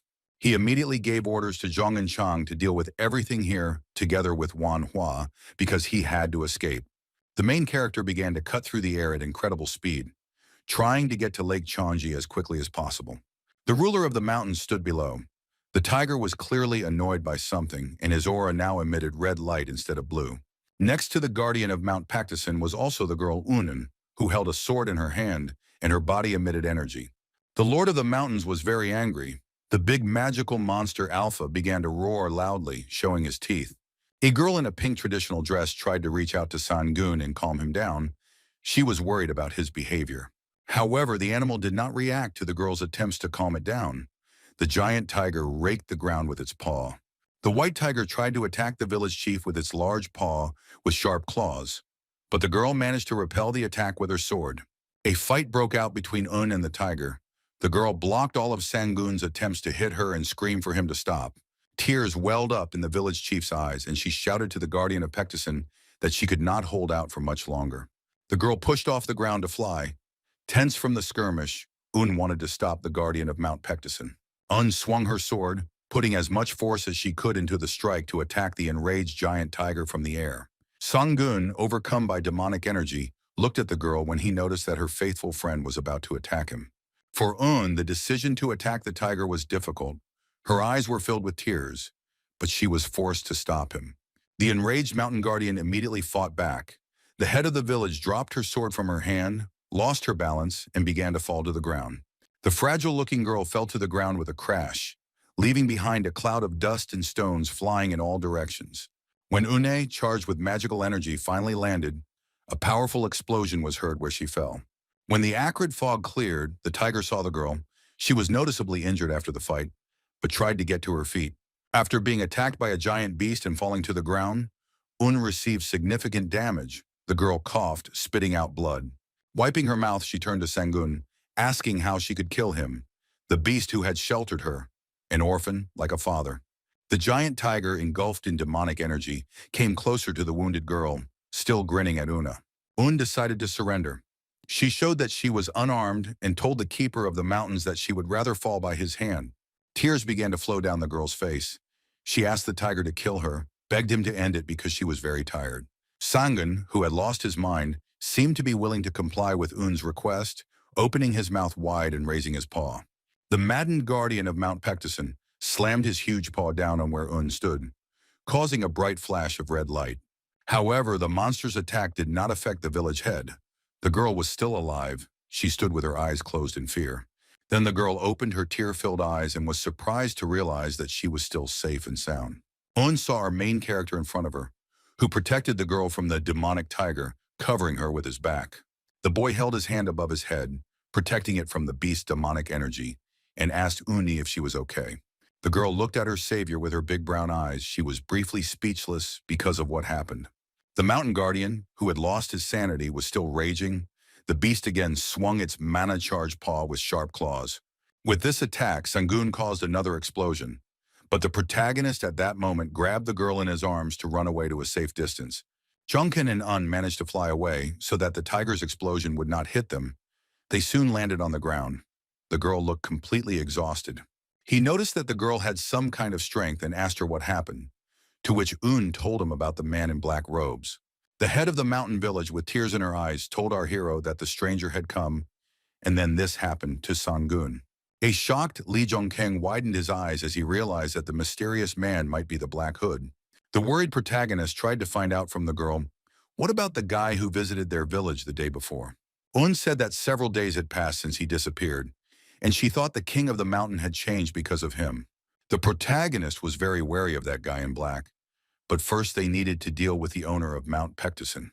The girl gathered her strength, clenched her fist, and told our hero, encouraging Zhongken that they could do it. She said that they had already tried everything they could, and constant exposure to his chi and sealing had not helped them at all.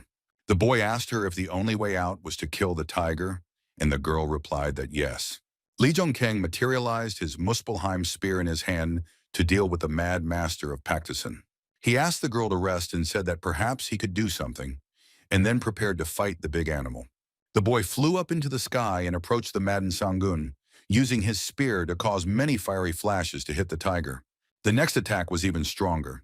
He grabbed the spear with both hands and pointed the weapon downwards, cutting through the air with stripes of powerful flame.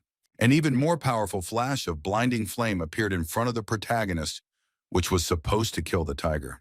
But Sangun, who was emitting demonic energy, was still standing on his four paws, and the protagonist's attack had no effect on him. Un was amazed to see that Zhongken had become so strong in just a few days, calling it simply impossible. The protagonist continued to fight desperately against the maddened king of the mountain. He rushed at great speed, striking him with a spear. This attack was more successful. The guy managed to cause damage, and the tiger growled in pain when he started bleeding. The demonic beast first stood on end as Zhongken aimed his spear again at the now wounded master of the mountain. Even though the girl knew that her friend would have to be killed, her eyes filled with tears when she saw that he was wounded. Li Zhongkyung asked the girl not to worry, promising that he was not going to kill the insane Sangun. The dragon's heart, woven from stone, and a hero at the peak of his strength. Thanks to him, the owner of the mountain became more powerful, which the guy could clearly feel. The main character was going to use the magical power of the dragon's heart to absorb the madness that the owner of the mountain had been subjected to. But something went wrong. The hero tensed up when the spear completely transformed into a demonic one and was now absorbing the tiger's life force. Zhongken told himself to pull himself together. He decided that he simply had to return the mountain lord his vitality and energy. He was delighted when he received the notification that the cleansing had been activated and took advantage of the chance. The tiger, overcome with demonic madness, tensed up when he noticed that our protagonist was plotting against him again. The purification process was successful. The eyes of the mountain's master, which had been fiery before, now turned blue again. The demonic energy had completely left the body of the master of Mount Pactison, and the giant tiger was once again emitting the energy of its natural blue light. The main character, without expecting it, successfully completed the task. He was surprised that he managed to carry out the purification so easily. But things didn't end there. Li Zhongken swung his demonic energy-charged spear. Meanwhile, the ruler of the mountain was unconscious after the purification. His body lay on the ground, showing no signs of life. The girl, noticing that the owner of the mountain had become normal again, flew at full speed to her adoptive father. Un placed her palms on the giant predator's fur to transfer her energy to him through them, replenishing Sangun's strength. She was very worried that the tiger might die. The girl promised that she would heal him, and shouted for the ruler of the mountains to just hold on. The giant tiger Alpha was still lying on the ground unconscious. Un infused him with golden healing energy to heal him. Rays of golden healing light completely enveloped the white tiger's entire body, while he lay with his eyes closed. The girl's tears flew in all directions. She sobbed, screaming and begging Sangun to open his eyes while she tried to heal him. The last drops of healing energy left the girl, and in despair she fell to her knees, hanging her head down. Une began to burst into tears. She apologized to Sangun for a long time for not being able to save the owner of the mountain. Someone else came to the heavenly lake. The girl was distracted and looked to the side, paying attention to these people. It was Dr. Huada. He had arrived at the scene to help the village chief save the tiger, and behind him stood Fenrir in the form of a wolf. Seeing the state the master of the mountains was in, Manhwa smiled and said that it was not too late to fix everything. The doctor saved Sangun. After some time the tiger was already in creation. The main character approached him, asking about his well-being. Lee Jung-ken was clearly worried about the tiger. He asked the owner of the mountain if all his previous feelings had returned to normal. The giant white tiger reassured the boy, saying that he was fine and that there were no visible injuries on the animal's body. Even though Sangun said he was fine, the boy knew that the mountain lord, who had been freed from madness, was still dying. The protagonist mentioned the man in black who turned the tiger into a monster and asked him who he was. The guy admitted that he didn't understand why a mythical creature like Sangun needed to meet that person and why he took such power. The owner of the mountain promised the young man that he would tell him everything about that man, but slowly, and first asked about Una's health. Lee Jung-ken said that the girl was fine, but she couldn't find peace because she was worried about the tiger. The doctor reported to the village chief that he had healed all of the king of the mountain's external wounds, but the internal wounds were too serious. Une's insides turned upside down, and tears came to her eyes when Dr. Kwada told her that it was useless to treat Sangun's internal wounds. Sangun listened to the main character and said that Jung-ken probably already knew that the tiger would soon die, and then asked about the promise given to Una. Lee Jung-ken didn't say anything to the dying master of the mountain, but only nodded to confirm that the promise was still valid. The owner of Mount Pectison told the main character that in this case, a girl named Uni would be left to our hero. The tiger told about the man in black. He called him very sinister, but his powers seemed somehow familiar to the ruler of the mountain. Sangun said that it was not the man in black clothes who came to him. It was quite the opposite, and the tiger met him on Jeonju. The main character was genuinely surprised when Sangun said that he met that mysterious guy in Jeonju.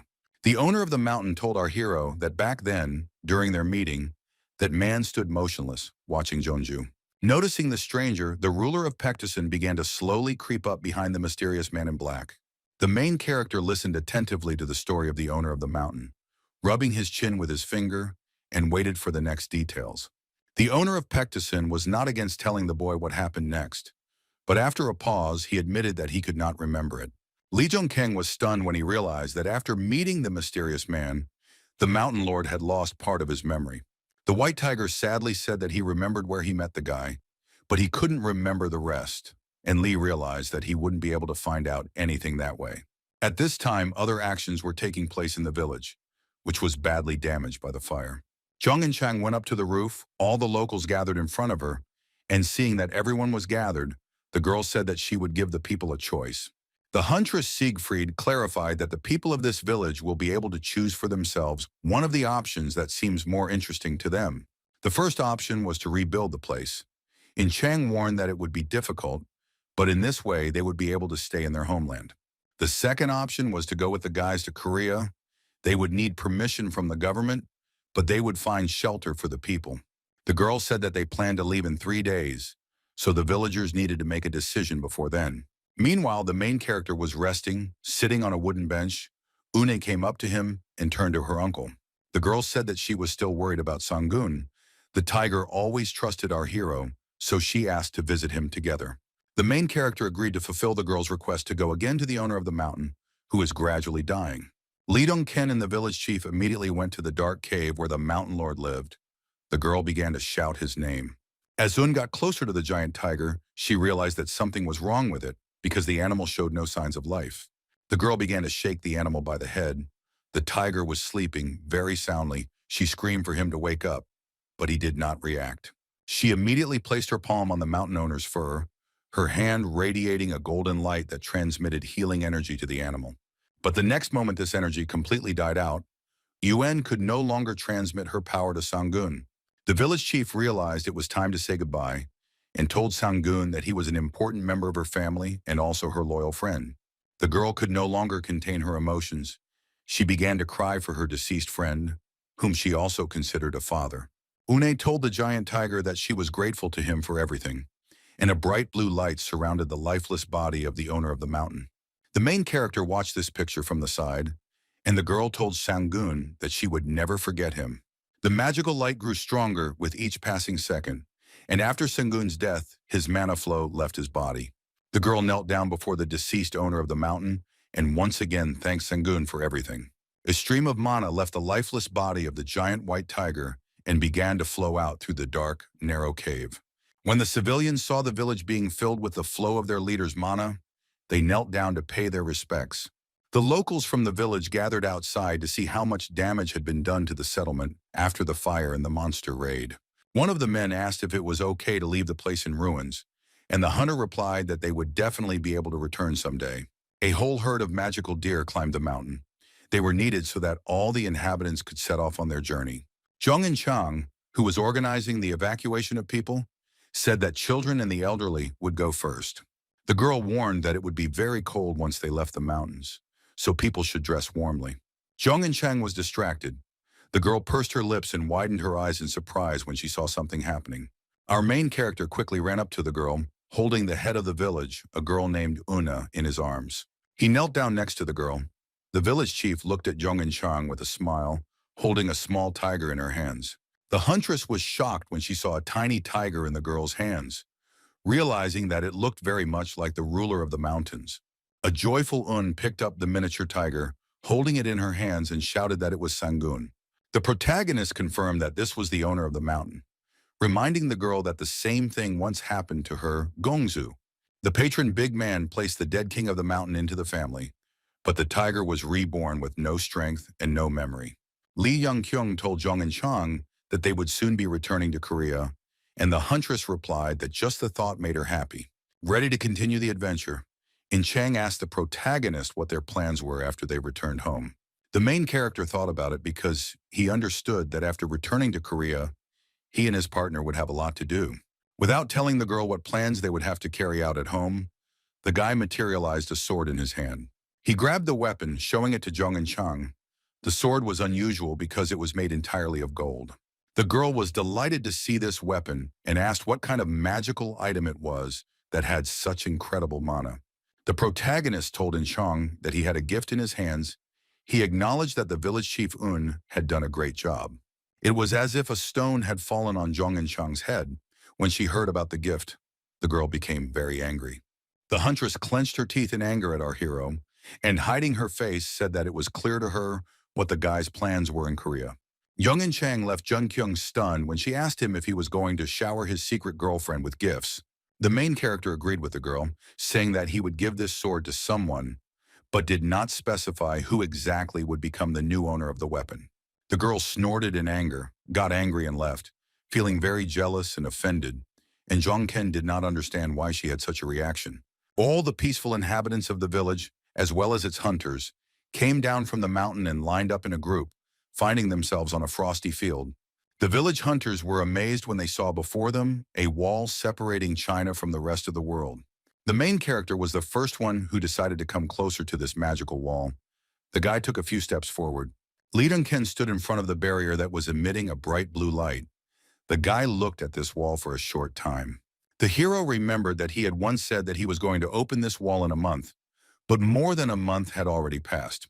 Touching the barrier, he thought it would be a waste of time to wait for them, but he had progressed much more than he expected. Therefore, the main character was confident that he could cope with this wall without anyone's help, and ordered the others to step aside. The guy placed his palms on the magical barrier. He used all his strength against the wall. His body radiated a bright red light. In order to overcome the barrier, our hero went to extreme measures and activated the level increase, something he learned in Utgard. This technique helped Lee Jong-ken destroy the barrier. The guy's magical power gradually destroyed the insurmountable wall. The guy was very tense, realizing that this was not enough, and then decided to use the dragon heart, which absorbed the powers of the king of the mountain. The dragon's heart, which had been growing and developing next to our hero's real heart, began to emit fiery energy. Other events were unfolding on the territory of the northern front. Two men were standing on a high observation tower. One of the men with long hair told his partner that this kind of thing is very rare these days. The second guy didn't understand what his partner was talking about, and he explained that he was talking about monsters because they hadn't been seen lately. When asked who was the guy after whom the monsters seemed to disappear, the young man said that it was probably just a coincidence. The long-haired hunter fell silent, deep in thought. He hardly agreed with his partner, who thought that the man was a loser. The man recalled meeting that person, our main character, who was clearly strong and had magical abilities. The guy admitted that it could be a coincidence, but the man still managed to get rid of all the monsters in the North Korean region. The partner disagreed, saying that it was impossible. Many heroes in the past had already tried to pull off something similar. The man with long hair was in shock.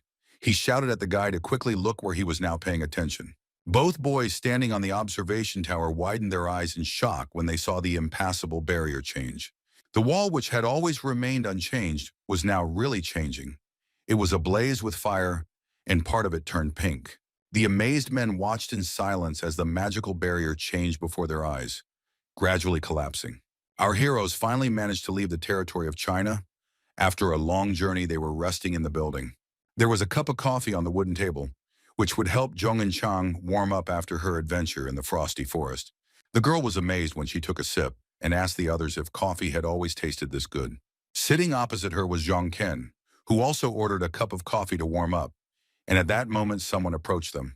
It was a hunter who wanted to ask Zhang Ken about their companions who were now sitting in the audience. The protagonist explained to the man that those people were surviving residents of North Korea who were definitely trustworthy. The man with long hair was shocked because he knew what it could mean that all these people were from North Korea. Understanding what the man was suggesting, the protagonist confirmed that all of these companions in the audience were hunters. The bearded man was stunned when he heard this, because there were a lot of people who came from China, and hunters are rare. A separate large building has been allocated for all people evacuated from China, where they will all be able to find temporary shelter. All the refugees gathered in the spacious hall. In front of them on the stage stood the head of the village, Una, and she was accompanied by the chief guard of the village. An asked her people to be a little patient and promised that they would be quite comfortable in this place. The residents trusted their leader. They agreed with her words and were glad that they were able to evacuate to a safe place. The protagonist noticed the girl's appearance, concluding that her curse must not have reached its final stage yet.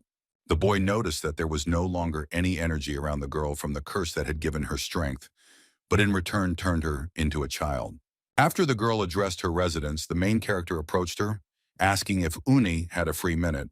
A blush appeared on the girl's face. She felt embarrassed in front of our hero when he addressed her right on stage. Jongken grabbed her hand and pulled her along, telling the villagers that he would steal their leader for a few minutes, and they were delighted by this. Only the chief guard and assistant to the village leader was not happy that our hero so brazenly took Un by the hand right off the stage. The protagonist and the head of the settlement went to another room of the building to talk privately about the girl's appearance. Li Zhongkeng pointed out the changes in Una's appearance, and the girl explained that the curse had been completely cleared. This made our hero think. He chuckled and fell silent, rubbing his chin with his fingers. Un was about to leave, but Li Zhongken suddenly grabbed her wrist, asking her to give him a little more time. The girl was confused when the protagonist warned Una that it might hurt a little, still holding her hand tightly. The guy decided to check the condition of the girl's body, using a mana flow for this. The hero's body began to emit red energy. It also affected the girl, and the space was decorated with bright blue mana stars. Un was very indignant when the hero began to carry out some manipulations without permission. She removed her hand, asking what he was doing. That time was enough to check the condition of Un's body, and the protagonist stated that the girl had become much weaker. The village chief was stunned when she heard such news from Li Zhongken. She stared at him with wide eyes in shock. This was a surprise for the girl. She closed her eyes and activated her power to see for herself. Un admitted that she had indeed become much weaker. The girl was confused, asking how this was possible. The guy shared his conclusion that Un was only strong in the area around Mount Baekdu, and that was why she looked like a little child there. The girl was very saddened by these words of the main character. She lowered her sad face down, falling silent. The main character tried to cheer her up, asking the girl not to worry, because he was a hunter and could help her. Un looked at our hero with wide eyes, her cheeks glowing with a pink blush due to embarrassment. The girl asked Jong Ken why he called her and what the hero initially wanted to talk to her about. The protagonist said that people from the Korean government, as well as from the Hunters Association, will soon find her. He explained that they had many questions for both her and the other people from Chenji, because the power of her people was stronger than the boy had assumed. The guy added that if all these people were accepted into the Hunters Association, everyone would be happy, but there was one problem. The girl seemed to have figured out what kind of problem they were talking about and got ahead of the hero, asking if they should be trusted.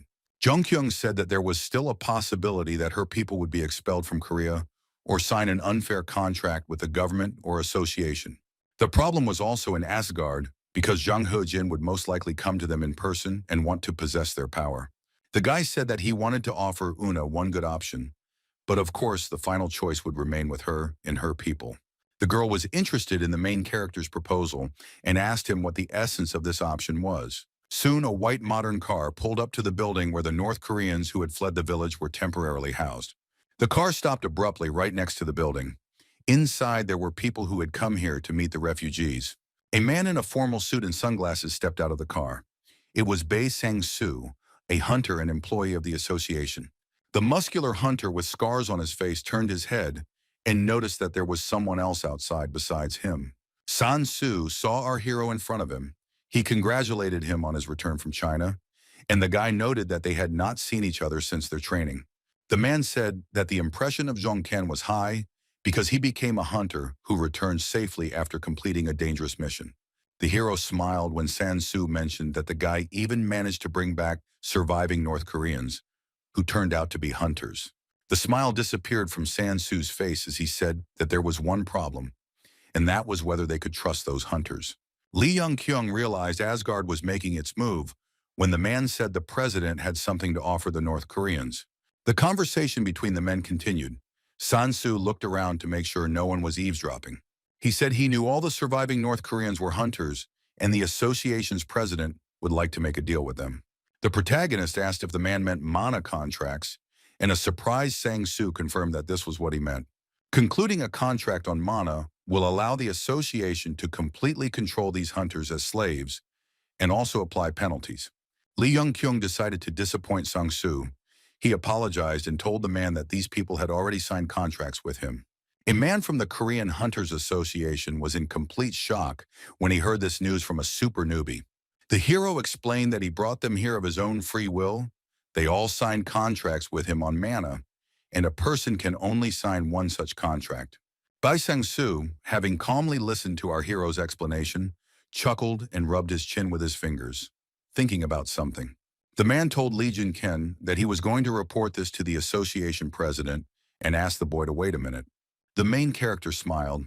He was in anticipation of how the president of the association would react to this, and he was about to find out about it. Meanwhile, the people from the village were settling into their new place, and they praised the modern clothes they were given. It was time for lunch, and all the refugees were given a set meal, which consisted of rice, scrambled eggs, soup, and snacks. The North Koreans cried with happiness when they ate this food and thought they had gone to heaven because in Cheongjin, they only ate potatoes. Jong and Chang also dined with the villagers, and after trying the dish, she agreed that the food here was really good. The main character sitting opposite agreed with his friend because they had never had a chance to eat properly in China. In Chang said that it was nice to sit and chat like this, but she was starting to miss the workload, and the hero realized that she already wanted to get back to work. Jongkin praised his partner, telling the girl that she was indeed an excellent hunter. He stood up taking the tray and said that they would definitely do something, just like when they were preparing to fight Hercules. After lunch, the main character climbed a hill that overlooked a large building where all the refugees now lived. The boy looked at the quiet place in front of him, but he knew perfectly well that it, like the rest of the world, would soon turn into hell. A smile appeared on his face as Jongken decided to enjoy his peaceful life while he could. But the smile on the protagonist's face immediately disappeared when he saw something in front of him that shocked him. Un approached Lee Jongken The girl was also dressed in a green tracksuit like the other refugees. The village head decided to tell our hero her real name. She introduced herself as Choi Yun-sun. Confused, Jung Kyung didn't understand what the girl was trying to tell him, and she explained that Choi Yun-sun was her name. The protagonist repeated her name and promised to remember it, but he was more concerned with how the girl managed to hide her presence. The guy was incredibly worried that he didn't notice Yun-sun until she got close, even though he can sense most of the mana flows. Junkin began to worry greatly because he knew that if she had been his enemy, having snuck up on him like that, the guy would have already been dead. The girl explained to the frightened guy that this was her talent, and the main character asked Yun-sun why she came to him. She said that she was interested in the hero's future plans because they have no choice but to follow him due to the mana contract. The protagonist decided to share his future plans with Yun-sun, and with a smile on his face, he said that they would go to Seoul. The boy suspected that Odin must already be aware that Chongjin's people had made mana contracts with him. Yun-sun was not satisfied with the answer, and she clarified that she was more interested in what would happen to them all after the trip to Seoul. The main character shared his future plans with the girl, that after this, he would like to give the girl some assignment. From the indignant expression on Yun-sun's face, it was clear that the girl was not particularly thrilled that they wanted to entrust her with something. Lee Jong-keng asked her not to worry because he wouldn't force them to do anything. He just wanted the hunters to do their job. The girl understood what assignments the main character wanted to tell her about and agreed to this condition from Lee Jong-ken. The boy was left standing on the hill alone, watching as Yun-sun walked back to the building where all of her people were gathered. Jong-ken received a message that the dragon's weak heart had stabilized, and he realized that the ability was ready to be used. The young man clenched his fist, and he was extremely interested in how much this new ability of his had now grown in strength. The guy had his doubts about it, but he suspects that he could defeat Hercules in his berserker form now. The main character broke into a smug smile, because he was sure that he was getting stronger every day. Jong-ken's loneliness was interrupted again by someone. A man with long hair ran up to the guy, calling him a loser. It was a surprise to our hero that the hunter announced that some person from the association wanted to meet with him. The protagonist went inside the building where the North Korean hunters were stationed to meet the visitor. When the guy entered, he saw a bald head glistening in the sun, which made it possible to immediately recognize the person as Song-gu. Lee Jong-keng was glad to meet his friend. The first thing he did was ask Heimdall how he was doing. Song-gu teased our hero, replying with a smile on his face that he was clearly doing better than Lee Jong-keng. The bald-headed man was shocked when the protagonist suddenly called him Bald Ye Song-gu. The guy admitted that he dreamed of saying this if he could return from China, and asked to consider it his reward for the hard work he had done. Song-gu was angry at the guy for calling him bald, but he decided to forgive him this time because the hero really tried hard in China. Our hero asked why Heimdall had arrived so late and inquired about the decision made by the Hunters Association. The smile disappeared from the man's face when Lee Jong-ken mentioned the association, and he fell silent for a moment. Song-gu sighed heavily and said that the association was in complete disarray because almost all of its members had returned to Korea.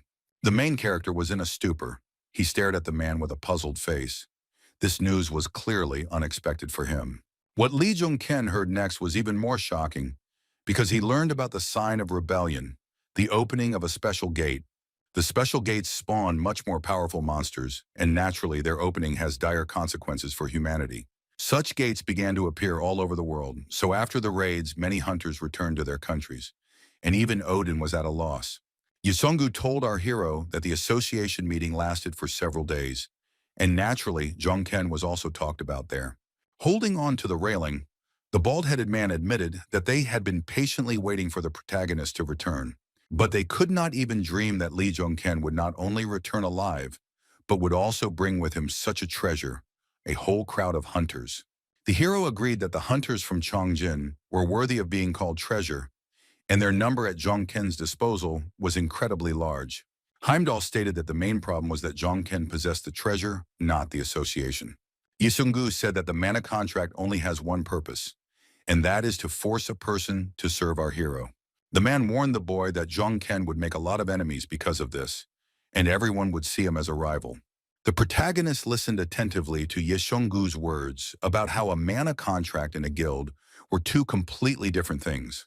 Lee Jong-ken tried to convince his worried friend that everything was okay, because after all, he was also a member of Asgard. Heimdall breathed a sigh of relief, smiled, and admitted that our hero was right. He still had something he wanted to tell the guy. Yesongu hugged the protagonist tightly and told him that he was very glad that the boy returned from China safe and sound. A large number of buses lined up outside the building where all the refugees from the mountain village were temporarily living. Standing in front of the villagers were the protagonist and Yesongu. Jongkyung informed the people that this trip would be their final one. One resident said he wouldn't mind 100 of these trips because they just ate and did all sorts of nonsense the whole time. The guy warned the residents that they would all be very busy soon, so they needed to rest while they could. One of the hunters from North Korea agreed with our hero, and all the inhabitants of the mountain village were happy to go on a new trip. Yesongu pointed at someone and asked Jongkyung who the woman standing in the crowd of North Korean hunters was. The bald-headed man knew that the villagers called her a goddess or something like that, and he asked Lee if he had gone to China just for her.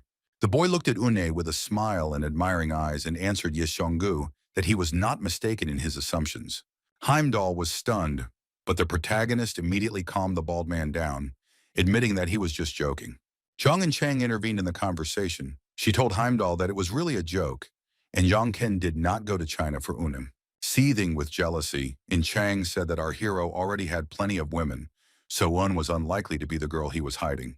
She was upset, thinking that perhaps our hero really does have girlfriends abroad, and then she might have a lot of rivals. The protagonist didn't understand what was wrong with Zhang and Chang's behavior, but Ye Sung-gu could literally hear what she was thinking at that moment. A whole line of buses filled with North Korean hunters set off to meet new adventures.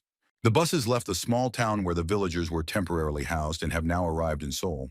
When everyone arrived at their destination, the villagers got off the buses and began to look around, having arrived in a new city for them. The people from the mountain village were shocked. They looked with wide eyes at the modern city landscape. In front of them stood a glass skyscraper, a building that did not look like those that the inhabitants of the primitive mountain village were accustomed to.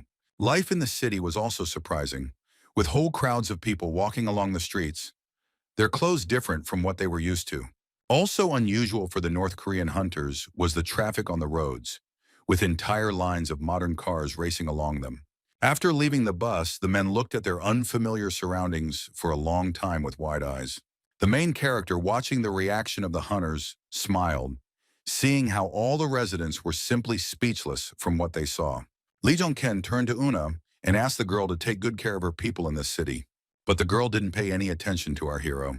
She looked in the other direction with admiring eyes. The boy saw that Un was as amazed by the city as the others, if not more, and assumed that it was the first time she had seen something like this. Jong Kyung asked Jong and Chang to escort the people from Chongjin, allowing her to simply follow the people from the association. Fenrir stood next to the boy. He told the boy to go after the girl and asked him to obey Jong and Chang. But Fenrir did not pay any attention to the words of our hero. The boy was very annoyed and angry, finding himself in this city. The protagonist put his hand on the boy's head and asked if Fenrir felt the same as Jong Ken. An incredibly negative energy that was driving the boy crazy was coming from the building of the Hunters Association. And the main reason for this was the association president, Hee Jin, who was standing nearby, looking at our hero with his one eye. Lee Dong-ken also noticed the director's presence. He looked at the man with a stern expression. Seeing the young man's reaction, the leader of Asgard, Odin, only grinned meaningfully, continuing to look at the guy. But the hero was not in such a good mood. He glared menacingly at the president of the hunting association. The boy knelt down in front of Fenrir and told the boy that from now on he would have to learn something. The protagonist told Fenrir that he shouldn't growl at people anymore, because you can't always use your fangs. He explained to Fenrir that the boy should learn not to show his sharp fangs when it was better not to do so. The werewolf named Fenrir understood everything, and with a smile on his face, he agreed with Jong Ken not to growl at people. The protagonist went inside a tall modern building where employees of the Korean Hunters Association were already waiting for him. Inside was the president of the organization, and he greeted Lee Jong Ken with a smile on his face. Hee Jin, keeping his distance, told the boy that he had brought a whole bunch of interesting things with him from China, and Jong Ken agreed. The president of the association began to list these interesting things, among which were more than 100 hunters, 2 heroes, and 3 strange things. Our hero assumed that the director considered Une and Manhwa to be heroes, and Sangun and Fenrir to be strange things. but he did not understand why there were three of them. One seemed to be able to read the main character's thoughts, came up, put his hand on the guy's shoulder, and told him that the third interesting thing was himself. The president said he wanted to discuss with Lee Jun-ken his trip to China, but before that, he needed to do something. Placing his hand on the protagonist's shoulder, Jin filled the space of his office with a bright yellow magical light. With this technique, all three men were teleported to Asgardian territory and found themselves at the threshold of the palace. The president of the Hunter Association walked inside. The protagonist and his friend Ye Gu, also known as Heimdall, followed him. Song-gu told the hero that today they would introduce him to Asgard and hold a conference, to which all the heroes of the organization had already arrived. Lee Jong-keng didn't mind taking part in the meeting and looking at Asgard, so he told Heimdall, with a smile on his face, that he understood everything. The main building of the secret association of Asgard hunters was made entirely of gold and looked majestic. One of the hunters who came to the conference said that he heard that the chief wanted to introduce them to some idiot. Many began to whisper, discussing our hero. They gossiped that Jong-ken had traveled to China and had managed to quickly grow in his skills and strength. One of the guys asked if our hero was there, because he felt 3 streams of energy entering the hall. The other Asgard member was stunned to the core and couldn't believe that he was feeling such a strong energy right now. The other hunters had a similar reaction. The guy shouted that the third person's energy was also huge, and he couldn't believe it because our hero was a newbie. One of the Asgard members was simply horrified, feeling the incredibly powerful energy of Jong-ken, concluding how strong the hero was. The moment had come for Lee Jong-ken to meet the rest of the Asgardians, and the gold-adorned door swung open. The main character entered the hall. His whole body was surrounded by a powerful energy that was felt by those present at the conference. The guy greeted the Asgard hunters and introduced himself as the loser Lee Jong-ken. The entire space around him was filled with his energy. At this time, in one of the Korean cities, a bright beam of light was directed into the sky, which indicated that the gates were open. Kim Soo-yeon, who had a barrier tape in front of him, stood right next to the portal, waiting for the hunters to return at any moment. The association manager turned out to be right, and soon the first hunter, the main guard of the mountain village, emerged from the gate. Immediately after him, other North Korean hunters left the gate, lining up in front of the portal to watch it close. The North Korean hunters watched in amazement as the magical portal gradually closed and became smaller.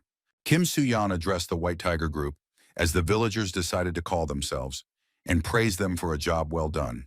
In response, the hunters, with smiles on their faces, thanked the guy for his patience with them. The manager said that the guys were able to deal with the gates quite quickly, and now it will be easier for citizens to cope with the consequences. Une, who was holding baby Sengun in her arms, asked if there were any more gates and suggested that they go straight to the next one. Kim was not opposed but suggested that the hunters needed a break and said that it was not necessary to deal with all the gates today. The girl asked the manager not to worry about them, convincing him that everything was fine and wanted to go to the next gate.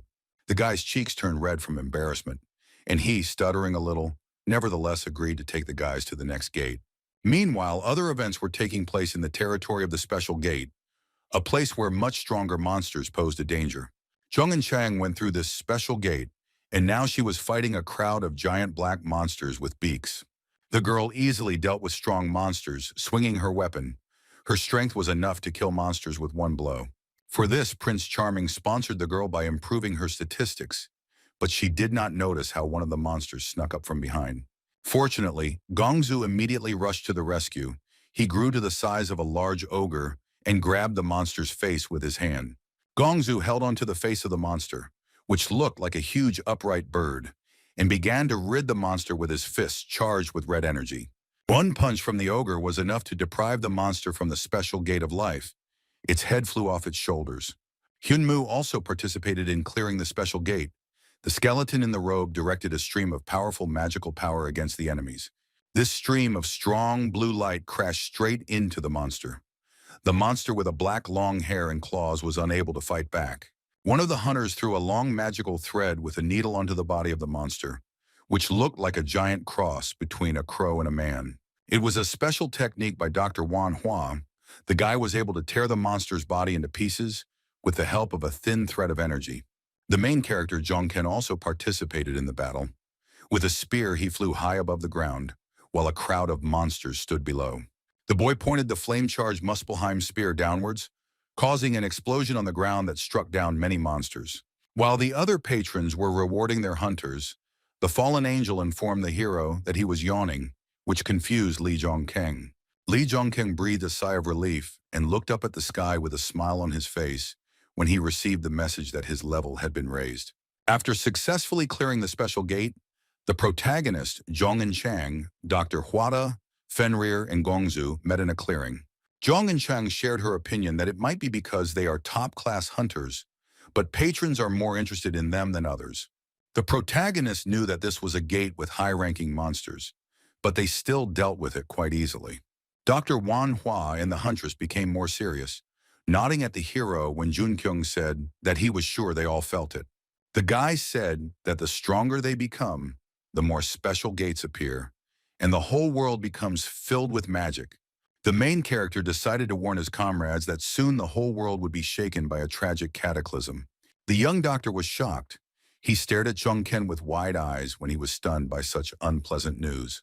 Zhong and Chang also became wary when the main character told everyone that the relatively peaceful days on the planet would soon end. Zhongken said that the two of them had done well so far, but Zhong and Chang and the doctor would have to work harder from now on. The main character left the guys and started to go somewhere, but the huntress caught up with him and asked him to wait for a minute. The worried girl asked where Zhongken was going and said that for some reason his parting words sounded as if he was leaving for a long time. Li Junkyung confessed to his friend that he was thinking about traveling the world a little, which surprised Zhong and Chang. She did not understand the hero because he had just spoken about the cataclysm with such a serious expression on his face, and now he was going to travel. The heroine understood that every person needs rest, and even in such a situation it is important. So she answered Zhongken that she understood him. Zhongken smiled, certain that if he told her the details, Chang would think that he was going on dates with girls. The main character ordered the guys to join the White Tiger group from that moment on. This instruction also concerned the werewolf Fenrir. The boy looked at Zhongken with puzzled eyes and growled questioningly, not understanding what was required of him. Fenrir nodded when the protagonist asked the boy to take care of this group, because in the future, those people would be of great help to them. Li Zhongken clenched his fist, realizing that he had to lie about going on a trip when in fact he was going to fulfill his duties. The protagonist realized that as a person who arrived in the past from the distant future, he simply had to do this. Li Zhongken looked at the sky, decorated with the setting sun and clouds, realizing that it was time for him to meet Odin.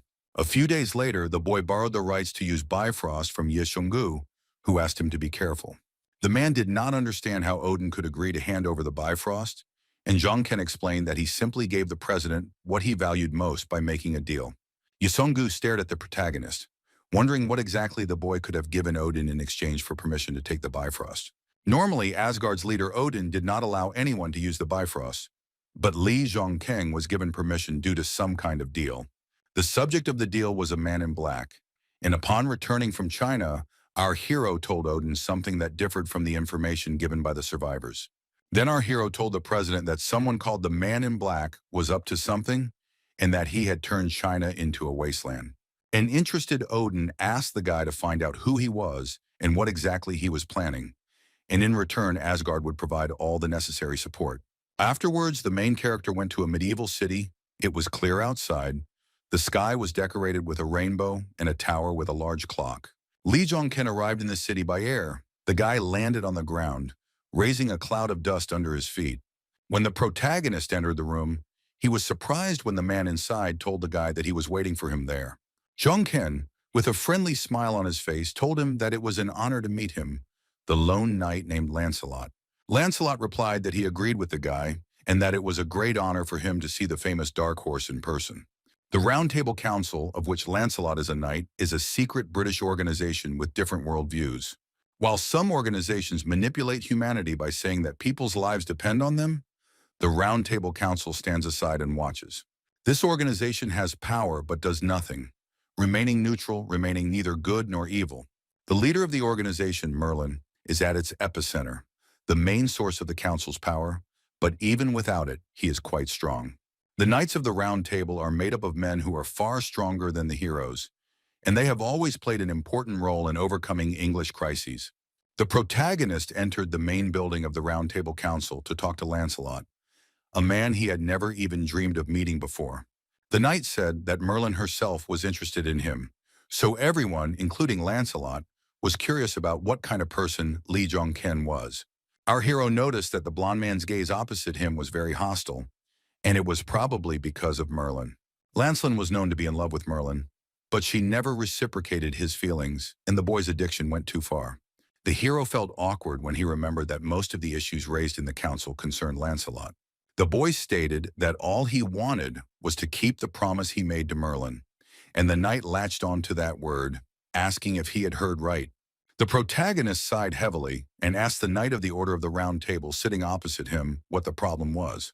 Becoming stricter, he said that he had come to Merlin on an official visit, but Lancelot began to lecture him and cross all boundaries. Lancelot wanted to find out what the promise was, but the boy interrupted him and said that a knight who does not understand that he is rude has no right to be called so. This phrase of the main character infuriated the knight. Lancelot got angry and loudly hit the table with his fist. The guy jumped up from his chair and asked Li Zhongken if our hero dared to insult him, his eyes shining with a bright blue light. The hero assumed that Merlin was watching the situation and knew that the only place she couldn't see was the council's living quarters. Lancelot gritted his teeth and called the hero a loser, declaring that despite the guy's reputation, he could not allow such a display of disrespect. The blond knight in iron armor froze in surprise when someone entered the room and shouted at him to stop. Our hero, who was not at all frightened by the sudden scream, realized that Merlin had finally decided to intervene in the situation. The leader of the organization, Merlin, actually entered the hall, and the girls sat down at the table to discuss their conflict with the guys. The conversation took place in the office of the head of the association, and Lancelot was the first to speak, showing respect to his majesty. Merlin was dissatisfied with the knight's behavior. She stated that he was behaving extremely disrespectfully towards her guest. The knight was shocked by these words of his mistress. He did not expect that even Merlin would be on the side of our main character. Lancelot shouted at Dark Horse and loudly declared that he was challenging Li Zhongken to a duel to fight one-on-one. Merlin jumped up from her chair. She was outraged by the knight's behavior and asked the guy what he was thinking about. However, our hero was not against fighting the knight. He answered Lancelot that he accepted his challenge. The head of the Round Table Council looked at Li Zhongken with wide eyes because she didn't expect him to agree. The protagonist suggested that his opponent and Merlin go to the training hall, believing that this was the best place for a duel. Rumors had already spread throughout the Round Table that Lancelot had done something wrong again, and the knights were curious as to what this time. One of the knights was even happy, saying that they hadn't seen a cool fight for a long time, and the second guy replied that Lancelot would win as usual. The council members learned that the knight's opponent would be the Dark Horse of Asgard, and they knew that the fight would be glorious. Some more members of the organization came to the square in front of the council building. One of them looked stern. The knights recognized the men as Sir Gawain and Sir Galahad, and realized that even the leaders of the order had come to watch the fight. One of the armored knights put his hand to his head and loudly greeted his leader, Sir Gawain. A big man with blonde hair, as he passed by the guy, put his hand on his shoulder and praised him for a job well done. The assembled knights were delighted to see Sir Gawain and said how tough he was and what a noble member of the Order of the Round Table. The final preparations before the duel were completed. Our protagonist was already standing opposite Lancelot, holding a spear in his hand. When Lancelot saw that his opponent was also fighting with a spear, he smiled, thinking that Zhongken's technique was much worse than his. Sir Gawain watched the duel closely, thinking that a spear fight between the East and the West was very interesting. The knight bowed before one of the leaders of the order and thanked the man for his attention to his duel. Many members of the Round Table Council order gathered at the training ground, watching the duel with delight. Lancelot smiled smugly after making an inappropriate joke at our hero's expense and receiving support from the audience. The indignant hero turned to Sir Lancelot, confessing that he was a little confused as to whether he would fight the comedian or the knight. The boy frowned when Zhongken said that his actions were more like a comedian and doubted whether he should be called sir. The protagonist activated his energy and told Lancelot that he heard that in local duels it was even allowed to take the opponent's life. The knight in response also began to demonstrate his magical energy and confirmed that in such duels it is indeed possible to kill the enemy. Lancelot brandished his spear and declared that Zhongken's life was at stake in this fight. even though he had previously intended to show mercy to the boy. The protagonist replied that, judging by his speech, Zhang Ken would now be fighting a very egocentric and arrogant aristocrat. With a slightly crazy smile on his face, the boy called his opponent a false knight, his eyes filled with fiery energy. Lancelot took this as a very serious insult, called Zhang Ken a bastard, and decided to attack the enemy first. As the knight rushed towards our hero at full speed to attack the boy, surprisingly, Zhang Ken remained calm and motionless. He knew that Lancelot was a lone knight who killed the enemy with one blow, and he was truly a hero despite his character. The next moment, the tip of the weapon of the Knight of the Order of the Round Table Lancelot and the tip of the spear of the main character were a millimeter apart. The confrontation between the two forces began. The main character and Lancelot clashed with spearheads. The local knights were shocked when they saw that our hero blocked Lancelot's blow by simply meeting it with his spear. Now the blonde knight's face was not so smug, the guy visibly tensed up. The main character didn't just block the blow, but began to affect the enemy with his energy, which made him unable to move. Li Dongken continued to attack Lancelot as their spears clashed with each other. He stared at his opponent. The leader of the Order of the Round Table, Sir Gawain, who was watching the duel, decided to end the duel, saying that it was enough. Hearing these words, the protagonist turned around, staring at the leader of the organization, his face expressing complete bewilderment. Li Dongken was not familiar with the man, so the fair-haired knight decided to give his name, saying that his name was Gawain. The main character knew this name very well. Gawain was truly the Green Knight thanks to his elegant speech and manners. The Green Knight, when he received the powers of a hunter, began to clear the gates of monsters, and he did it with terrifying force. His entire body was covered in the blood of monsters after the battles, which is why Gawain was nicknamed the Green Knight. The protagonist listened to Sir Gawain. He decided to stop the fight with Lancelot, so he put away his Muspelheim spear. Li Dongken looked at his opponent, raising his weapon high above his head, because he saw no reason to be hostile to this knight. Our hero had a strong negative impact on the fair-haired guy. His strength was exhausted, so the knight fell to his knees. The member of the Order of the Round Table stood on one knee, his head bowed in shame, realizing that he had lost to the protagonist. Sir Gawain approached the boy, advising Lancelot to learn to sensibly assess his strength and the strength of his opponent, but the knight replied that Zhang Ken dared to neglect him. The Green Knight approached Sir Galahad and asked him to help Lancelot clean up the area after the duel. Galahad replied to his superior that he understood him and was not against helping the losing knight clean up after an unsuccessful duel. Lancelot, meanwhile, bowed his head before our hero and declared that he fully acknowledged his defeat. Zhang Ken knew that Gawain was truly not the type of person to be taken lightly, because he had appreciated the boy's abilities from the very beginning. Gawain thought our hero was amazing because he repelled Lancelot's magical attack with just one blow. The protagonist continued to spend his time on the territory of the Order of the Round Table. He approached the local pond. On the bridge over the pond, Li Dongken met with the leader of the Merlin organization, and during the conversation, he told her that it was only this time. The guy explained to the girl that he agreed to the duel only because he also wanted this fight, but there would not be a second time. He knew that Merlin had complete control over the Round Table Council, including the knights, so if she didn't want a duel, she would have ordered Lancelot to retreat. Zhang Ken agreed to the duel only because Merlin gave her tacit consent, but he also had his own goals. The boy pointed his finger at Merlin and told the leader of the Round Table that he only did it to pay off his debt. The indignant girl said that our hero was quite straightforward, believing that he agreed to the fight only because he himself wanted it. Zhang Ken replied that he agreed to fight Lancelot because he considered himself a proud enough man. However, the guy knew that he did it to find out in practice how much his skills had grown after the expedition to China and to pay off his debt to Merlin. The hero asked if Merlin had gotten what she wanted and said that this way, his debt was paid off and the situation would teach Lancelot something useful. Zhang Ken knew that Merlin was already aware of his progress, so she allowed the duel to take place, knowing that Lancelot would lose. The leader of the Round Table Order admitted that Zhang Ken was much smarter than she thought and said that she really wanted Lancelot to lose. She explained that this knight had incredible potential, but everything was ruined by his arrogance and obsession with the girl, which is why she used Zhang Ken. Merlin used our hero as a stepping stone for Lancelot's personal growth, so she decided to take it as payment for the guy's debt. This was not all that the girl wanted to tell our hero. and the next second her body turned into a blue silhouette of light. Merlin's image changed dramatically. Now a short guy with blonde hair stood in front of our hero. The boy told the protagonist that Jongkin still owed him the fulfillment of the promise he made at their last meeting.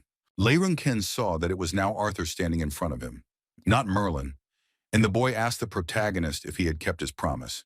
Without saying a word, the protagonist put his hand forward, and a moment later a sword glowing with blue light appeared in it. This sword turned golden. The precious material glittered beautifully in the sun, and the guy said that he kept his promise first and foremost. Arthur clearly didn't expect this. His eyes widened in surprise when he saw the golden magic sword in the protagonist's hand. The boy became angry. He clenched his fists, showing his strength, and shouted, asking if the hero was making fun of him by showing him Excalibur. The protagonist threw the sword towards Arthur, saying that it would be better for him to get angry after he took this weapon into his hands himself. The fair-haired boy grabbed Excalibur in midair, and he tightly gripped the hilt of the sword, agreeing to accept the weapon. The boy did not believe that the decorative sword in his hands with magic inside was the real Excalibur, asking if our hero dared to look down on him. Arthur became furious and yelled at Jongkin, calling it all a pathetic ploy and asking if the hero seriously thought it could work. Merlin appeared behind the boy and tried to carefully reach the enraged Arthur. The guy calmed down a little when he turned around and noticed Merlin standing behind him, not expecting to see her now. Arthur's anger disappeared somewhere. He turned and awkwardly looked at the blonde beauty standing in front of him. The fact that Merlin appeared before him meant that Arthur now had the real Excalibur in his hands, and the boy realized this. A shocked Arthur declared that the curse was finally lifted, looking at the golden sword with surprised eyes. Merlin also couldn't quite believe what was happening. She looked at her hands, stating that they had finally separated. With a smile on his face, the protagonist told the boys that he kept his promise by bringing with him a weapon to remove the curse. Arthur still couldn't believe that it actually worked. He looked at Excalibur in bewilderment. The main character was forced to disappoint Merlin and Arthur by admitting to them that he brought the guys a fake. The boy and the girl standing behind him stared at Lee Jongkin with wide eyes when he admitted that he had deceived them. Lee Jongkin explained to them that this forgery was made to deceive their patron, the Lady of the Lake. Arthur and Merlin could not believe that, according to our hero, the patrons see only what they want, and everything is fine as long as they please them. The girl said that the Lady of the Lake was the one who instructed them to take possession of Excalibur, but they knew nothing about the thing. She stated that our hero knew what Excalibur was, and he created something similar to deceive his patron. The protagonist silently listened to Merlin's suggestion, realizing that the girl was absolutely right in her statements. Jongkin knew that the sword Excalibur was a blade that had been in the lake for centuries, absorbing its magical powers.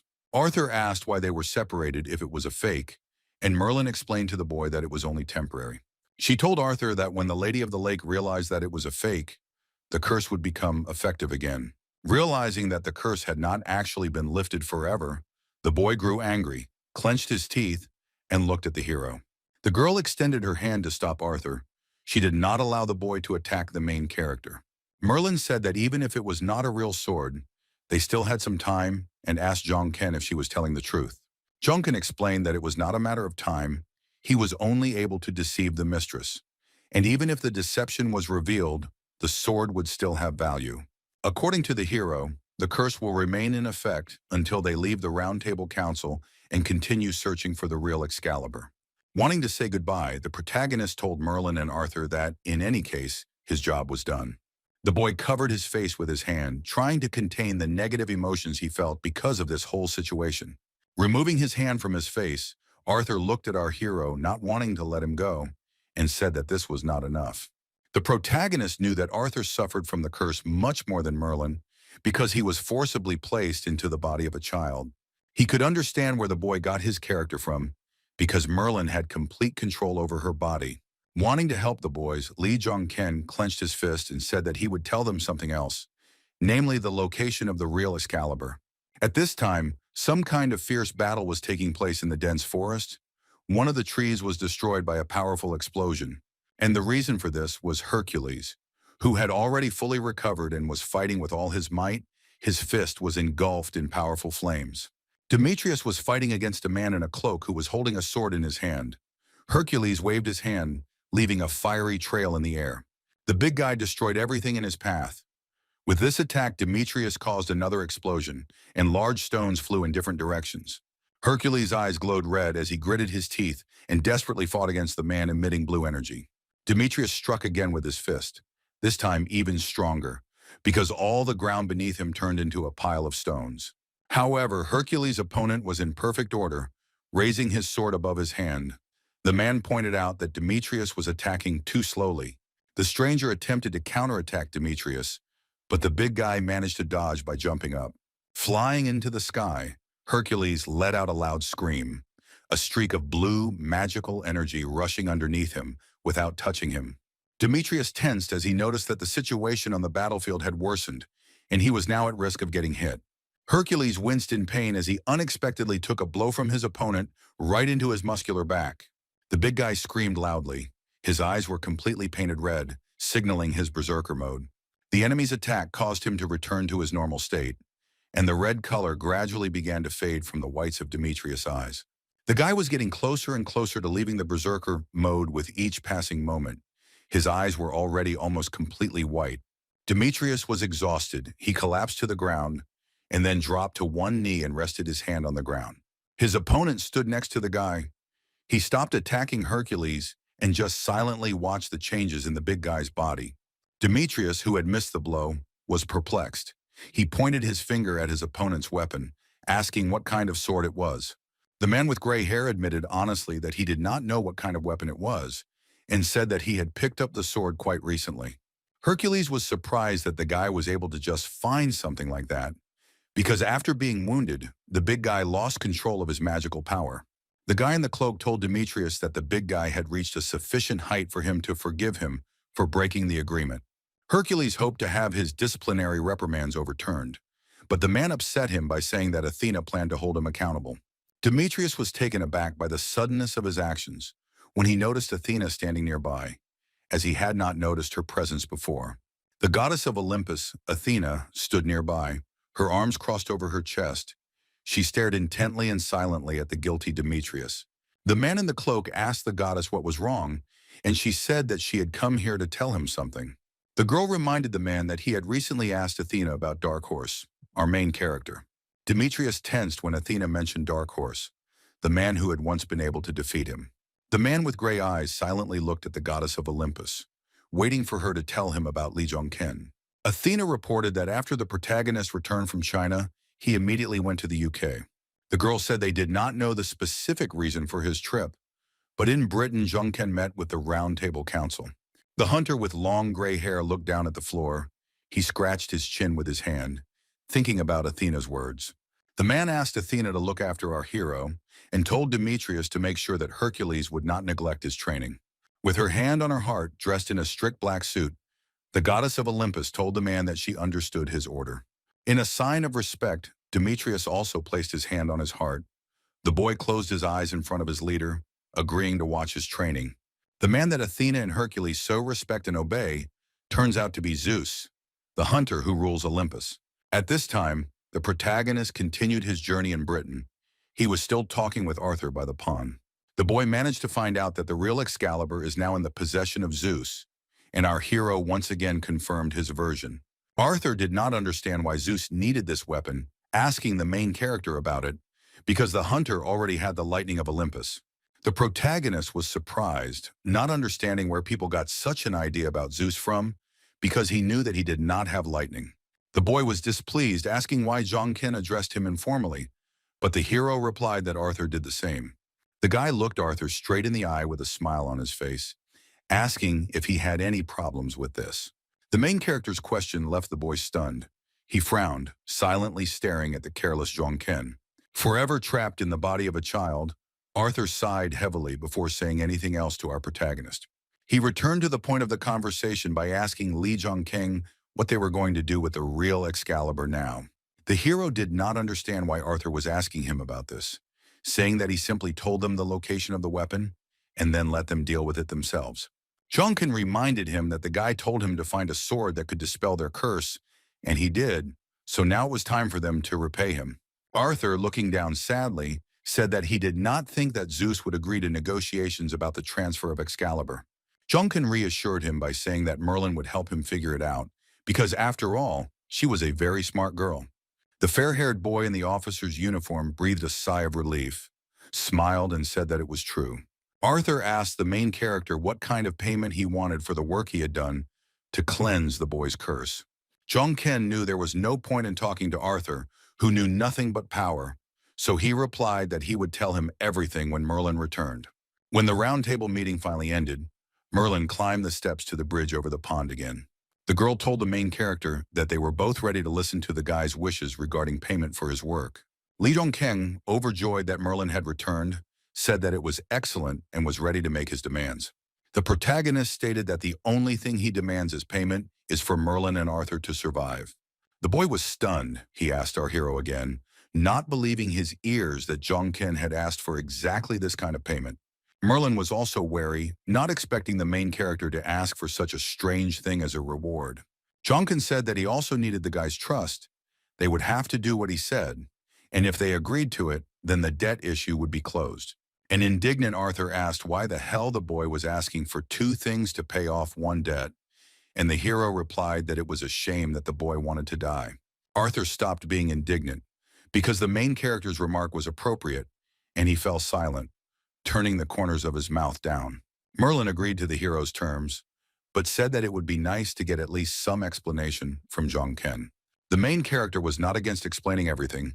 He warned the guys that something really important would happen very soon. Merlin and Arthur listened attentively to our hero. The boy waited for further explanations from Lee Jong-ken about what was so important that was about to happen. Lee Jong-ken said about the special gate and the strange mana. He was sure that they also felt it, so they called the Nightly Order Council. The girl said that her guess then turned out to be correct, and the density of magical power really is growing in Britain at a wild speed. The guy confirmed her suspicions that the special gates were to blame for everything, and stated that there would only be more of them in the future. Concerned, Merlin asked if this was the big event the boy was talking about. The protagonist answered no, because he knew that there was a much more important event that he should warn the guys about. Lee Jong-keng stated that the truly important event was the disappearance of all the special gates, and they needed to prepare for that moment. Arthur and Merlin looked at the main character with wide eyes, trying to digest what they had just heard from Jong-ken. The protagonist was still spending time on the pond area near the Round Table Council building, with Arthur standing opposite. The boy changed his clothes and told Jong-ken that he often trained here alone because few of the council knew of his existence.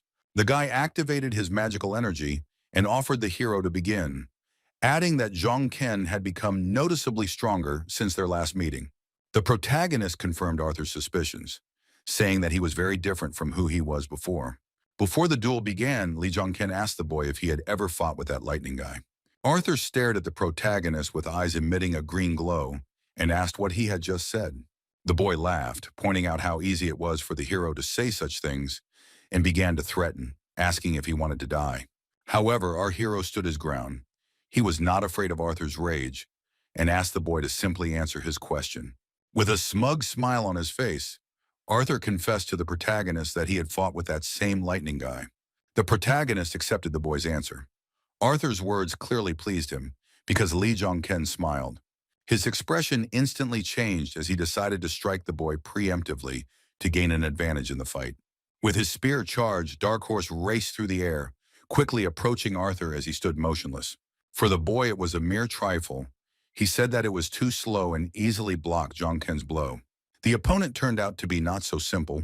The preemptive strike did not work, and the main character visibly tensed up, jumping to the side.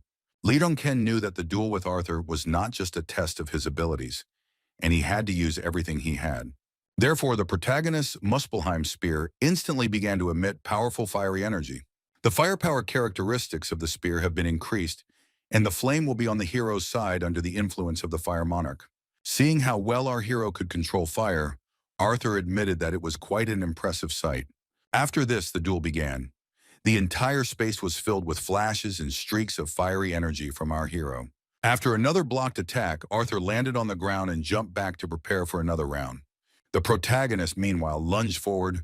He took the Muspelheim spear with both hands to attack. Arthur's sword was not the boy's only weapon, but he held out his palm and screamed. His hand began to emit a bright blue light. The boy's attack was successful. A stream of powerful energy hit the protagonist's stomach, tearing Zhang Ken's clothes.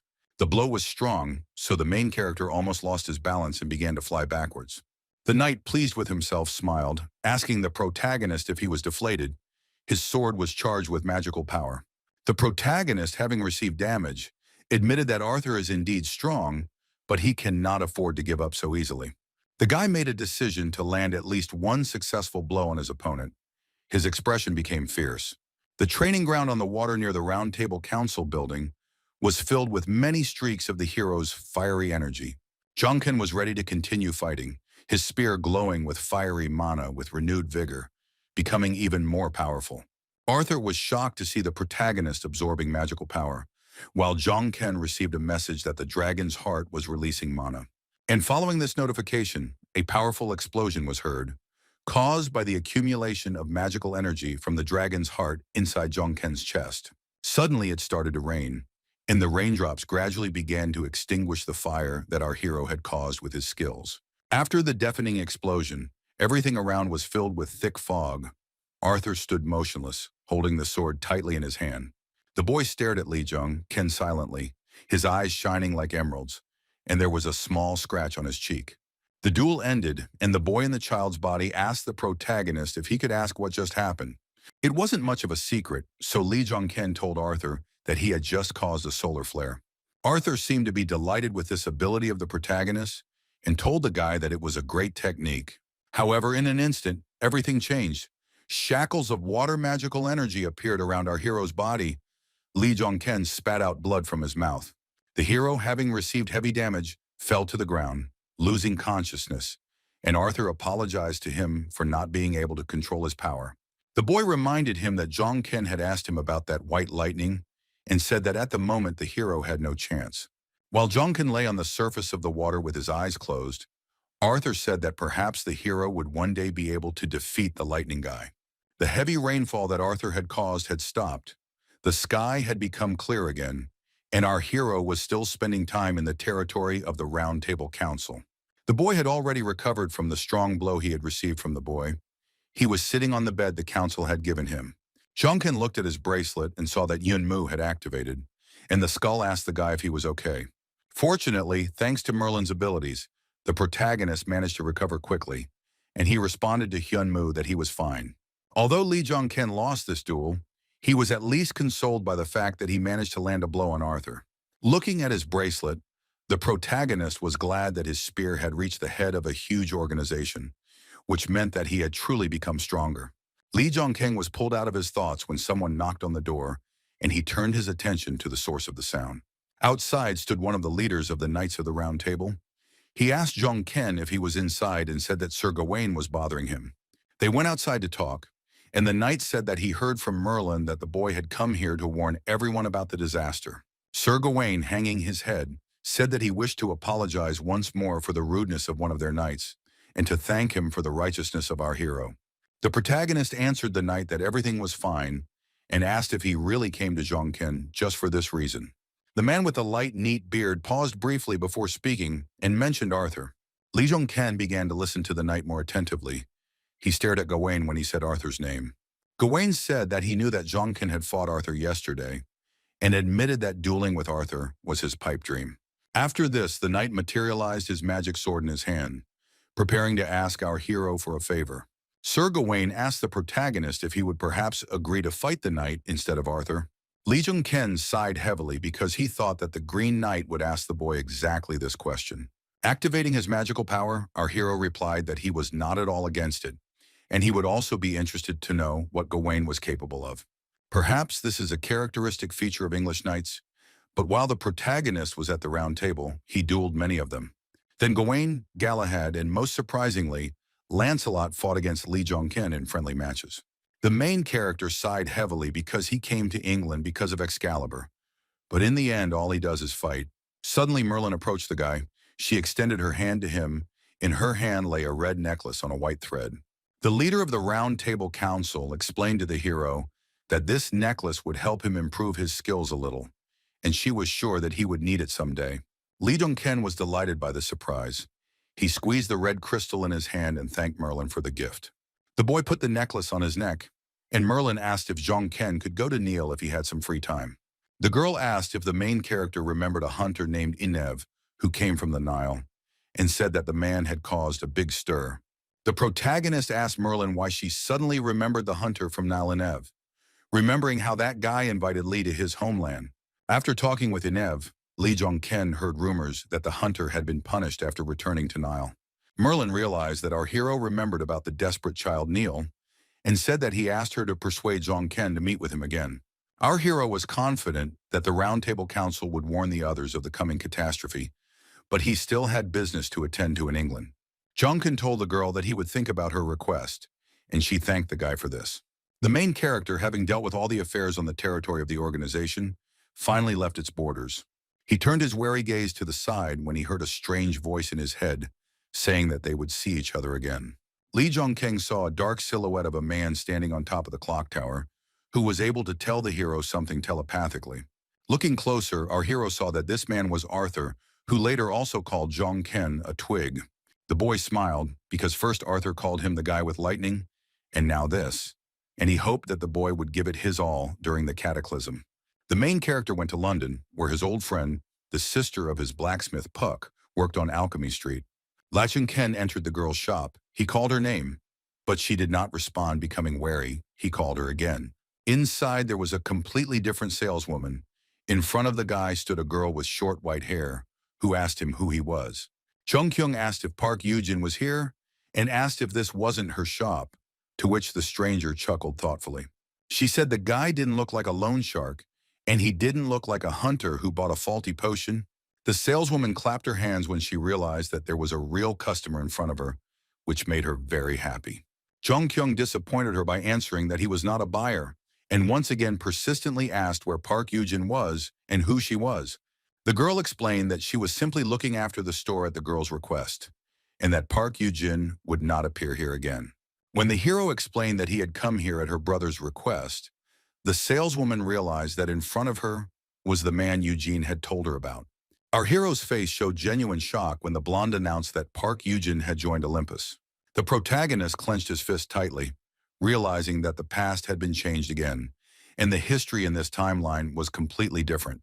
Li Zhongkeng knew that Eugene shouldn't have joined Olympus so early, and he wondered what had driven the girl to do so. The guy pursed his lips as he began to suspect that the girl had left her shop because of our hero. The main character was very alarmed by the fact that history continued to change. The guy looked sadly at the floor. After his trip to England, Li Zhongken continued his journey, this time heading to the Nile River, to the city at the foot of the Egyptian pyramids. Once in the city, the young man decided to call someone. Li Zhongken greeted someone into the phone with a worried expression on his face. The man our hero called was also on a trip. He was basking in the sun, relaxing on the seashore. It turned out that Zhong Ken had called Zhong In Chang, who was also on vacation, and she asked her friend if something was wrong. The relaxed girl suddenly jumped up. When the hero told her that she needed to get ready, the huntress was shocked by this news. Li Zhongken said that he needed the girl to come to him in Egypt, and she needed to take everyone with her except the White Tiger group. In Chang was not averse to going on a new journey, complaining to the guy that she was already bored of sitting in one place. Meanwhile, Ye Seung-gu was on the road, the man cutting through the Korean street in his modern car. While he was driving, our hero called him with the news that he was now in Egypt, and Song-gu asked what he was doing there. The protagonist explained that he needed to do something in this country, and Heimdall asked if it was related to the cataclysm. Zhongking said that it might be related to something similar, and Heimdall replied that going there would cause a lot of problems, because Egypt is already unstable. The man was shocked when the hero, in response to his warning that the visit would cause diplomatic difficulties, admitted that problems had already arisen. Li Zhongken, when he arrived in Egypt, was not greeted in a friendly manner. He stood with his hands raised up while a whole crowd of local warriors stood in front of him. Then our hero was captured. The arrested Li Zhongken was sent to the local palace and kept there until the circumstances were clarified. As the boy sat at the table, one of the Egyptian warriors asked another why Dark Horse had visited Egypt, and the other hunter replied that he had no idea. The bald-headed Egyptian said he thought they would need a translator to talk to the detained boy. Two other guys with painted eyes entered the hall and asked the warriors to leave the main character to them. These Egyptians approached where Li Zhongken was sitting to talk to Dark Horse and sort out the situation. The warriors tensed as the executive branch entered the room, and one of them said that Neil was making his move. A bald-headed man approached our hero and called him Dark Horse, asking if he was mistaken. The protagonist looked warily at the arriving men without answering them and suspected that it seemed to be them. The sun was already setting behind the horizon, and Lee Jong-ken was still a hostage and was inside one of the buildings in the Egyptian city. The guy with glasses told the hero that he works in the Egyptian branch of the Korean Association, and his name is Yoon Kyung-tae. Our hero didn't expect that they would send a Korean Hunters Association employee to the meeting, and told the guy that he was pleased to meet him. Smiling, Ken Tae said that he had been contacted by headquarters and told to expect our hero to arrive today. Jungkin assumed that it was Ying Chang and the others who warned the guy and asked the employee what was happening in Egypt now. The man in glasses said that at the moment Egypt is under the complete control of the Nile, and the Nile itself is divided into 3 branches. The first branch, called Memphis, according to Ken Tae, is responsible for all politics within the Egyptian state. Hermopole, whose coat of arms is decorated with wings, is responsible for controlling the business sector and all enterprises in the country. But the most powerful sector in terms of the gate situation was Heliopolis, which monitors the hunters and the association.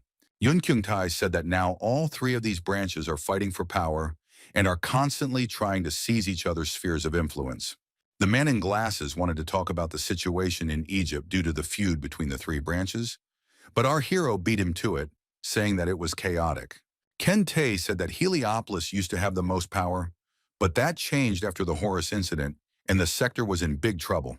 The protagonist began to remember that Enev had once told him that he had been in Heliopolis, and then asked Ken Tae what incident he was talking about. The man replied that it was not known for certain, and even their sources could not get to the bottom of the incident, but they knew that the tragedy happened during an attack on the gate. After these words, Lee Jong-ken remembered his old conversation with Enev, when the Egyptian shouted to him that it was all because of the red ore, and he should go to the Nile. Dark Horse began to think about that conversation about red ore, remembering the madness that the material caused. The boy stood up and told the association employee that he would like to meet with one hunter first, and Ken Tae asked who he was talking about. The main character said that this hunter's name is Enev. He is an Egyptian captain who managed to achieve heroic rank. A passenger plane landed at an airport in the middle of the desert, and Lee Jung-ken's comrades rushed to Egypt at his request. Jung and Chang entered the airport waiting room and promptly flew to Egypt, as our hero had previously ordered her to do. Even though the guy interrupted her long-awaited vacation, the girl was glad to meet him, and a sincere smile shone on Jung and Chang's face. The main character approached the girl and told her that they had not seen each other for a long time, and she replied that as he asked, she brought everyone with her. Manhwa also flew to help his friend, along with Fenrir, who was holding a miniature gongzu in his hand. Lee Jung-ken was genuinely happy when he saw that everyone, even Gongzu, had come to Egypt, and he thanked the guys for everything. Suddenly, an unfamiliar guy with short red hair interrupted the conversation and asked the hero if he wasn't glad to see him. The boy's eyes widened in shock when he saw in front of him the man he knew was Baldur, one of the strongest warriors of Asgard. The man with a wide smile on his face began fanning himself with his hand, declaring that he had not been to a resort for a long time. It was clear from Jongkin's face that he was not particularly happy to see Odin's right hand, and he asked Baldur what he was doing there. She stared at the hero with sinister eyes and accused Jong-ken of showing his true colors from the very beginning. Fenrir immediately disliked this unpleasant man. He perceived him as an enemy, so he began to growl at Baldur, showing his fangs. Manhwa and Young and Chang were also tense due to the whole situation, and they were closely watching what was happening. The main character remained silent. He stared at the uninvited guest, burning him with a stern and serious look. Baldur said he was just joking, and the president sent him here to help their Dark Horse complete the expedition successfully. He told the guy not to worry because they had already sorted out the special gates in Korea and said that he was looking forward to working together. Baldur stepped aside to speak with a representative of the Korean Hunters Association in Egypt. Lee Jung-ken was annoyed that Odin's right hand had arrived in Egypt, and he silently watched the conversation of those people.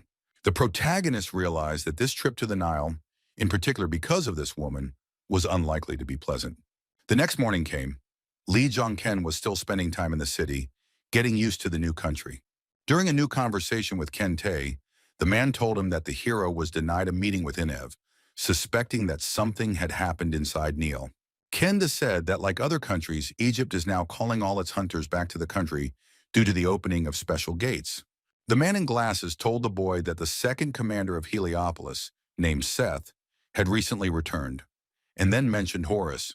Our hero said that Seth would gain power after Ken T said that Horus might not regain his status after the incident.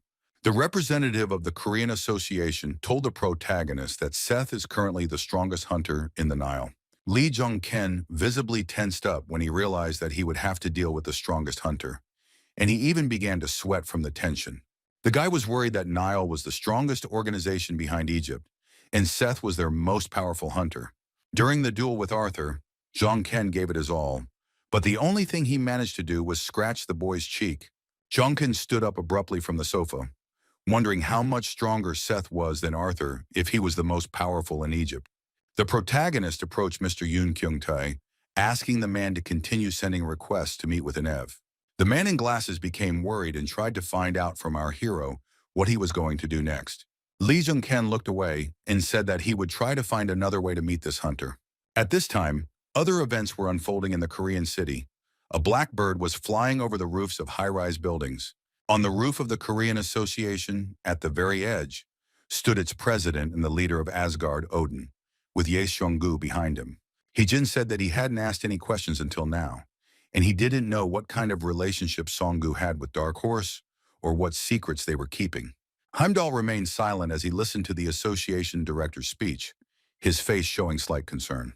Odin's pupils glowed purple as he stated that he must know everything, and Jong-ken continues to pique his curiosity.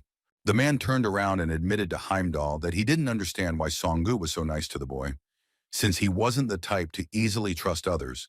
It was strange for Odin to see that Heimdall was showing such trust in our hero, as if he had known this boy for a very long time. The association president asked what the underdog's goal was and admitted that he had absolutely no idea what Lee Jung-ken wanted. Heimdall told the leader of Asgard that Lee Jun-kyung was the man whose goals coincided with Hee-jin's. One remembered that the hunter San-soo told him the same thing about our hero, that Jong-ken was a hunter who would help the president achieve his goals. Seong-gu knew very well what to answer Odin to such questions, because the protagonist had already instructed him earlier. The bald-headed man clenching his fist repeated that Odin and the main character's goals were the same, and the guy also wanted to kill the sponsors. The association president's eyes widened as he stared at Heimdall, because these words were a revelation to him. The hunters sponsored by He Who Rules Beyond the Riverbank have lost their powers, making this the first time a fighter has lost their powers due to anything other than death. Seong-gu told Odin that this happened after our protagonist dealt with Gunther, the leader of the Northern Army. It seemed that the news that the hunters had lost their powers didn't upset Hee-jin too much, and he admitted with a smile on his face that it wasn't bad. The protagonist continued to carry out his tasks in Egypt. Now he was sitting at the same table with Balder, Odin's right hand. A radiant red-haired guy, holding a cup of coffee in his hand, asked the hero what he wanted to chat with him about. Lee Jong-ken, smiling slyly, turned to Balder, calling him by name, and asked which hero of the Nile had a connection with Asgard. The guy closed his eyes and coughed when he received such an unexpected question from the main character. The hero asked the next question regarding how highly Odin valued the need for cooperation with Jong-ken when he sent Balder to Egypt. This question made the right hand of the leader of Asgard lose his temper. The guy abruptly put the cup of coffee on the table, causing a rumble. Staring ominously at Jong-ken, the hunter said that Odin had ordered him to cooperate and help the boy with everything he could. The main character crossed his arms over his chest and asked the guy to answer him, in that case, which of the Nile heroes has a connection with Asgard. The young man stood up abruptly from his chair, wanting to end this awkward conversation with Lee Jung-ken, and did not answer his question. Looking down at the boy, Balder said that he would contact Jong-ken about this matter because the information was somewhat classified. Our hero was not against receiving this information later, and the girl said that then, perhaps, he would take his leave. The boy remembered Kentae's words about how they didn't know the details of the incident during the attack on the gate, but after that, a crisis occurred. Analyzing the association staff members' words, Jong-ken realized that the heroic class hunters should indeed be here now. Afterwards, the main character went on a walk with Jung and Chang, Dr. Hwada, and Fenrir along the Egyptian street. The huntress began to fan her face with her palm, complaining to the boys that it was rather hot here. Hwa was happy with the weather. The boy smiled, enjoying the warmth, because he thought it was still better than the frost. Siegfried turned around, looking at the young doctor with a slight smile, and said that he was right, that heat was better than frost. The boy turned to Zhang Ken, who was walking ahead, and asked if he could inquire about our hero's ultimate goal. Zhang and Chang said that if she thought about it, she had never heard of Li Junkyung's ultimate goal either. Quada said that he felt like the main character was always working towards some kind of global goal, and asked that he not say that he dreams of world domination. When the doctor mentioned world domination, the protagonist stopped abruptly to say something to his friend. Manhwa's words caused Li Junkyung to become a little irritated, and he closed his eyes and released the air from his lungs before answering. The guy turned around and with a smile on his face replied that he thought his goal was world domination after all. The doctor fell silent, and Zhong and Chang said that when the guy said things like that, she sometimes couldn't tell whether he was joking or serious. The first to notice the approaching danger was the werewolf Fenrir. The boy suddenly turned his attention to something behind him. Nearby, a whole group of Egyptian residents were walking down the street, with a huge dark cloud of negative energy hovering over their heads. The main character immediately jumped forward, protecting In Chang and the others with his back, and ordered the guys to step back. In front of our heroes stood a whole crowd of Egyptians, and from their war paint it was clear that they were the executive power of the Nile. Li Zhongken noticed a tattoo on the arm of one of the warriors, which depicted the coat of arms of Heliopolis. A menacing man in Egyptian robes with tattoos on his arms and black paint on his face confidently walked towards the guys. The main character immediately recognized this man as Seth and realized that this hunter was no less strong than Arthur. Coming closer to Li Zhongken, the strongest hunter of Nile, Seth recognized him as the very same dark horse, and the hero confirmed that it was he. Hunter Nihilus Seth told the boy that he had come here to briefly discuss something with Li Zhongken. Dark Horse was not against talking to this hunter. In agreement, Li Zhongken only nodded to the guy. The adventures of the protagonist in Egypt continued. Now he went with Seth to talk to him about something alone. Seth said that after Egypt became independent from the kingdom, it was named the Arab Republic of Egypt. He went on to say that Egypt was still under the rule of the Nile dynasty, even though officially it was not. Li Zhongken asked the strongest hunter of the Nile whether the boy planned to become the successor of this dynasty. The hunter looked at our hero with a smile, saying that he hit the nail on the head, and praised Zhongken for his intelligence. Seth looked at Zhongken intently and turned to the smart guy and asked if he wanted to try to guess something. The protagonist did not understand what exactly Seth was talking about, so he asked the strongest hunter Nile what he needed to guess. The guy explained that the hero needs to guess why Seth wants to become Osiris' successor and what he needs to do after he gets the job. Seth was persistent. He began to put pressure on the protagonist to guess the answers to the questions of the hunter with black paint on his face. Before they met, Zhongken thought that Seth had staged the accident to take over the throne, but now he suspects that the boy wants to become king. When the conversation with the most powerful hunter of the Nile ended, the protagonist went out into the city streets again. Li Junkyung, Zhong and Chang, Dr. Manhwa, and Fenrir stood in the middle of the sandy road, meeting after the hero's conversation with Seth. The curious Zhong In Chang immediately asked Dark Horse how his conversation with the Nile hunter went. Zhongken said that Seth asked him to guess his goals, and the girl asked what our hero answered him. The guy couldn't even imagine what Seth's goal was. He mistakenly thought that the hunter wanted to become king for the sake of power, but that was not the case. The young man understood that Seth was quite dangerous, but he was not evil at all. In other words, he was neither black nor white at the same time. The protagonist told his friend that he could not answer the Egyptian hunter's questions, and she replied that she understood him. Zhong and Chang and Li Zhongkyung suddenly turned their attention to the appearance of another person nearby. It was Odin's right-hand Baldur, a red-haired guy with a wide smile who approached the guys and asked where they had been. Siegfried felt irritated by Baldur following them around and asked if he had anything else to do. Baldur laughed and said that he thought the boys had finished their business, and he too had quickly finished everything that needed to be done. He looked at Zhongken with a sly look and said that it was strange, and the Dark Horse team seemed quite unusual to him. Odin's right hand said that all of Li Zhongken's team members were Duke-level hunters, and he was surprised that none of them had entered Asgard yet. Baldur asked what could be more dangerous than hunters who are not part of their organization, but have access to the secrets of Asgard. Zhong and Chang felt very irritated by this red-haired guy. She wondered if Baldur wanted to test their patience. The main character decided to stop this monologue of the red-haired guy and asked him to put all the jokes aside. He was more interested in something else, so he asked Baldur what the answer was to the question he had asked him the day before. The boy, smiling broadly, replied that Odin had told him to cooperate with Zhang Ken to the best of his ability. He wanted to give a final answer to our hero, but the next second everyone had to be distracted by a strange phenomenon. A bright and large magic crystal appeared right above the streets of the Egyptian city, with energy hovering around it. The city began to fill with flashes and streaks of powerful energy that emanated from the sky to the earth. A shocked Zhong and Chang realized that the phenomenon before them was the opening of a special gate right in the center of the city. The portal was indeed different from the usual one, because instead of blue, it was painted a demonic red. The girl was surprised to notice that the gate had just appeared, but its magical power was already growing, and she realized that a whole bunch of people were in danger. Zhong and Chang shouted at Li Jun Ken and said that they needed to deal with the gate as soon as possible or it would open. The protagonist did not share the girl's panic. He calmly asked Miss Zhong in Chong to stop worrying. The girl was outraged and shouted at the guy, asking how he could tell her to calm down if many people could soon die.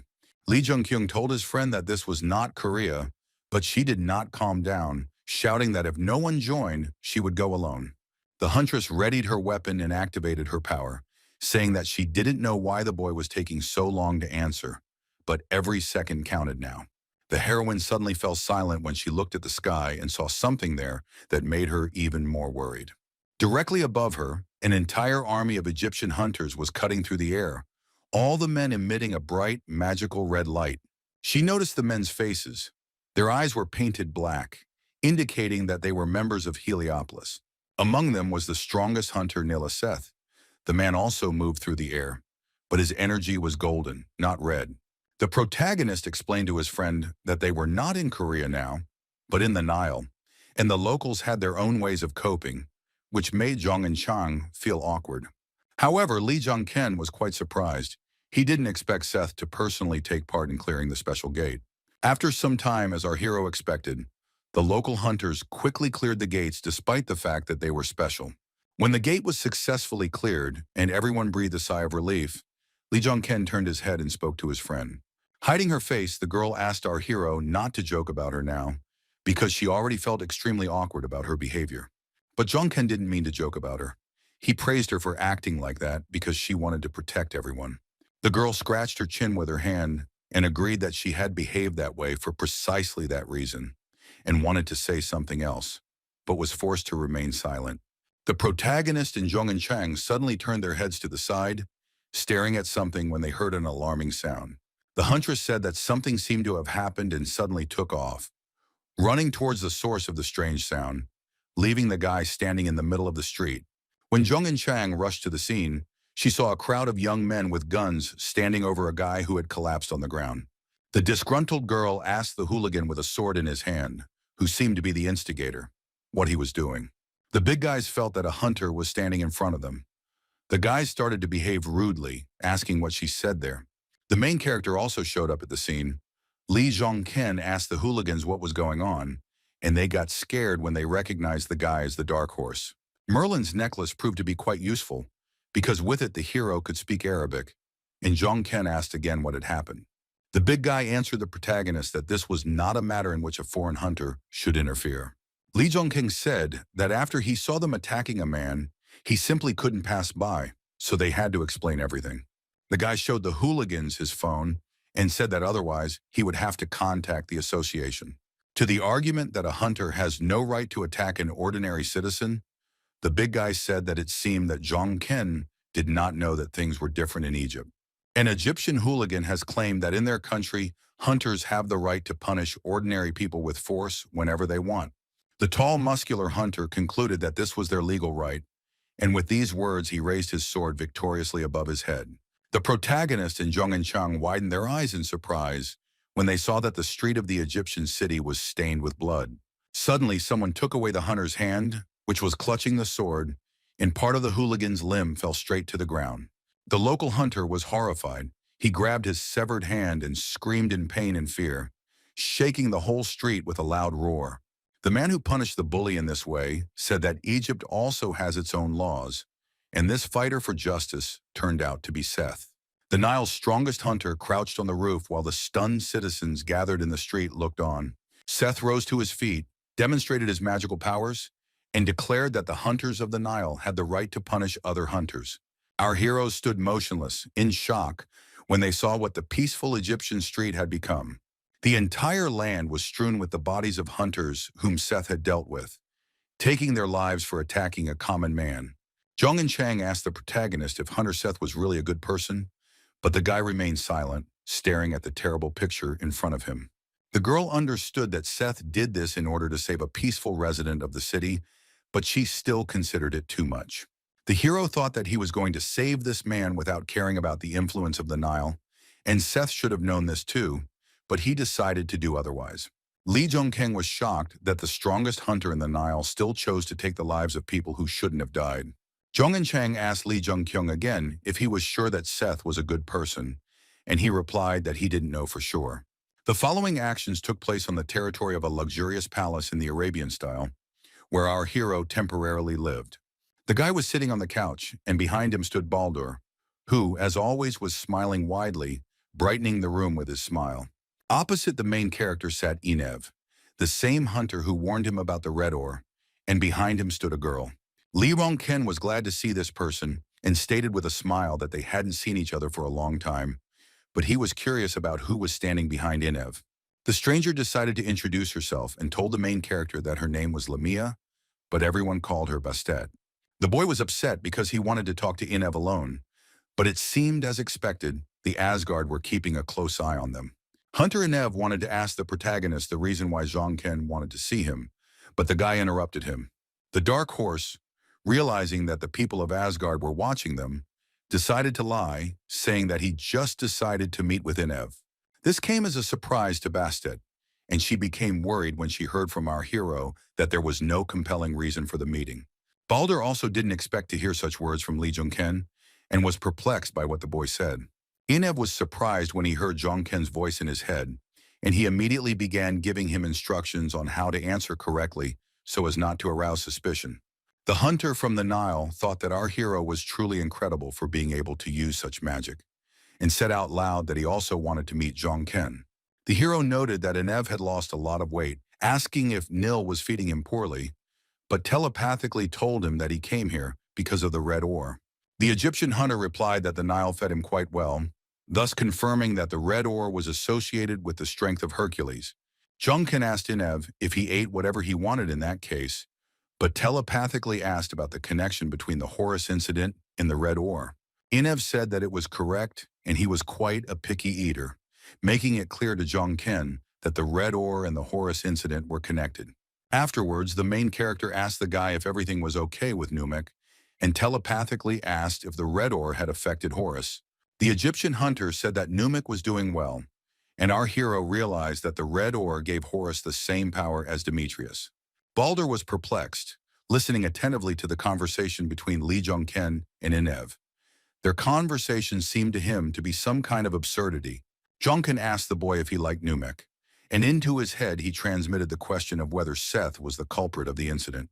The Nile hunter couldn't hide his surprise when the protagonist mentioned Seth's name. He stared at Zhongken with wide eyes. Enev called Dark Horse a joker, saying he didn't know how Numek felt without answering the boy's question exactly. Li Zhongken understood that the hunter meant that he was not sure that Seth was to blame, and asked Enev if he could help him with anything. The Egyptian admitted that it would be good if the main character extended a helping hand to his old friend. The protagonist asked in that case to make time for them to meet again, and Enev thanked Zhongken for his kindness. After the meeting between Li Zhongken and Enev ended, he was left alone with an enraged Baldur. Odin's assistant shouted and was indignant, accusing the hero of asking him to make an appointment with Enev for the sake of such a conversation. Baldur said that if Zhongken was using Asgard's powers for something like that, he didn't think the leader of the organization would be happy about it. The boy disagreed, asking the man if Odin wasn't famous for being a fairly consistent person. The conversation with the main character was clearly tiring Baldur. He asked Zhongken what exactly he was talking about now. The protagonist confidently declared to the right hand of the leader of Asgard that Odin would be pleased later. Balder asked Ken to take better care to show proper results of his work in Egypt. The guy didn't answer the red-haired man, but only smiled meaningfully, replacing all the words. The protagonist stated that all business in Egypt was already finished, and in 3 days he was going to return to Korea. Balder asked why exactly 3 days later, and Ken explained that he had not yet finished his journey through Egypt. The red-haired guy closed his eyes, trying to suppress the negative emotions he felt because of our hero's behavior. Ken asked Balder to let him ask the boy something, and asked who the hero was who had managed to penetrate the Nile. Smiling again, Odin's right hand replied to Ken that the youth had already met the hero who had entered the Nile once before. This clue made Ken think he couldn't think of who this person could be. When the sun set behind the horizon and night fell, the main character went to the bank of the main Egyptian river. The guy turned his head when he saw that the person he came here for had finally arrived at the meeting place. It was Enev, his face covered with a black bandage. The hunter apologized for being late, explaining that he had been followed. Taking off his mask, the guy said that he thought that there were quite a few people following him right now because Ken had attracted attention on the Nile. The protagonist asked the hunter not to worry and surprised Enev when he created a large magical dome above them. Ken told the boy that now no one would be able to watch them because this dome protected them from prying eyes and ears. Enev was surprised that the guy could use magic, including space distortion, and his abilities were truly amazing. Looking at the dome, the Egyptian said that this might still not be enough, because there was no place where he did not see the eye of Osiris. Ken was unsure if the people of the Nile could still see everything, even under the strong protection of Merlin's power.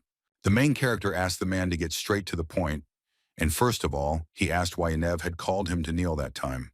The hunter explained that the problem was that Horus was currently unconscious due to the red ore. The red ore was an unusual material that gave a person incredible strength, comparable to that shown by Hercules in his final battle with Ken. Enev said that all the problems began after the hunter Seth brought red ore to Egypt. Our hero was surprised that the Egyptians had already found red ore, but he had already gotten used to the fact that the past had really changed a lot. Red ore was a mysterious item that gave amazing power, and naturally everyone began to study its properties. Enev said that the research was successful and they managed to increase the amplification rate a couple of times, but there was one problem. Our hero guessed that the problem was that they could not control this power, and the hunter from Egypt confirmed his guess. Ken knew that madness was poison, and that this phenomenon could not be studied through research, and the only one in history who could withstand it was Hercules. The Egyptian continued his story, saying that Horus personally participated in the experiments with red ore as a test subject. This information shocked Ken because he did not expect that a respected person from the Nile would want to volunteer. The protagonist asked Enev if this was the same incident with Horus that the association employee had told him about earlier. The hunter said that despite everyone trying to dissuade Horus, he was still determined to take part in the research. Enev hesitated when Ken asked him why Horus needed to gain the power of the red ore. He admitted that Horus did this because of Set, because Set wanted to take control of the Nile despite not being the rightful heir. The guy said that Osiris and Seth often argued, but the second was too strong a hunter to be discounted. Ken realized that Horus wanted to become stronger in order to stop his opponent, and decided to ask something else about Seth. A memory of seeing Seth cutting through the air to get to the gate faster popped into our hero's head. The guy also remembered the image of the strongest hunter in the Nile, when he stood on the roof of the building, getting ready to kill the guys. Ken asked if it would really be so dangerous for him to end up gaining control of the entire Nile. The boy wondered if Seth had been ostracized simply because he wanted the throne to be his alone. Enev replied that it was not that, it was just that Horus was a righteous man, and his plans were to pass the throne to Seth. But there was one thing. Ken and the Egyptian hunter turned around abruptly, their eyes wide in surprise when they heard the third person's voice in the dome. Walking towards the guys was none other than Seth. The hunter somehow managed to penetrate the magical barrier. The protagonist assumed that Seth had been watching Enev all this time, but the barrier was still active, which meant something completely different. The boy realized that Seth had been there from the beginning, and the hunter apologized for accidentally overhearing their private conversation. Seth said that he too knew that Horus wanted to give him the throne, and he wondered why he wanted to wield that power to control the boy. Feeling the tension from the presence of the strongest hunter, Enev lowered his head and tried to explain everything. The hunter looked the young man straight in the eye and stated that Horus had said that someone was trying to control Set. Inev's confession caused genuine surprise on our hero's face. The guy froze, not expecting to hear such a thing. Seth also became wary, as if he knew that there was some truth in the words of the hunter opposite him, and he understood what was being discussed. The strongest hunter of Nila did not justify himself to Inev, but only asked the boy how many people had heard about this. The Egyptian, hand on heart, said that only he had heard about this, but Seth categorically did not believe these words. Inev said that just before Horus was experimented on with the red ore, the man told him about it. Lee Jong-ken noticed that Seth had been relaxed all this time, but now the boy was worried, so the conclusion was obvious that Horus was right. The protagonist turned to Inev, saying that it would be better if the guy came back right now, leaving them alone. The guy mentioned Horus's treatment, saying that he would think about it, and he couldn't guarantee anything, so Inev shouldn't get his hopes up. Stuttering a little, the Egyptian with the golden collar around his neck thanked our hero for agreeing to at least think about it. Seth also told the boy to return. Inev nodded in agreement and stated that he would follow his orders. The protagonist deactivated the protective dome, and the hunter quickly left the place of their conversation, jumping high on the surface of the river. Seth looked at Jong-ken warily and intently when they were alone on the shore of the Egyptian pond at night. The guy asked Seth to stop, even though he understood that it was impossible to do so if the hunter opposite had already made a decision for himself. The man sighed heavily, realizing why our hero was behaving this way, and decided to stay to continue the conversation. The hunter looked at the boy and admitted to Lee Jong-ken that there was something the two of them needed to talk about. Sitting down on a large boulder, Seth admitted to our hero that he had been watching him, but Jong-ken was not surprised, although he had no idea that the hunter was so close. The main character was most interested in one thing: who exactly was behind Seth, and he asked the hunter if he was working for Asgard. Jong-ken recalled Baldur's words that the boy had already met the spy, so he didn't have many options. And given that Seth wants to take the throne of the king, it is entirely possible that the hunter is working with Asgard to achieve this goal.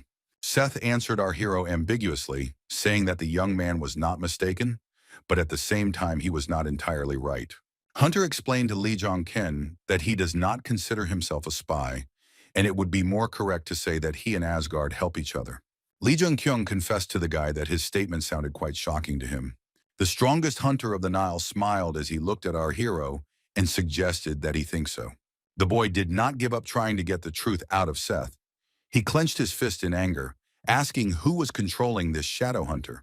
The smile disappeared from Seth's face when he noticed that the protagonist was raising his voice and was no longer as calm as before. The Nile hunter immediately activated his power and materialized a sword, stating that Jong-ken was quite brave and the rumors about him were true. Raising his sword to his face, Seth smiled evilly, asking if maybe he should kill the main character since he had already sent Inev home. Jong-ken was convinced that Seth was indeed working with Asgard because of the way he held his sword, but he still didn't understand who in the organization could be controlling him. Realizing how strong his opponent was, Lee Jong-ken knew that there was no chance that he would win, so he would have to risk his life. Seth had a happy smile on his face and shared his opinion that it would be fun, but he wanted to say something else to the guy. The strongest hunter of the Nile told Dark Horse that the red ore had fallen into the man's hands for a reason. The protagonist panicked when the next moment Seth pushed off the ground and immediately disappeared, disappearing from sight instantly. Before Lee Jong-ken could even blink, Seth had already managed to jump high, approach our hero and swing his weapon. Luckily, the guy managed to react at the last moment. He arched his back, and the blow missed him, and the golden strip of magical light did not touch him. A slight look of surprise crossed Seth's face as he noticed that our hero had managed to avoid his unexpected blow. The protagonist grabbed the weapon and jumped back to increase the distance between himself and the enemy. Lee Jong-ken breathed a sigh of relief. C2 only had one moment to attack the guy, but he managed to notice. He mentally thanked Arthur and the Knights of the Round Table for this, because if it weren't for the duel with them, the hero might not have been able to dodge. Seth confirmed his assumptions that the guy was truly amazing, and that his eyes had not deceived him, which he shared with our hero. He once again told Jong-ken that the red ore had not come to the hunter by chance. That man had specially given him this material. The main character was taken aback when Seth spoke about some mysterious and unknown person, and he wondered who it was. The hunter asked Zhongken if the boy now understood what Seth was going to do when he finally became king. Li Zhongkeng decided to make a loud statement. He looked Seth straight in the eye and said that he was not real. Hunter Nile was confused when the guy accused him of not being real, not really understanding what he meant. The protagonist said that it was a pitiful sight when Zhongken thought that Seth even looked like that person for a second. The guy was referring to the hunter who tried to change the situation with his shame and made others tremble, namely the Demon King. For some reason, when Li Dongkeng first saw a Nile Seth hunter in person, he immediately thought of the Demon King. Zhongking said that the main reason Seth wants to become king is so he can do whatever he wants and become a dictator. The opponent's face was not visible in the night. The hunter Neela stood silently opposite our hero, listening to his suggestions. When Seth thought about what Zhongken had said about the boy's true reason for wanting to become king, he chuckled. And then the strongest hunter of Egypt burst into loud, evil laughter. The words of the main character made him laugh a lot. Seth, who was eager to gain power over the Nile, could not calm down. He laughed loudly for a long time, not paying attention to Zhongken. But when Seth stopped laughing, he looked at the protagonist with a crazy smile on his face and confirmed that Zhongken's guess was correct. The next day, Dark Horse sat at his desk, thinking about the guy he had met the night before, and wondering if Asgard knew there was someone else behind Seth. The young man understood that if Asgard wasn't supposed to know about this, Seth wouldn't have let him go just like that, although perhaps he just thought that Zhongken wouldn't tell anyone. Zheng and Cheng, who was rubbing her eyes after sleeping, entered the room and asked the hero why he was not sleeping, and Zhongken replied that he was just thinking about things. The girl shared her opinion that she feels that something is clearly wrong with Seth, and she is sure that he is definitely not a good person. The protagonist was interested in hearing Zheng and Chang's explanation and asked why she thought so. The huntress assumed it was just a feeling, and she couldn't shake the feeling that Seth was simply pretending to be someone he wasn't. Zhongken smiled because he realized what Seth really was just last night, which spoke of Zhong and Chang's good intuition.